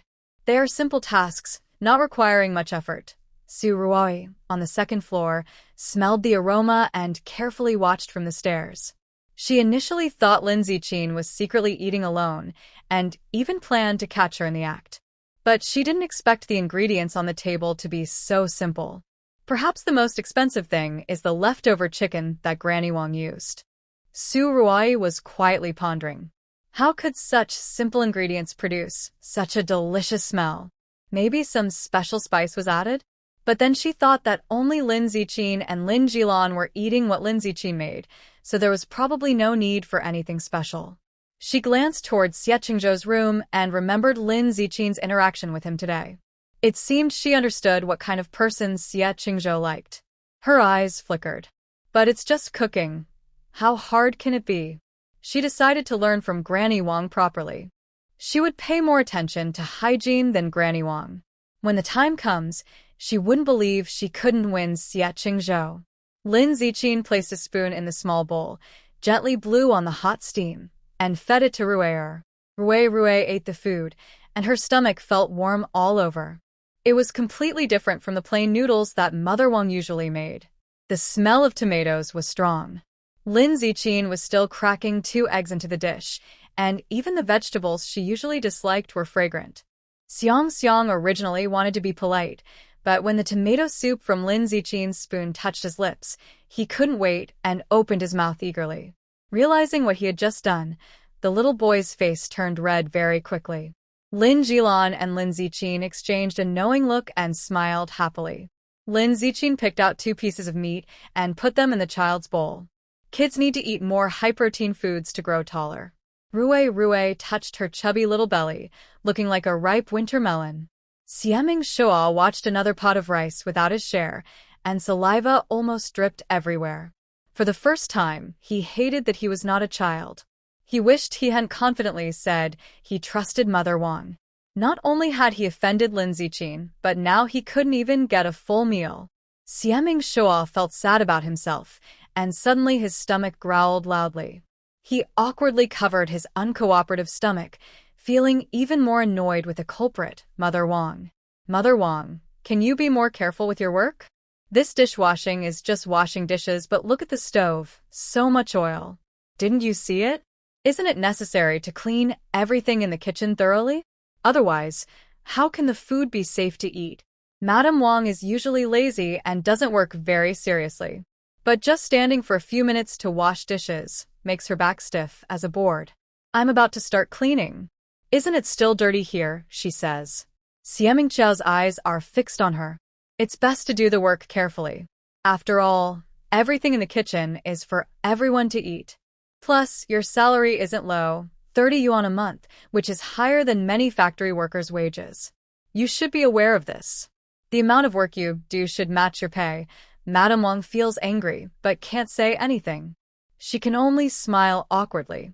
After washing, she cleans the stove, then tidies up the stove area, takes out the trash, and finally mops the floor. By the end of this process, Madame Wang is so tired she can hardly straighten up. Xieming Qiao starts to suspect something. She usually doesn't slack off, yet she looks exhausted after such a small amount of work.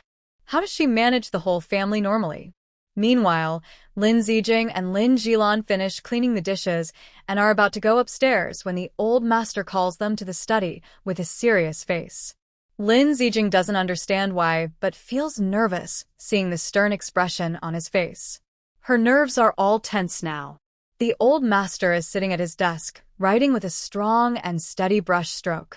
His handwriting is very neat and square, looking like skilled calligraphy. Lin Ziqin followed behind Lin Jilon, carefully glancing at the study room. Behind the old man is a large bookshelf filled with many books, and nearby cabinets hold some brushes and ink. The scent of ink fills the room. Lin Jilon straightforwardly asked, "Uncle Xie, are you looking for us? She spoke a bit nervously, feeling a little anxious inside. In the past, this situation never happened. The old man put down his pen and nodded. Just in time. I want to discuss the salary with you. Lin Jilon clearly relaxed a little. She and Ziqin together earned only 60 yuan a month, which was quite little for their efforts. In the past, Wang Ma managed the whole family, and her monthly salary was only 30 yuan. Now, the two of them, plus Wang Ma doing the work of a single person, the expenses for wages are indeed significant. Uncle Xia, I understand. I don't have high demands for salary. As long as you can give me and Ziqin a place to stay, I am already very grateful. As for the salary, it's up to you. Whatever you think is appropriate, I have no objections. Since the workload isn't heavy, at least this job is just a temporary place for Ziqin. The old man's willingness to take them in is already a great kindness. As for the salary, Lin Jilon didn't have many thoughts about it. The old man's face looked serious, and he looked at Lin Jilon's face, then at Lin Ziqin beside her. This young girl was very sensible, knowing when to speak and when to stay quiet. Whenever Lin Jilon needed to step forward, she would never jump in to take the spotlight. Although she grew up in the countryside, she still carried the blood of the Lin family, so it's no wonder she was so talented. You probably misunderstood what I meant. Since you and your mother are new here, your salary will be increased to 40 yuan per month for each of you, since there are two of you. The old man paused and added, also, I really saw Ziqin's skills today. The food she makes is not only delicious and well-presented, but also helps solve many family problems. Without her, the family might not know how much bad food they would have eaten. When Lin Ziqin was mentioned, she quickly and nervously waved her hands. Thank you, Grandpa. This is what I should do. There's really no need to pay me extra. Usually, each of us is responsible for only a small area, and we don't spend much money living here. The old man's expression softened a little. When he looked at Lin Ziqin, he was always serious but not stern. He smiled and explained, our family is like this. Although I am older, I have always been fair with rewards and punishments. Even though you are young, your cooking skills are good enough to work in a state-run restaurant, earning more than this salary each month. Consider it as if we hired a cook to make everyone feel more at ease when eating. Lin Zijing glanced at Lin Jilon, feeling a bit unsure. Jilon understood what the old man meant. He hoped that Lin Zijing's cooking would stay as good as it is today. Jilon held Lin Zijing's hand and looked seriously at the old man. Uncle Xia, there's no rush to discuss a salary increase. We are both still adjusting to life at home. Once we are fully settled into our work, then it's okay to talk about this again. Seeing that the mother and daughter were firm, the old man finally stopped insisting. Both mother and daughter had similar temperaments. They knew when to speak and when to hold back, and they were grateful. Since you've already brought this up, I won't be stubborn. If there's anything else you need to get familiar with at home, just ask Aunt Wang. The people here are quite kind, so you don't need to be too nervous. As for the salary, once you get used to things next month and we are satisfied, I will consider giving you a raise. When that time comes, don't refuse. Jilon secretly breathed a sigh of relief.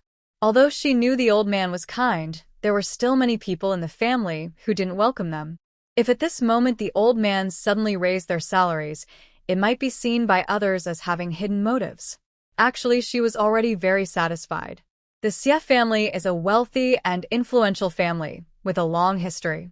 Generations have built up a lot of wealth, which has led to their current success. Her salary is even higher than that of ordinary workers and farmers. Although she works almost all year round, compared to the hardships faced in the countryside, her work is quite simple, like watering plants. It's really troublesome that Uncle Xia has to keep working hard for us mother and daughter. I'm lucky that my parents have friends like you. The old man sat up straight and pointed to the two chairs beside him. Sit down first. I know you are capable people. Being a housekeeper at home is just a temporary job. If you ever face difficulties or need help, just ask. Although your parents are no longer here, our friendship remains. There's no trouble in that. If it hadn't been for that turbulent time, what would have happened to Lin Jilon and Lin Ziqin's fate? Even in the countryside, the mother and daughter seized every chance to improve their lives. They have the strength, patience, and hardworking attitude. Sooner or later, they will succeed in their careers. Also, status is very important. If there's a good opportunity, but you hesitate to ask for help, that would be a real pity. Lin Jilan immediately realized that the old man's concern was about Lin Zichin's household registration issue. They had already arrived in the capital, but Lin Zichin's household registration had not been sorted out yet. This matter needed to be addressed as soon as possible. Policies change every day, and they couldn't afford to miss any opportunity. Lin Jilan smiled and said, "Uncle Xie is right. I have been thinking about this too, but I just haven't found the right chance yet. The child's matter is very important, and I will keep it in mind. If I need Uncle Xie's help later, I hope I can count on you." The old man waved his hand. To him, this matter didn't seem difficult. He sighed and said, "There's not much I can do. It's not a big problem, but I am getting older and not as capable as before. My only hope is to change the situation at home. Seeing how messy everything is, I know it might make you all laugh." Lin Zichin's mind was moving quickly, trying to understand what the old man meant. This was supposed to be Lin Zijing and Lin Jilan's first day at work. Even though they had some past connections with the Lin family parents, they weren't close enough to be very familiar with the old master. There was no need for the old master to explain the family situation in detail. It was obvious that he had other reasons for speaking so openly. After leaving the old master's study, mother and daughter went upstairs. Lin Zijing quickly understood what was going on. "Mom, did the old leader intentionally tell us those things just to use us to make Wang Ma leave?" Lin Jilan immediately looked at the staircase and covered Lin Zijing's mouth with her hand. "My little one, you seem pretty smart usually, but how come you don't understand that there are ears everywhere? We're still on someone else's territory. Every word you say now could be overheard." Lin Zijing nodded quickly, her eyes shining with understanding. Once they entered the room and closed the door, they locked it for safety and went into the space. The old master probably meant that Wang Ma was brought in by his son, Commander Xie. Commander Xie directly coordinated with Wang Ma. Even as a father, he couldn't just fire her outright. The old master's position was too important, and without solid proof, it wouldn't look good if Wang Ma caused trouble. His words seemed to suggest that he wanted to use them to help Commander Xie see clearly who Wang Ma and Su Ruoyu really were. Li Zichin had a sudden realization, but she couldn't help feeling worried. Even the old master can't do much. What can we do? Everyone in this family looks at us like wolves and tigers. Could it be that the old master wants us to become villains? Lin Jilan pointed at her head with one finger. "Since they paid a high price to invite you here, it must be because you are useful. That's how society works. If you have no value at all, then you'll really feel bad. Moreover, sometimes it's better to handle things smoothly. We're not trying to fight with Aunt Wang. People are usually more afraid of comparison." Li Zichin immediately understood. "All right, it's getting late. We can't stay at home now. Tomorrow, we start work officially. I'm going to take a shower. You should go back to sleep early." After the mother and daughter went to their room, everyone else in the house finished their baths one after another. Aunt Wang was mocked sarcastically by Xie Mingqiao for half an hour and had no choice but to take a shower too. When Li Zichin came out of Lin Jilan's room, she saw the two children still awake, wandering in the corridor, looking hesitant. She smiled kindly and walked over. "It's already so late. Why aren't you two asleep? Tomorrow you'll have to get up early for kindergarten." Xiangxiang pouted proudly, still unsure what to say, but Ruerue had already shown her a half-finished drawing. Lin Zichin crouched down and looked at the painting in her hand. Ruiru had already finished half of it. It was a family portrait, showing the grandfather and their mother. Xie Qingzhou, Xie Jingguan, and Xie Mingshu were in the picture. Next to Xie Qingying stood a man with blurry features. Although the children's drawing skills were simple, they captured each person's facial features accurately. So much so that Lin Zichin could recognize who was who at a glance. And the blurry-featured man was probably the father of these two children. At that moment, Lin Zichin felt a deep connection with the children. Having gone through so much in her past life, she still didn't know who her biological father was or what he looked like. No wonder the children were so obsessed with their father.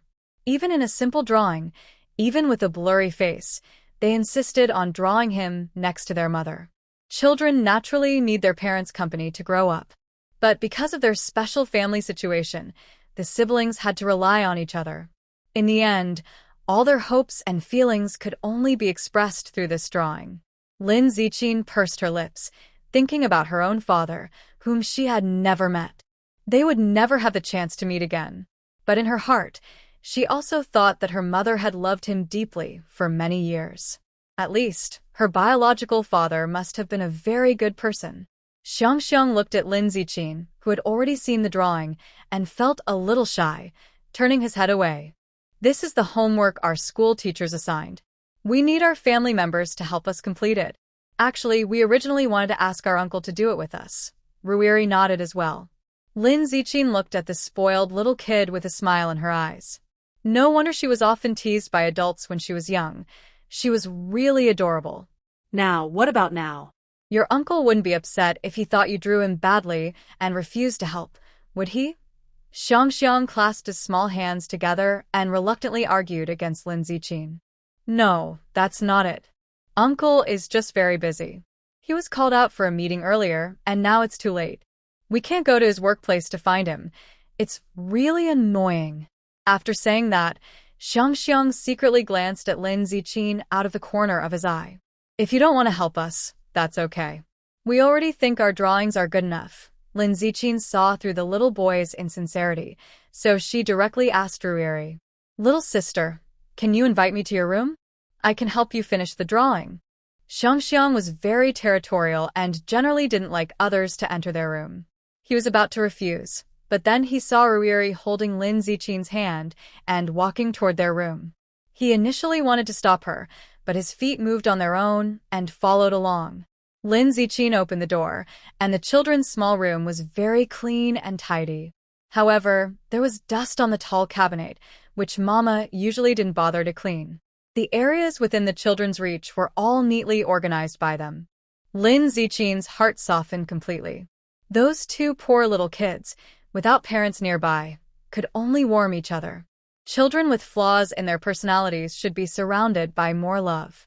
Lin Ziqin pulled out a chair. Sit properly. Now I will use your colored pens to add to your drawing. Ruiri nodded eagerly.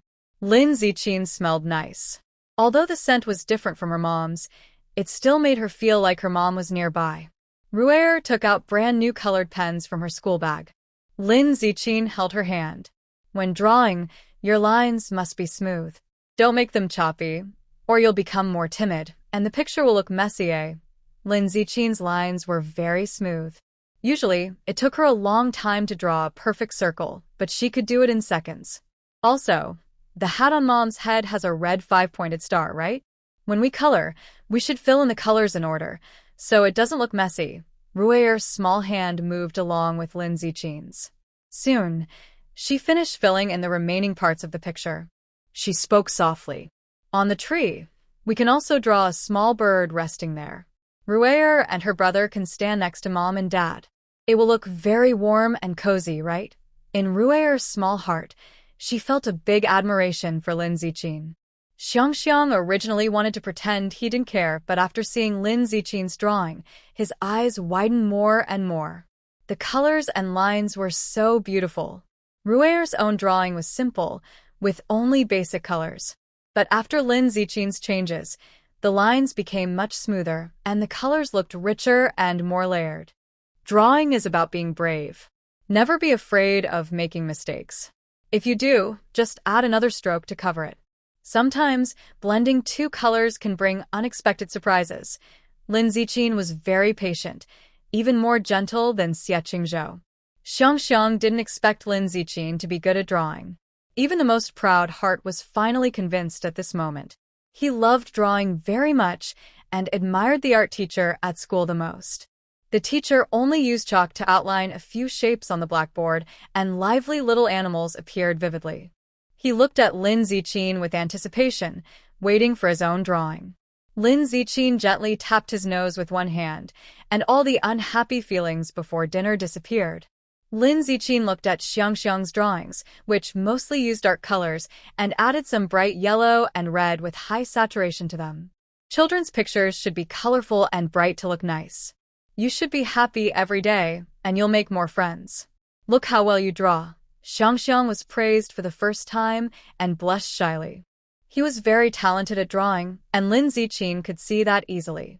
She added some bright colors to the picture, making it look less dull and more eye-catching.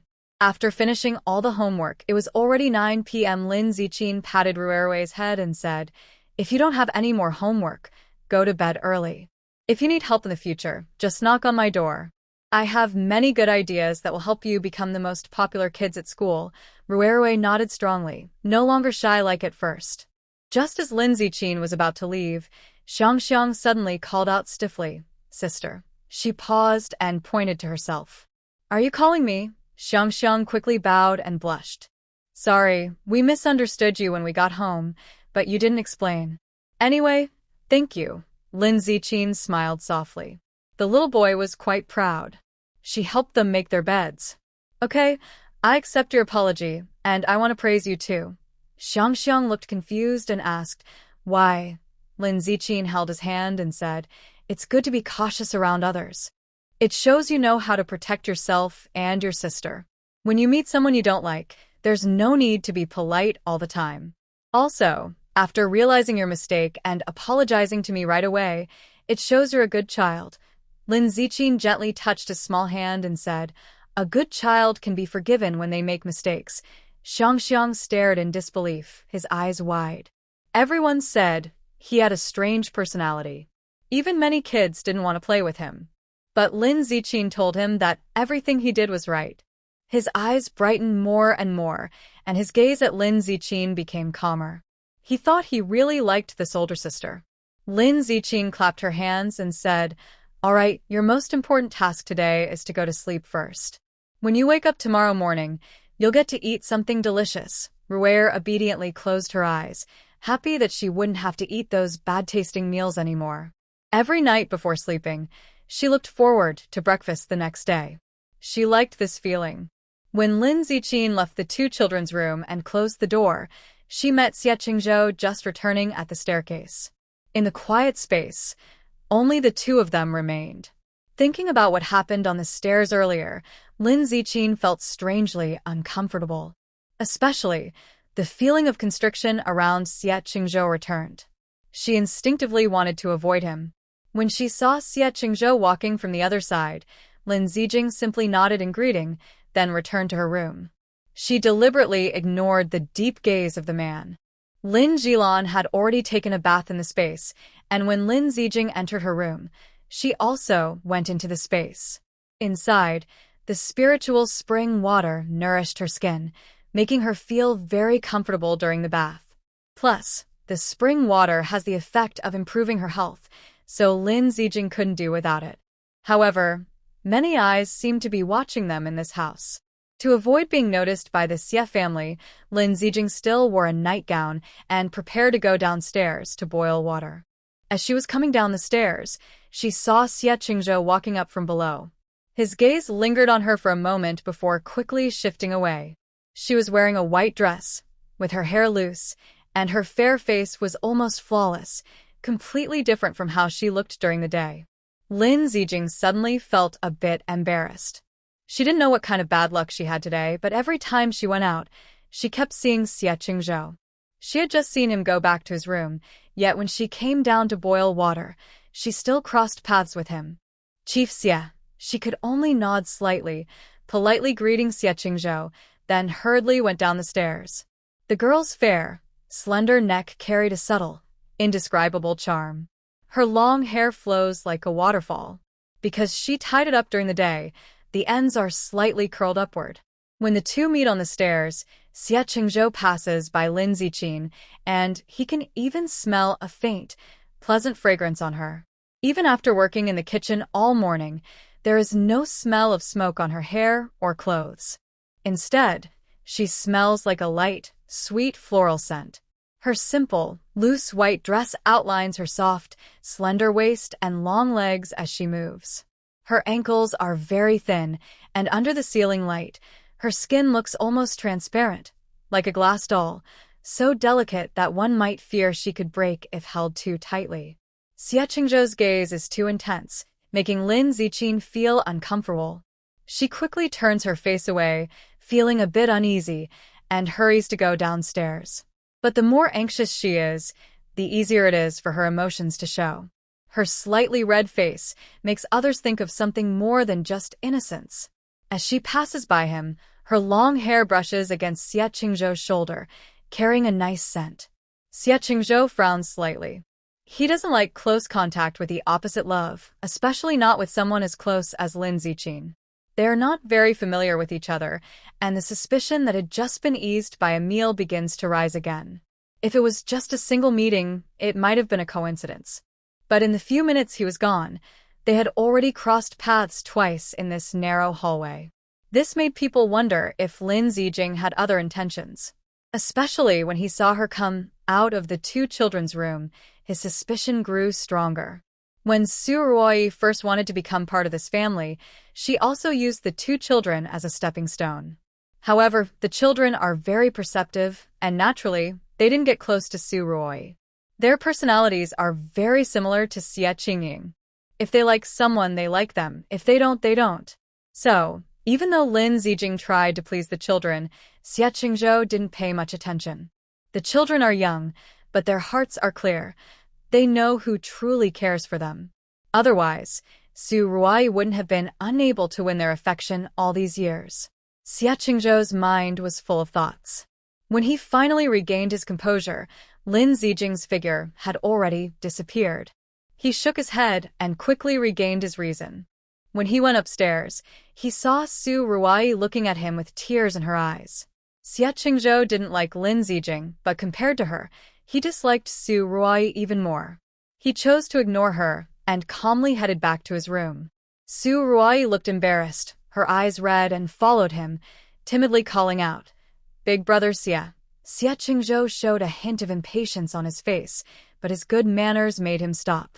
He turned to look at her, with a calm face that showed no emotion. It was as if the person opposite him was just a stranger who had nothing to do with him. Su Ruoyi usually couldn't provoke his feelings. "Speak." Xie Qingzhou was willing to give her a word, which was already the biggest respect he could show for the family.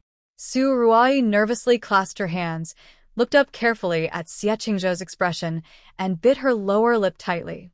Seeing that she was slow to speak, Xie Qingzhou lost patience and decided not to wait any longer. The man took a long stride to leave, but Su Ruoyi quickly apologized. "Actually, I didn't mean anything bad. I just want to apologize about tonight's dinner. I shouldn't have supported Mama Wang. I just think she works hard normally, and after so many years in our family, she might feel uncomfortable when new people suddenly come.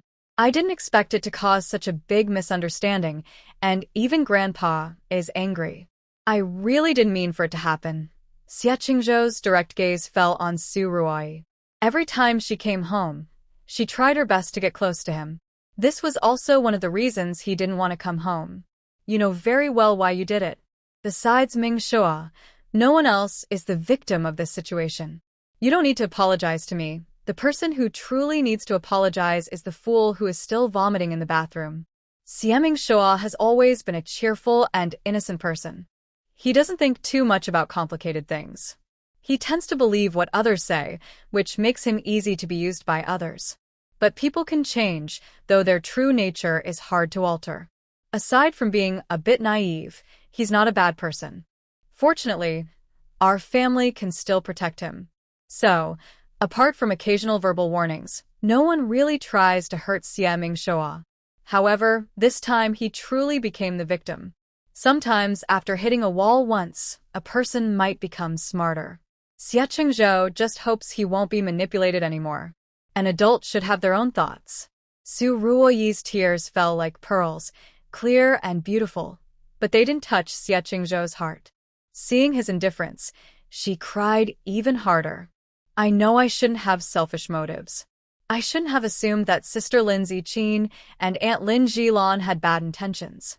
Xie Qingzhou was amused by her words, but his smile carried a hint of coldness. He rarely showed a different expression, so Su Ruoyi Yi was momentarily stunned. The words coming from the other person's mouth felt like they had thrown her into a cold, snowy world. Ill intentions? That word coming from your mouth is like a thief accusing others. There's no one in this family more scheming than you. Su Ruoyi's face turned pale, and she leaned weakly against the wall. She clenched her fists, unsure why Xie Qingzhou disliked her so much. She stepped forward to try to grab Xie Qingzhou's hand, but at the last second, she regained her senses and forcibly held back her impulse. Big brother Xie, I don't know what I did wrong. I just thought Lin Ziqin wanted to marry you. Even if you dislike me, I see you as my real brother. I'm afraid Lin Ziqin will take you away when she comes, so I made this mistake. Everything I did was because of you. Her eyes were blurry with tears, and her heart was desperate, but she dared not make things too embarrassing. If everyone found out, she might lose the courage to stay in this family. Xie Qingzhou's face suddenly turned cold. You don't need to say these hypocritical words anymore. I don't want to keep pretending with you here. What you want to gain or lose, I don't care. If you really care about my thoughts, Xie Qingzhou paused, and Su Ruoyi finally seemed to find hope, looking at him with anticipation. He spoke coldly. You've always wanted Lin Ziqin to leave. Why don't you and Madame Wang go first? If you truly feel that way, I would be happier than ever. Su Ruoyi. Is she really such a despicable person? How can someone's heart be so cold? Su Ruoyi didn't expect that the person Xie Qingzhou wanted to drive away the most was actually her. Her body trembled with anger. Her nose stung, her throat tightened, as if someone was gripping her tightly. Her voice came out hoarse and faint. Big brother Xie, I've been in this family for so many years. No matter what I do, I can't seem to make you happy. I really don't know what more I can do for you. If I had my own home, I wouldn't want to stay here. But Uncle Xie, don't mention him to me. If it weren't for him, why would you be here? He's old and confused, but that doesn't mean everyone in this family is blind. Xie Qingzhou suppressed his emotions but couldn't shout out loud. However, the turbulent look in his eyes made Su Ruoyi feel scared. She backed away 2 steps weakly. Over the years, she hadn't been able to warm Xie Qingzhou's heart. She felt utterly powerless. Big brother Xie, do you really not understand my feelings? Why do you have to hurt me like this? What is it about me that is worse than Lin Ziqin? You're just jealous because she looks prettier than me, so you don't want to let her go. Xie Qingzhou snorted softly, with a meaningful look on his face. He took a step forward, and Su Ruoyi had no choice but to step back. The pressure from Xie Qingzhou made her feel a little afraid to look directly at him. But she forced herself to lift her head and meet his gaze. Xie Qingzhou's voice was calm, but firm enough to reach her ears and hit her hard. It seems you are aware of your place. Lin Ziqin really does look better than you, but I am not interested in her, and I am even less interested in you. In the future, stop dreaming and comparing yourself to others. When you do that, make sure you have the confidence to back it up. As soon as Xie Qingzhou finished speaking, Lin Ziqin happened to be standing at the bottom of the stairs, holding her clothes. The 3 of them looked at each other, feeling a bit awkward. Especially because the 2 of them almost looked at her at the same time, their eyes all focused on Lin Ziqin. She couldn't go up now, and turning back was not an option either.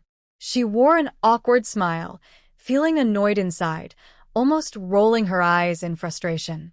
Su Ruoyi was really interesting. She and Xie Qingzhou were talking normally, and suddenly she was pulled over. What was that about? Did they pay her to appear? Just calling her name. Xie Qingzhou had already said so much, and Su Ruoyi still kept pushing, which was quite rare for someone so persistent. Is there anything you can't privately discuss with Xie Qingzhou? He insists on shouting in the hallway, as if he wants everyone in the family to hear. He's so bold. Why doesn't he just get a loudspeaker? Lin Ziqin was quietly muttering to herself when suddenly she heard a low laugh behind her. She turned around suspiciously and saw Xie Jingwen slowly sitting up from the sofa. Her eyes widened in surprise. Where did this person come from? It's already so late, and the Xie family seems to have some strange rules. 1 or 2 aren't sleeping, 2 are talking in the hallway, and 1 is lying on the sofa in the dark. Isn't that just plain weird? Lin Ziqin took a deep breath and closed her eyes. What kind of dangerous place is this? No wonder in her previous life, Lin Jilan was controlled by this family. Besides the old master, there was no one normal here. Xie Jingwen is even more like a ghost. She didn't notice him when she moved around the living room earlier. He always appears quietly, unnoticed by anyone, and can show up anywhere in the house. Lin Ziqin feels she might be scared to death by him someday. Xie Jingwen approached Lin Ziqin as she looked at him in surprise, gradually getting closer. She instinctively took 2 steps back, creating some distance between them. She looked unhappy, and if not for 2 people blocking her in front, she would have easily left Xie Jingwen far behind. Xie Jingwen looked up the stairs. He saw that Xie Qingzhou and Su Ruai, who had been arguing earlier, had already left without him knowing. He wore a smile, but his eyes showed curiosity.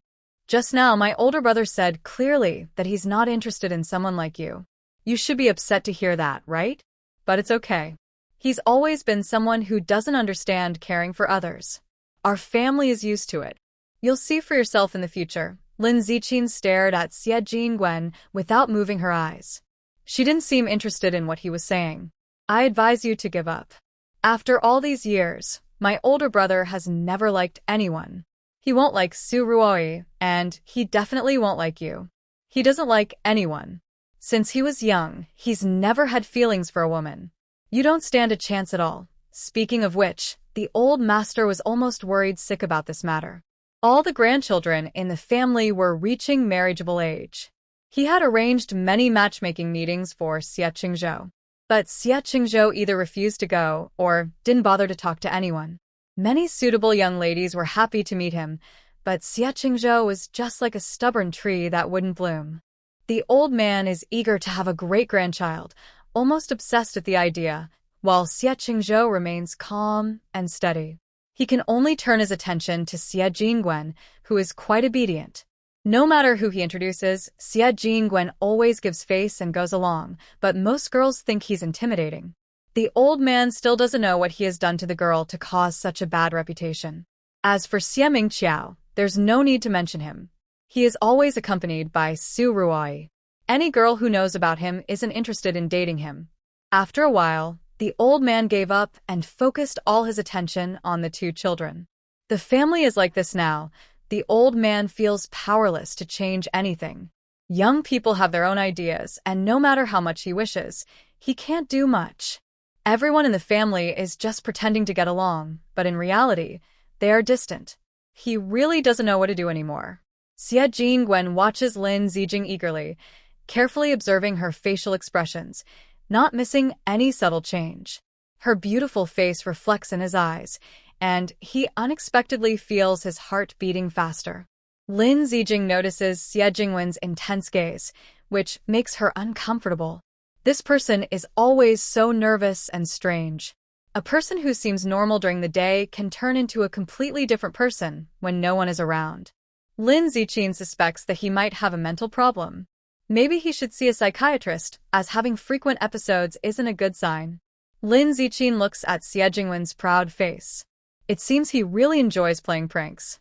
She smiles, and while the man isn't paying attention, she steps hard on Xie Jingwen's foot, with almost all her strength. Since your older brother has never fallen for a woman, why don't you be with him? It would be better for you too. It saves you from constantly worrying day and night, and now I even wonder if you're mentally ill. She holds her own clothes, looks angry, but her eyes show some disdain. Are the men in the Xie family so noble? Xie Qingzhou isn't interested in me, so why should I be interested in him? He's always wearing a serious face. People who see it think it's just a face, but those who don't might think it's a blackboard. One day, I could even draw on his face with chalk. And why should I like you all? This question comes from Lin Ziqin's soul. She truly doesn't understand why these people are so narcissistic. The Xie family is quite well off, but only in terms of money. If we talk about it, their family doesn't have a single suitable man of marriageable age. No wonder all 3 of their brothers are single. Luckily, the girls have sharp eyes. Otherwise, their wedding day would be their last happy day. Xie Jingwen looked at Lin Ziqin with suspicion. No one had ever said such things before. Lin Ziqin touched her face. What are you looking at? I look in the mirror every day and almost die from how beautiful I am. I never look down on those uglier than me. Honestly, I think I'm the one making you all crazy, dreaming about marrying you every day. Do I need acupuncture for a damaged brain? Let's see if I can poke you to death. They don't even need to blow their noses. They just sniff quickly. Xie Jingwen. Ugly? Who's ugly? Damaged brain? Is she talking about him? Does she have any normal sense of beauty? With his appearance, she dares to call him ugly. Lin Ziqin, are you saying my mind isn't normal? Yes, there's no need to doubt. Isn't it obvious enough? Maybe the old master already noticed. If your brain isn't working well, just go take some medicine. Don't torment people here, okay? Mental illness is a real disease.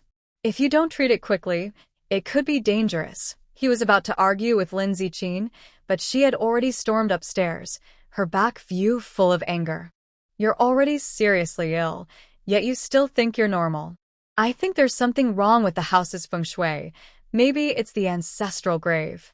The few dozen yuan I get each month isn't my salary. It's money that's buying my life. Xie Jingwen. What does she mean by that? Watching Lin Ziqin's figure disappear, he was so angry he couldn't speak for a long time. After a few minutes of stunned silence, he suddenly laughed. It had been a long time since he felt such strong emotions. All right, Lin Ziqin, you're really quite interesting. It's one thing to insult him so bluntly. Even Xie Qingzhou, who's been part of the big family since childhood, has always been the most popular. Not only do the young girls of his age like Xie Qingzhou, but even the elders of the same generation as the old master praise him constantly. Forget about his skills for now. At least, no one has ever called his face ugly. Today, hearing these random words from Lin Ziqin also changed how others see Xie Qingzhou and his half of life. This young girl actually said he and his older brother are uglier than her. Xie Jingwen couldn't help but laugh. Ugly? Crazy? She treats everyone the same. Isn't that also a kind of fairness? Lin Ziqin heard a faint whispering sound coming from downstairs. Afraid that Xie Jingwen might come after her, she moved her feet even faster. Luckily, when she went upstairs, Su Ruoyi had already been scolded by Xie Qingzhou into silence and had gone back to her room. She quickly opened the door and finally lay on her bed. The room blocked out all the noise from outside, giving her a private space. Lin Ziqin felt completely at ease. She reached out and pulled the blanket over herself, stared at the ceiling, and thought about what Xie Jingwen had said. Her anger grew even more. An emotionless person, someone who doesn't know how to get along with others, and another being used as a pawn, great, just perfect. Lin Ziqin took a deep breath, thinking that tomorrow would be another tough day. She decided not to overthink anymore. Luckily, she had just soaked in spiritual spring water, and after a busy day, she finally felt a bit better. She cleared her mind of all worries and refused to think about anything related to the 3 annoying grandchildren of the Xie family. Soon, Lin Ziqin fell into a deep sleep. She didn't know how much time had passed when she turned over and found herself in complete darkness. She suddenly felt a bit scared, as if there was some weight on her body. She used all her strength to breathe smoothly again. She was still lying on her bed, wearing the same nightgown. It took a lot of effort for Lin Ziqin to get up from the bed. Strange. This room seems a little different from before. Lin Ziqin put on her shoes and was about to check on Lin Jilan's room. But before she took a few steps, the ground suddenly collapsed. Lin Ziqin couldn't help but cry out in surprise. Things happened so quickly that she had nowhere to hide. Her whole body fell along with the ground, as if she was drowning. She took deep breaths, panic filling her heart. Just as she was helpless, a strong arm reached out and pulled her back to safety. When she opened her eyes again, Lin Ziqin saw that she was indeed by the water. What had collapsed just now wasn't the ground, but she had almost fallen into the water again. She was embraced tightly from behind by a tall man. This man felt very familiar, but Lin Ziqin couldn't see his face clearly. Even though they were close, she couldn't see his features. Lin Ziqin awkwardly covered her front with her hands, her ears turning red like apples. The man was so tall, it seemed he was holding her completely in his arms. Just as she was about to thank him, the person behind her lowered his head and, without warning, grabbed her chin and kissed her. For a moment, Lin Ziqin's mind went blank, then she felt a weight pressing down on her. Half of his strength was on her, and she didn't even have time to close her eyes. The other person's tongue tangled and invaded, and the kiss was intense, but also carried a subtle tenderness. Lin Ziqin could only hold onto the man's neck with both hands. The feeling of drowning disappeared, but the air in her chest was still being squeezed out. Her long eyelashes fluttered like butterfly wings, trembling until tears filled her eyes. She couldn't break free and could only close her eyes. The other person was assertive and dominant. Lin Ziqin tightly grasped his clothes with both hands. The air in her mouth was quickly taken away. She had never experienced anything like this before. For a moment, her mind went blank, not knowing how to react. Lin Ziqin let out sobs from her throat, but her hands pressed harder, leaving scratches on his body.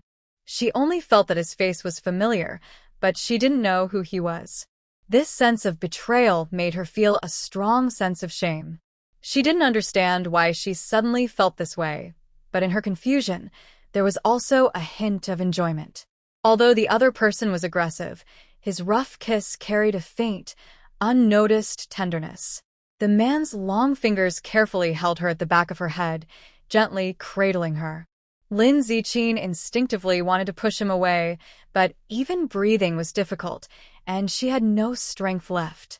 Her chest rose and fell rapidly, and her eyes were clouded with fog. She struggled to open her eyes, trying to see clearly who this person was. But even with his face so close, she still couldn't see him clearly. The man was very forward, and most of the time, Lin Ziqin was forced to accept.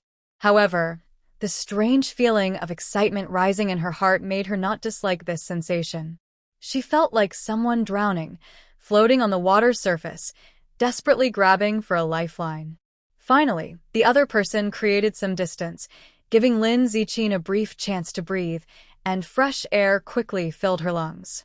In the next moment, the scene around her changed quickly, shifting to the Xie family's room. Lin Ziqin almost broke out in a cold sweat. What's going on? Why did she dream about something like this happening at the Xie family's house?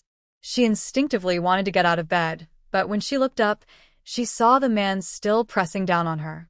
She still couldn't see his features clearly, but Lin Ziqin knew he was the same person as the one from before. She felt like crying but had no tears left. What a mess of a dream. What kind of joke is the universe playing on her? She placed her hands on his chest, but the difference in strength between them made her no match for him. His kisses rained down on her, and her whole body seemed to be boiling with heat. She clearly felt the warmth on her back. It was as if an electric current was running through her body, making her feel scared. The man's lips pressed against hers, and she couldn't say anything to stop him. Lin Ziqin raised her hand, wanting to hold the man's face, determined to find out who he really was. But before she could touch his face, he clasped her hands and pressed them down on the pillow on either side. The man's muscles were strong. Although she couldn't see his face clearly, the moonlight outside the window revealed the lines of his body. He was probably someone who worked out regularly, and the hormones he emitted were very attractive. Lin Ziqin couldn't break free from his control. His forehead was tense, veins bulging, as if he was trying to hold back. He had a thin layer of calluses on his hands. When his hand brushed over her neck, it made her shiver. Her voice trembled a little. She wanted to say something, but her speech center suddenly failed her. She turned her head, and her thick hair spread out like a waterfall on the bed, with the white sheets creating a vivid picture. Her heart was pounding hard. Her white nightgown had already been taken off and tossed aside. Before she could do anything, the man suddenly lowered his head. His thin lips first pressed on her forehead. Then they moved to her eyebrows, nose, and down her neck. Lin Ziqin suddenly woke up from her dream. She immediately sat up in bed, suddenly realizing she was covered in cold sweat on her back. She was startled, covering her hot cheeks, and took deep breaths. Why am I having such embarrassing dreams all of a sudden? Lin Zijing looked at the window and opened a small crack. The fresh air came in, and she took a deep breath, feeling a bit better. She still felt the sensation of being close to a man, as if it had just happened. Lin Zijing rubbed her head with both hands, feeling like she was about to lose her mind.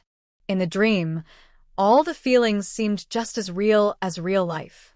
She gently patted her face to calm herself down. After rebirth, how could I have such things happen? I rarely dream.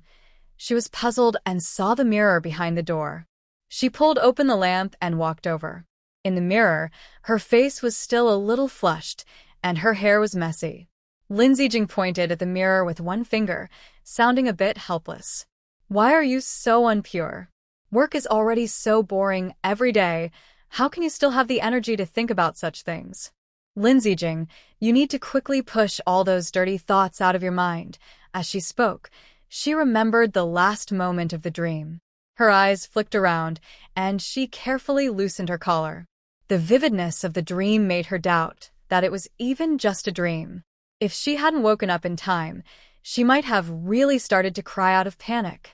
Fortunately, after confirming there were no marks on her collarbone, she continued to check the skin covered by her nightgown. Everything looked normal. All of what just happened was just a dream. Lin Zijing deeply sighed in relief. She closed her eyes and entered her space again, choosing a clean outfit and soaking in the spiritual spring water once more. The warm spring water nourished every pore on her body, and Lin Zijing happily closed her eyes.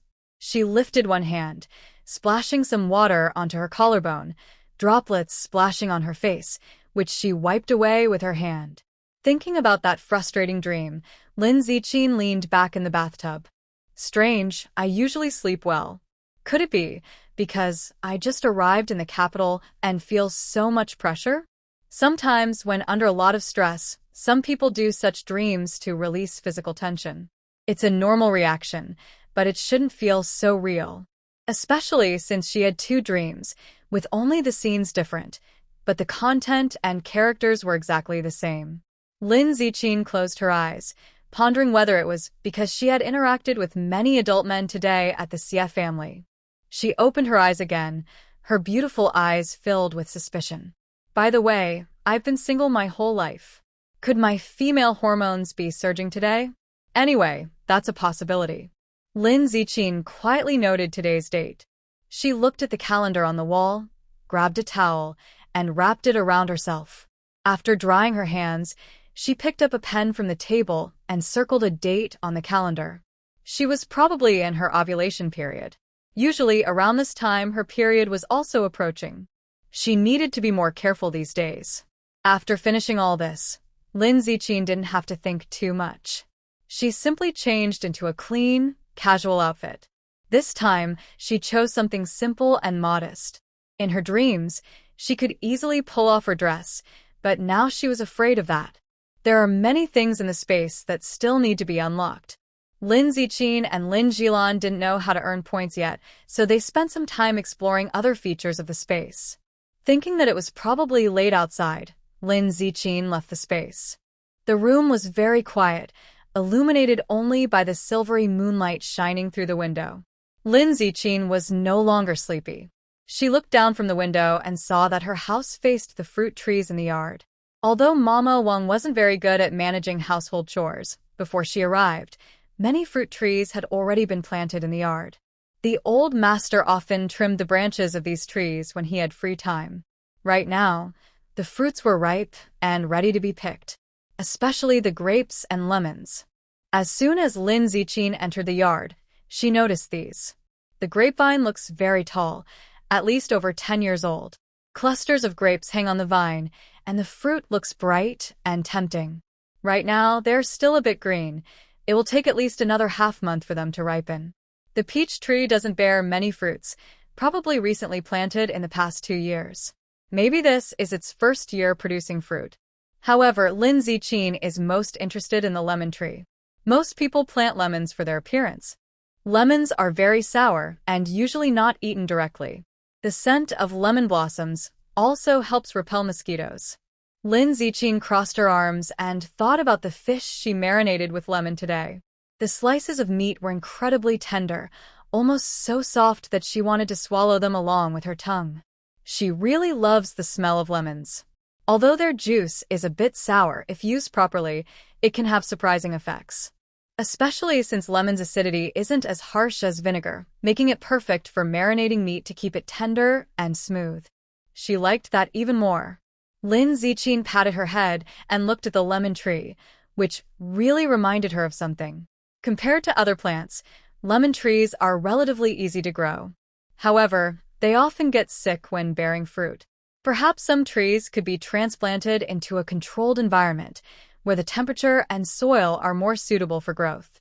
If the transplanting is successful, it would also make future use more convenient. The lemon tree at the Xie family doesn't produce many lemons. Today, when making fish, Lin Ziqin didn't want to use many of them. If these fruits were bought just for flavoring, it would be a bit of a luxury. It might be better to try grafting first. Maybe there will be unexpected results. Moreover, besides cooking, lemons can be used to make drinks. Adding some honey would probably make the kids really like it. The sweet and sour taste is appealing even to adults. Store-bought sodas aren't always healthy, but homemade lemon drinks are natural. Lemons are rich in vitamin C, which can help make skin fairer if kept out of direct sunlight. No girl would refuse that benefit. High doses of vitamin C are also good for health, helping her and her mother stay stronger and less likely to get sick. Loving beauty is natural. The more Lin Ziqin thought about it, the more she felt she was living well. She was so eager to go downstairs that she couldn't wait. At this moment, the house was very quiet. Almost everyone was asleep. Lin Ziqin carefully closed the door, afraid of waking her neighbor, Lin Jilan. Lin Jilan usually sleeps lightly, and even the slightest noise outside can wake her. After leaving her room, she instinctively looked towards Xie Qingzhou's bedroom. The hallway was empty. She gently patted her chest, feeling relieved that her worries had eased. She felt a bit uneasy because she seemed to have bad luck with Xie Qingzhou, having encountered him twice in this narrow hallway in one day. Thinking about his strong, oppressive presence made her uncomfortable. Especially when his intense gaze looked over her, she felt like a person who had done something wrong. But now, seeing only herself in the corridor, she finally felt safe to go downstairs. The children's room doors were tightly closed, so Lin Ziqin deliberately slowed her steps. However, when she reached the first floor and was on the stairs, she already heard strange sounds. The noise, choo-choo, seemed to come from the bathroom. The room was almost dark, with cold moonlight shining in, and combined with the eerie sounds. Her heart immediately jumped into her throat. Normally, this should be the safest place in the house, and no one would openly come to the Xie family to steal. But everything was very quiet around, and Lin Ziqin couldn't help but feel suspicious. She looked around and finally confirmed her guess. The sound was definitely coming from the bathroom. She picked up the broom nearby, thinking about how she should respond if it really was a thief. Step by step, she moved closer, but her mind was still uncertain. If someone was really here to steal, why would they hide in the bathroom? With so many people in the Xie family, that didn't seem like a smart choice. She was scared inside, but her legs moved faster than her mind. Before she could fully think it through, she was already at the bathroom door. She raised the broom high, but when she saw who was inside, she froze in surprise. Xie Qingzhou was standing in front of the laundry sink, holding what looked like a bedsheet, with only a small light on in the bathroom. The light was a bit dim, but enough to see clearly. The man had a basin on the sink, and the water from the tap was not running. There was laundry detergent next to him. Xie Qingzhou kept washing the bedsheet, his fingers clearly defined, not noticing the person behind him. Lin Ziqin slowly lowered the broom, feeling a little awkward. She turned her head to look elsewhere, pretending to be busy, but she was curious inside. She whispered to herself, "This person is really strange. Why is he here in the middle of the night washing a bedsheet?" Fortunately, the bathroom door was open, or else she might have run into someone shouting about a thief, only to realize it was someone from the Xie family, which would have been really awkward.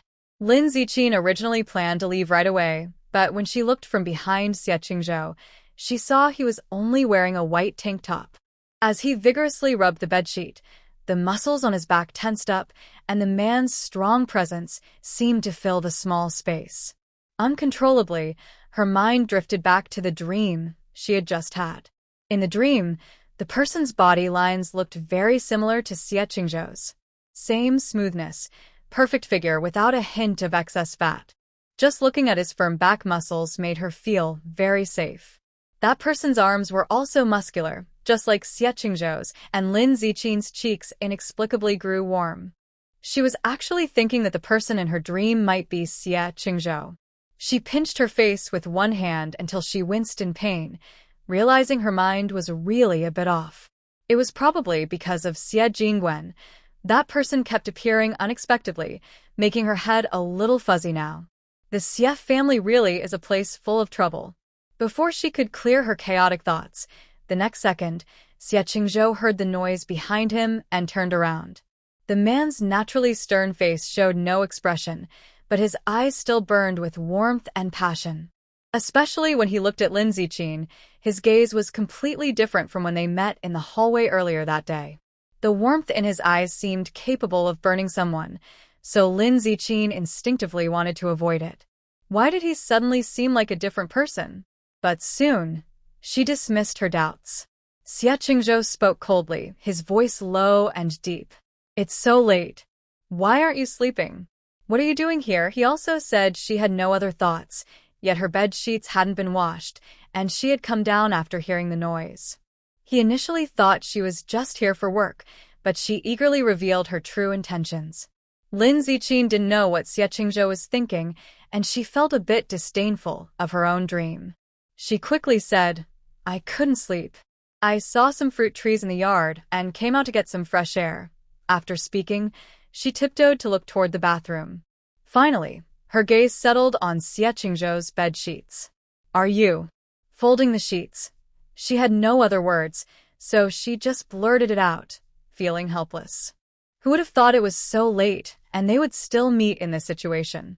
She truly didn't know that the Xie family was so hardworking. It's almost midnight, and someone is still here, folding the sheets. Xie Qingzhou said nothing, his gaze fixed on her. Lin Ziqin felt her body heat up inexplicably, as if the uncontrollable feeling from her dreams was returning. She looked a bit embarrassed, quickly turning her head to leave. I won't bother you anymore. The weather outside is nice, so I'll go out first," she stammered, not giving Xie Qingzhou a chance to reply. As she approached the yard, she walked faster and faster, as if she was stepping on two wind wheels. She wished she could disappear from Xie Qingzhou's sight in the next second. Xie Qingzhou remained expressionless. Only after Lin Ziqin completely disappeared from his view did he slowly turn back, continuing to wash the sheets in his hands. But when he looked at himself in the mirror, his face suddenly grew cold without leaving a trace. His face, which seemed emotionless, was full of desire in his eyes. His movements paused indifferently as he looked at his reflection, feeling a strange sense of unfamiliarity, like he was not the same person as in the daytime. Xie Qingzhou shook the water off his hands, then looked down at the foam in the basin, lost in thought. He despised these thoughts in his mind. If the girl he saved knew about his frequent dreams at night, she might find it disgusting too. It was almost like he was a beast or an animal. When he first saved her, he didn't have any other intentions. He simply does not want anyone to be in danger, and saving people is purely driven by his professional instinct.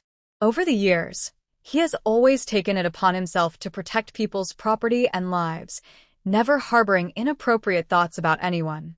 However, the little girl he saved from drowning not long ago seems to have opened a new door in his life. Since that day, he hasn't had any contact with her. The situation was so urgent that he barely remembers what she looked like. But ever since that night, his dreams have become uncontrollably strange and vivid. Xie Qingzhou looked at himself in the mirror with some disgust. He clenched his fist tightly and slammed it down on the sink.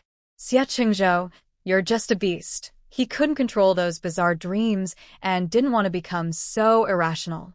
Yet, it felt as if something was pulling him in a certain direction. He wanted to break free, but just thinking about her soft lips made him fall into endless fantasies. He couldn't get that feeling out of his mind. Xie Qingzhou chuckled self-deprecatingly and looked through the bathroom mirror toward the woods outside. The girl was standing in front of the lemon tree, seemingly studying something. She appeared to have no other thoughts, but his serious expression and the heat in his eyes just now probably scare her. Otherwise, Lin Ziqin would not have hurriedly tried to run out. Soon, Xie Qingzhou returned to his usual indifferent attitude. There was nothing wrong with that.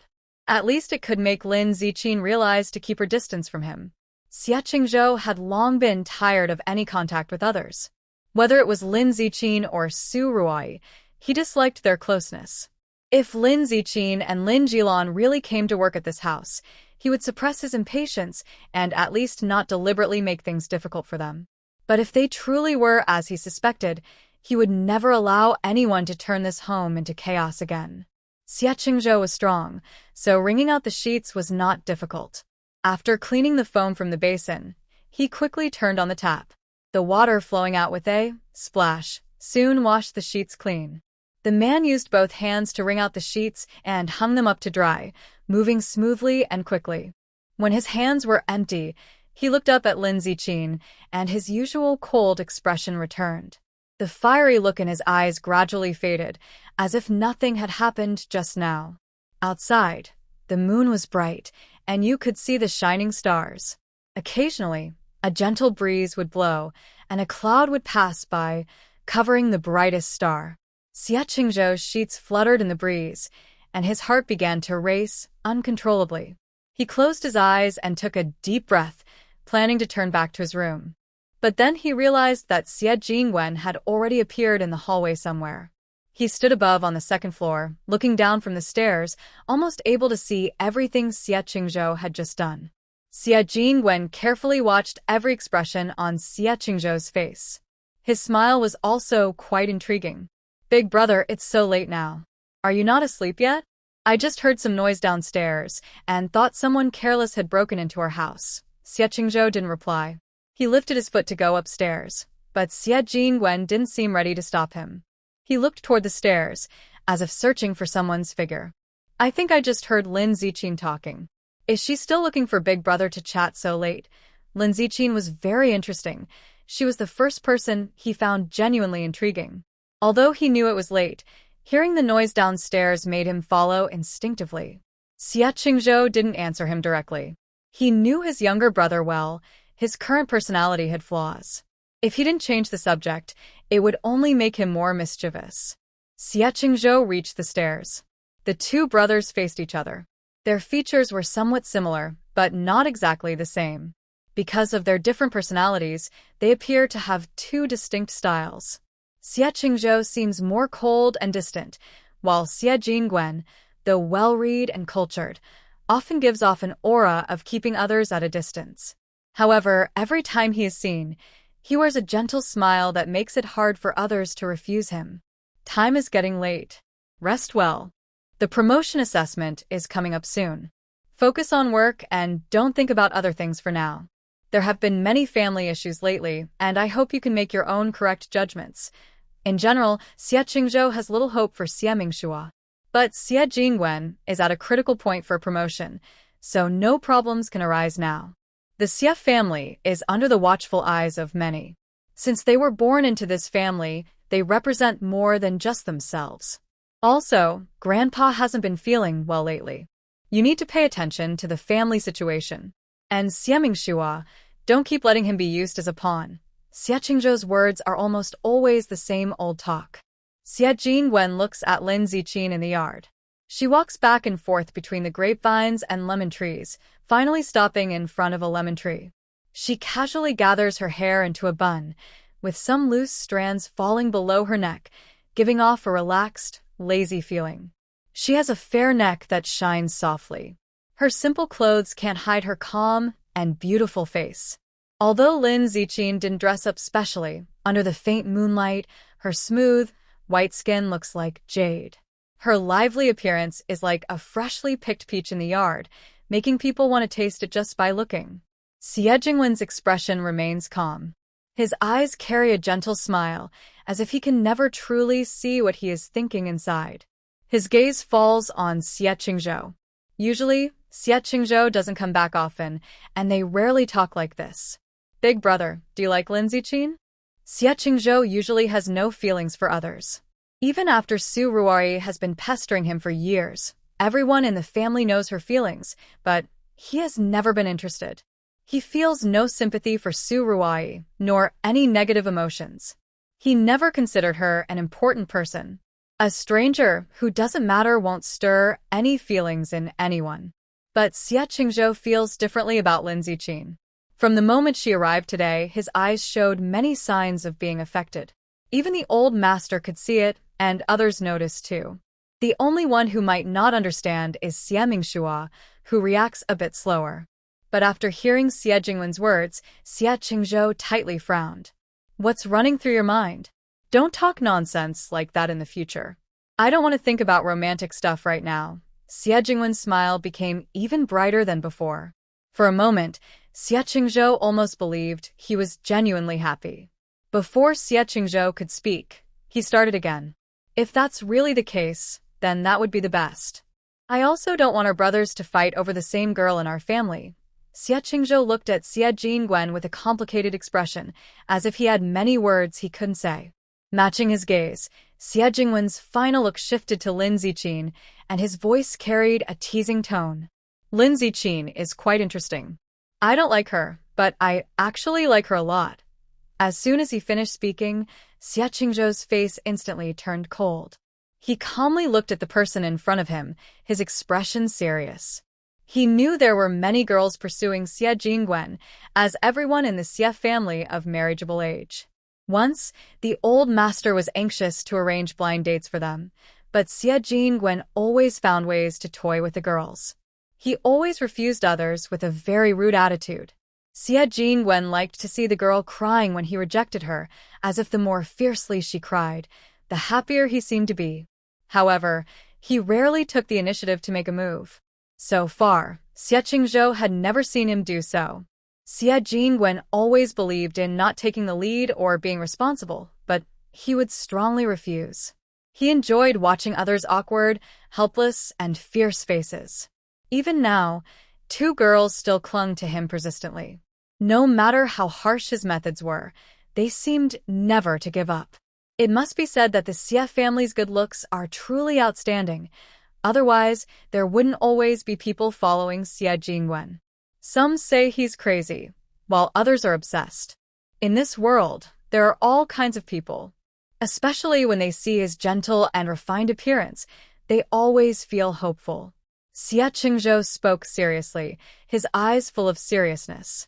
I've always wanted to find a good chance to talk to you. I know your mother's death hit you very hard.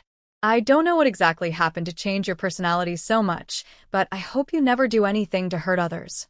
At least, you should be true to your work. Xie Qingzhou spoke gently, offering some comfort.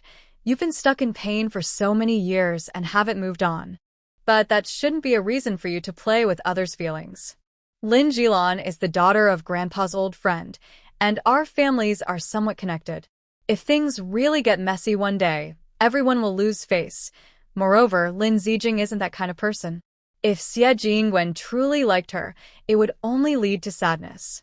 If nothing unexpected happens, this love will probably be just one-sided, with him loving her alone. Xie Jingwen couldn't help but laugh softly, and his gaze gradually shifted away from Lin Zijing. On her first day here, Big Brother was already so eager to protect her. You don't really need to tell me all these moral lessons. You're so eager to explain for her, yet you say you don't like her. Turns out, even a proud Big Brother can be so common. In the end, it's just about her face. His eyebrows lifted slightly. She does look quite pretty, doesn't she? Their eyes focused on the same point, but the atmosphere in the air changed slightly. Xie Qingzhou raised his hand and gently placed it on Xie Jingwen's shoulder. But soon his grip tightened. Xie Jingwen winced in pain, feeling the force on his shoulder so strong that he almost couldn't stand steadily. Xie Jingwen looked up and met Xie Qingzhou's gaze. His eyes showed no fear, only determination. The two had been rivals since they were young. Xie Jingwen turned to fight back, but Xie Qingzhou anticipated his move first. Xie Qingzhou grabbed his right hand with his left and took a small step back, easily avoiding his counterattack. Xie Jingwen was surprised. Xie Qingzhou's reaction was almost perfect. He even clearly knew what was on his mind. He felt a bit annoyed at himself for being careless. He had never been a match for Xie Qingzhou, and even now, there was a big difference between them. This feeling always weighed on his heart. Xie Jingwen turned his head and reached out again to strike. Xie Qingzhou did not retreat but moved forward, pressing down his hand and stopping his next move before it could happen. Xie Jingwen was momentarily stunned, but soon a small smile appeared on his face. "Good job, big brother. You haven't slackened at all these years. Looks like I am destined to be your defeated opponent for life. But that's okay. Losing to you isn't shameful." In the entire courtyard, only a few people truly matched Xie Qingzhou. In the past, Xie Jingwen could still hold his own for a few rounds. Someone like Xie Qingzhou, who has almost no weaknesses in any area, is truly extraordinary. Even among natural disasters, there are very few like him. Xie Jingwen is best at not wasting energy on himself, so he doesn't insist on being better than Xie Qingzhou. However, a confrontation between the two made Xie Qingzhou's face turn even darker. The man looked at Xie Jingwen's face, which was so dark it seemed like ink might drip from it, and his voice was even deeper. "You've fallen behind recently. What have you been doing at work every day? If you don't improve your awareness, be prepared to die on the front line. Always remember your mission. The burden you carry is not just your own life. Their jobs are similar, and these are not peaceful times. Achieving peace in the world requires a lot of effort, more than you can imagine." Xie Jingwen has a strange personality, but if he relaxes his guard at work, no one can really save him. Xie Jingwen looked at his hands and was silent for a long time. By the time he reacted, Xie Qingzhou had already gone back to his room. In the corridor, he was alone, with only the empty space and the lights responding. Suddenly, he smiled. Looks like Big Brother is still the same as before. In Xie Qingzhou's mind, physical strength and skills are absolutely essential. When it really matters, the only thing he can trust is his own body. He squinted as he looked at Lin Ziqin, initially thinking she knew he and Xie Qingzhou had woken up and deliberately came to the courtyard. This woman is very clever, much more so than Su Ruai. I have to say, Lin Ziqin does have some tricks up her sleeve, but as he watched, he started to notice something was off. Lin Ziqin had been standing by the lemon tree for a long time, muttering to herself, though he couldn't hear what she was saying. He leaned slightly over the railing of the stairs, trying to see more clearly. She was staring at the lemon tree with increasing focus, her face full of thought. Now it was Xie Jingwen's turn to be confused. That thing is super sour, and who likes to eat such a strange fruit? Especially since Lin Ziqin's face was almost pressed against the lemon, making it hard not to wonder if she was about to bite into it at any moment. Xie Jingwen crossed his arms, ready to surprise her if she tried to secretly pick the lemon. But she only took a quick glance and then started wandering around the yard, looking here and there. Just when Xie Jingwen was about to lose patience, he saw Lin Ziqin walk over from the south wall with a pair of scissors in her hand, a proud smile on her face. Lin Ziqin rested one hand on her chin, carefully looking at the branches on the lemon tree. She picked up scissors and gestured at the branches, but in the end, she didn't cut any of them.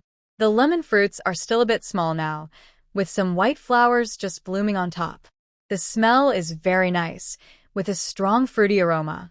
She was thinking about choosing the right branches to cut for propagation. Maybe she could grow new varieties by planting these cuttings in her space. Whenever she did something she liked, Lin Ziqin would fully focus on it, not noticing the intense gaze fixed on her. She turned around the entire lemon tree many times, and when she finally picked the suitable branches, she worked very hard, forgetting everything else. Xie Jingwen yawned, not sure what she was doing. His expression was strange, and he thought this girl was really amazing. No wonder her older brother was interested in someone like her.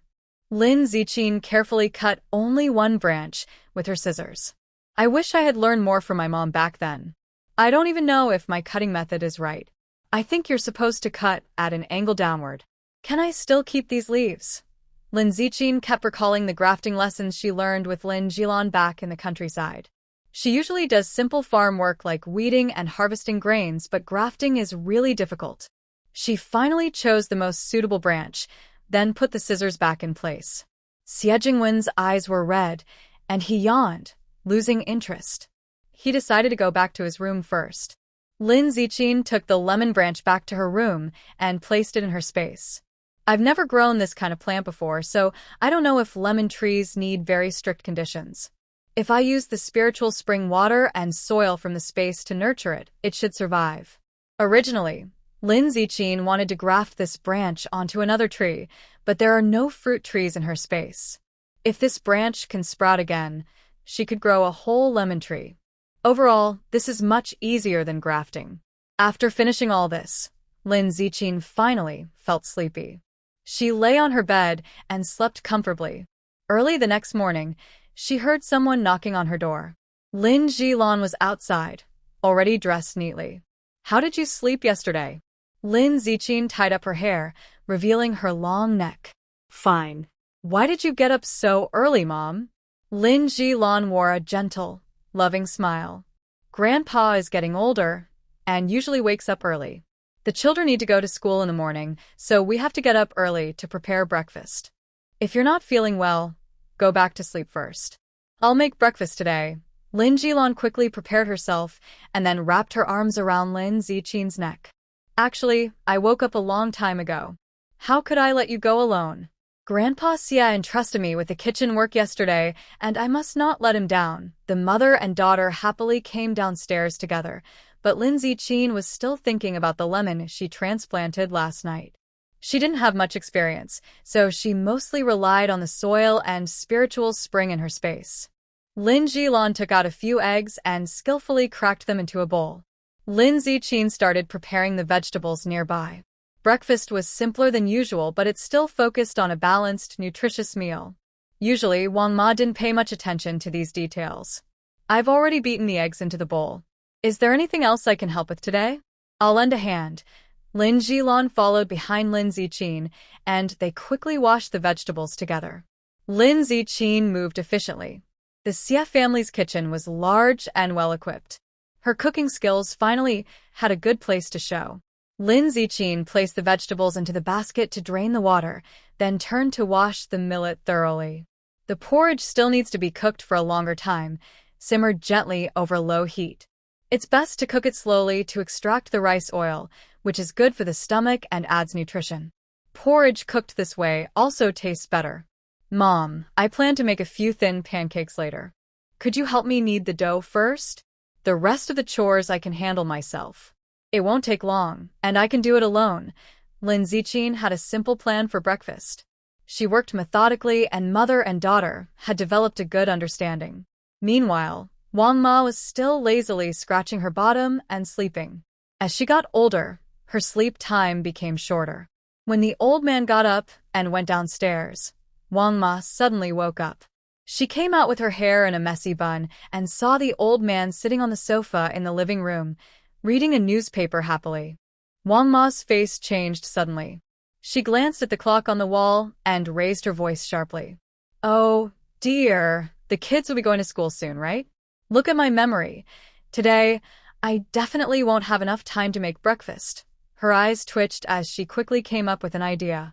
She casually grabbed her hair and looked at the old man. Old leader, I usually never make such mistakes. This must be because Lin Jilan deliberately didn't wake me up today.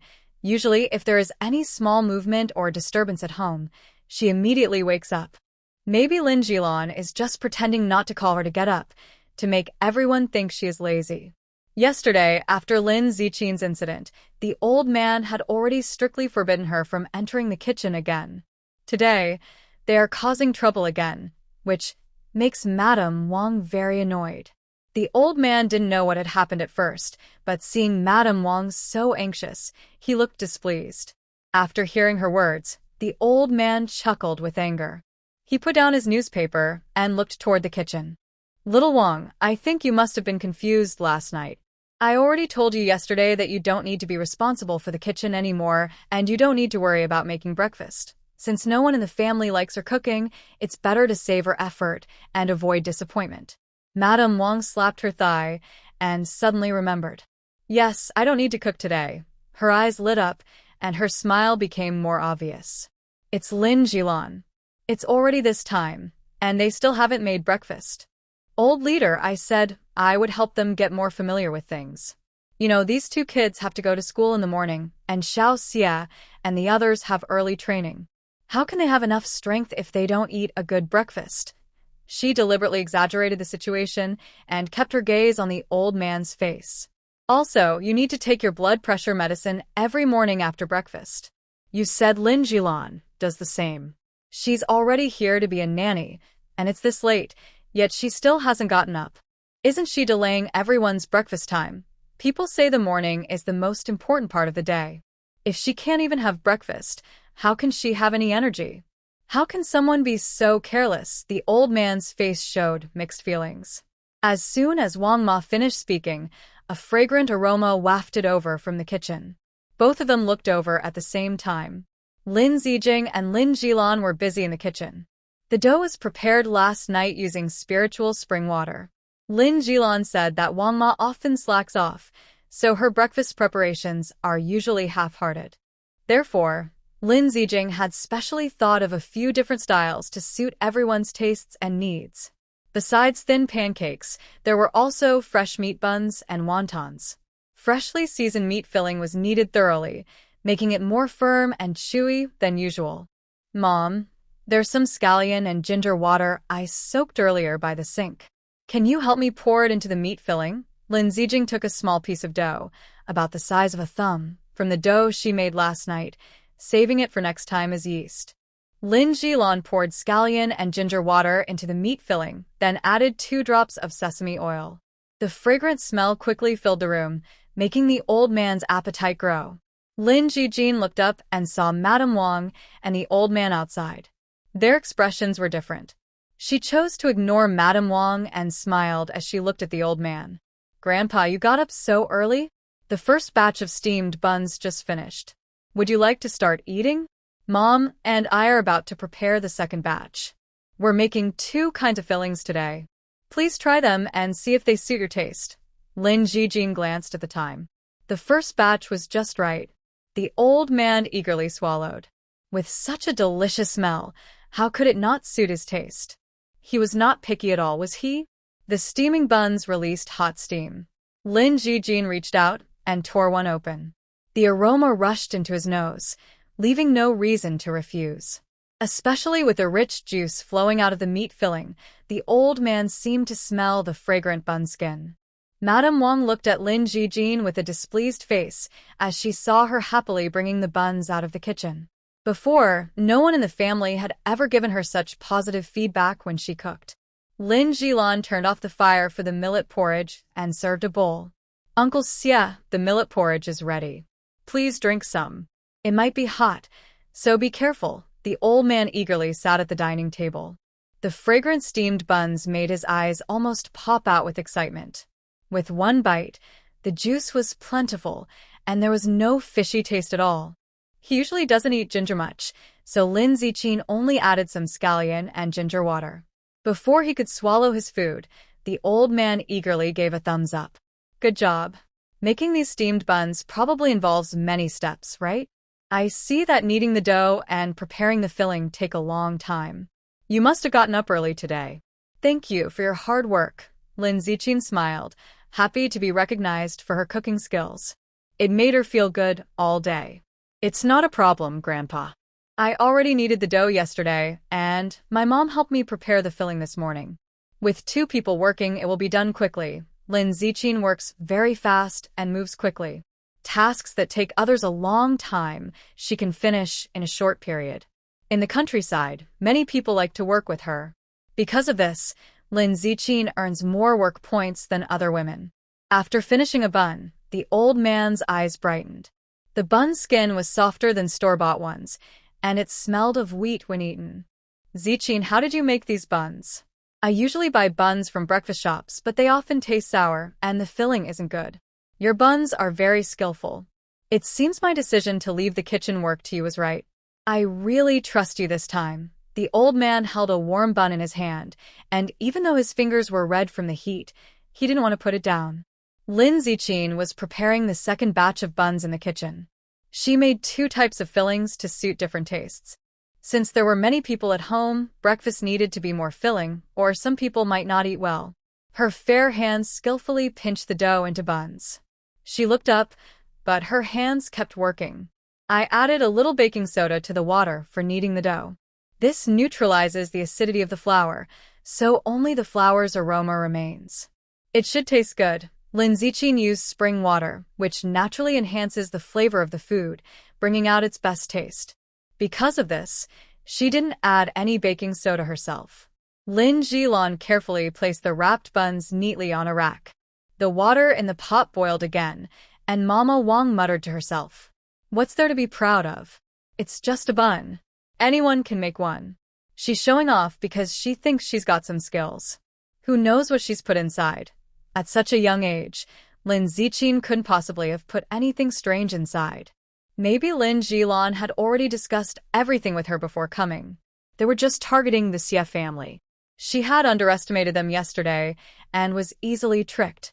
The old man glanced at Aunt Wang, then picked up a spoon and took a sip of porridge.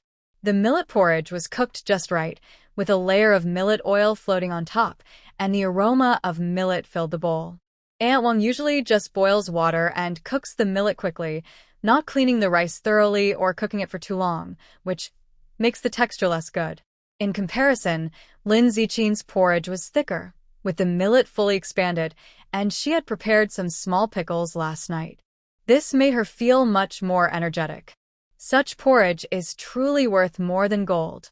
Aunt Wang felt a bit jealous. It's just a bowl of porridge. What's so special about it? I often cook it too, but I haven't seen anyone like it so much. The 2 children were picky eaters, and in the morning, they were in a hurry to go to school. The porridge hadn't cooled down yet, and they were about to leave with their backpacks. Usually, no one drinks the leftover porridge. After a while, she stopped trying. Unexpectedly, Lin Ziqin managed to win over the old man with these simple ingredients. Aunt Wang grew more annoyed thinking about it. The old man was enjoying his meal when Xie Qingzhou and Xie Mingqiao came downstairs at the same time.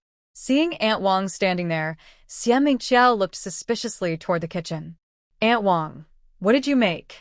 Why does it smell so good today?" The old man looked up and gave a disapproving glance at this fool. "Young and reckless. How come your brain isn't working? One of these days, you should go to the hospital and see a neurologist." "I told you yesterday, from now on, Aunt Wang won't be in charge of the kitchen." Xie Mingshua slapped his forehead. Right, look at my memory. Who is it today?" He turned around mid-sentence and saw Lin Ziqin and Lin Zilan in the kitchen.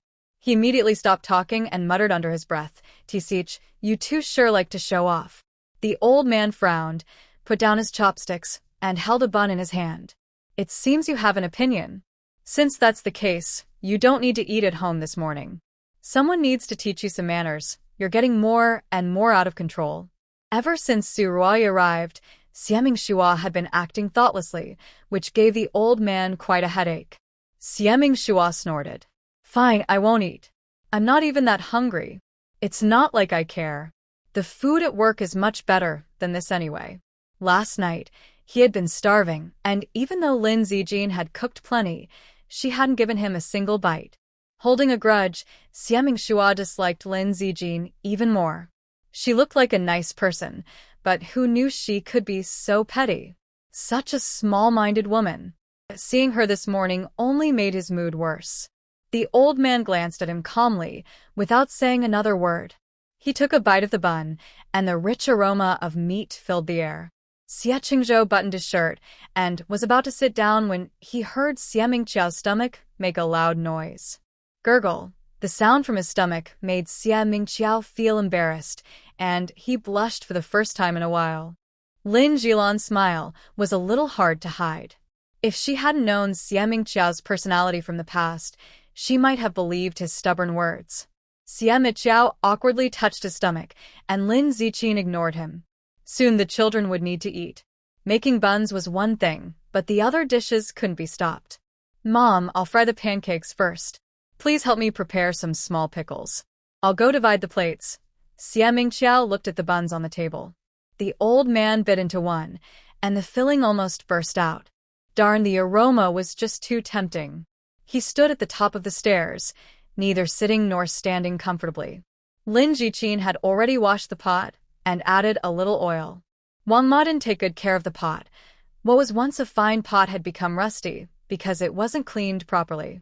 Lin Jiqin worked hard to make the pot very easy to use. Yesterday's demonstration had already made many people look forward to it. Lin Jilan happily prepared the small pickles. The pancakes should be served with some vegetables, preferably shredded potatoes. However, Lin Jiqin had only a limited amount of shredded potatoes prepared. She planned to make potato pancakes first for the children. The thin layer of oil was spread over the pan, then some batter was poured on top. Finally, Lin Ziqin used a spoon to spread the batter evenly, and soon a fragrant smell filled the air. The old man looked over, his anticipation growing. Today's breakfast was truly wonderful. He never knew that breakfast could be so full of surprises. He almost thought the chef was participating in a cooking competition. The old man looked at Lin Ziqin with great admiration. The pancakes she made were crispy and tender and didn't even need much chewing. Lin Ziqin gently tore the pancake with her hand, and just by listening to the sound, he knew how tempting it was. In the past, the pancakes you made at home were the best. Today, I think I got the heat just right? Lin Jilan looked at Lin Ziqin with a happy smile. Her daughter always did everything well, no matter what. In just one day, the attitude of the family towards them had changed. Lin Ziqin placed an egg on the pancake, sprinkled some roasted sesame seeds, and wiped the sweat from her forehead. Of course it's good. The person who knows me best in this world is you. Together, we are unstoppable. Lin Jilan gently tapped her forehead and said, "You really don't know how to be modest." Lin Ziqin shook her head. "That's called confidence. If it weren't for me, this good pan would have been ruined by someone else." Xie Qingzhou's expression didn't change. He usually ate very little. "Last night I ate 2 bowls of rice all at once, so I am really not hungry now. But the smell coming from the kitchen is so tempting that I hesitated for a moment, unsure whether I should stay to have breakfast." While Xie Qingzhou was thinking, Lin Zijing looked up and spoke. "Chief Xie, these buns are filled with meat, so you might not want to eat them. Please sit for a while. The potato pancakes will be ready soon. They don't contain mixed oils, so they won't be too greasy." Lin Zijing had already said enough, so Xie Qingzhou didn't say anything more. She made so many, and he usually doesn't waste food. Lin Jilan cleaned the pot thoroughly. Lin Zijing poured oil, added shredded potatoes into the batter, then cracked in 2 eggs. She gently mixed everything, and the delicious aroma started to fill the air. When the oil in the pan was about 3 parts hot, Lin Zijing poured in the batter with shredded potatoes. "Here we go," she said. The smell hit instantly. It was a rich aroma that stimulated the senses. Lin Jilan took a deep breath. This was the scent she loved. Madame Wang was holding a feather duster, angrily sweeping dust off the windowsill. Lin Zijing, being quite charming, had found a good job and managed to please the old master with just a few words. Today, she was even more determined to secure her position and was trying her best. Perhaps the Xie family is about to change. Just 1 bun could buy your loyalty. In the past, I made so much food for you. Whoever told me I was working hard? Especially thinking about Xie Mingqiao's scolding yesterday, Madame Wang got even angrier. She naturally blamed Lin Zijing for it. Xiangxiang and Ruerue rubbed their eyes and came downstairs still sleepy. Their clothes were all mismatched. When they smelled the potato pancakes, the 2 potato lovers immediately widened their eyes. "Great-grandpa, what's that smell? It smells so good." The old man had already eaten half his meal. When he heard Xiangxiang, he looked toward the kitchen, thinking there was no more food left. But unexpectedly, Lin Zijing had made something new again. Lin Jilan looked kindly at Xiangxiang. This child was clever and knew how to protect his sister. If he hadn't been influenced by bad ideas, he wouldn't be so stubborn. Xiang, did you forget to button your clothes? Hurry and fix it. Wash your hands with your sister. Dinner is almost ready. Lin Zijing didn't expect the two children to wake up so early. She looked at Ruerue with more love in her eyes. Wash your hands and sit properly. I made some delicious food. The small wontons will be ready soon, and there are potato pancakes and beef patties to choose from. I promise you'll love them. Last night, Lin Zijing had already promised them she would make tasty food in the morning. Upon smelling the aroma, Rue's mouth was almost watering. The two little ones sat obediently, quietly waiting for Lin Zijing to feed them. Now it was Wang Ma's turn to be stunned. She originally thought Lin Zijing was showing off, but unexpectedly, she had actually prepared so much food alone. Is she planning to open a breakfast shop here? With so many dishes, how could she possibly handle all of it? If she hadn't seen it with her own eyes, she would have doubted whether Lin Zijing had some kind of special ability. When the last dumpling was cooked, Lin Jilan also brought all the ingredients to the table. The fresh beef patties were hot and dripping with oil, with the aroma of beef mixed with green onions. Everyone swallowed hard, unable to resist. The old man smiled happily, finished a bowl of porridge, and was waiting for the freshly cooked dumplings. Zijing, the words I said last night, you really should think carefully. If you keep cooking like this every day, it's too exhausting. Our family is so big, and if you get too tired, we might not be able to enjoy such delicious meals in the future. People don't think about delicious food if they haven't tasted it before.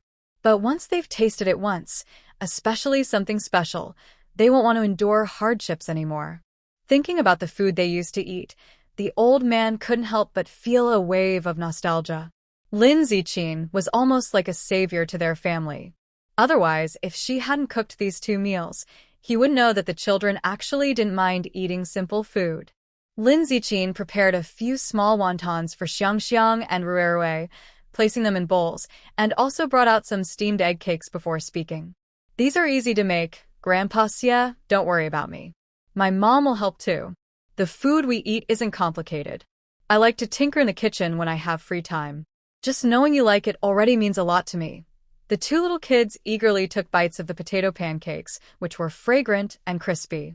Lin Zijing also took some pepper from her space and sprinkled it on the pancakes, making them smell even more tempting. Xiang took a big bite and almost bit his tongue. Ruerue took a bite of the wonton, which had fresh meat filling and tasted much better than the ones at school. Lin Zijing added seaweed on top, drizzled with sesame oil. Usually, Aunt Wang doesn't like to add these seasonings when she cooks because she doesn't handle ingredients well.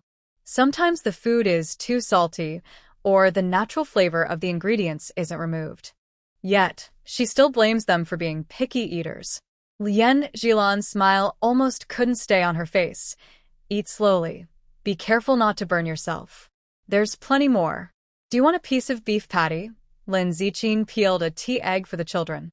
Kids usually don't like plain boiled eggs because they lack flavor, and the yolk can be a bit tough. Last night, she cracked some cooked eggs and made her own tea eggs. After soaking overnight, the eggs had absorbed a lot of flavor. Xiang ate happily, and Lin Jilan, worried he might choke, served him another bowl of soup. Xie Qingzhou hesitated. Although the food tasted good, he usually didn't eat greasy things like this. Normally, he would eat a plain steamed bun at work, sometimes with hot water. Today's hearty breakfast made him unsure of what to eat. While he was thinking, he casually reached for a steamed bun. Yesterday, Lin Zijing made fish that had no strange smell at all. Curious, he took a small bite. The first bite released some juice. Luckily, it had cooled down a bit, so it wasn't too hot. It was just right to eat.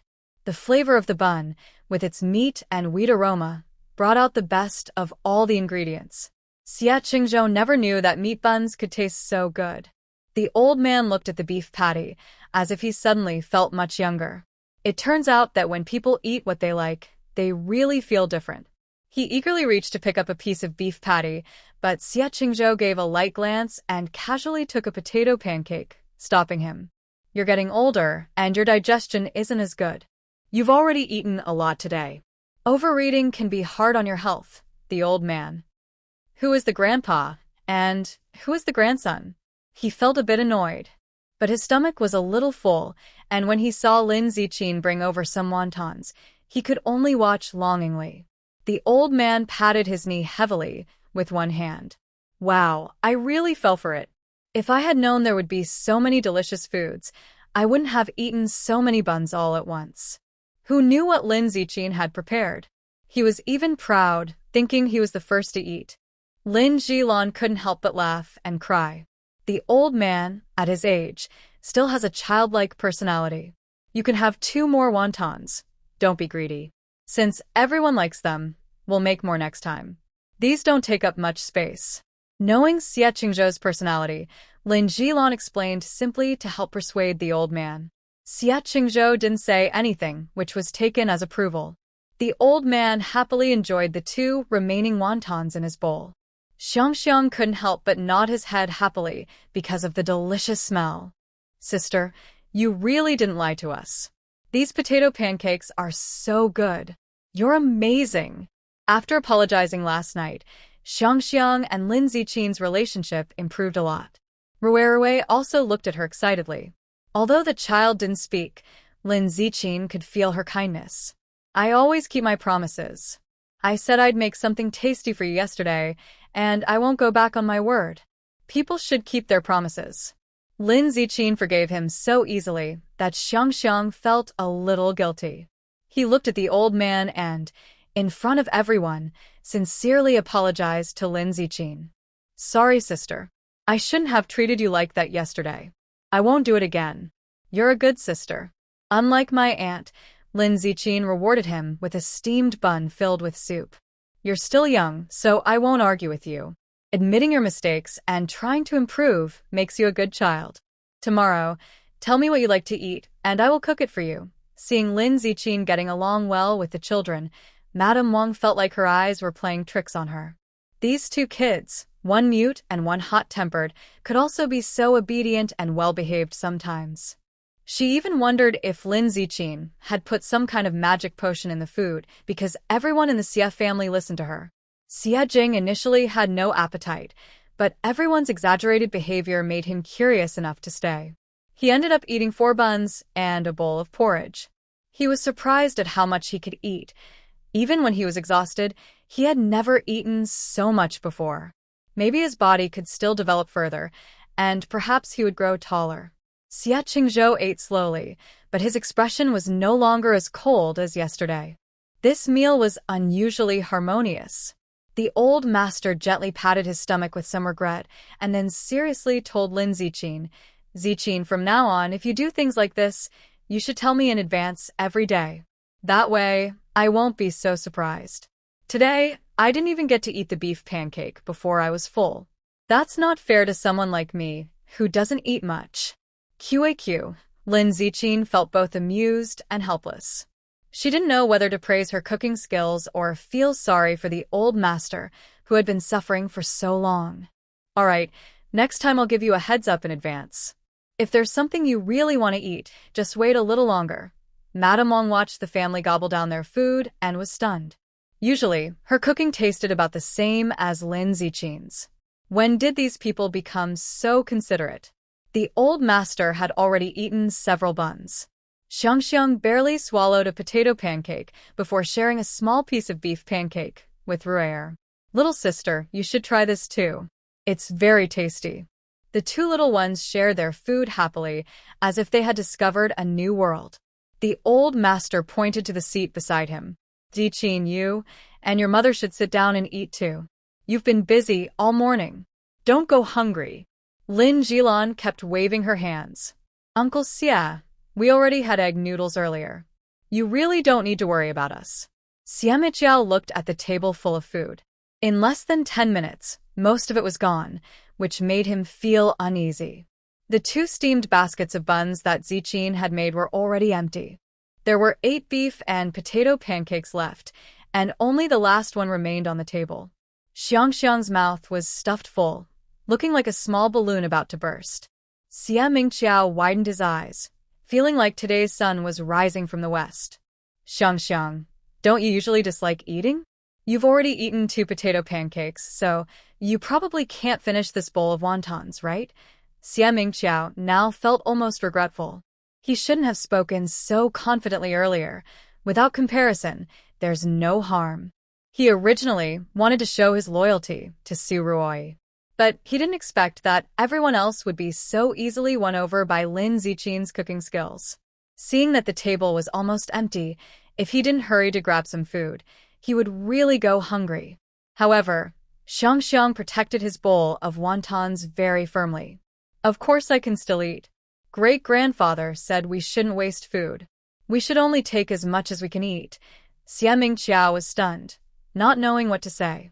He was truly proud and strong-willed before, but Xie Qingzhou and Xie Jingwen were eating happily. Plus, after last night's meal, he hadn't eaten much at all. His curiosity was piqued, but his stomach kept growling. His sharp eyes focused on the last piece of beef pancake on the table. Second brother, I don't usually see you eating so much. How does this beef pancake taste? Xie Jingwen lazily lowered his eyebrows and carefully adjusted his buttons. Still thinking about fighting over food with the kids? How ambitious, Xie Mingqiao. Why does it seem like the whole family looks down on him? Lin Ziqin couldn't help but smile, but held back her words. Xie Mingqiao silently picked up his chopsticks. When no one was paying attention, he carefully tried to grab a piece of meat pie. But in the next moment, smack, Xie Qingzhou's chopsticks reached over and hit his hand without mercy. Xie Mingqiao stared wide-eyed, looking innocent at Xie Qingzhou. Big brother, isn't that a bit unfair? I was just joking earlier. We're about to have morning training soon. If I don't eat, I might go hungry. He looked at his older brother with a pitiful expression. Xie Qingzhou usually wouldn't bother with such trivial matters. But this time, it was clear he wanted to disappoint Xie Mingqiao. Before Xie Qingzhou could speak, Xie Jingwen took the last piece of beef pie right in front of Xie Mingqiao. Grandpa, this piece isn't cut evenly. I'll give this small corner to you. Seeing that the old man's eyes were almost glued to the pie, Xie Jingwen tactfully stepped back. Finally, the old man could taste the new pie and felt satisfied. You brothers, only you understand me best. Xie Mingqiao looked up at the ceiling, wanting to cry. But a man's tears are not easily shed. The old man looked visibly happy, even neglecting the stone-like silence of Xie Mingqiao sitting in the living room. Xie Qingzhou stood up. The area where he had just eaten was already cleaned thoroughly. I kindly remind you that the cafeteria at the unit is about to close soon. There are only 15 minutes left before morning training. If you delay any longer, you might not even get a meal there, he said. Xie Mingqiao was almost in tears. He had placed his last hope on these two children. But he watched helplessly as the children finished their last sip of soup. They didn't leave even a single piece of bread. Not even a dumpling was left for him. He felt like a bolt from the blue had struck him, leaving him frozen in place. After a gust of wind swept through the table, only cold leftovers remained. Everyone else, having eaten their fill, looked refreshed and happy.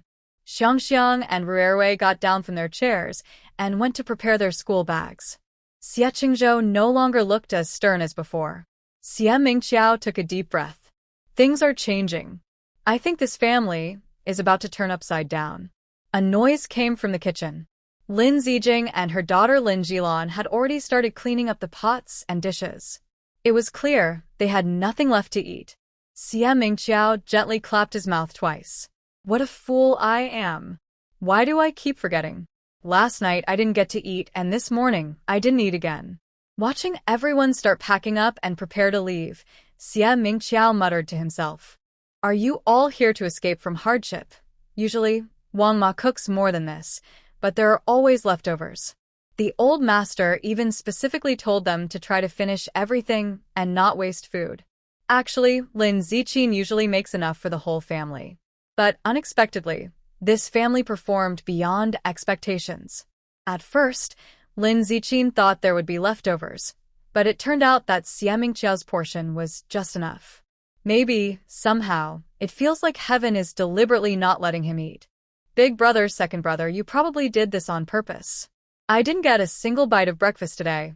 Xie Qingzhou put on his coat, still expressionless. I don't think you're very hungry. The cafeteria probably doesn't even have steamed buns now. If you go there now, maybe you'll get lucky and find a bowl of porridge. Xie Mingqiao's face immediately fell. Can that still be called rice if it's just porridge? A bowl of porridge with only a few grains of rice in it. It's easy to count. Relying on just a bowl of porridge, he might starve. He looked resentfully at Xie Qingzhou and Xie Jingwen, reluctantly grabbing his clothes and heading out. After this experience, Xie Mingqiao truly learned a lesson.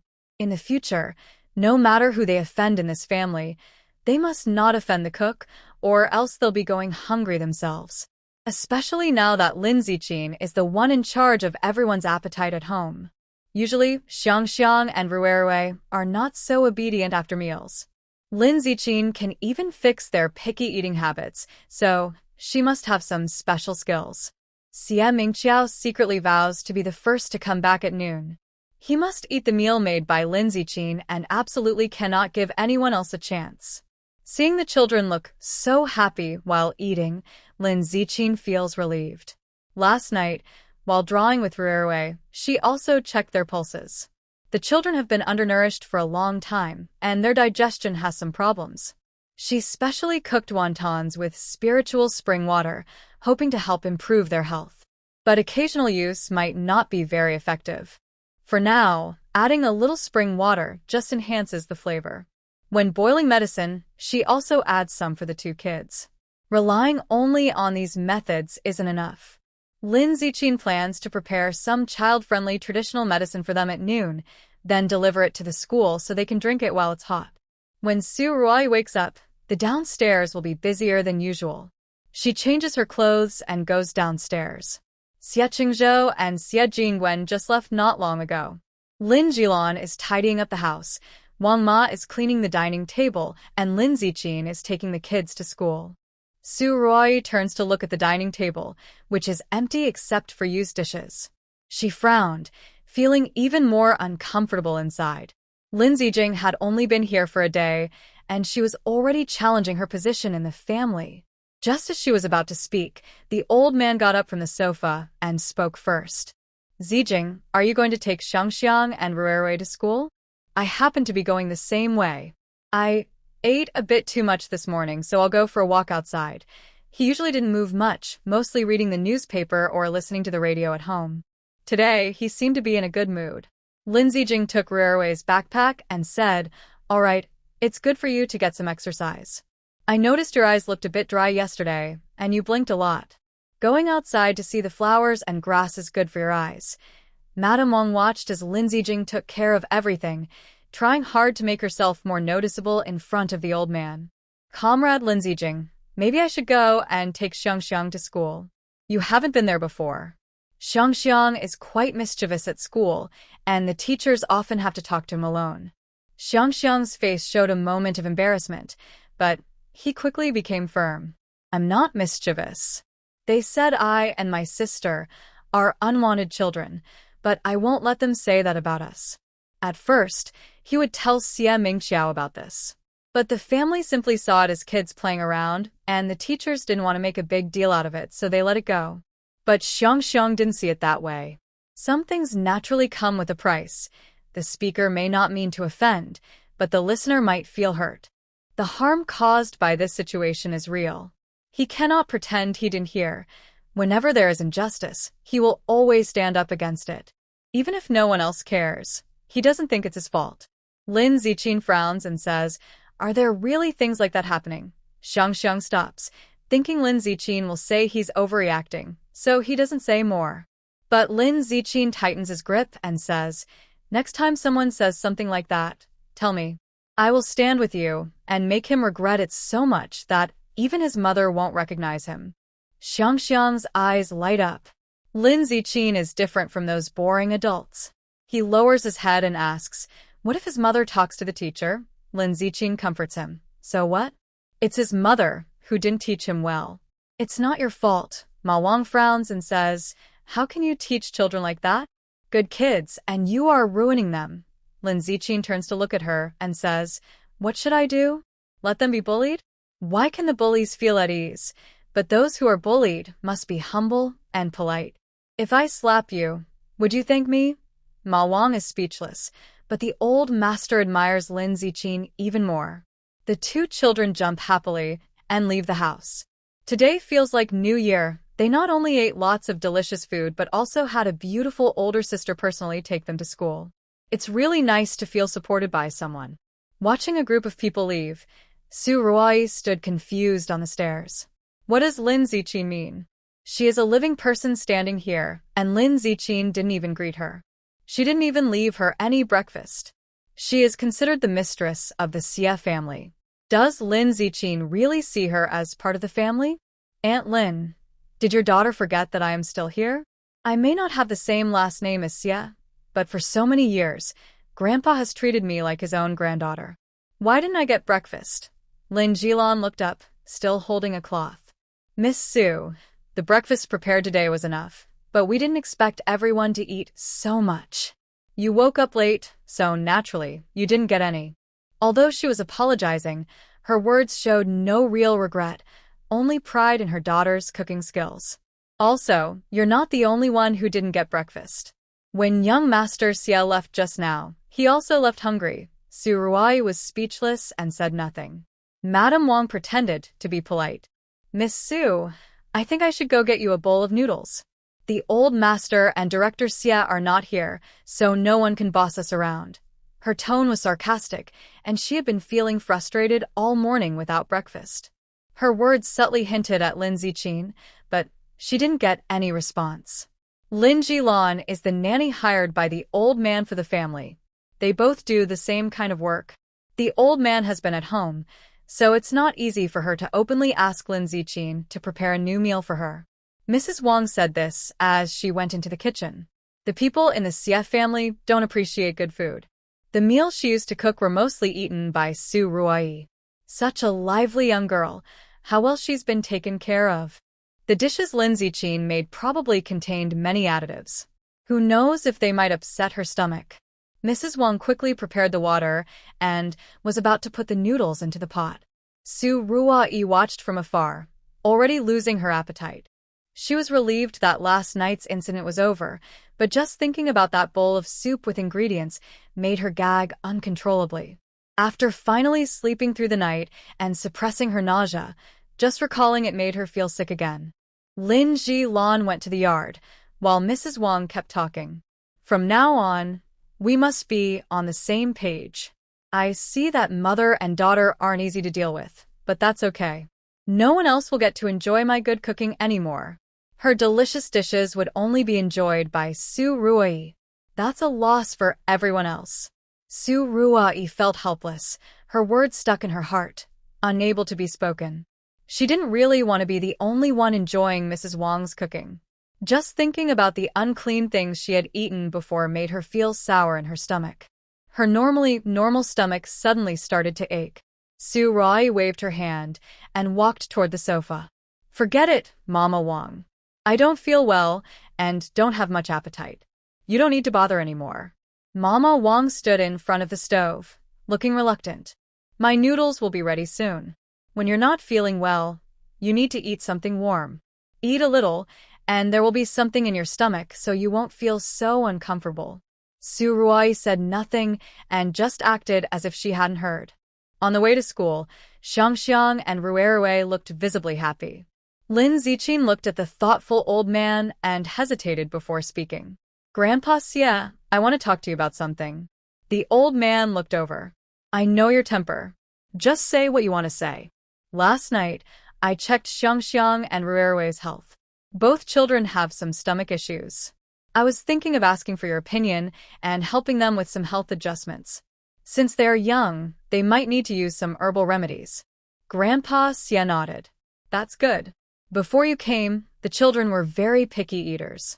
The teachers at school also often said they don't like to eat. If you hadn't noticed this problem in time, who knows how long it would have taken to fix. You can go ahead and do what's needed. Hearing that the children didn't even like the school meals, Lin Ziqin immediately had an idea. She held Xiangxiang's hand and continued walking forward. Xiangxiang, if you and your sister think the school food isn't tasty, I can cook something delicious for you, and bring it to school at noon. Would that be okay? Xiang looked at her in surprise, but he still spoke politely. Wouldn't that be too much trouble? Sister already works hard cooking every day. We can also eat well at school. Lin Zijing smiled gently and patted his head. Of course, it's not trouble at all. If you like cooking, it can be a happy thing. Besides, the distance from home to school isn't far. I can prepare the meals a few minutes earlier each day, and you can enjoy the dishes you like. Xiang happily took Lin Zijing's hand and ran ahead. Thank you, sister. Actually, they weren't picky eaters. It's just that the food at school was often greasy and not very tasty. They had weak stomachs, so they naturally disliked greasy food. Xiang also wanted to try eating more, but even if he swallowed it, his stomach would feel uncomfortable after going home. Every time, Aunt Wang would take him to get an injection. He really didn't want to see the doctor again. Watching Lin Zijing interact with the children, the old man felt very happy. These two children were quite shy. Besides their family, they didn't trust others much. Now that Lin Zijing is here, their personalities can become even more cheerful. He glanced at Ruer, feeling more hopeful. He hopes her speech difficulties will improve soon, as this has been a worry for him for a long time. Over the years, he has taken her to see many doctors, but experts say her speech problem is purely psychological. There's an old saying, emotional issues need emotional solutions. Since the child has been away from her parents for a long time and the family situation is chaotic, she doesn't want to talk, and no one can force her. Over the years, the old master has tried many methods. Only when Xie Qingying is at home does Ruer show great interest in speaking. Ziqin, I know you're a good kid. The family situation is complicated, and it might make you and your mother feel upset. If you have anything to say, please don't hide it. Actually, just hearing the old master's words already moved Lin Zijing a lot. Grandpa Xie, don't worry. If I really face any difficulties, I will tell you. The old man nodded and looked at the school not far ahead. Then you should take them there. I'll walk along this riverbank. I haven't gone out in a while, so I want to get some fresh air. Lin Zijing agreed and watched as the old man left. At the school gate, the homeroom teacher, Wang Runen, greeted each child with a warm smile. Seeing that Ruer didn't look very happy, Lin Zijing held her hand and asked, Ruer, are you not wanting to go to school? You look a bit unhappy. Ruer shook her head. Lin Zijing looked at Xiang. Xiang, carrying his backpack, explained, Teacher Wang always asks us what we ate. We never had tasty food before, so other students used to make fun of us. Lin Zijing's eyebrows furrowed in concern. Not eating food and being teased? She was thinking about this when Wang Runen smiled warmly at Chong in front. Chong, what did you eat this morning? Your mouth still is oil. Tell the teacher loudly what your mom made that was so delicious. Chong patted his round belly and looked at Wang Runen. Mom made egg cake this morning. It was very tasty. She also said she would make meat pies for me tonight. The mother next to him smiled so much her eyes almost closed. This child just loves to eat. Teacher Wang, you work hard at school. Since the kids have good appetites, you might need to give them extra meals to take care of them. Wang Runen placed one hand on Chong's shoulder and looked at Lu Suying. Don't worry, Chong's mom. As long as the children can eat well, that's enough. Shuefeng touched her hair and patted her son Zhou Haoren's shoulder, then looked proudly at Lin Zijing. Teacher Wang, our child is very well behaved. He has never caused me trouble with eating. He eats everything and is never picky. She then looked at Lin Zijing again. Are you the new nanny that the Xie family just hired? These two children are known for not liking to eat. You, a young girl, will probably get scolded a lot. Xiang didn't want to listen and argued back. You're talking nonsense. We ate a lot today. Sister made potato pancakes, which are very tasty, even more delicious than the fried rice at school. We also had small dumplings with meat filling, which are little meatballs. You haven't tried them. My sister and I each ate a bowl. Humiliang looked up with a hint of mockery. Big talker. You don't know how to eat. You and your sister are both picky eaters, like strange creatures. No one can cook better than my mom. Zhou Haoren chuckled and replied, Picky eaters turn into big liars now. Liar, liar. The other children giggled along, but Lin Zijing found their laughter as sharp as needles. Wang Xiaoqiang came over and reached out to try to push Xiangxiang away. Lin Zijing pulled him back a step, giving him a look that stopped his action. It was school time now, and many students and parents were coming and going at the school gate. Everyone saw this childish quarrel, but Lin Zijing frowned tightly. Liar, your sister is mute and you're a big mouth. You must be bragging. The teacher said that children who lie are not good kids. In the future, everyone should avoid playing with them, or their noses will grow long and they'll become ugly monsters. Rue stood fearfully behind Lin Zijing, tears filling her eyes, but she only shook her head to defend herself. She was supposed to be a sweet and innocent child, but she was facing such aggressive classmates. Lin Zijing's face grew cold, and even Wang Runan looked a bit embarrassed. Xiao Chong, Xiang, and Rue are all your classmates. Even if they made mistakes, our job is to guide them, not to mock them. Teachers always tell us at school to get along well with classmates, right? Xue Fong looked unconcerned. Teacher Wang, actually, this isn't really the kids' fault. They're just innocent children. How much do they understand at this age? Lu Suiying glanced at Lin Zijing beside her. The girl was so pretty, yet she was acting like a caretaker. Is that proper? She crossed her arms and spoke with a teasing tone. Exactly.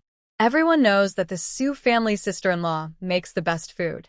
Her father is a chef at a state-run restaurant. Kids at such a young age are so proud. Besides, we don't want our children to play with children like that. Lin Zijing couldn't stand it anymore. She looked coldly at Lu Suiying. No wonder your child only bullies classmates. It seems the leadership at home isn't right. Do you have any proof that Xiang is lying? Clearly, I am here, and you could ask me for proof, but you chose to doubt me first. When Lin Zijing said this, Lu Suiying and Xue Fong both smiled at the same time. Su Bailian also covered her mouth with one hand, looking shy and shyly smiling. Wang Runan didn't know how to solve the problem at that moment. Su Bailian looked at Lin Zijing, her voice filled with pride. You're the new nanny, right? You might not know much about these two children. They're famous for being picky eaters, and even teacher Wang finds it hard to handle. Xue Fong nodded repeatedly. Exactly. Your confident attitude makes it seem like we're the ones lying. These two kids, one refuses to speak no matter what, and the other acts as if someone is threatening him just by saying a word. Sister, I see you're not very old, but don't think that it's easy to get into a wealthy family's house. After Xue Fong finished speaking, many people's eyes turned back to Lin Zijing. The Xie family is a prominent family, and if the nanny was an older person, it would make sense. But such a young girl, constantly protecting the Xie children. If she had no other intentions, who would believe it? Wang Xiaoqiang puffed out his chest proudly. My grandfather is a great chef. The food he makes is delicious. If you want to eat, you'll have to pay. He says his breakfast is even better than my mom's cooking. Isn't that true? Lu Suiying's face showed obvious sarcasm. Little sister, don't think that being a maid for the Xie family is something special. Here, everyone is equal. Do you really believe that standing up for these two children will make you rise above others? I suggest you stop dreaming. Su Bailian smiled more confidently, but since there were many people now, she didn't want to show off too obviously. That's true. After all, being a maid isn't a big deal. It's not a difficult job. Is taking care of children better than being a teacher at school? By the way, you're so capable. Why don't you become a teacher? Do you not want to? Everyone started laughing again, and Wang Runan's face froze a little. She is a school teacher and doesn't want the children to see the constant competition among adults. Especially since work shouldn't be judged by status, but when she was about to speak, she worried others might think she was overreacting, so she kept quiet. Xue Fong laughed so hard, she almost couldn't stand straight. Don't say that about others. Maybe it's because she doesn't have a degree. Teaching is a good job and it's respectable. If I had the ability, I would also become a teacher. Xiangxiang looked at them fiercely, not caring about the feelings of the children. Although he misunderstood Lin Zijing yesterday, now they are good friends. He wouldn't let anyone bully Lin Zijing. You guys, Xiangxiang, Lin Zijing called out to stop him before he finished speaking. You often get angry, which makes your internal energy too strong, and you can't eat properly. Why get upset over things with people who don't matter? Lin Ziqin nonchalantly squatted down, looking directly into Xiangxiang and Ruerue's eyes. The fear in Ruerue's eyes had already faded. It's not you who did wrong. Whatever others say, it's just jealousy. Do you understand? For the first time, Xiangxiang heard someone say this. Xuefeng frowned and said, Hey, how can you teach children like this? What nonsense are you telling them? We're just being honest. How is that jealousy? You're corrupting the kids. Lin Ziqin ignored her and looked at the children with even more determination. Because your mother is a very talented person. They can't do what she does. And your great-grandfather, your background, everything you have now, these are things they will never have in their lives. So they can only attack you with words out of pity. Her words felt like a knife stabbing into their hearts. Lu Suying immediately lost her composure. What are you talking about? Lin Ziqin stood up straight, meeting her gaze without any fear in her eyes. Am I wrong? Who is really comparing themselves? Are the children or you? Children are young and don't understand what to say or not say. And as parents, you're not fools. Don't you know that? Seeing Lin Ziqin stand up, Xuefeng quickly took a few steps back, then reacted again. The only one confronting them was a young girl in her teens. What's there to be afraid of? Lin Ziqin squinted, her tone more sarcastic. Or should I say, you're not the biological parents, but the guardians? When children say such things, you don't stop them but instead approve. If your kids bully classmates and don't understand how to get along kindly, isn't that a failure of your parenting? Lu Suying didn't like hearing this. Her son was known for being obedient. That's not fair to say. Kids are naturally like that. You're young and haven't been a mother, so you don't understand how hard it is to raise children. Besides, everyone has the right to like or dislike others. These two kids just aren't likable. They should at least look for the reason within themselves. What does this have to do with us? Lin Ziqin was amused and angry. When children throw tantrums, it only shows they are the least sick in this family. Not your business? Is your child simply not liking other kids? That's bullying. I think they're quite clever. If they just disliked others, why don't they bully children whose parents are around, but only Xiangxiang and Ruerue? Lin Ziqin's voice grew more firm. They are not lacking education. They are simply heartless. They know that Xiangxiang and Ruerue's parents are not with them. Don't you all understand why their mother is not in the capital? Lin Ziqin's words were strong and clear, leaving everyone to look at each other in silence. Xia Qingying has been working in the border regions for many years and rarely has time to come back. Most of her time is dedicated to the country. Calling her a heroine is not an exaggeration. Do you know how much Sister Qingying has sacrificed for the country's stability? She rarely returns home. Who is she doing all this for? Can there be a safe nest under a collapsing roof? If the border regions are unstable, how can you stand here criticizing her children? Lu Suying was speechless. Lin Ziqin had raised the topic to this level. If she said more, she would seem ignorant. Su Bailing muttered softly, You speak so passionately, I almost think you're the one defending the country. Everyone here has someone contributing to the nation, but you seem to be the most obvious. Lin Ziqin looked at her with a sense of pressure in her eyes. Since you say that, why doesn't your man go to the border regions? Why not make a bigger contribution to the country? Why don't you separate your children and husband? Do you not want your children to be left behind? Or is it that your husband isn't capable? Lin Ziqin's words were logical and sharp. She was best at turning the tables using others' methods. A few people moved their lips but realized they were no match for Lin Ziqin, so they could only stare at her in silence. Since they had nothing more to say, Lin Ziqin didn't bother to argue with them. Teacher Wang, it might have taken you more effort to prepare the children's meals, but that's not their fault. They are quite weak, and both siblings have some digestion issues. We are doing our best to help them improve. Wang Runan was surprised by Lin Ziqin's decisiveness. It seemed the two children trusted her very much. Just as she was about to say something, Lin Ziqin added, And Ruer, I will also work with the school's teachers to help improve her condition.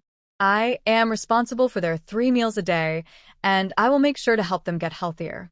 The problems from before will not happen again. Lu Suing wanted to say more, but Xue Fong reached out and held her back. Su Bailing snorted, "Who can't talk big?" Even though her voice was already very soft, Lin Ziqin still heard her clearly. She looked at Su Bailing with a smile, but her expression was not very friendly. "If anyone doesn't believe what I say, they can come and see during lunch. I can say this 1,000 times, but it's better if you see for yourselves. Some people shouldn't always look for reasons in others.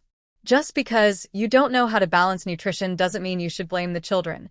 Teacher Wang was initially a bit doubtful, since Lin Ziqin didn't look very old, especially after she had just made a big scene and seemed unwilling to settle peacefully. But when she looked up and met Lin Ziqin's gaze, her calm face showed no emotion at all, and Teacher Wang inexplicably felt more convinced. Overall, it was good for the children to eat well, which was a positive thing for her. If Lin Ziqin could really help Xiangxiang and Ruerue improve their eating habits, she would feel much more relaxed. Working with Lin Ziqin was not a bad idea. Don't worry about that. If the children have any issues, I will communicate with their parents promptly. As a teacher, I also hope they can eat normally. Lin Ziqin patted Xiangxiang on the shoulder. Actually, many things weren't that difficult. Their position here meant there was no need to get angry with others. Most of the time, just showing strength was enough to scare off those who didn't matter. Teacher Wang, there's one more thing I need to clarify with you. Teacher Wang was about to take the children into the school when she stopped after hearing Lin Ziqin. Comrade, what else do you want to say? Lin Ziqin looked around at Lu Suing and the others, then stood up straight. Xiangxiang and Ruerue's personalities may not fit in at school, but that is no reason for other students to bully them. Today's incident is clearly bullying, and I do not want this to happen again. Lu Suing became upset. Oh, you are really something. When we ignore you, you think we are afraid of you. Just say a few words and get over it. If not, take the kids home so they won't be bullied at home. Lin Ziqin looked calm, but her eyes were not gentle. Her voice was cold. What do you mean by making a big fuss? Do you think you can suffer the hardships her mother went through? Or do you also claim the achievements of General Xia? These children are the descendants of heroes. Do you accept that or not? Lin Ziqin spoke confidently, making Lu Suing feel guilty. We haven't questioned her background, so there's no need to argue about it. Since there's nothing to argue about, why are you excluding the children of heroes? Whether it's the old master now or their mother, their military achievements are clear for everyone to see. If you have any objections, ask your husband if he agrees. Lu Suing felt frustrated but didn't know how to respond. Wang Runan also understood how the children usually got along, but she didn't know how to correct the situation. After all, most people don't like Xiangxiang and Ruerue's children. It's said that the law does not blame the crowd. She can't reprimand everyone just for the sake of 2 children. Comrade Lin, I will pay more attention to this in the future. Lin Ziqin gently touched Xiangxiang and Ruerue's hands, her eyes full of encouragement. Xiangxiang, if you and your sister encounter any problems in the future, you should be brave and tell the teacher. If the teacher can't solve it, tell me, okay?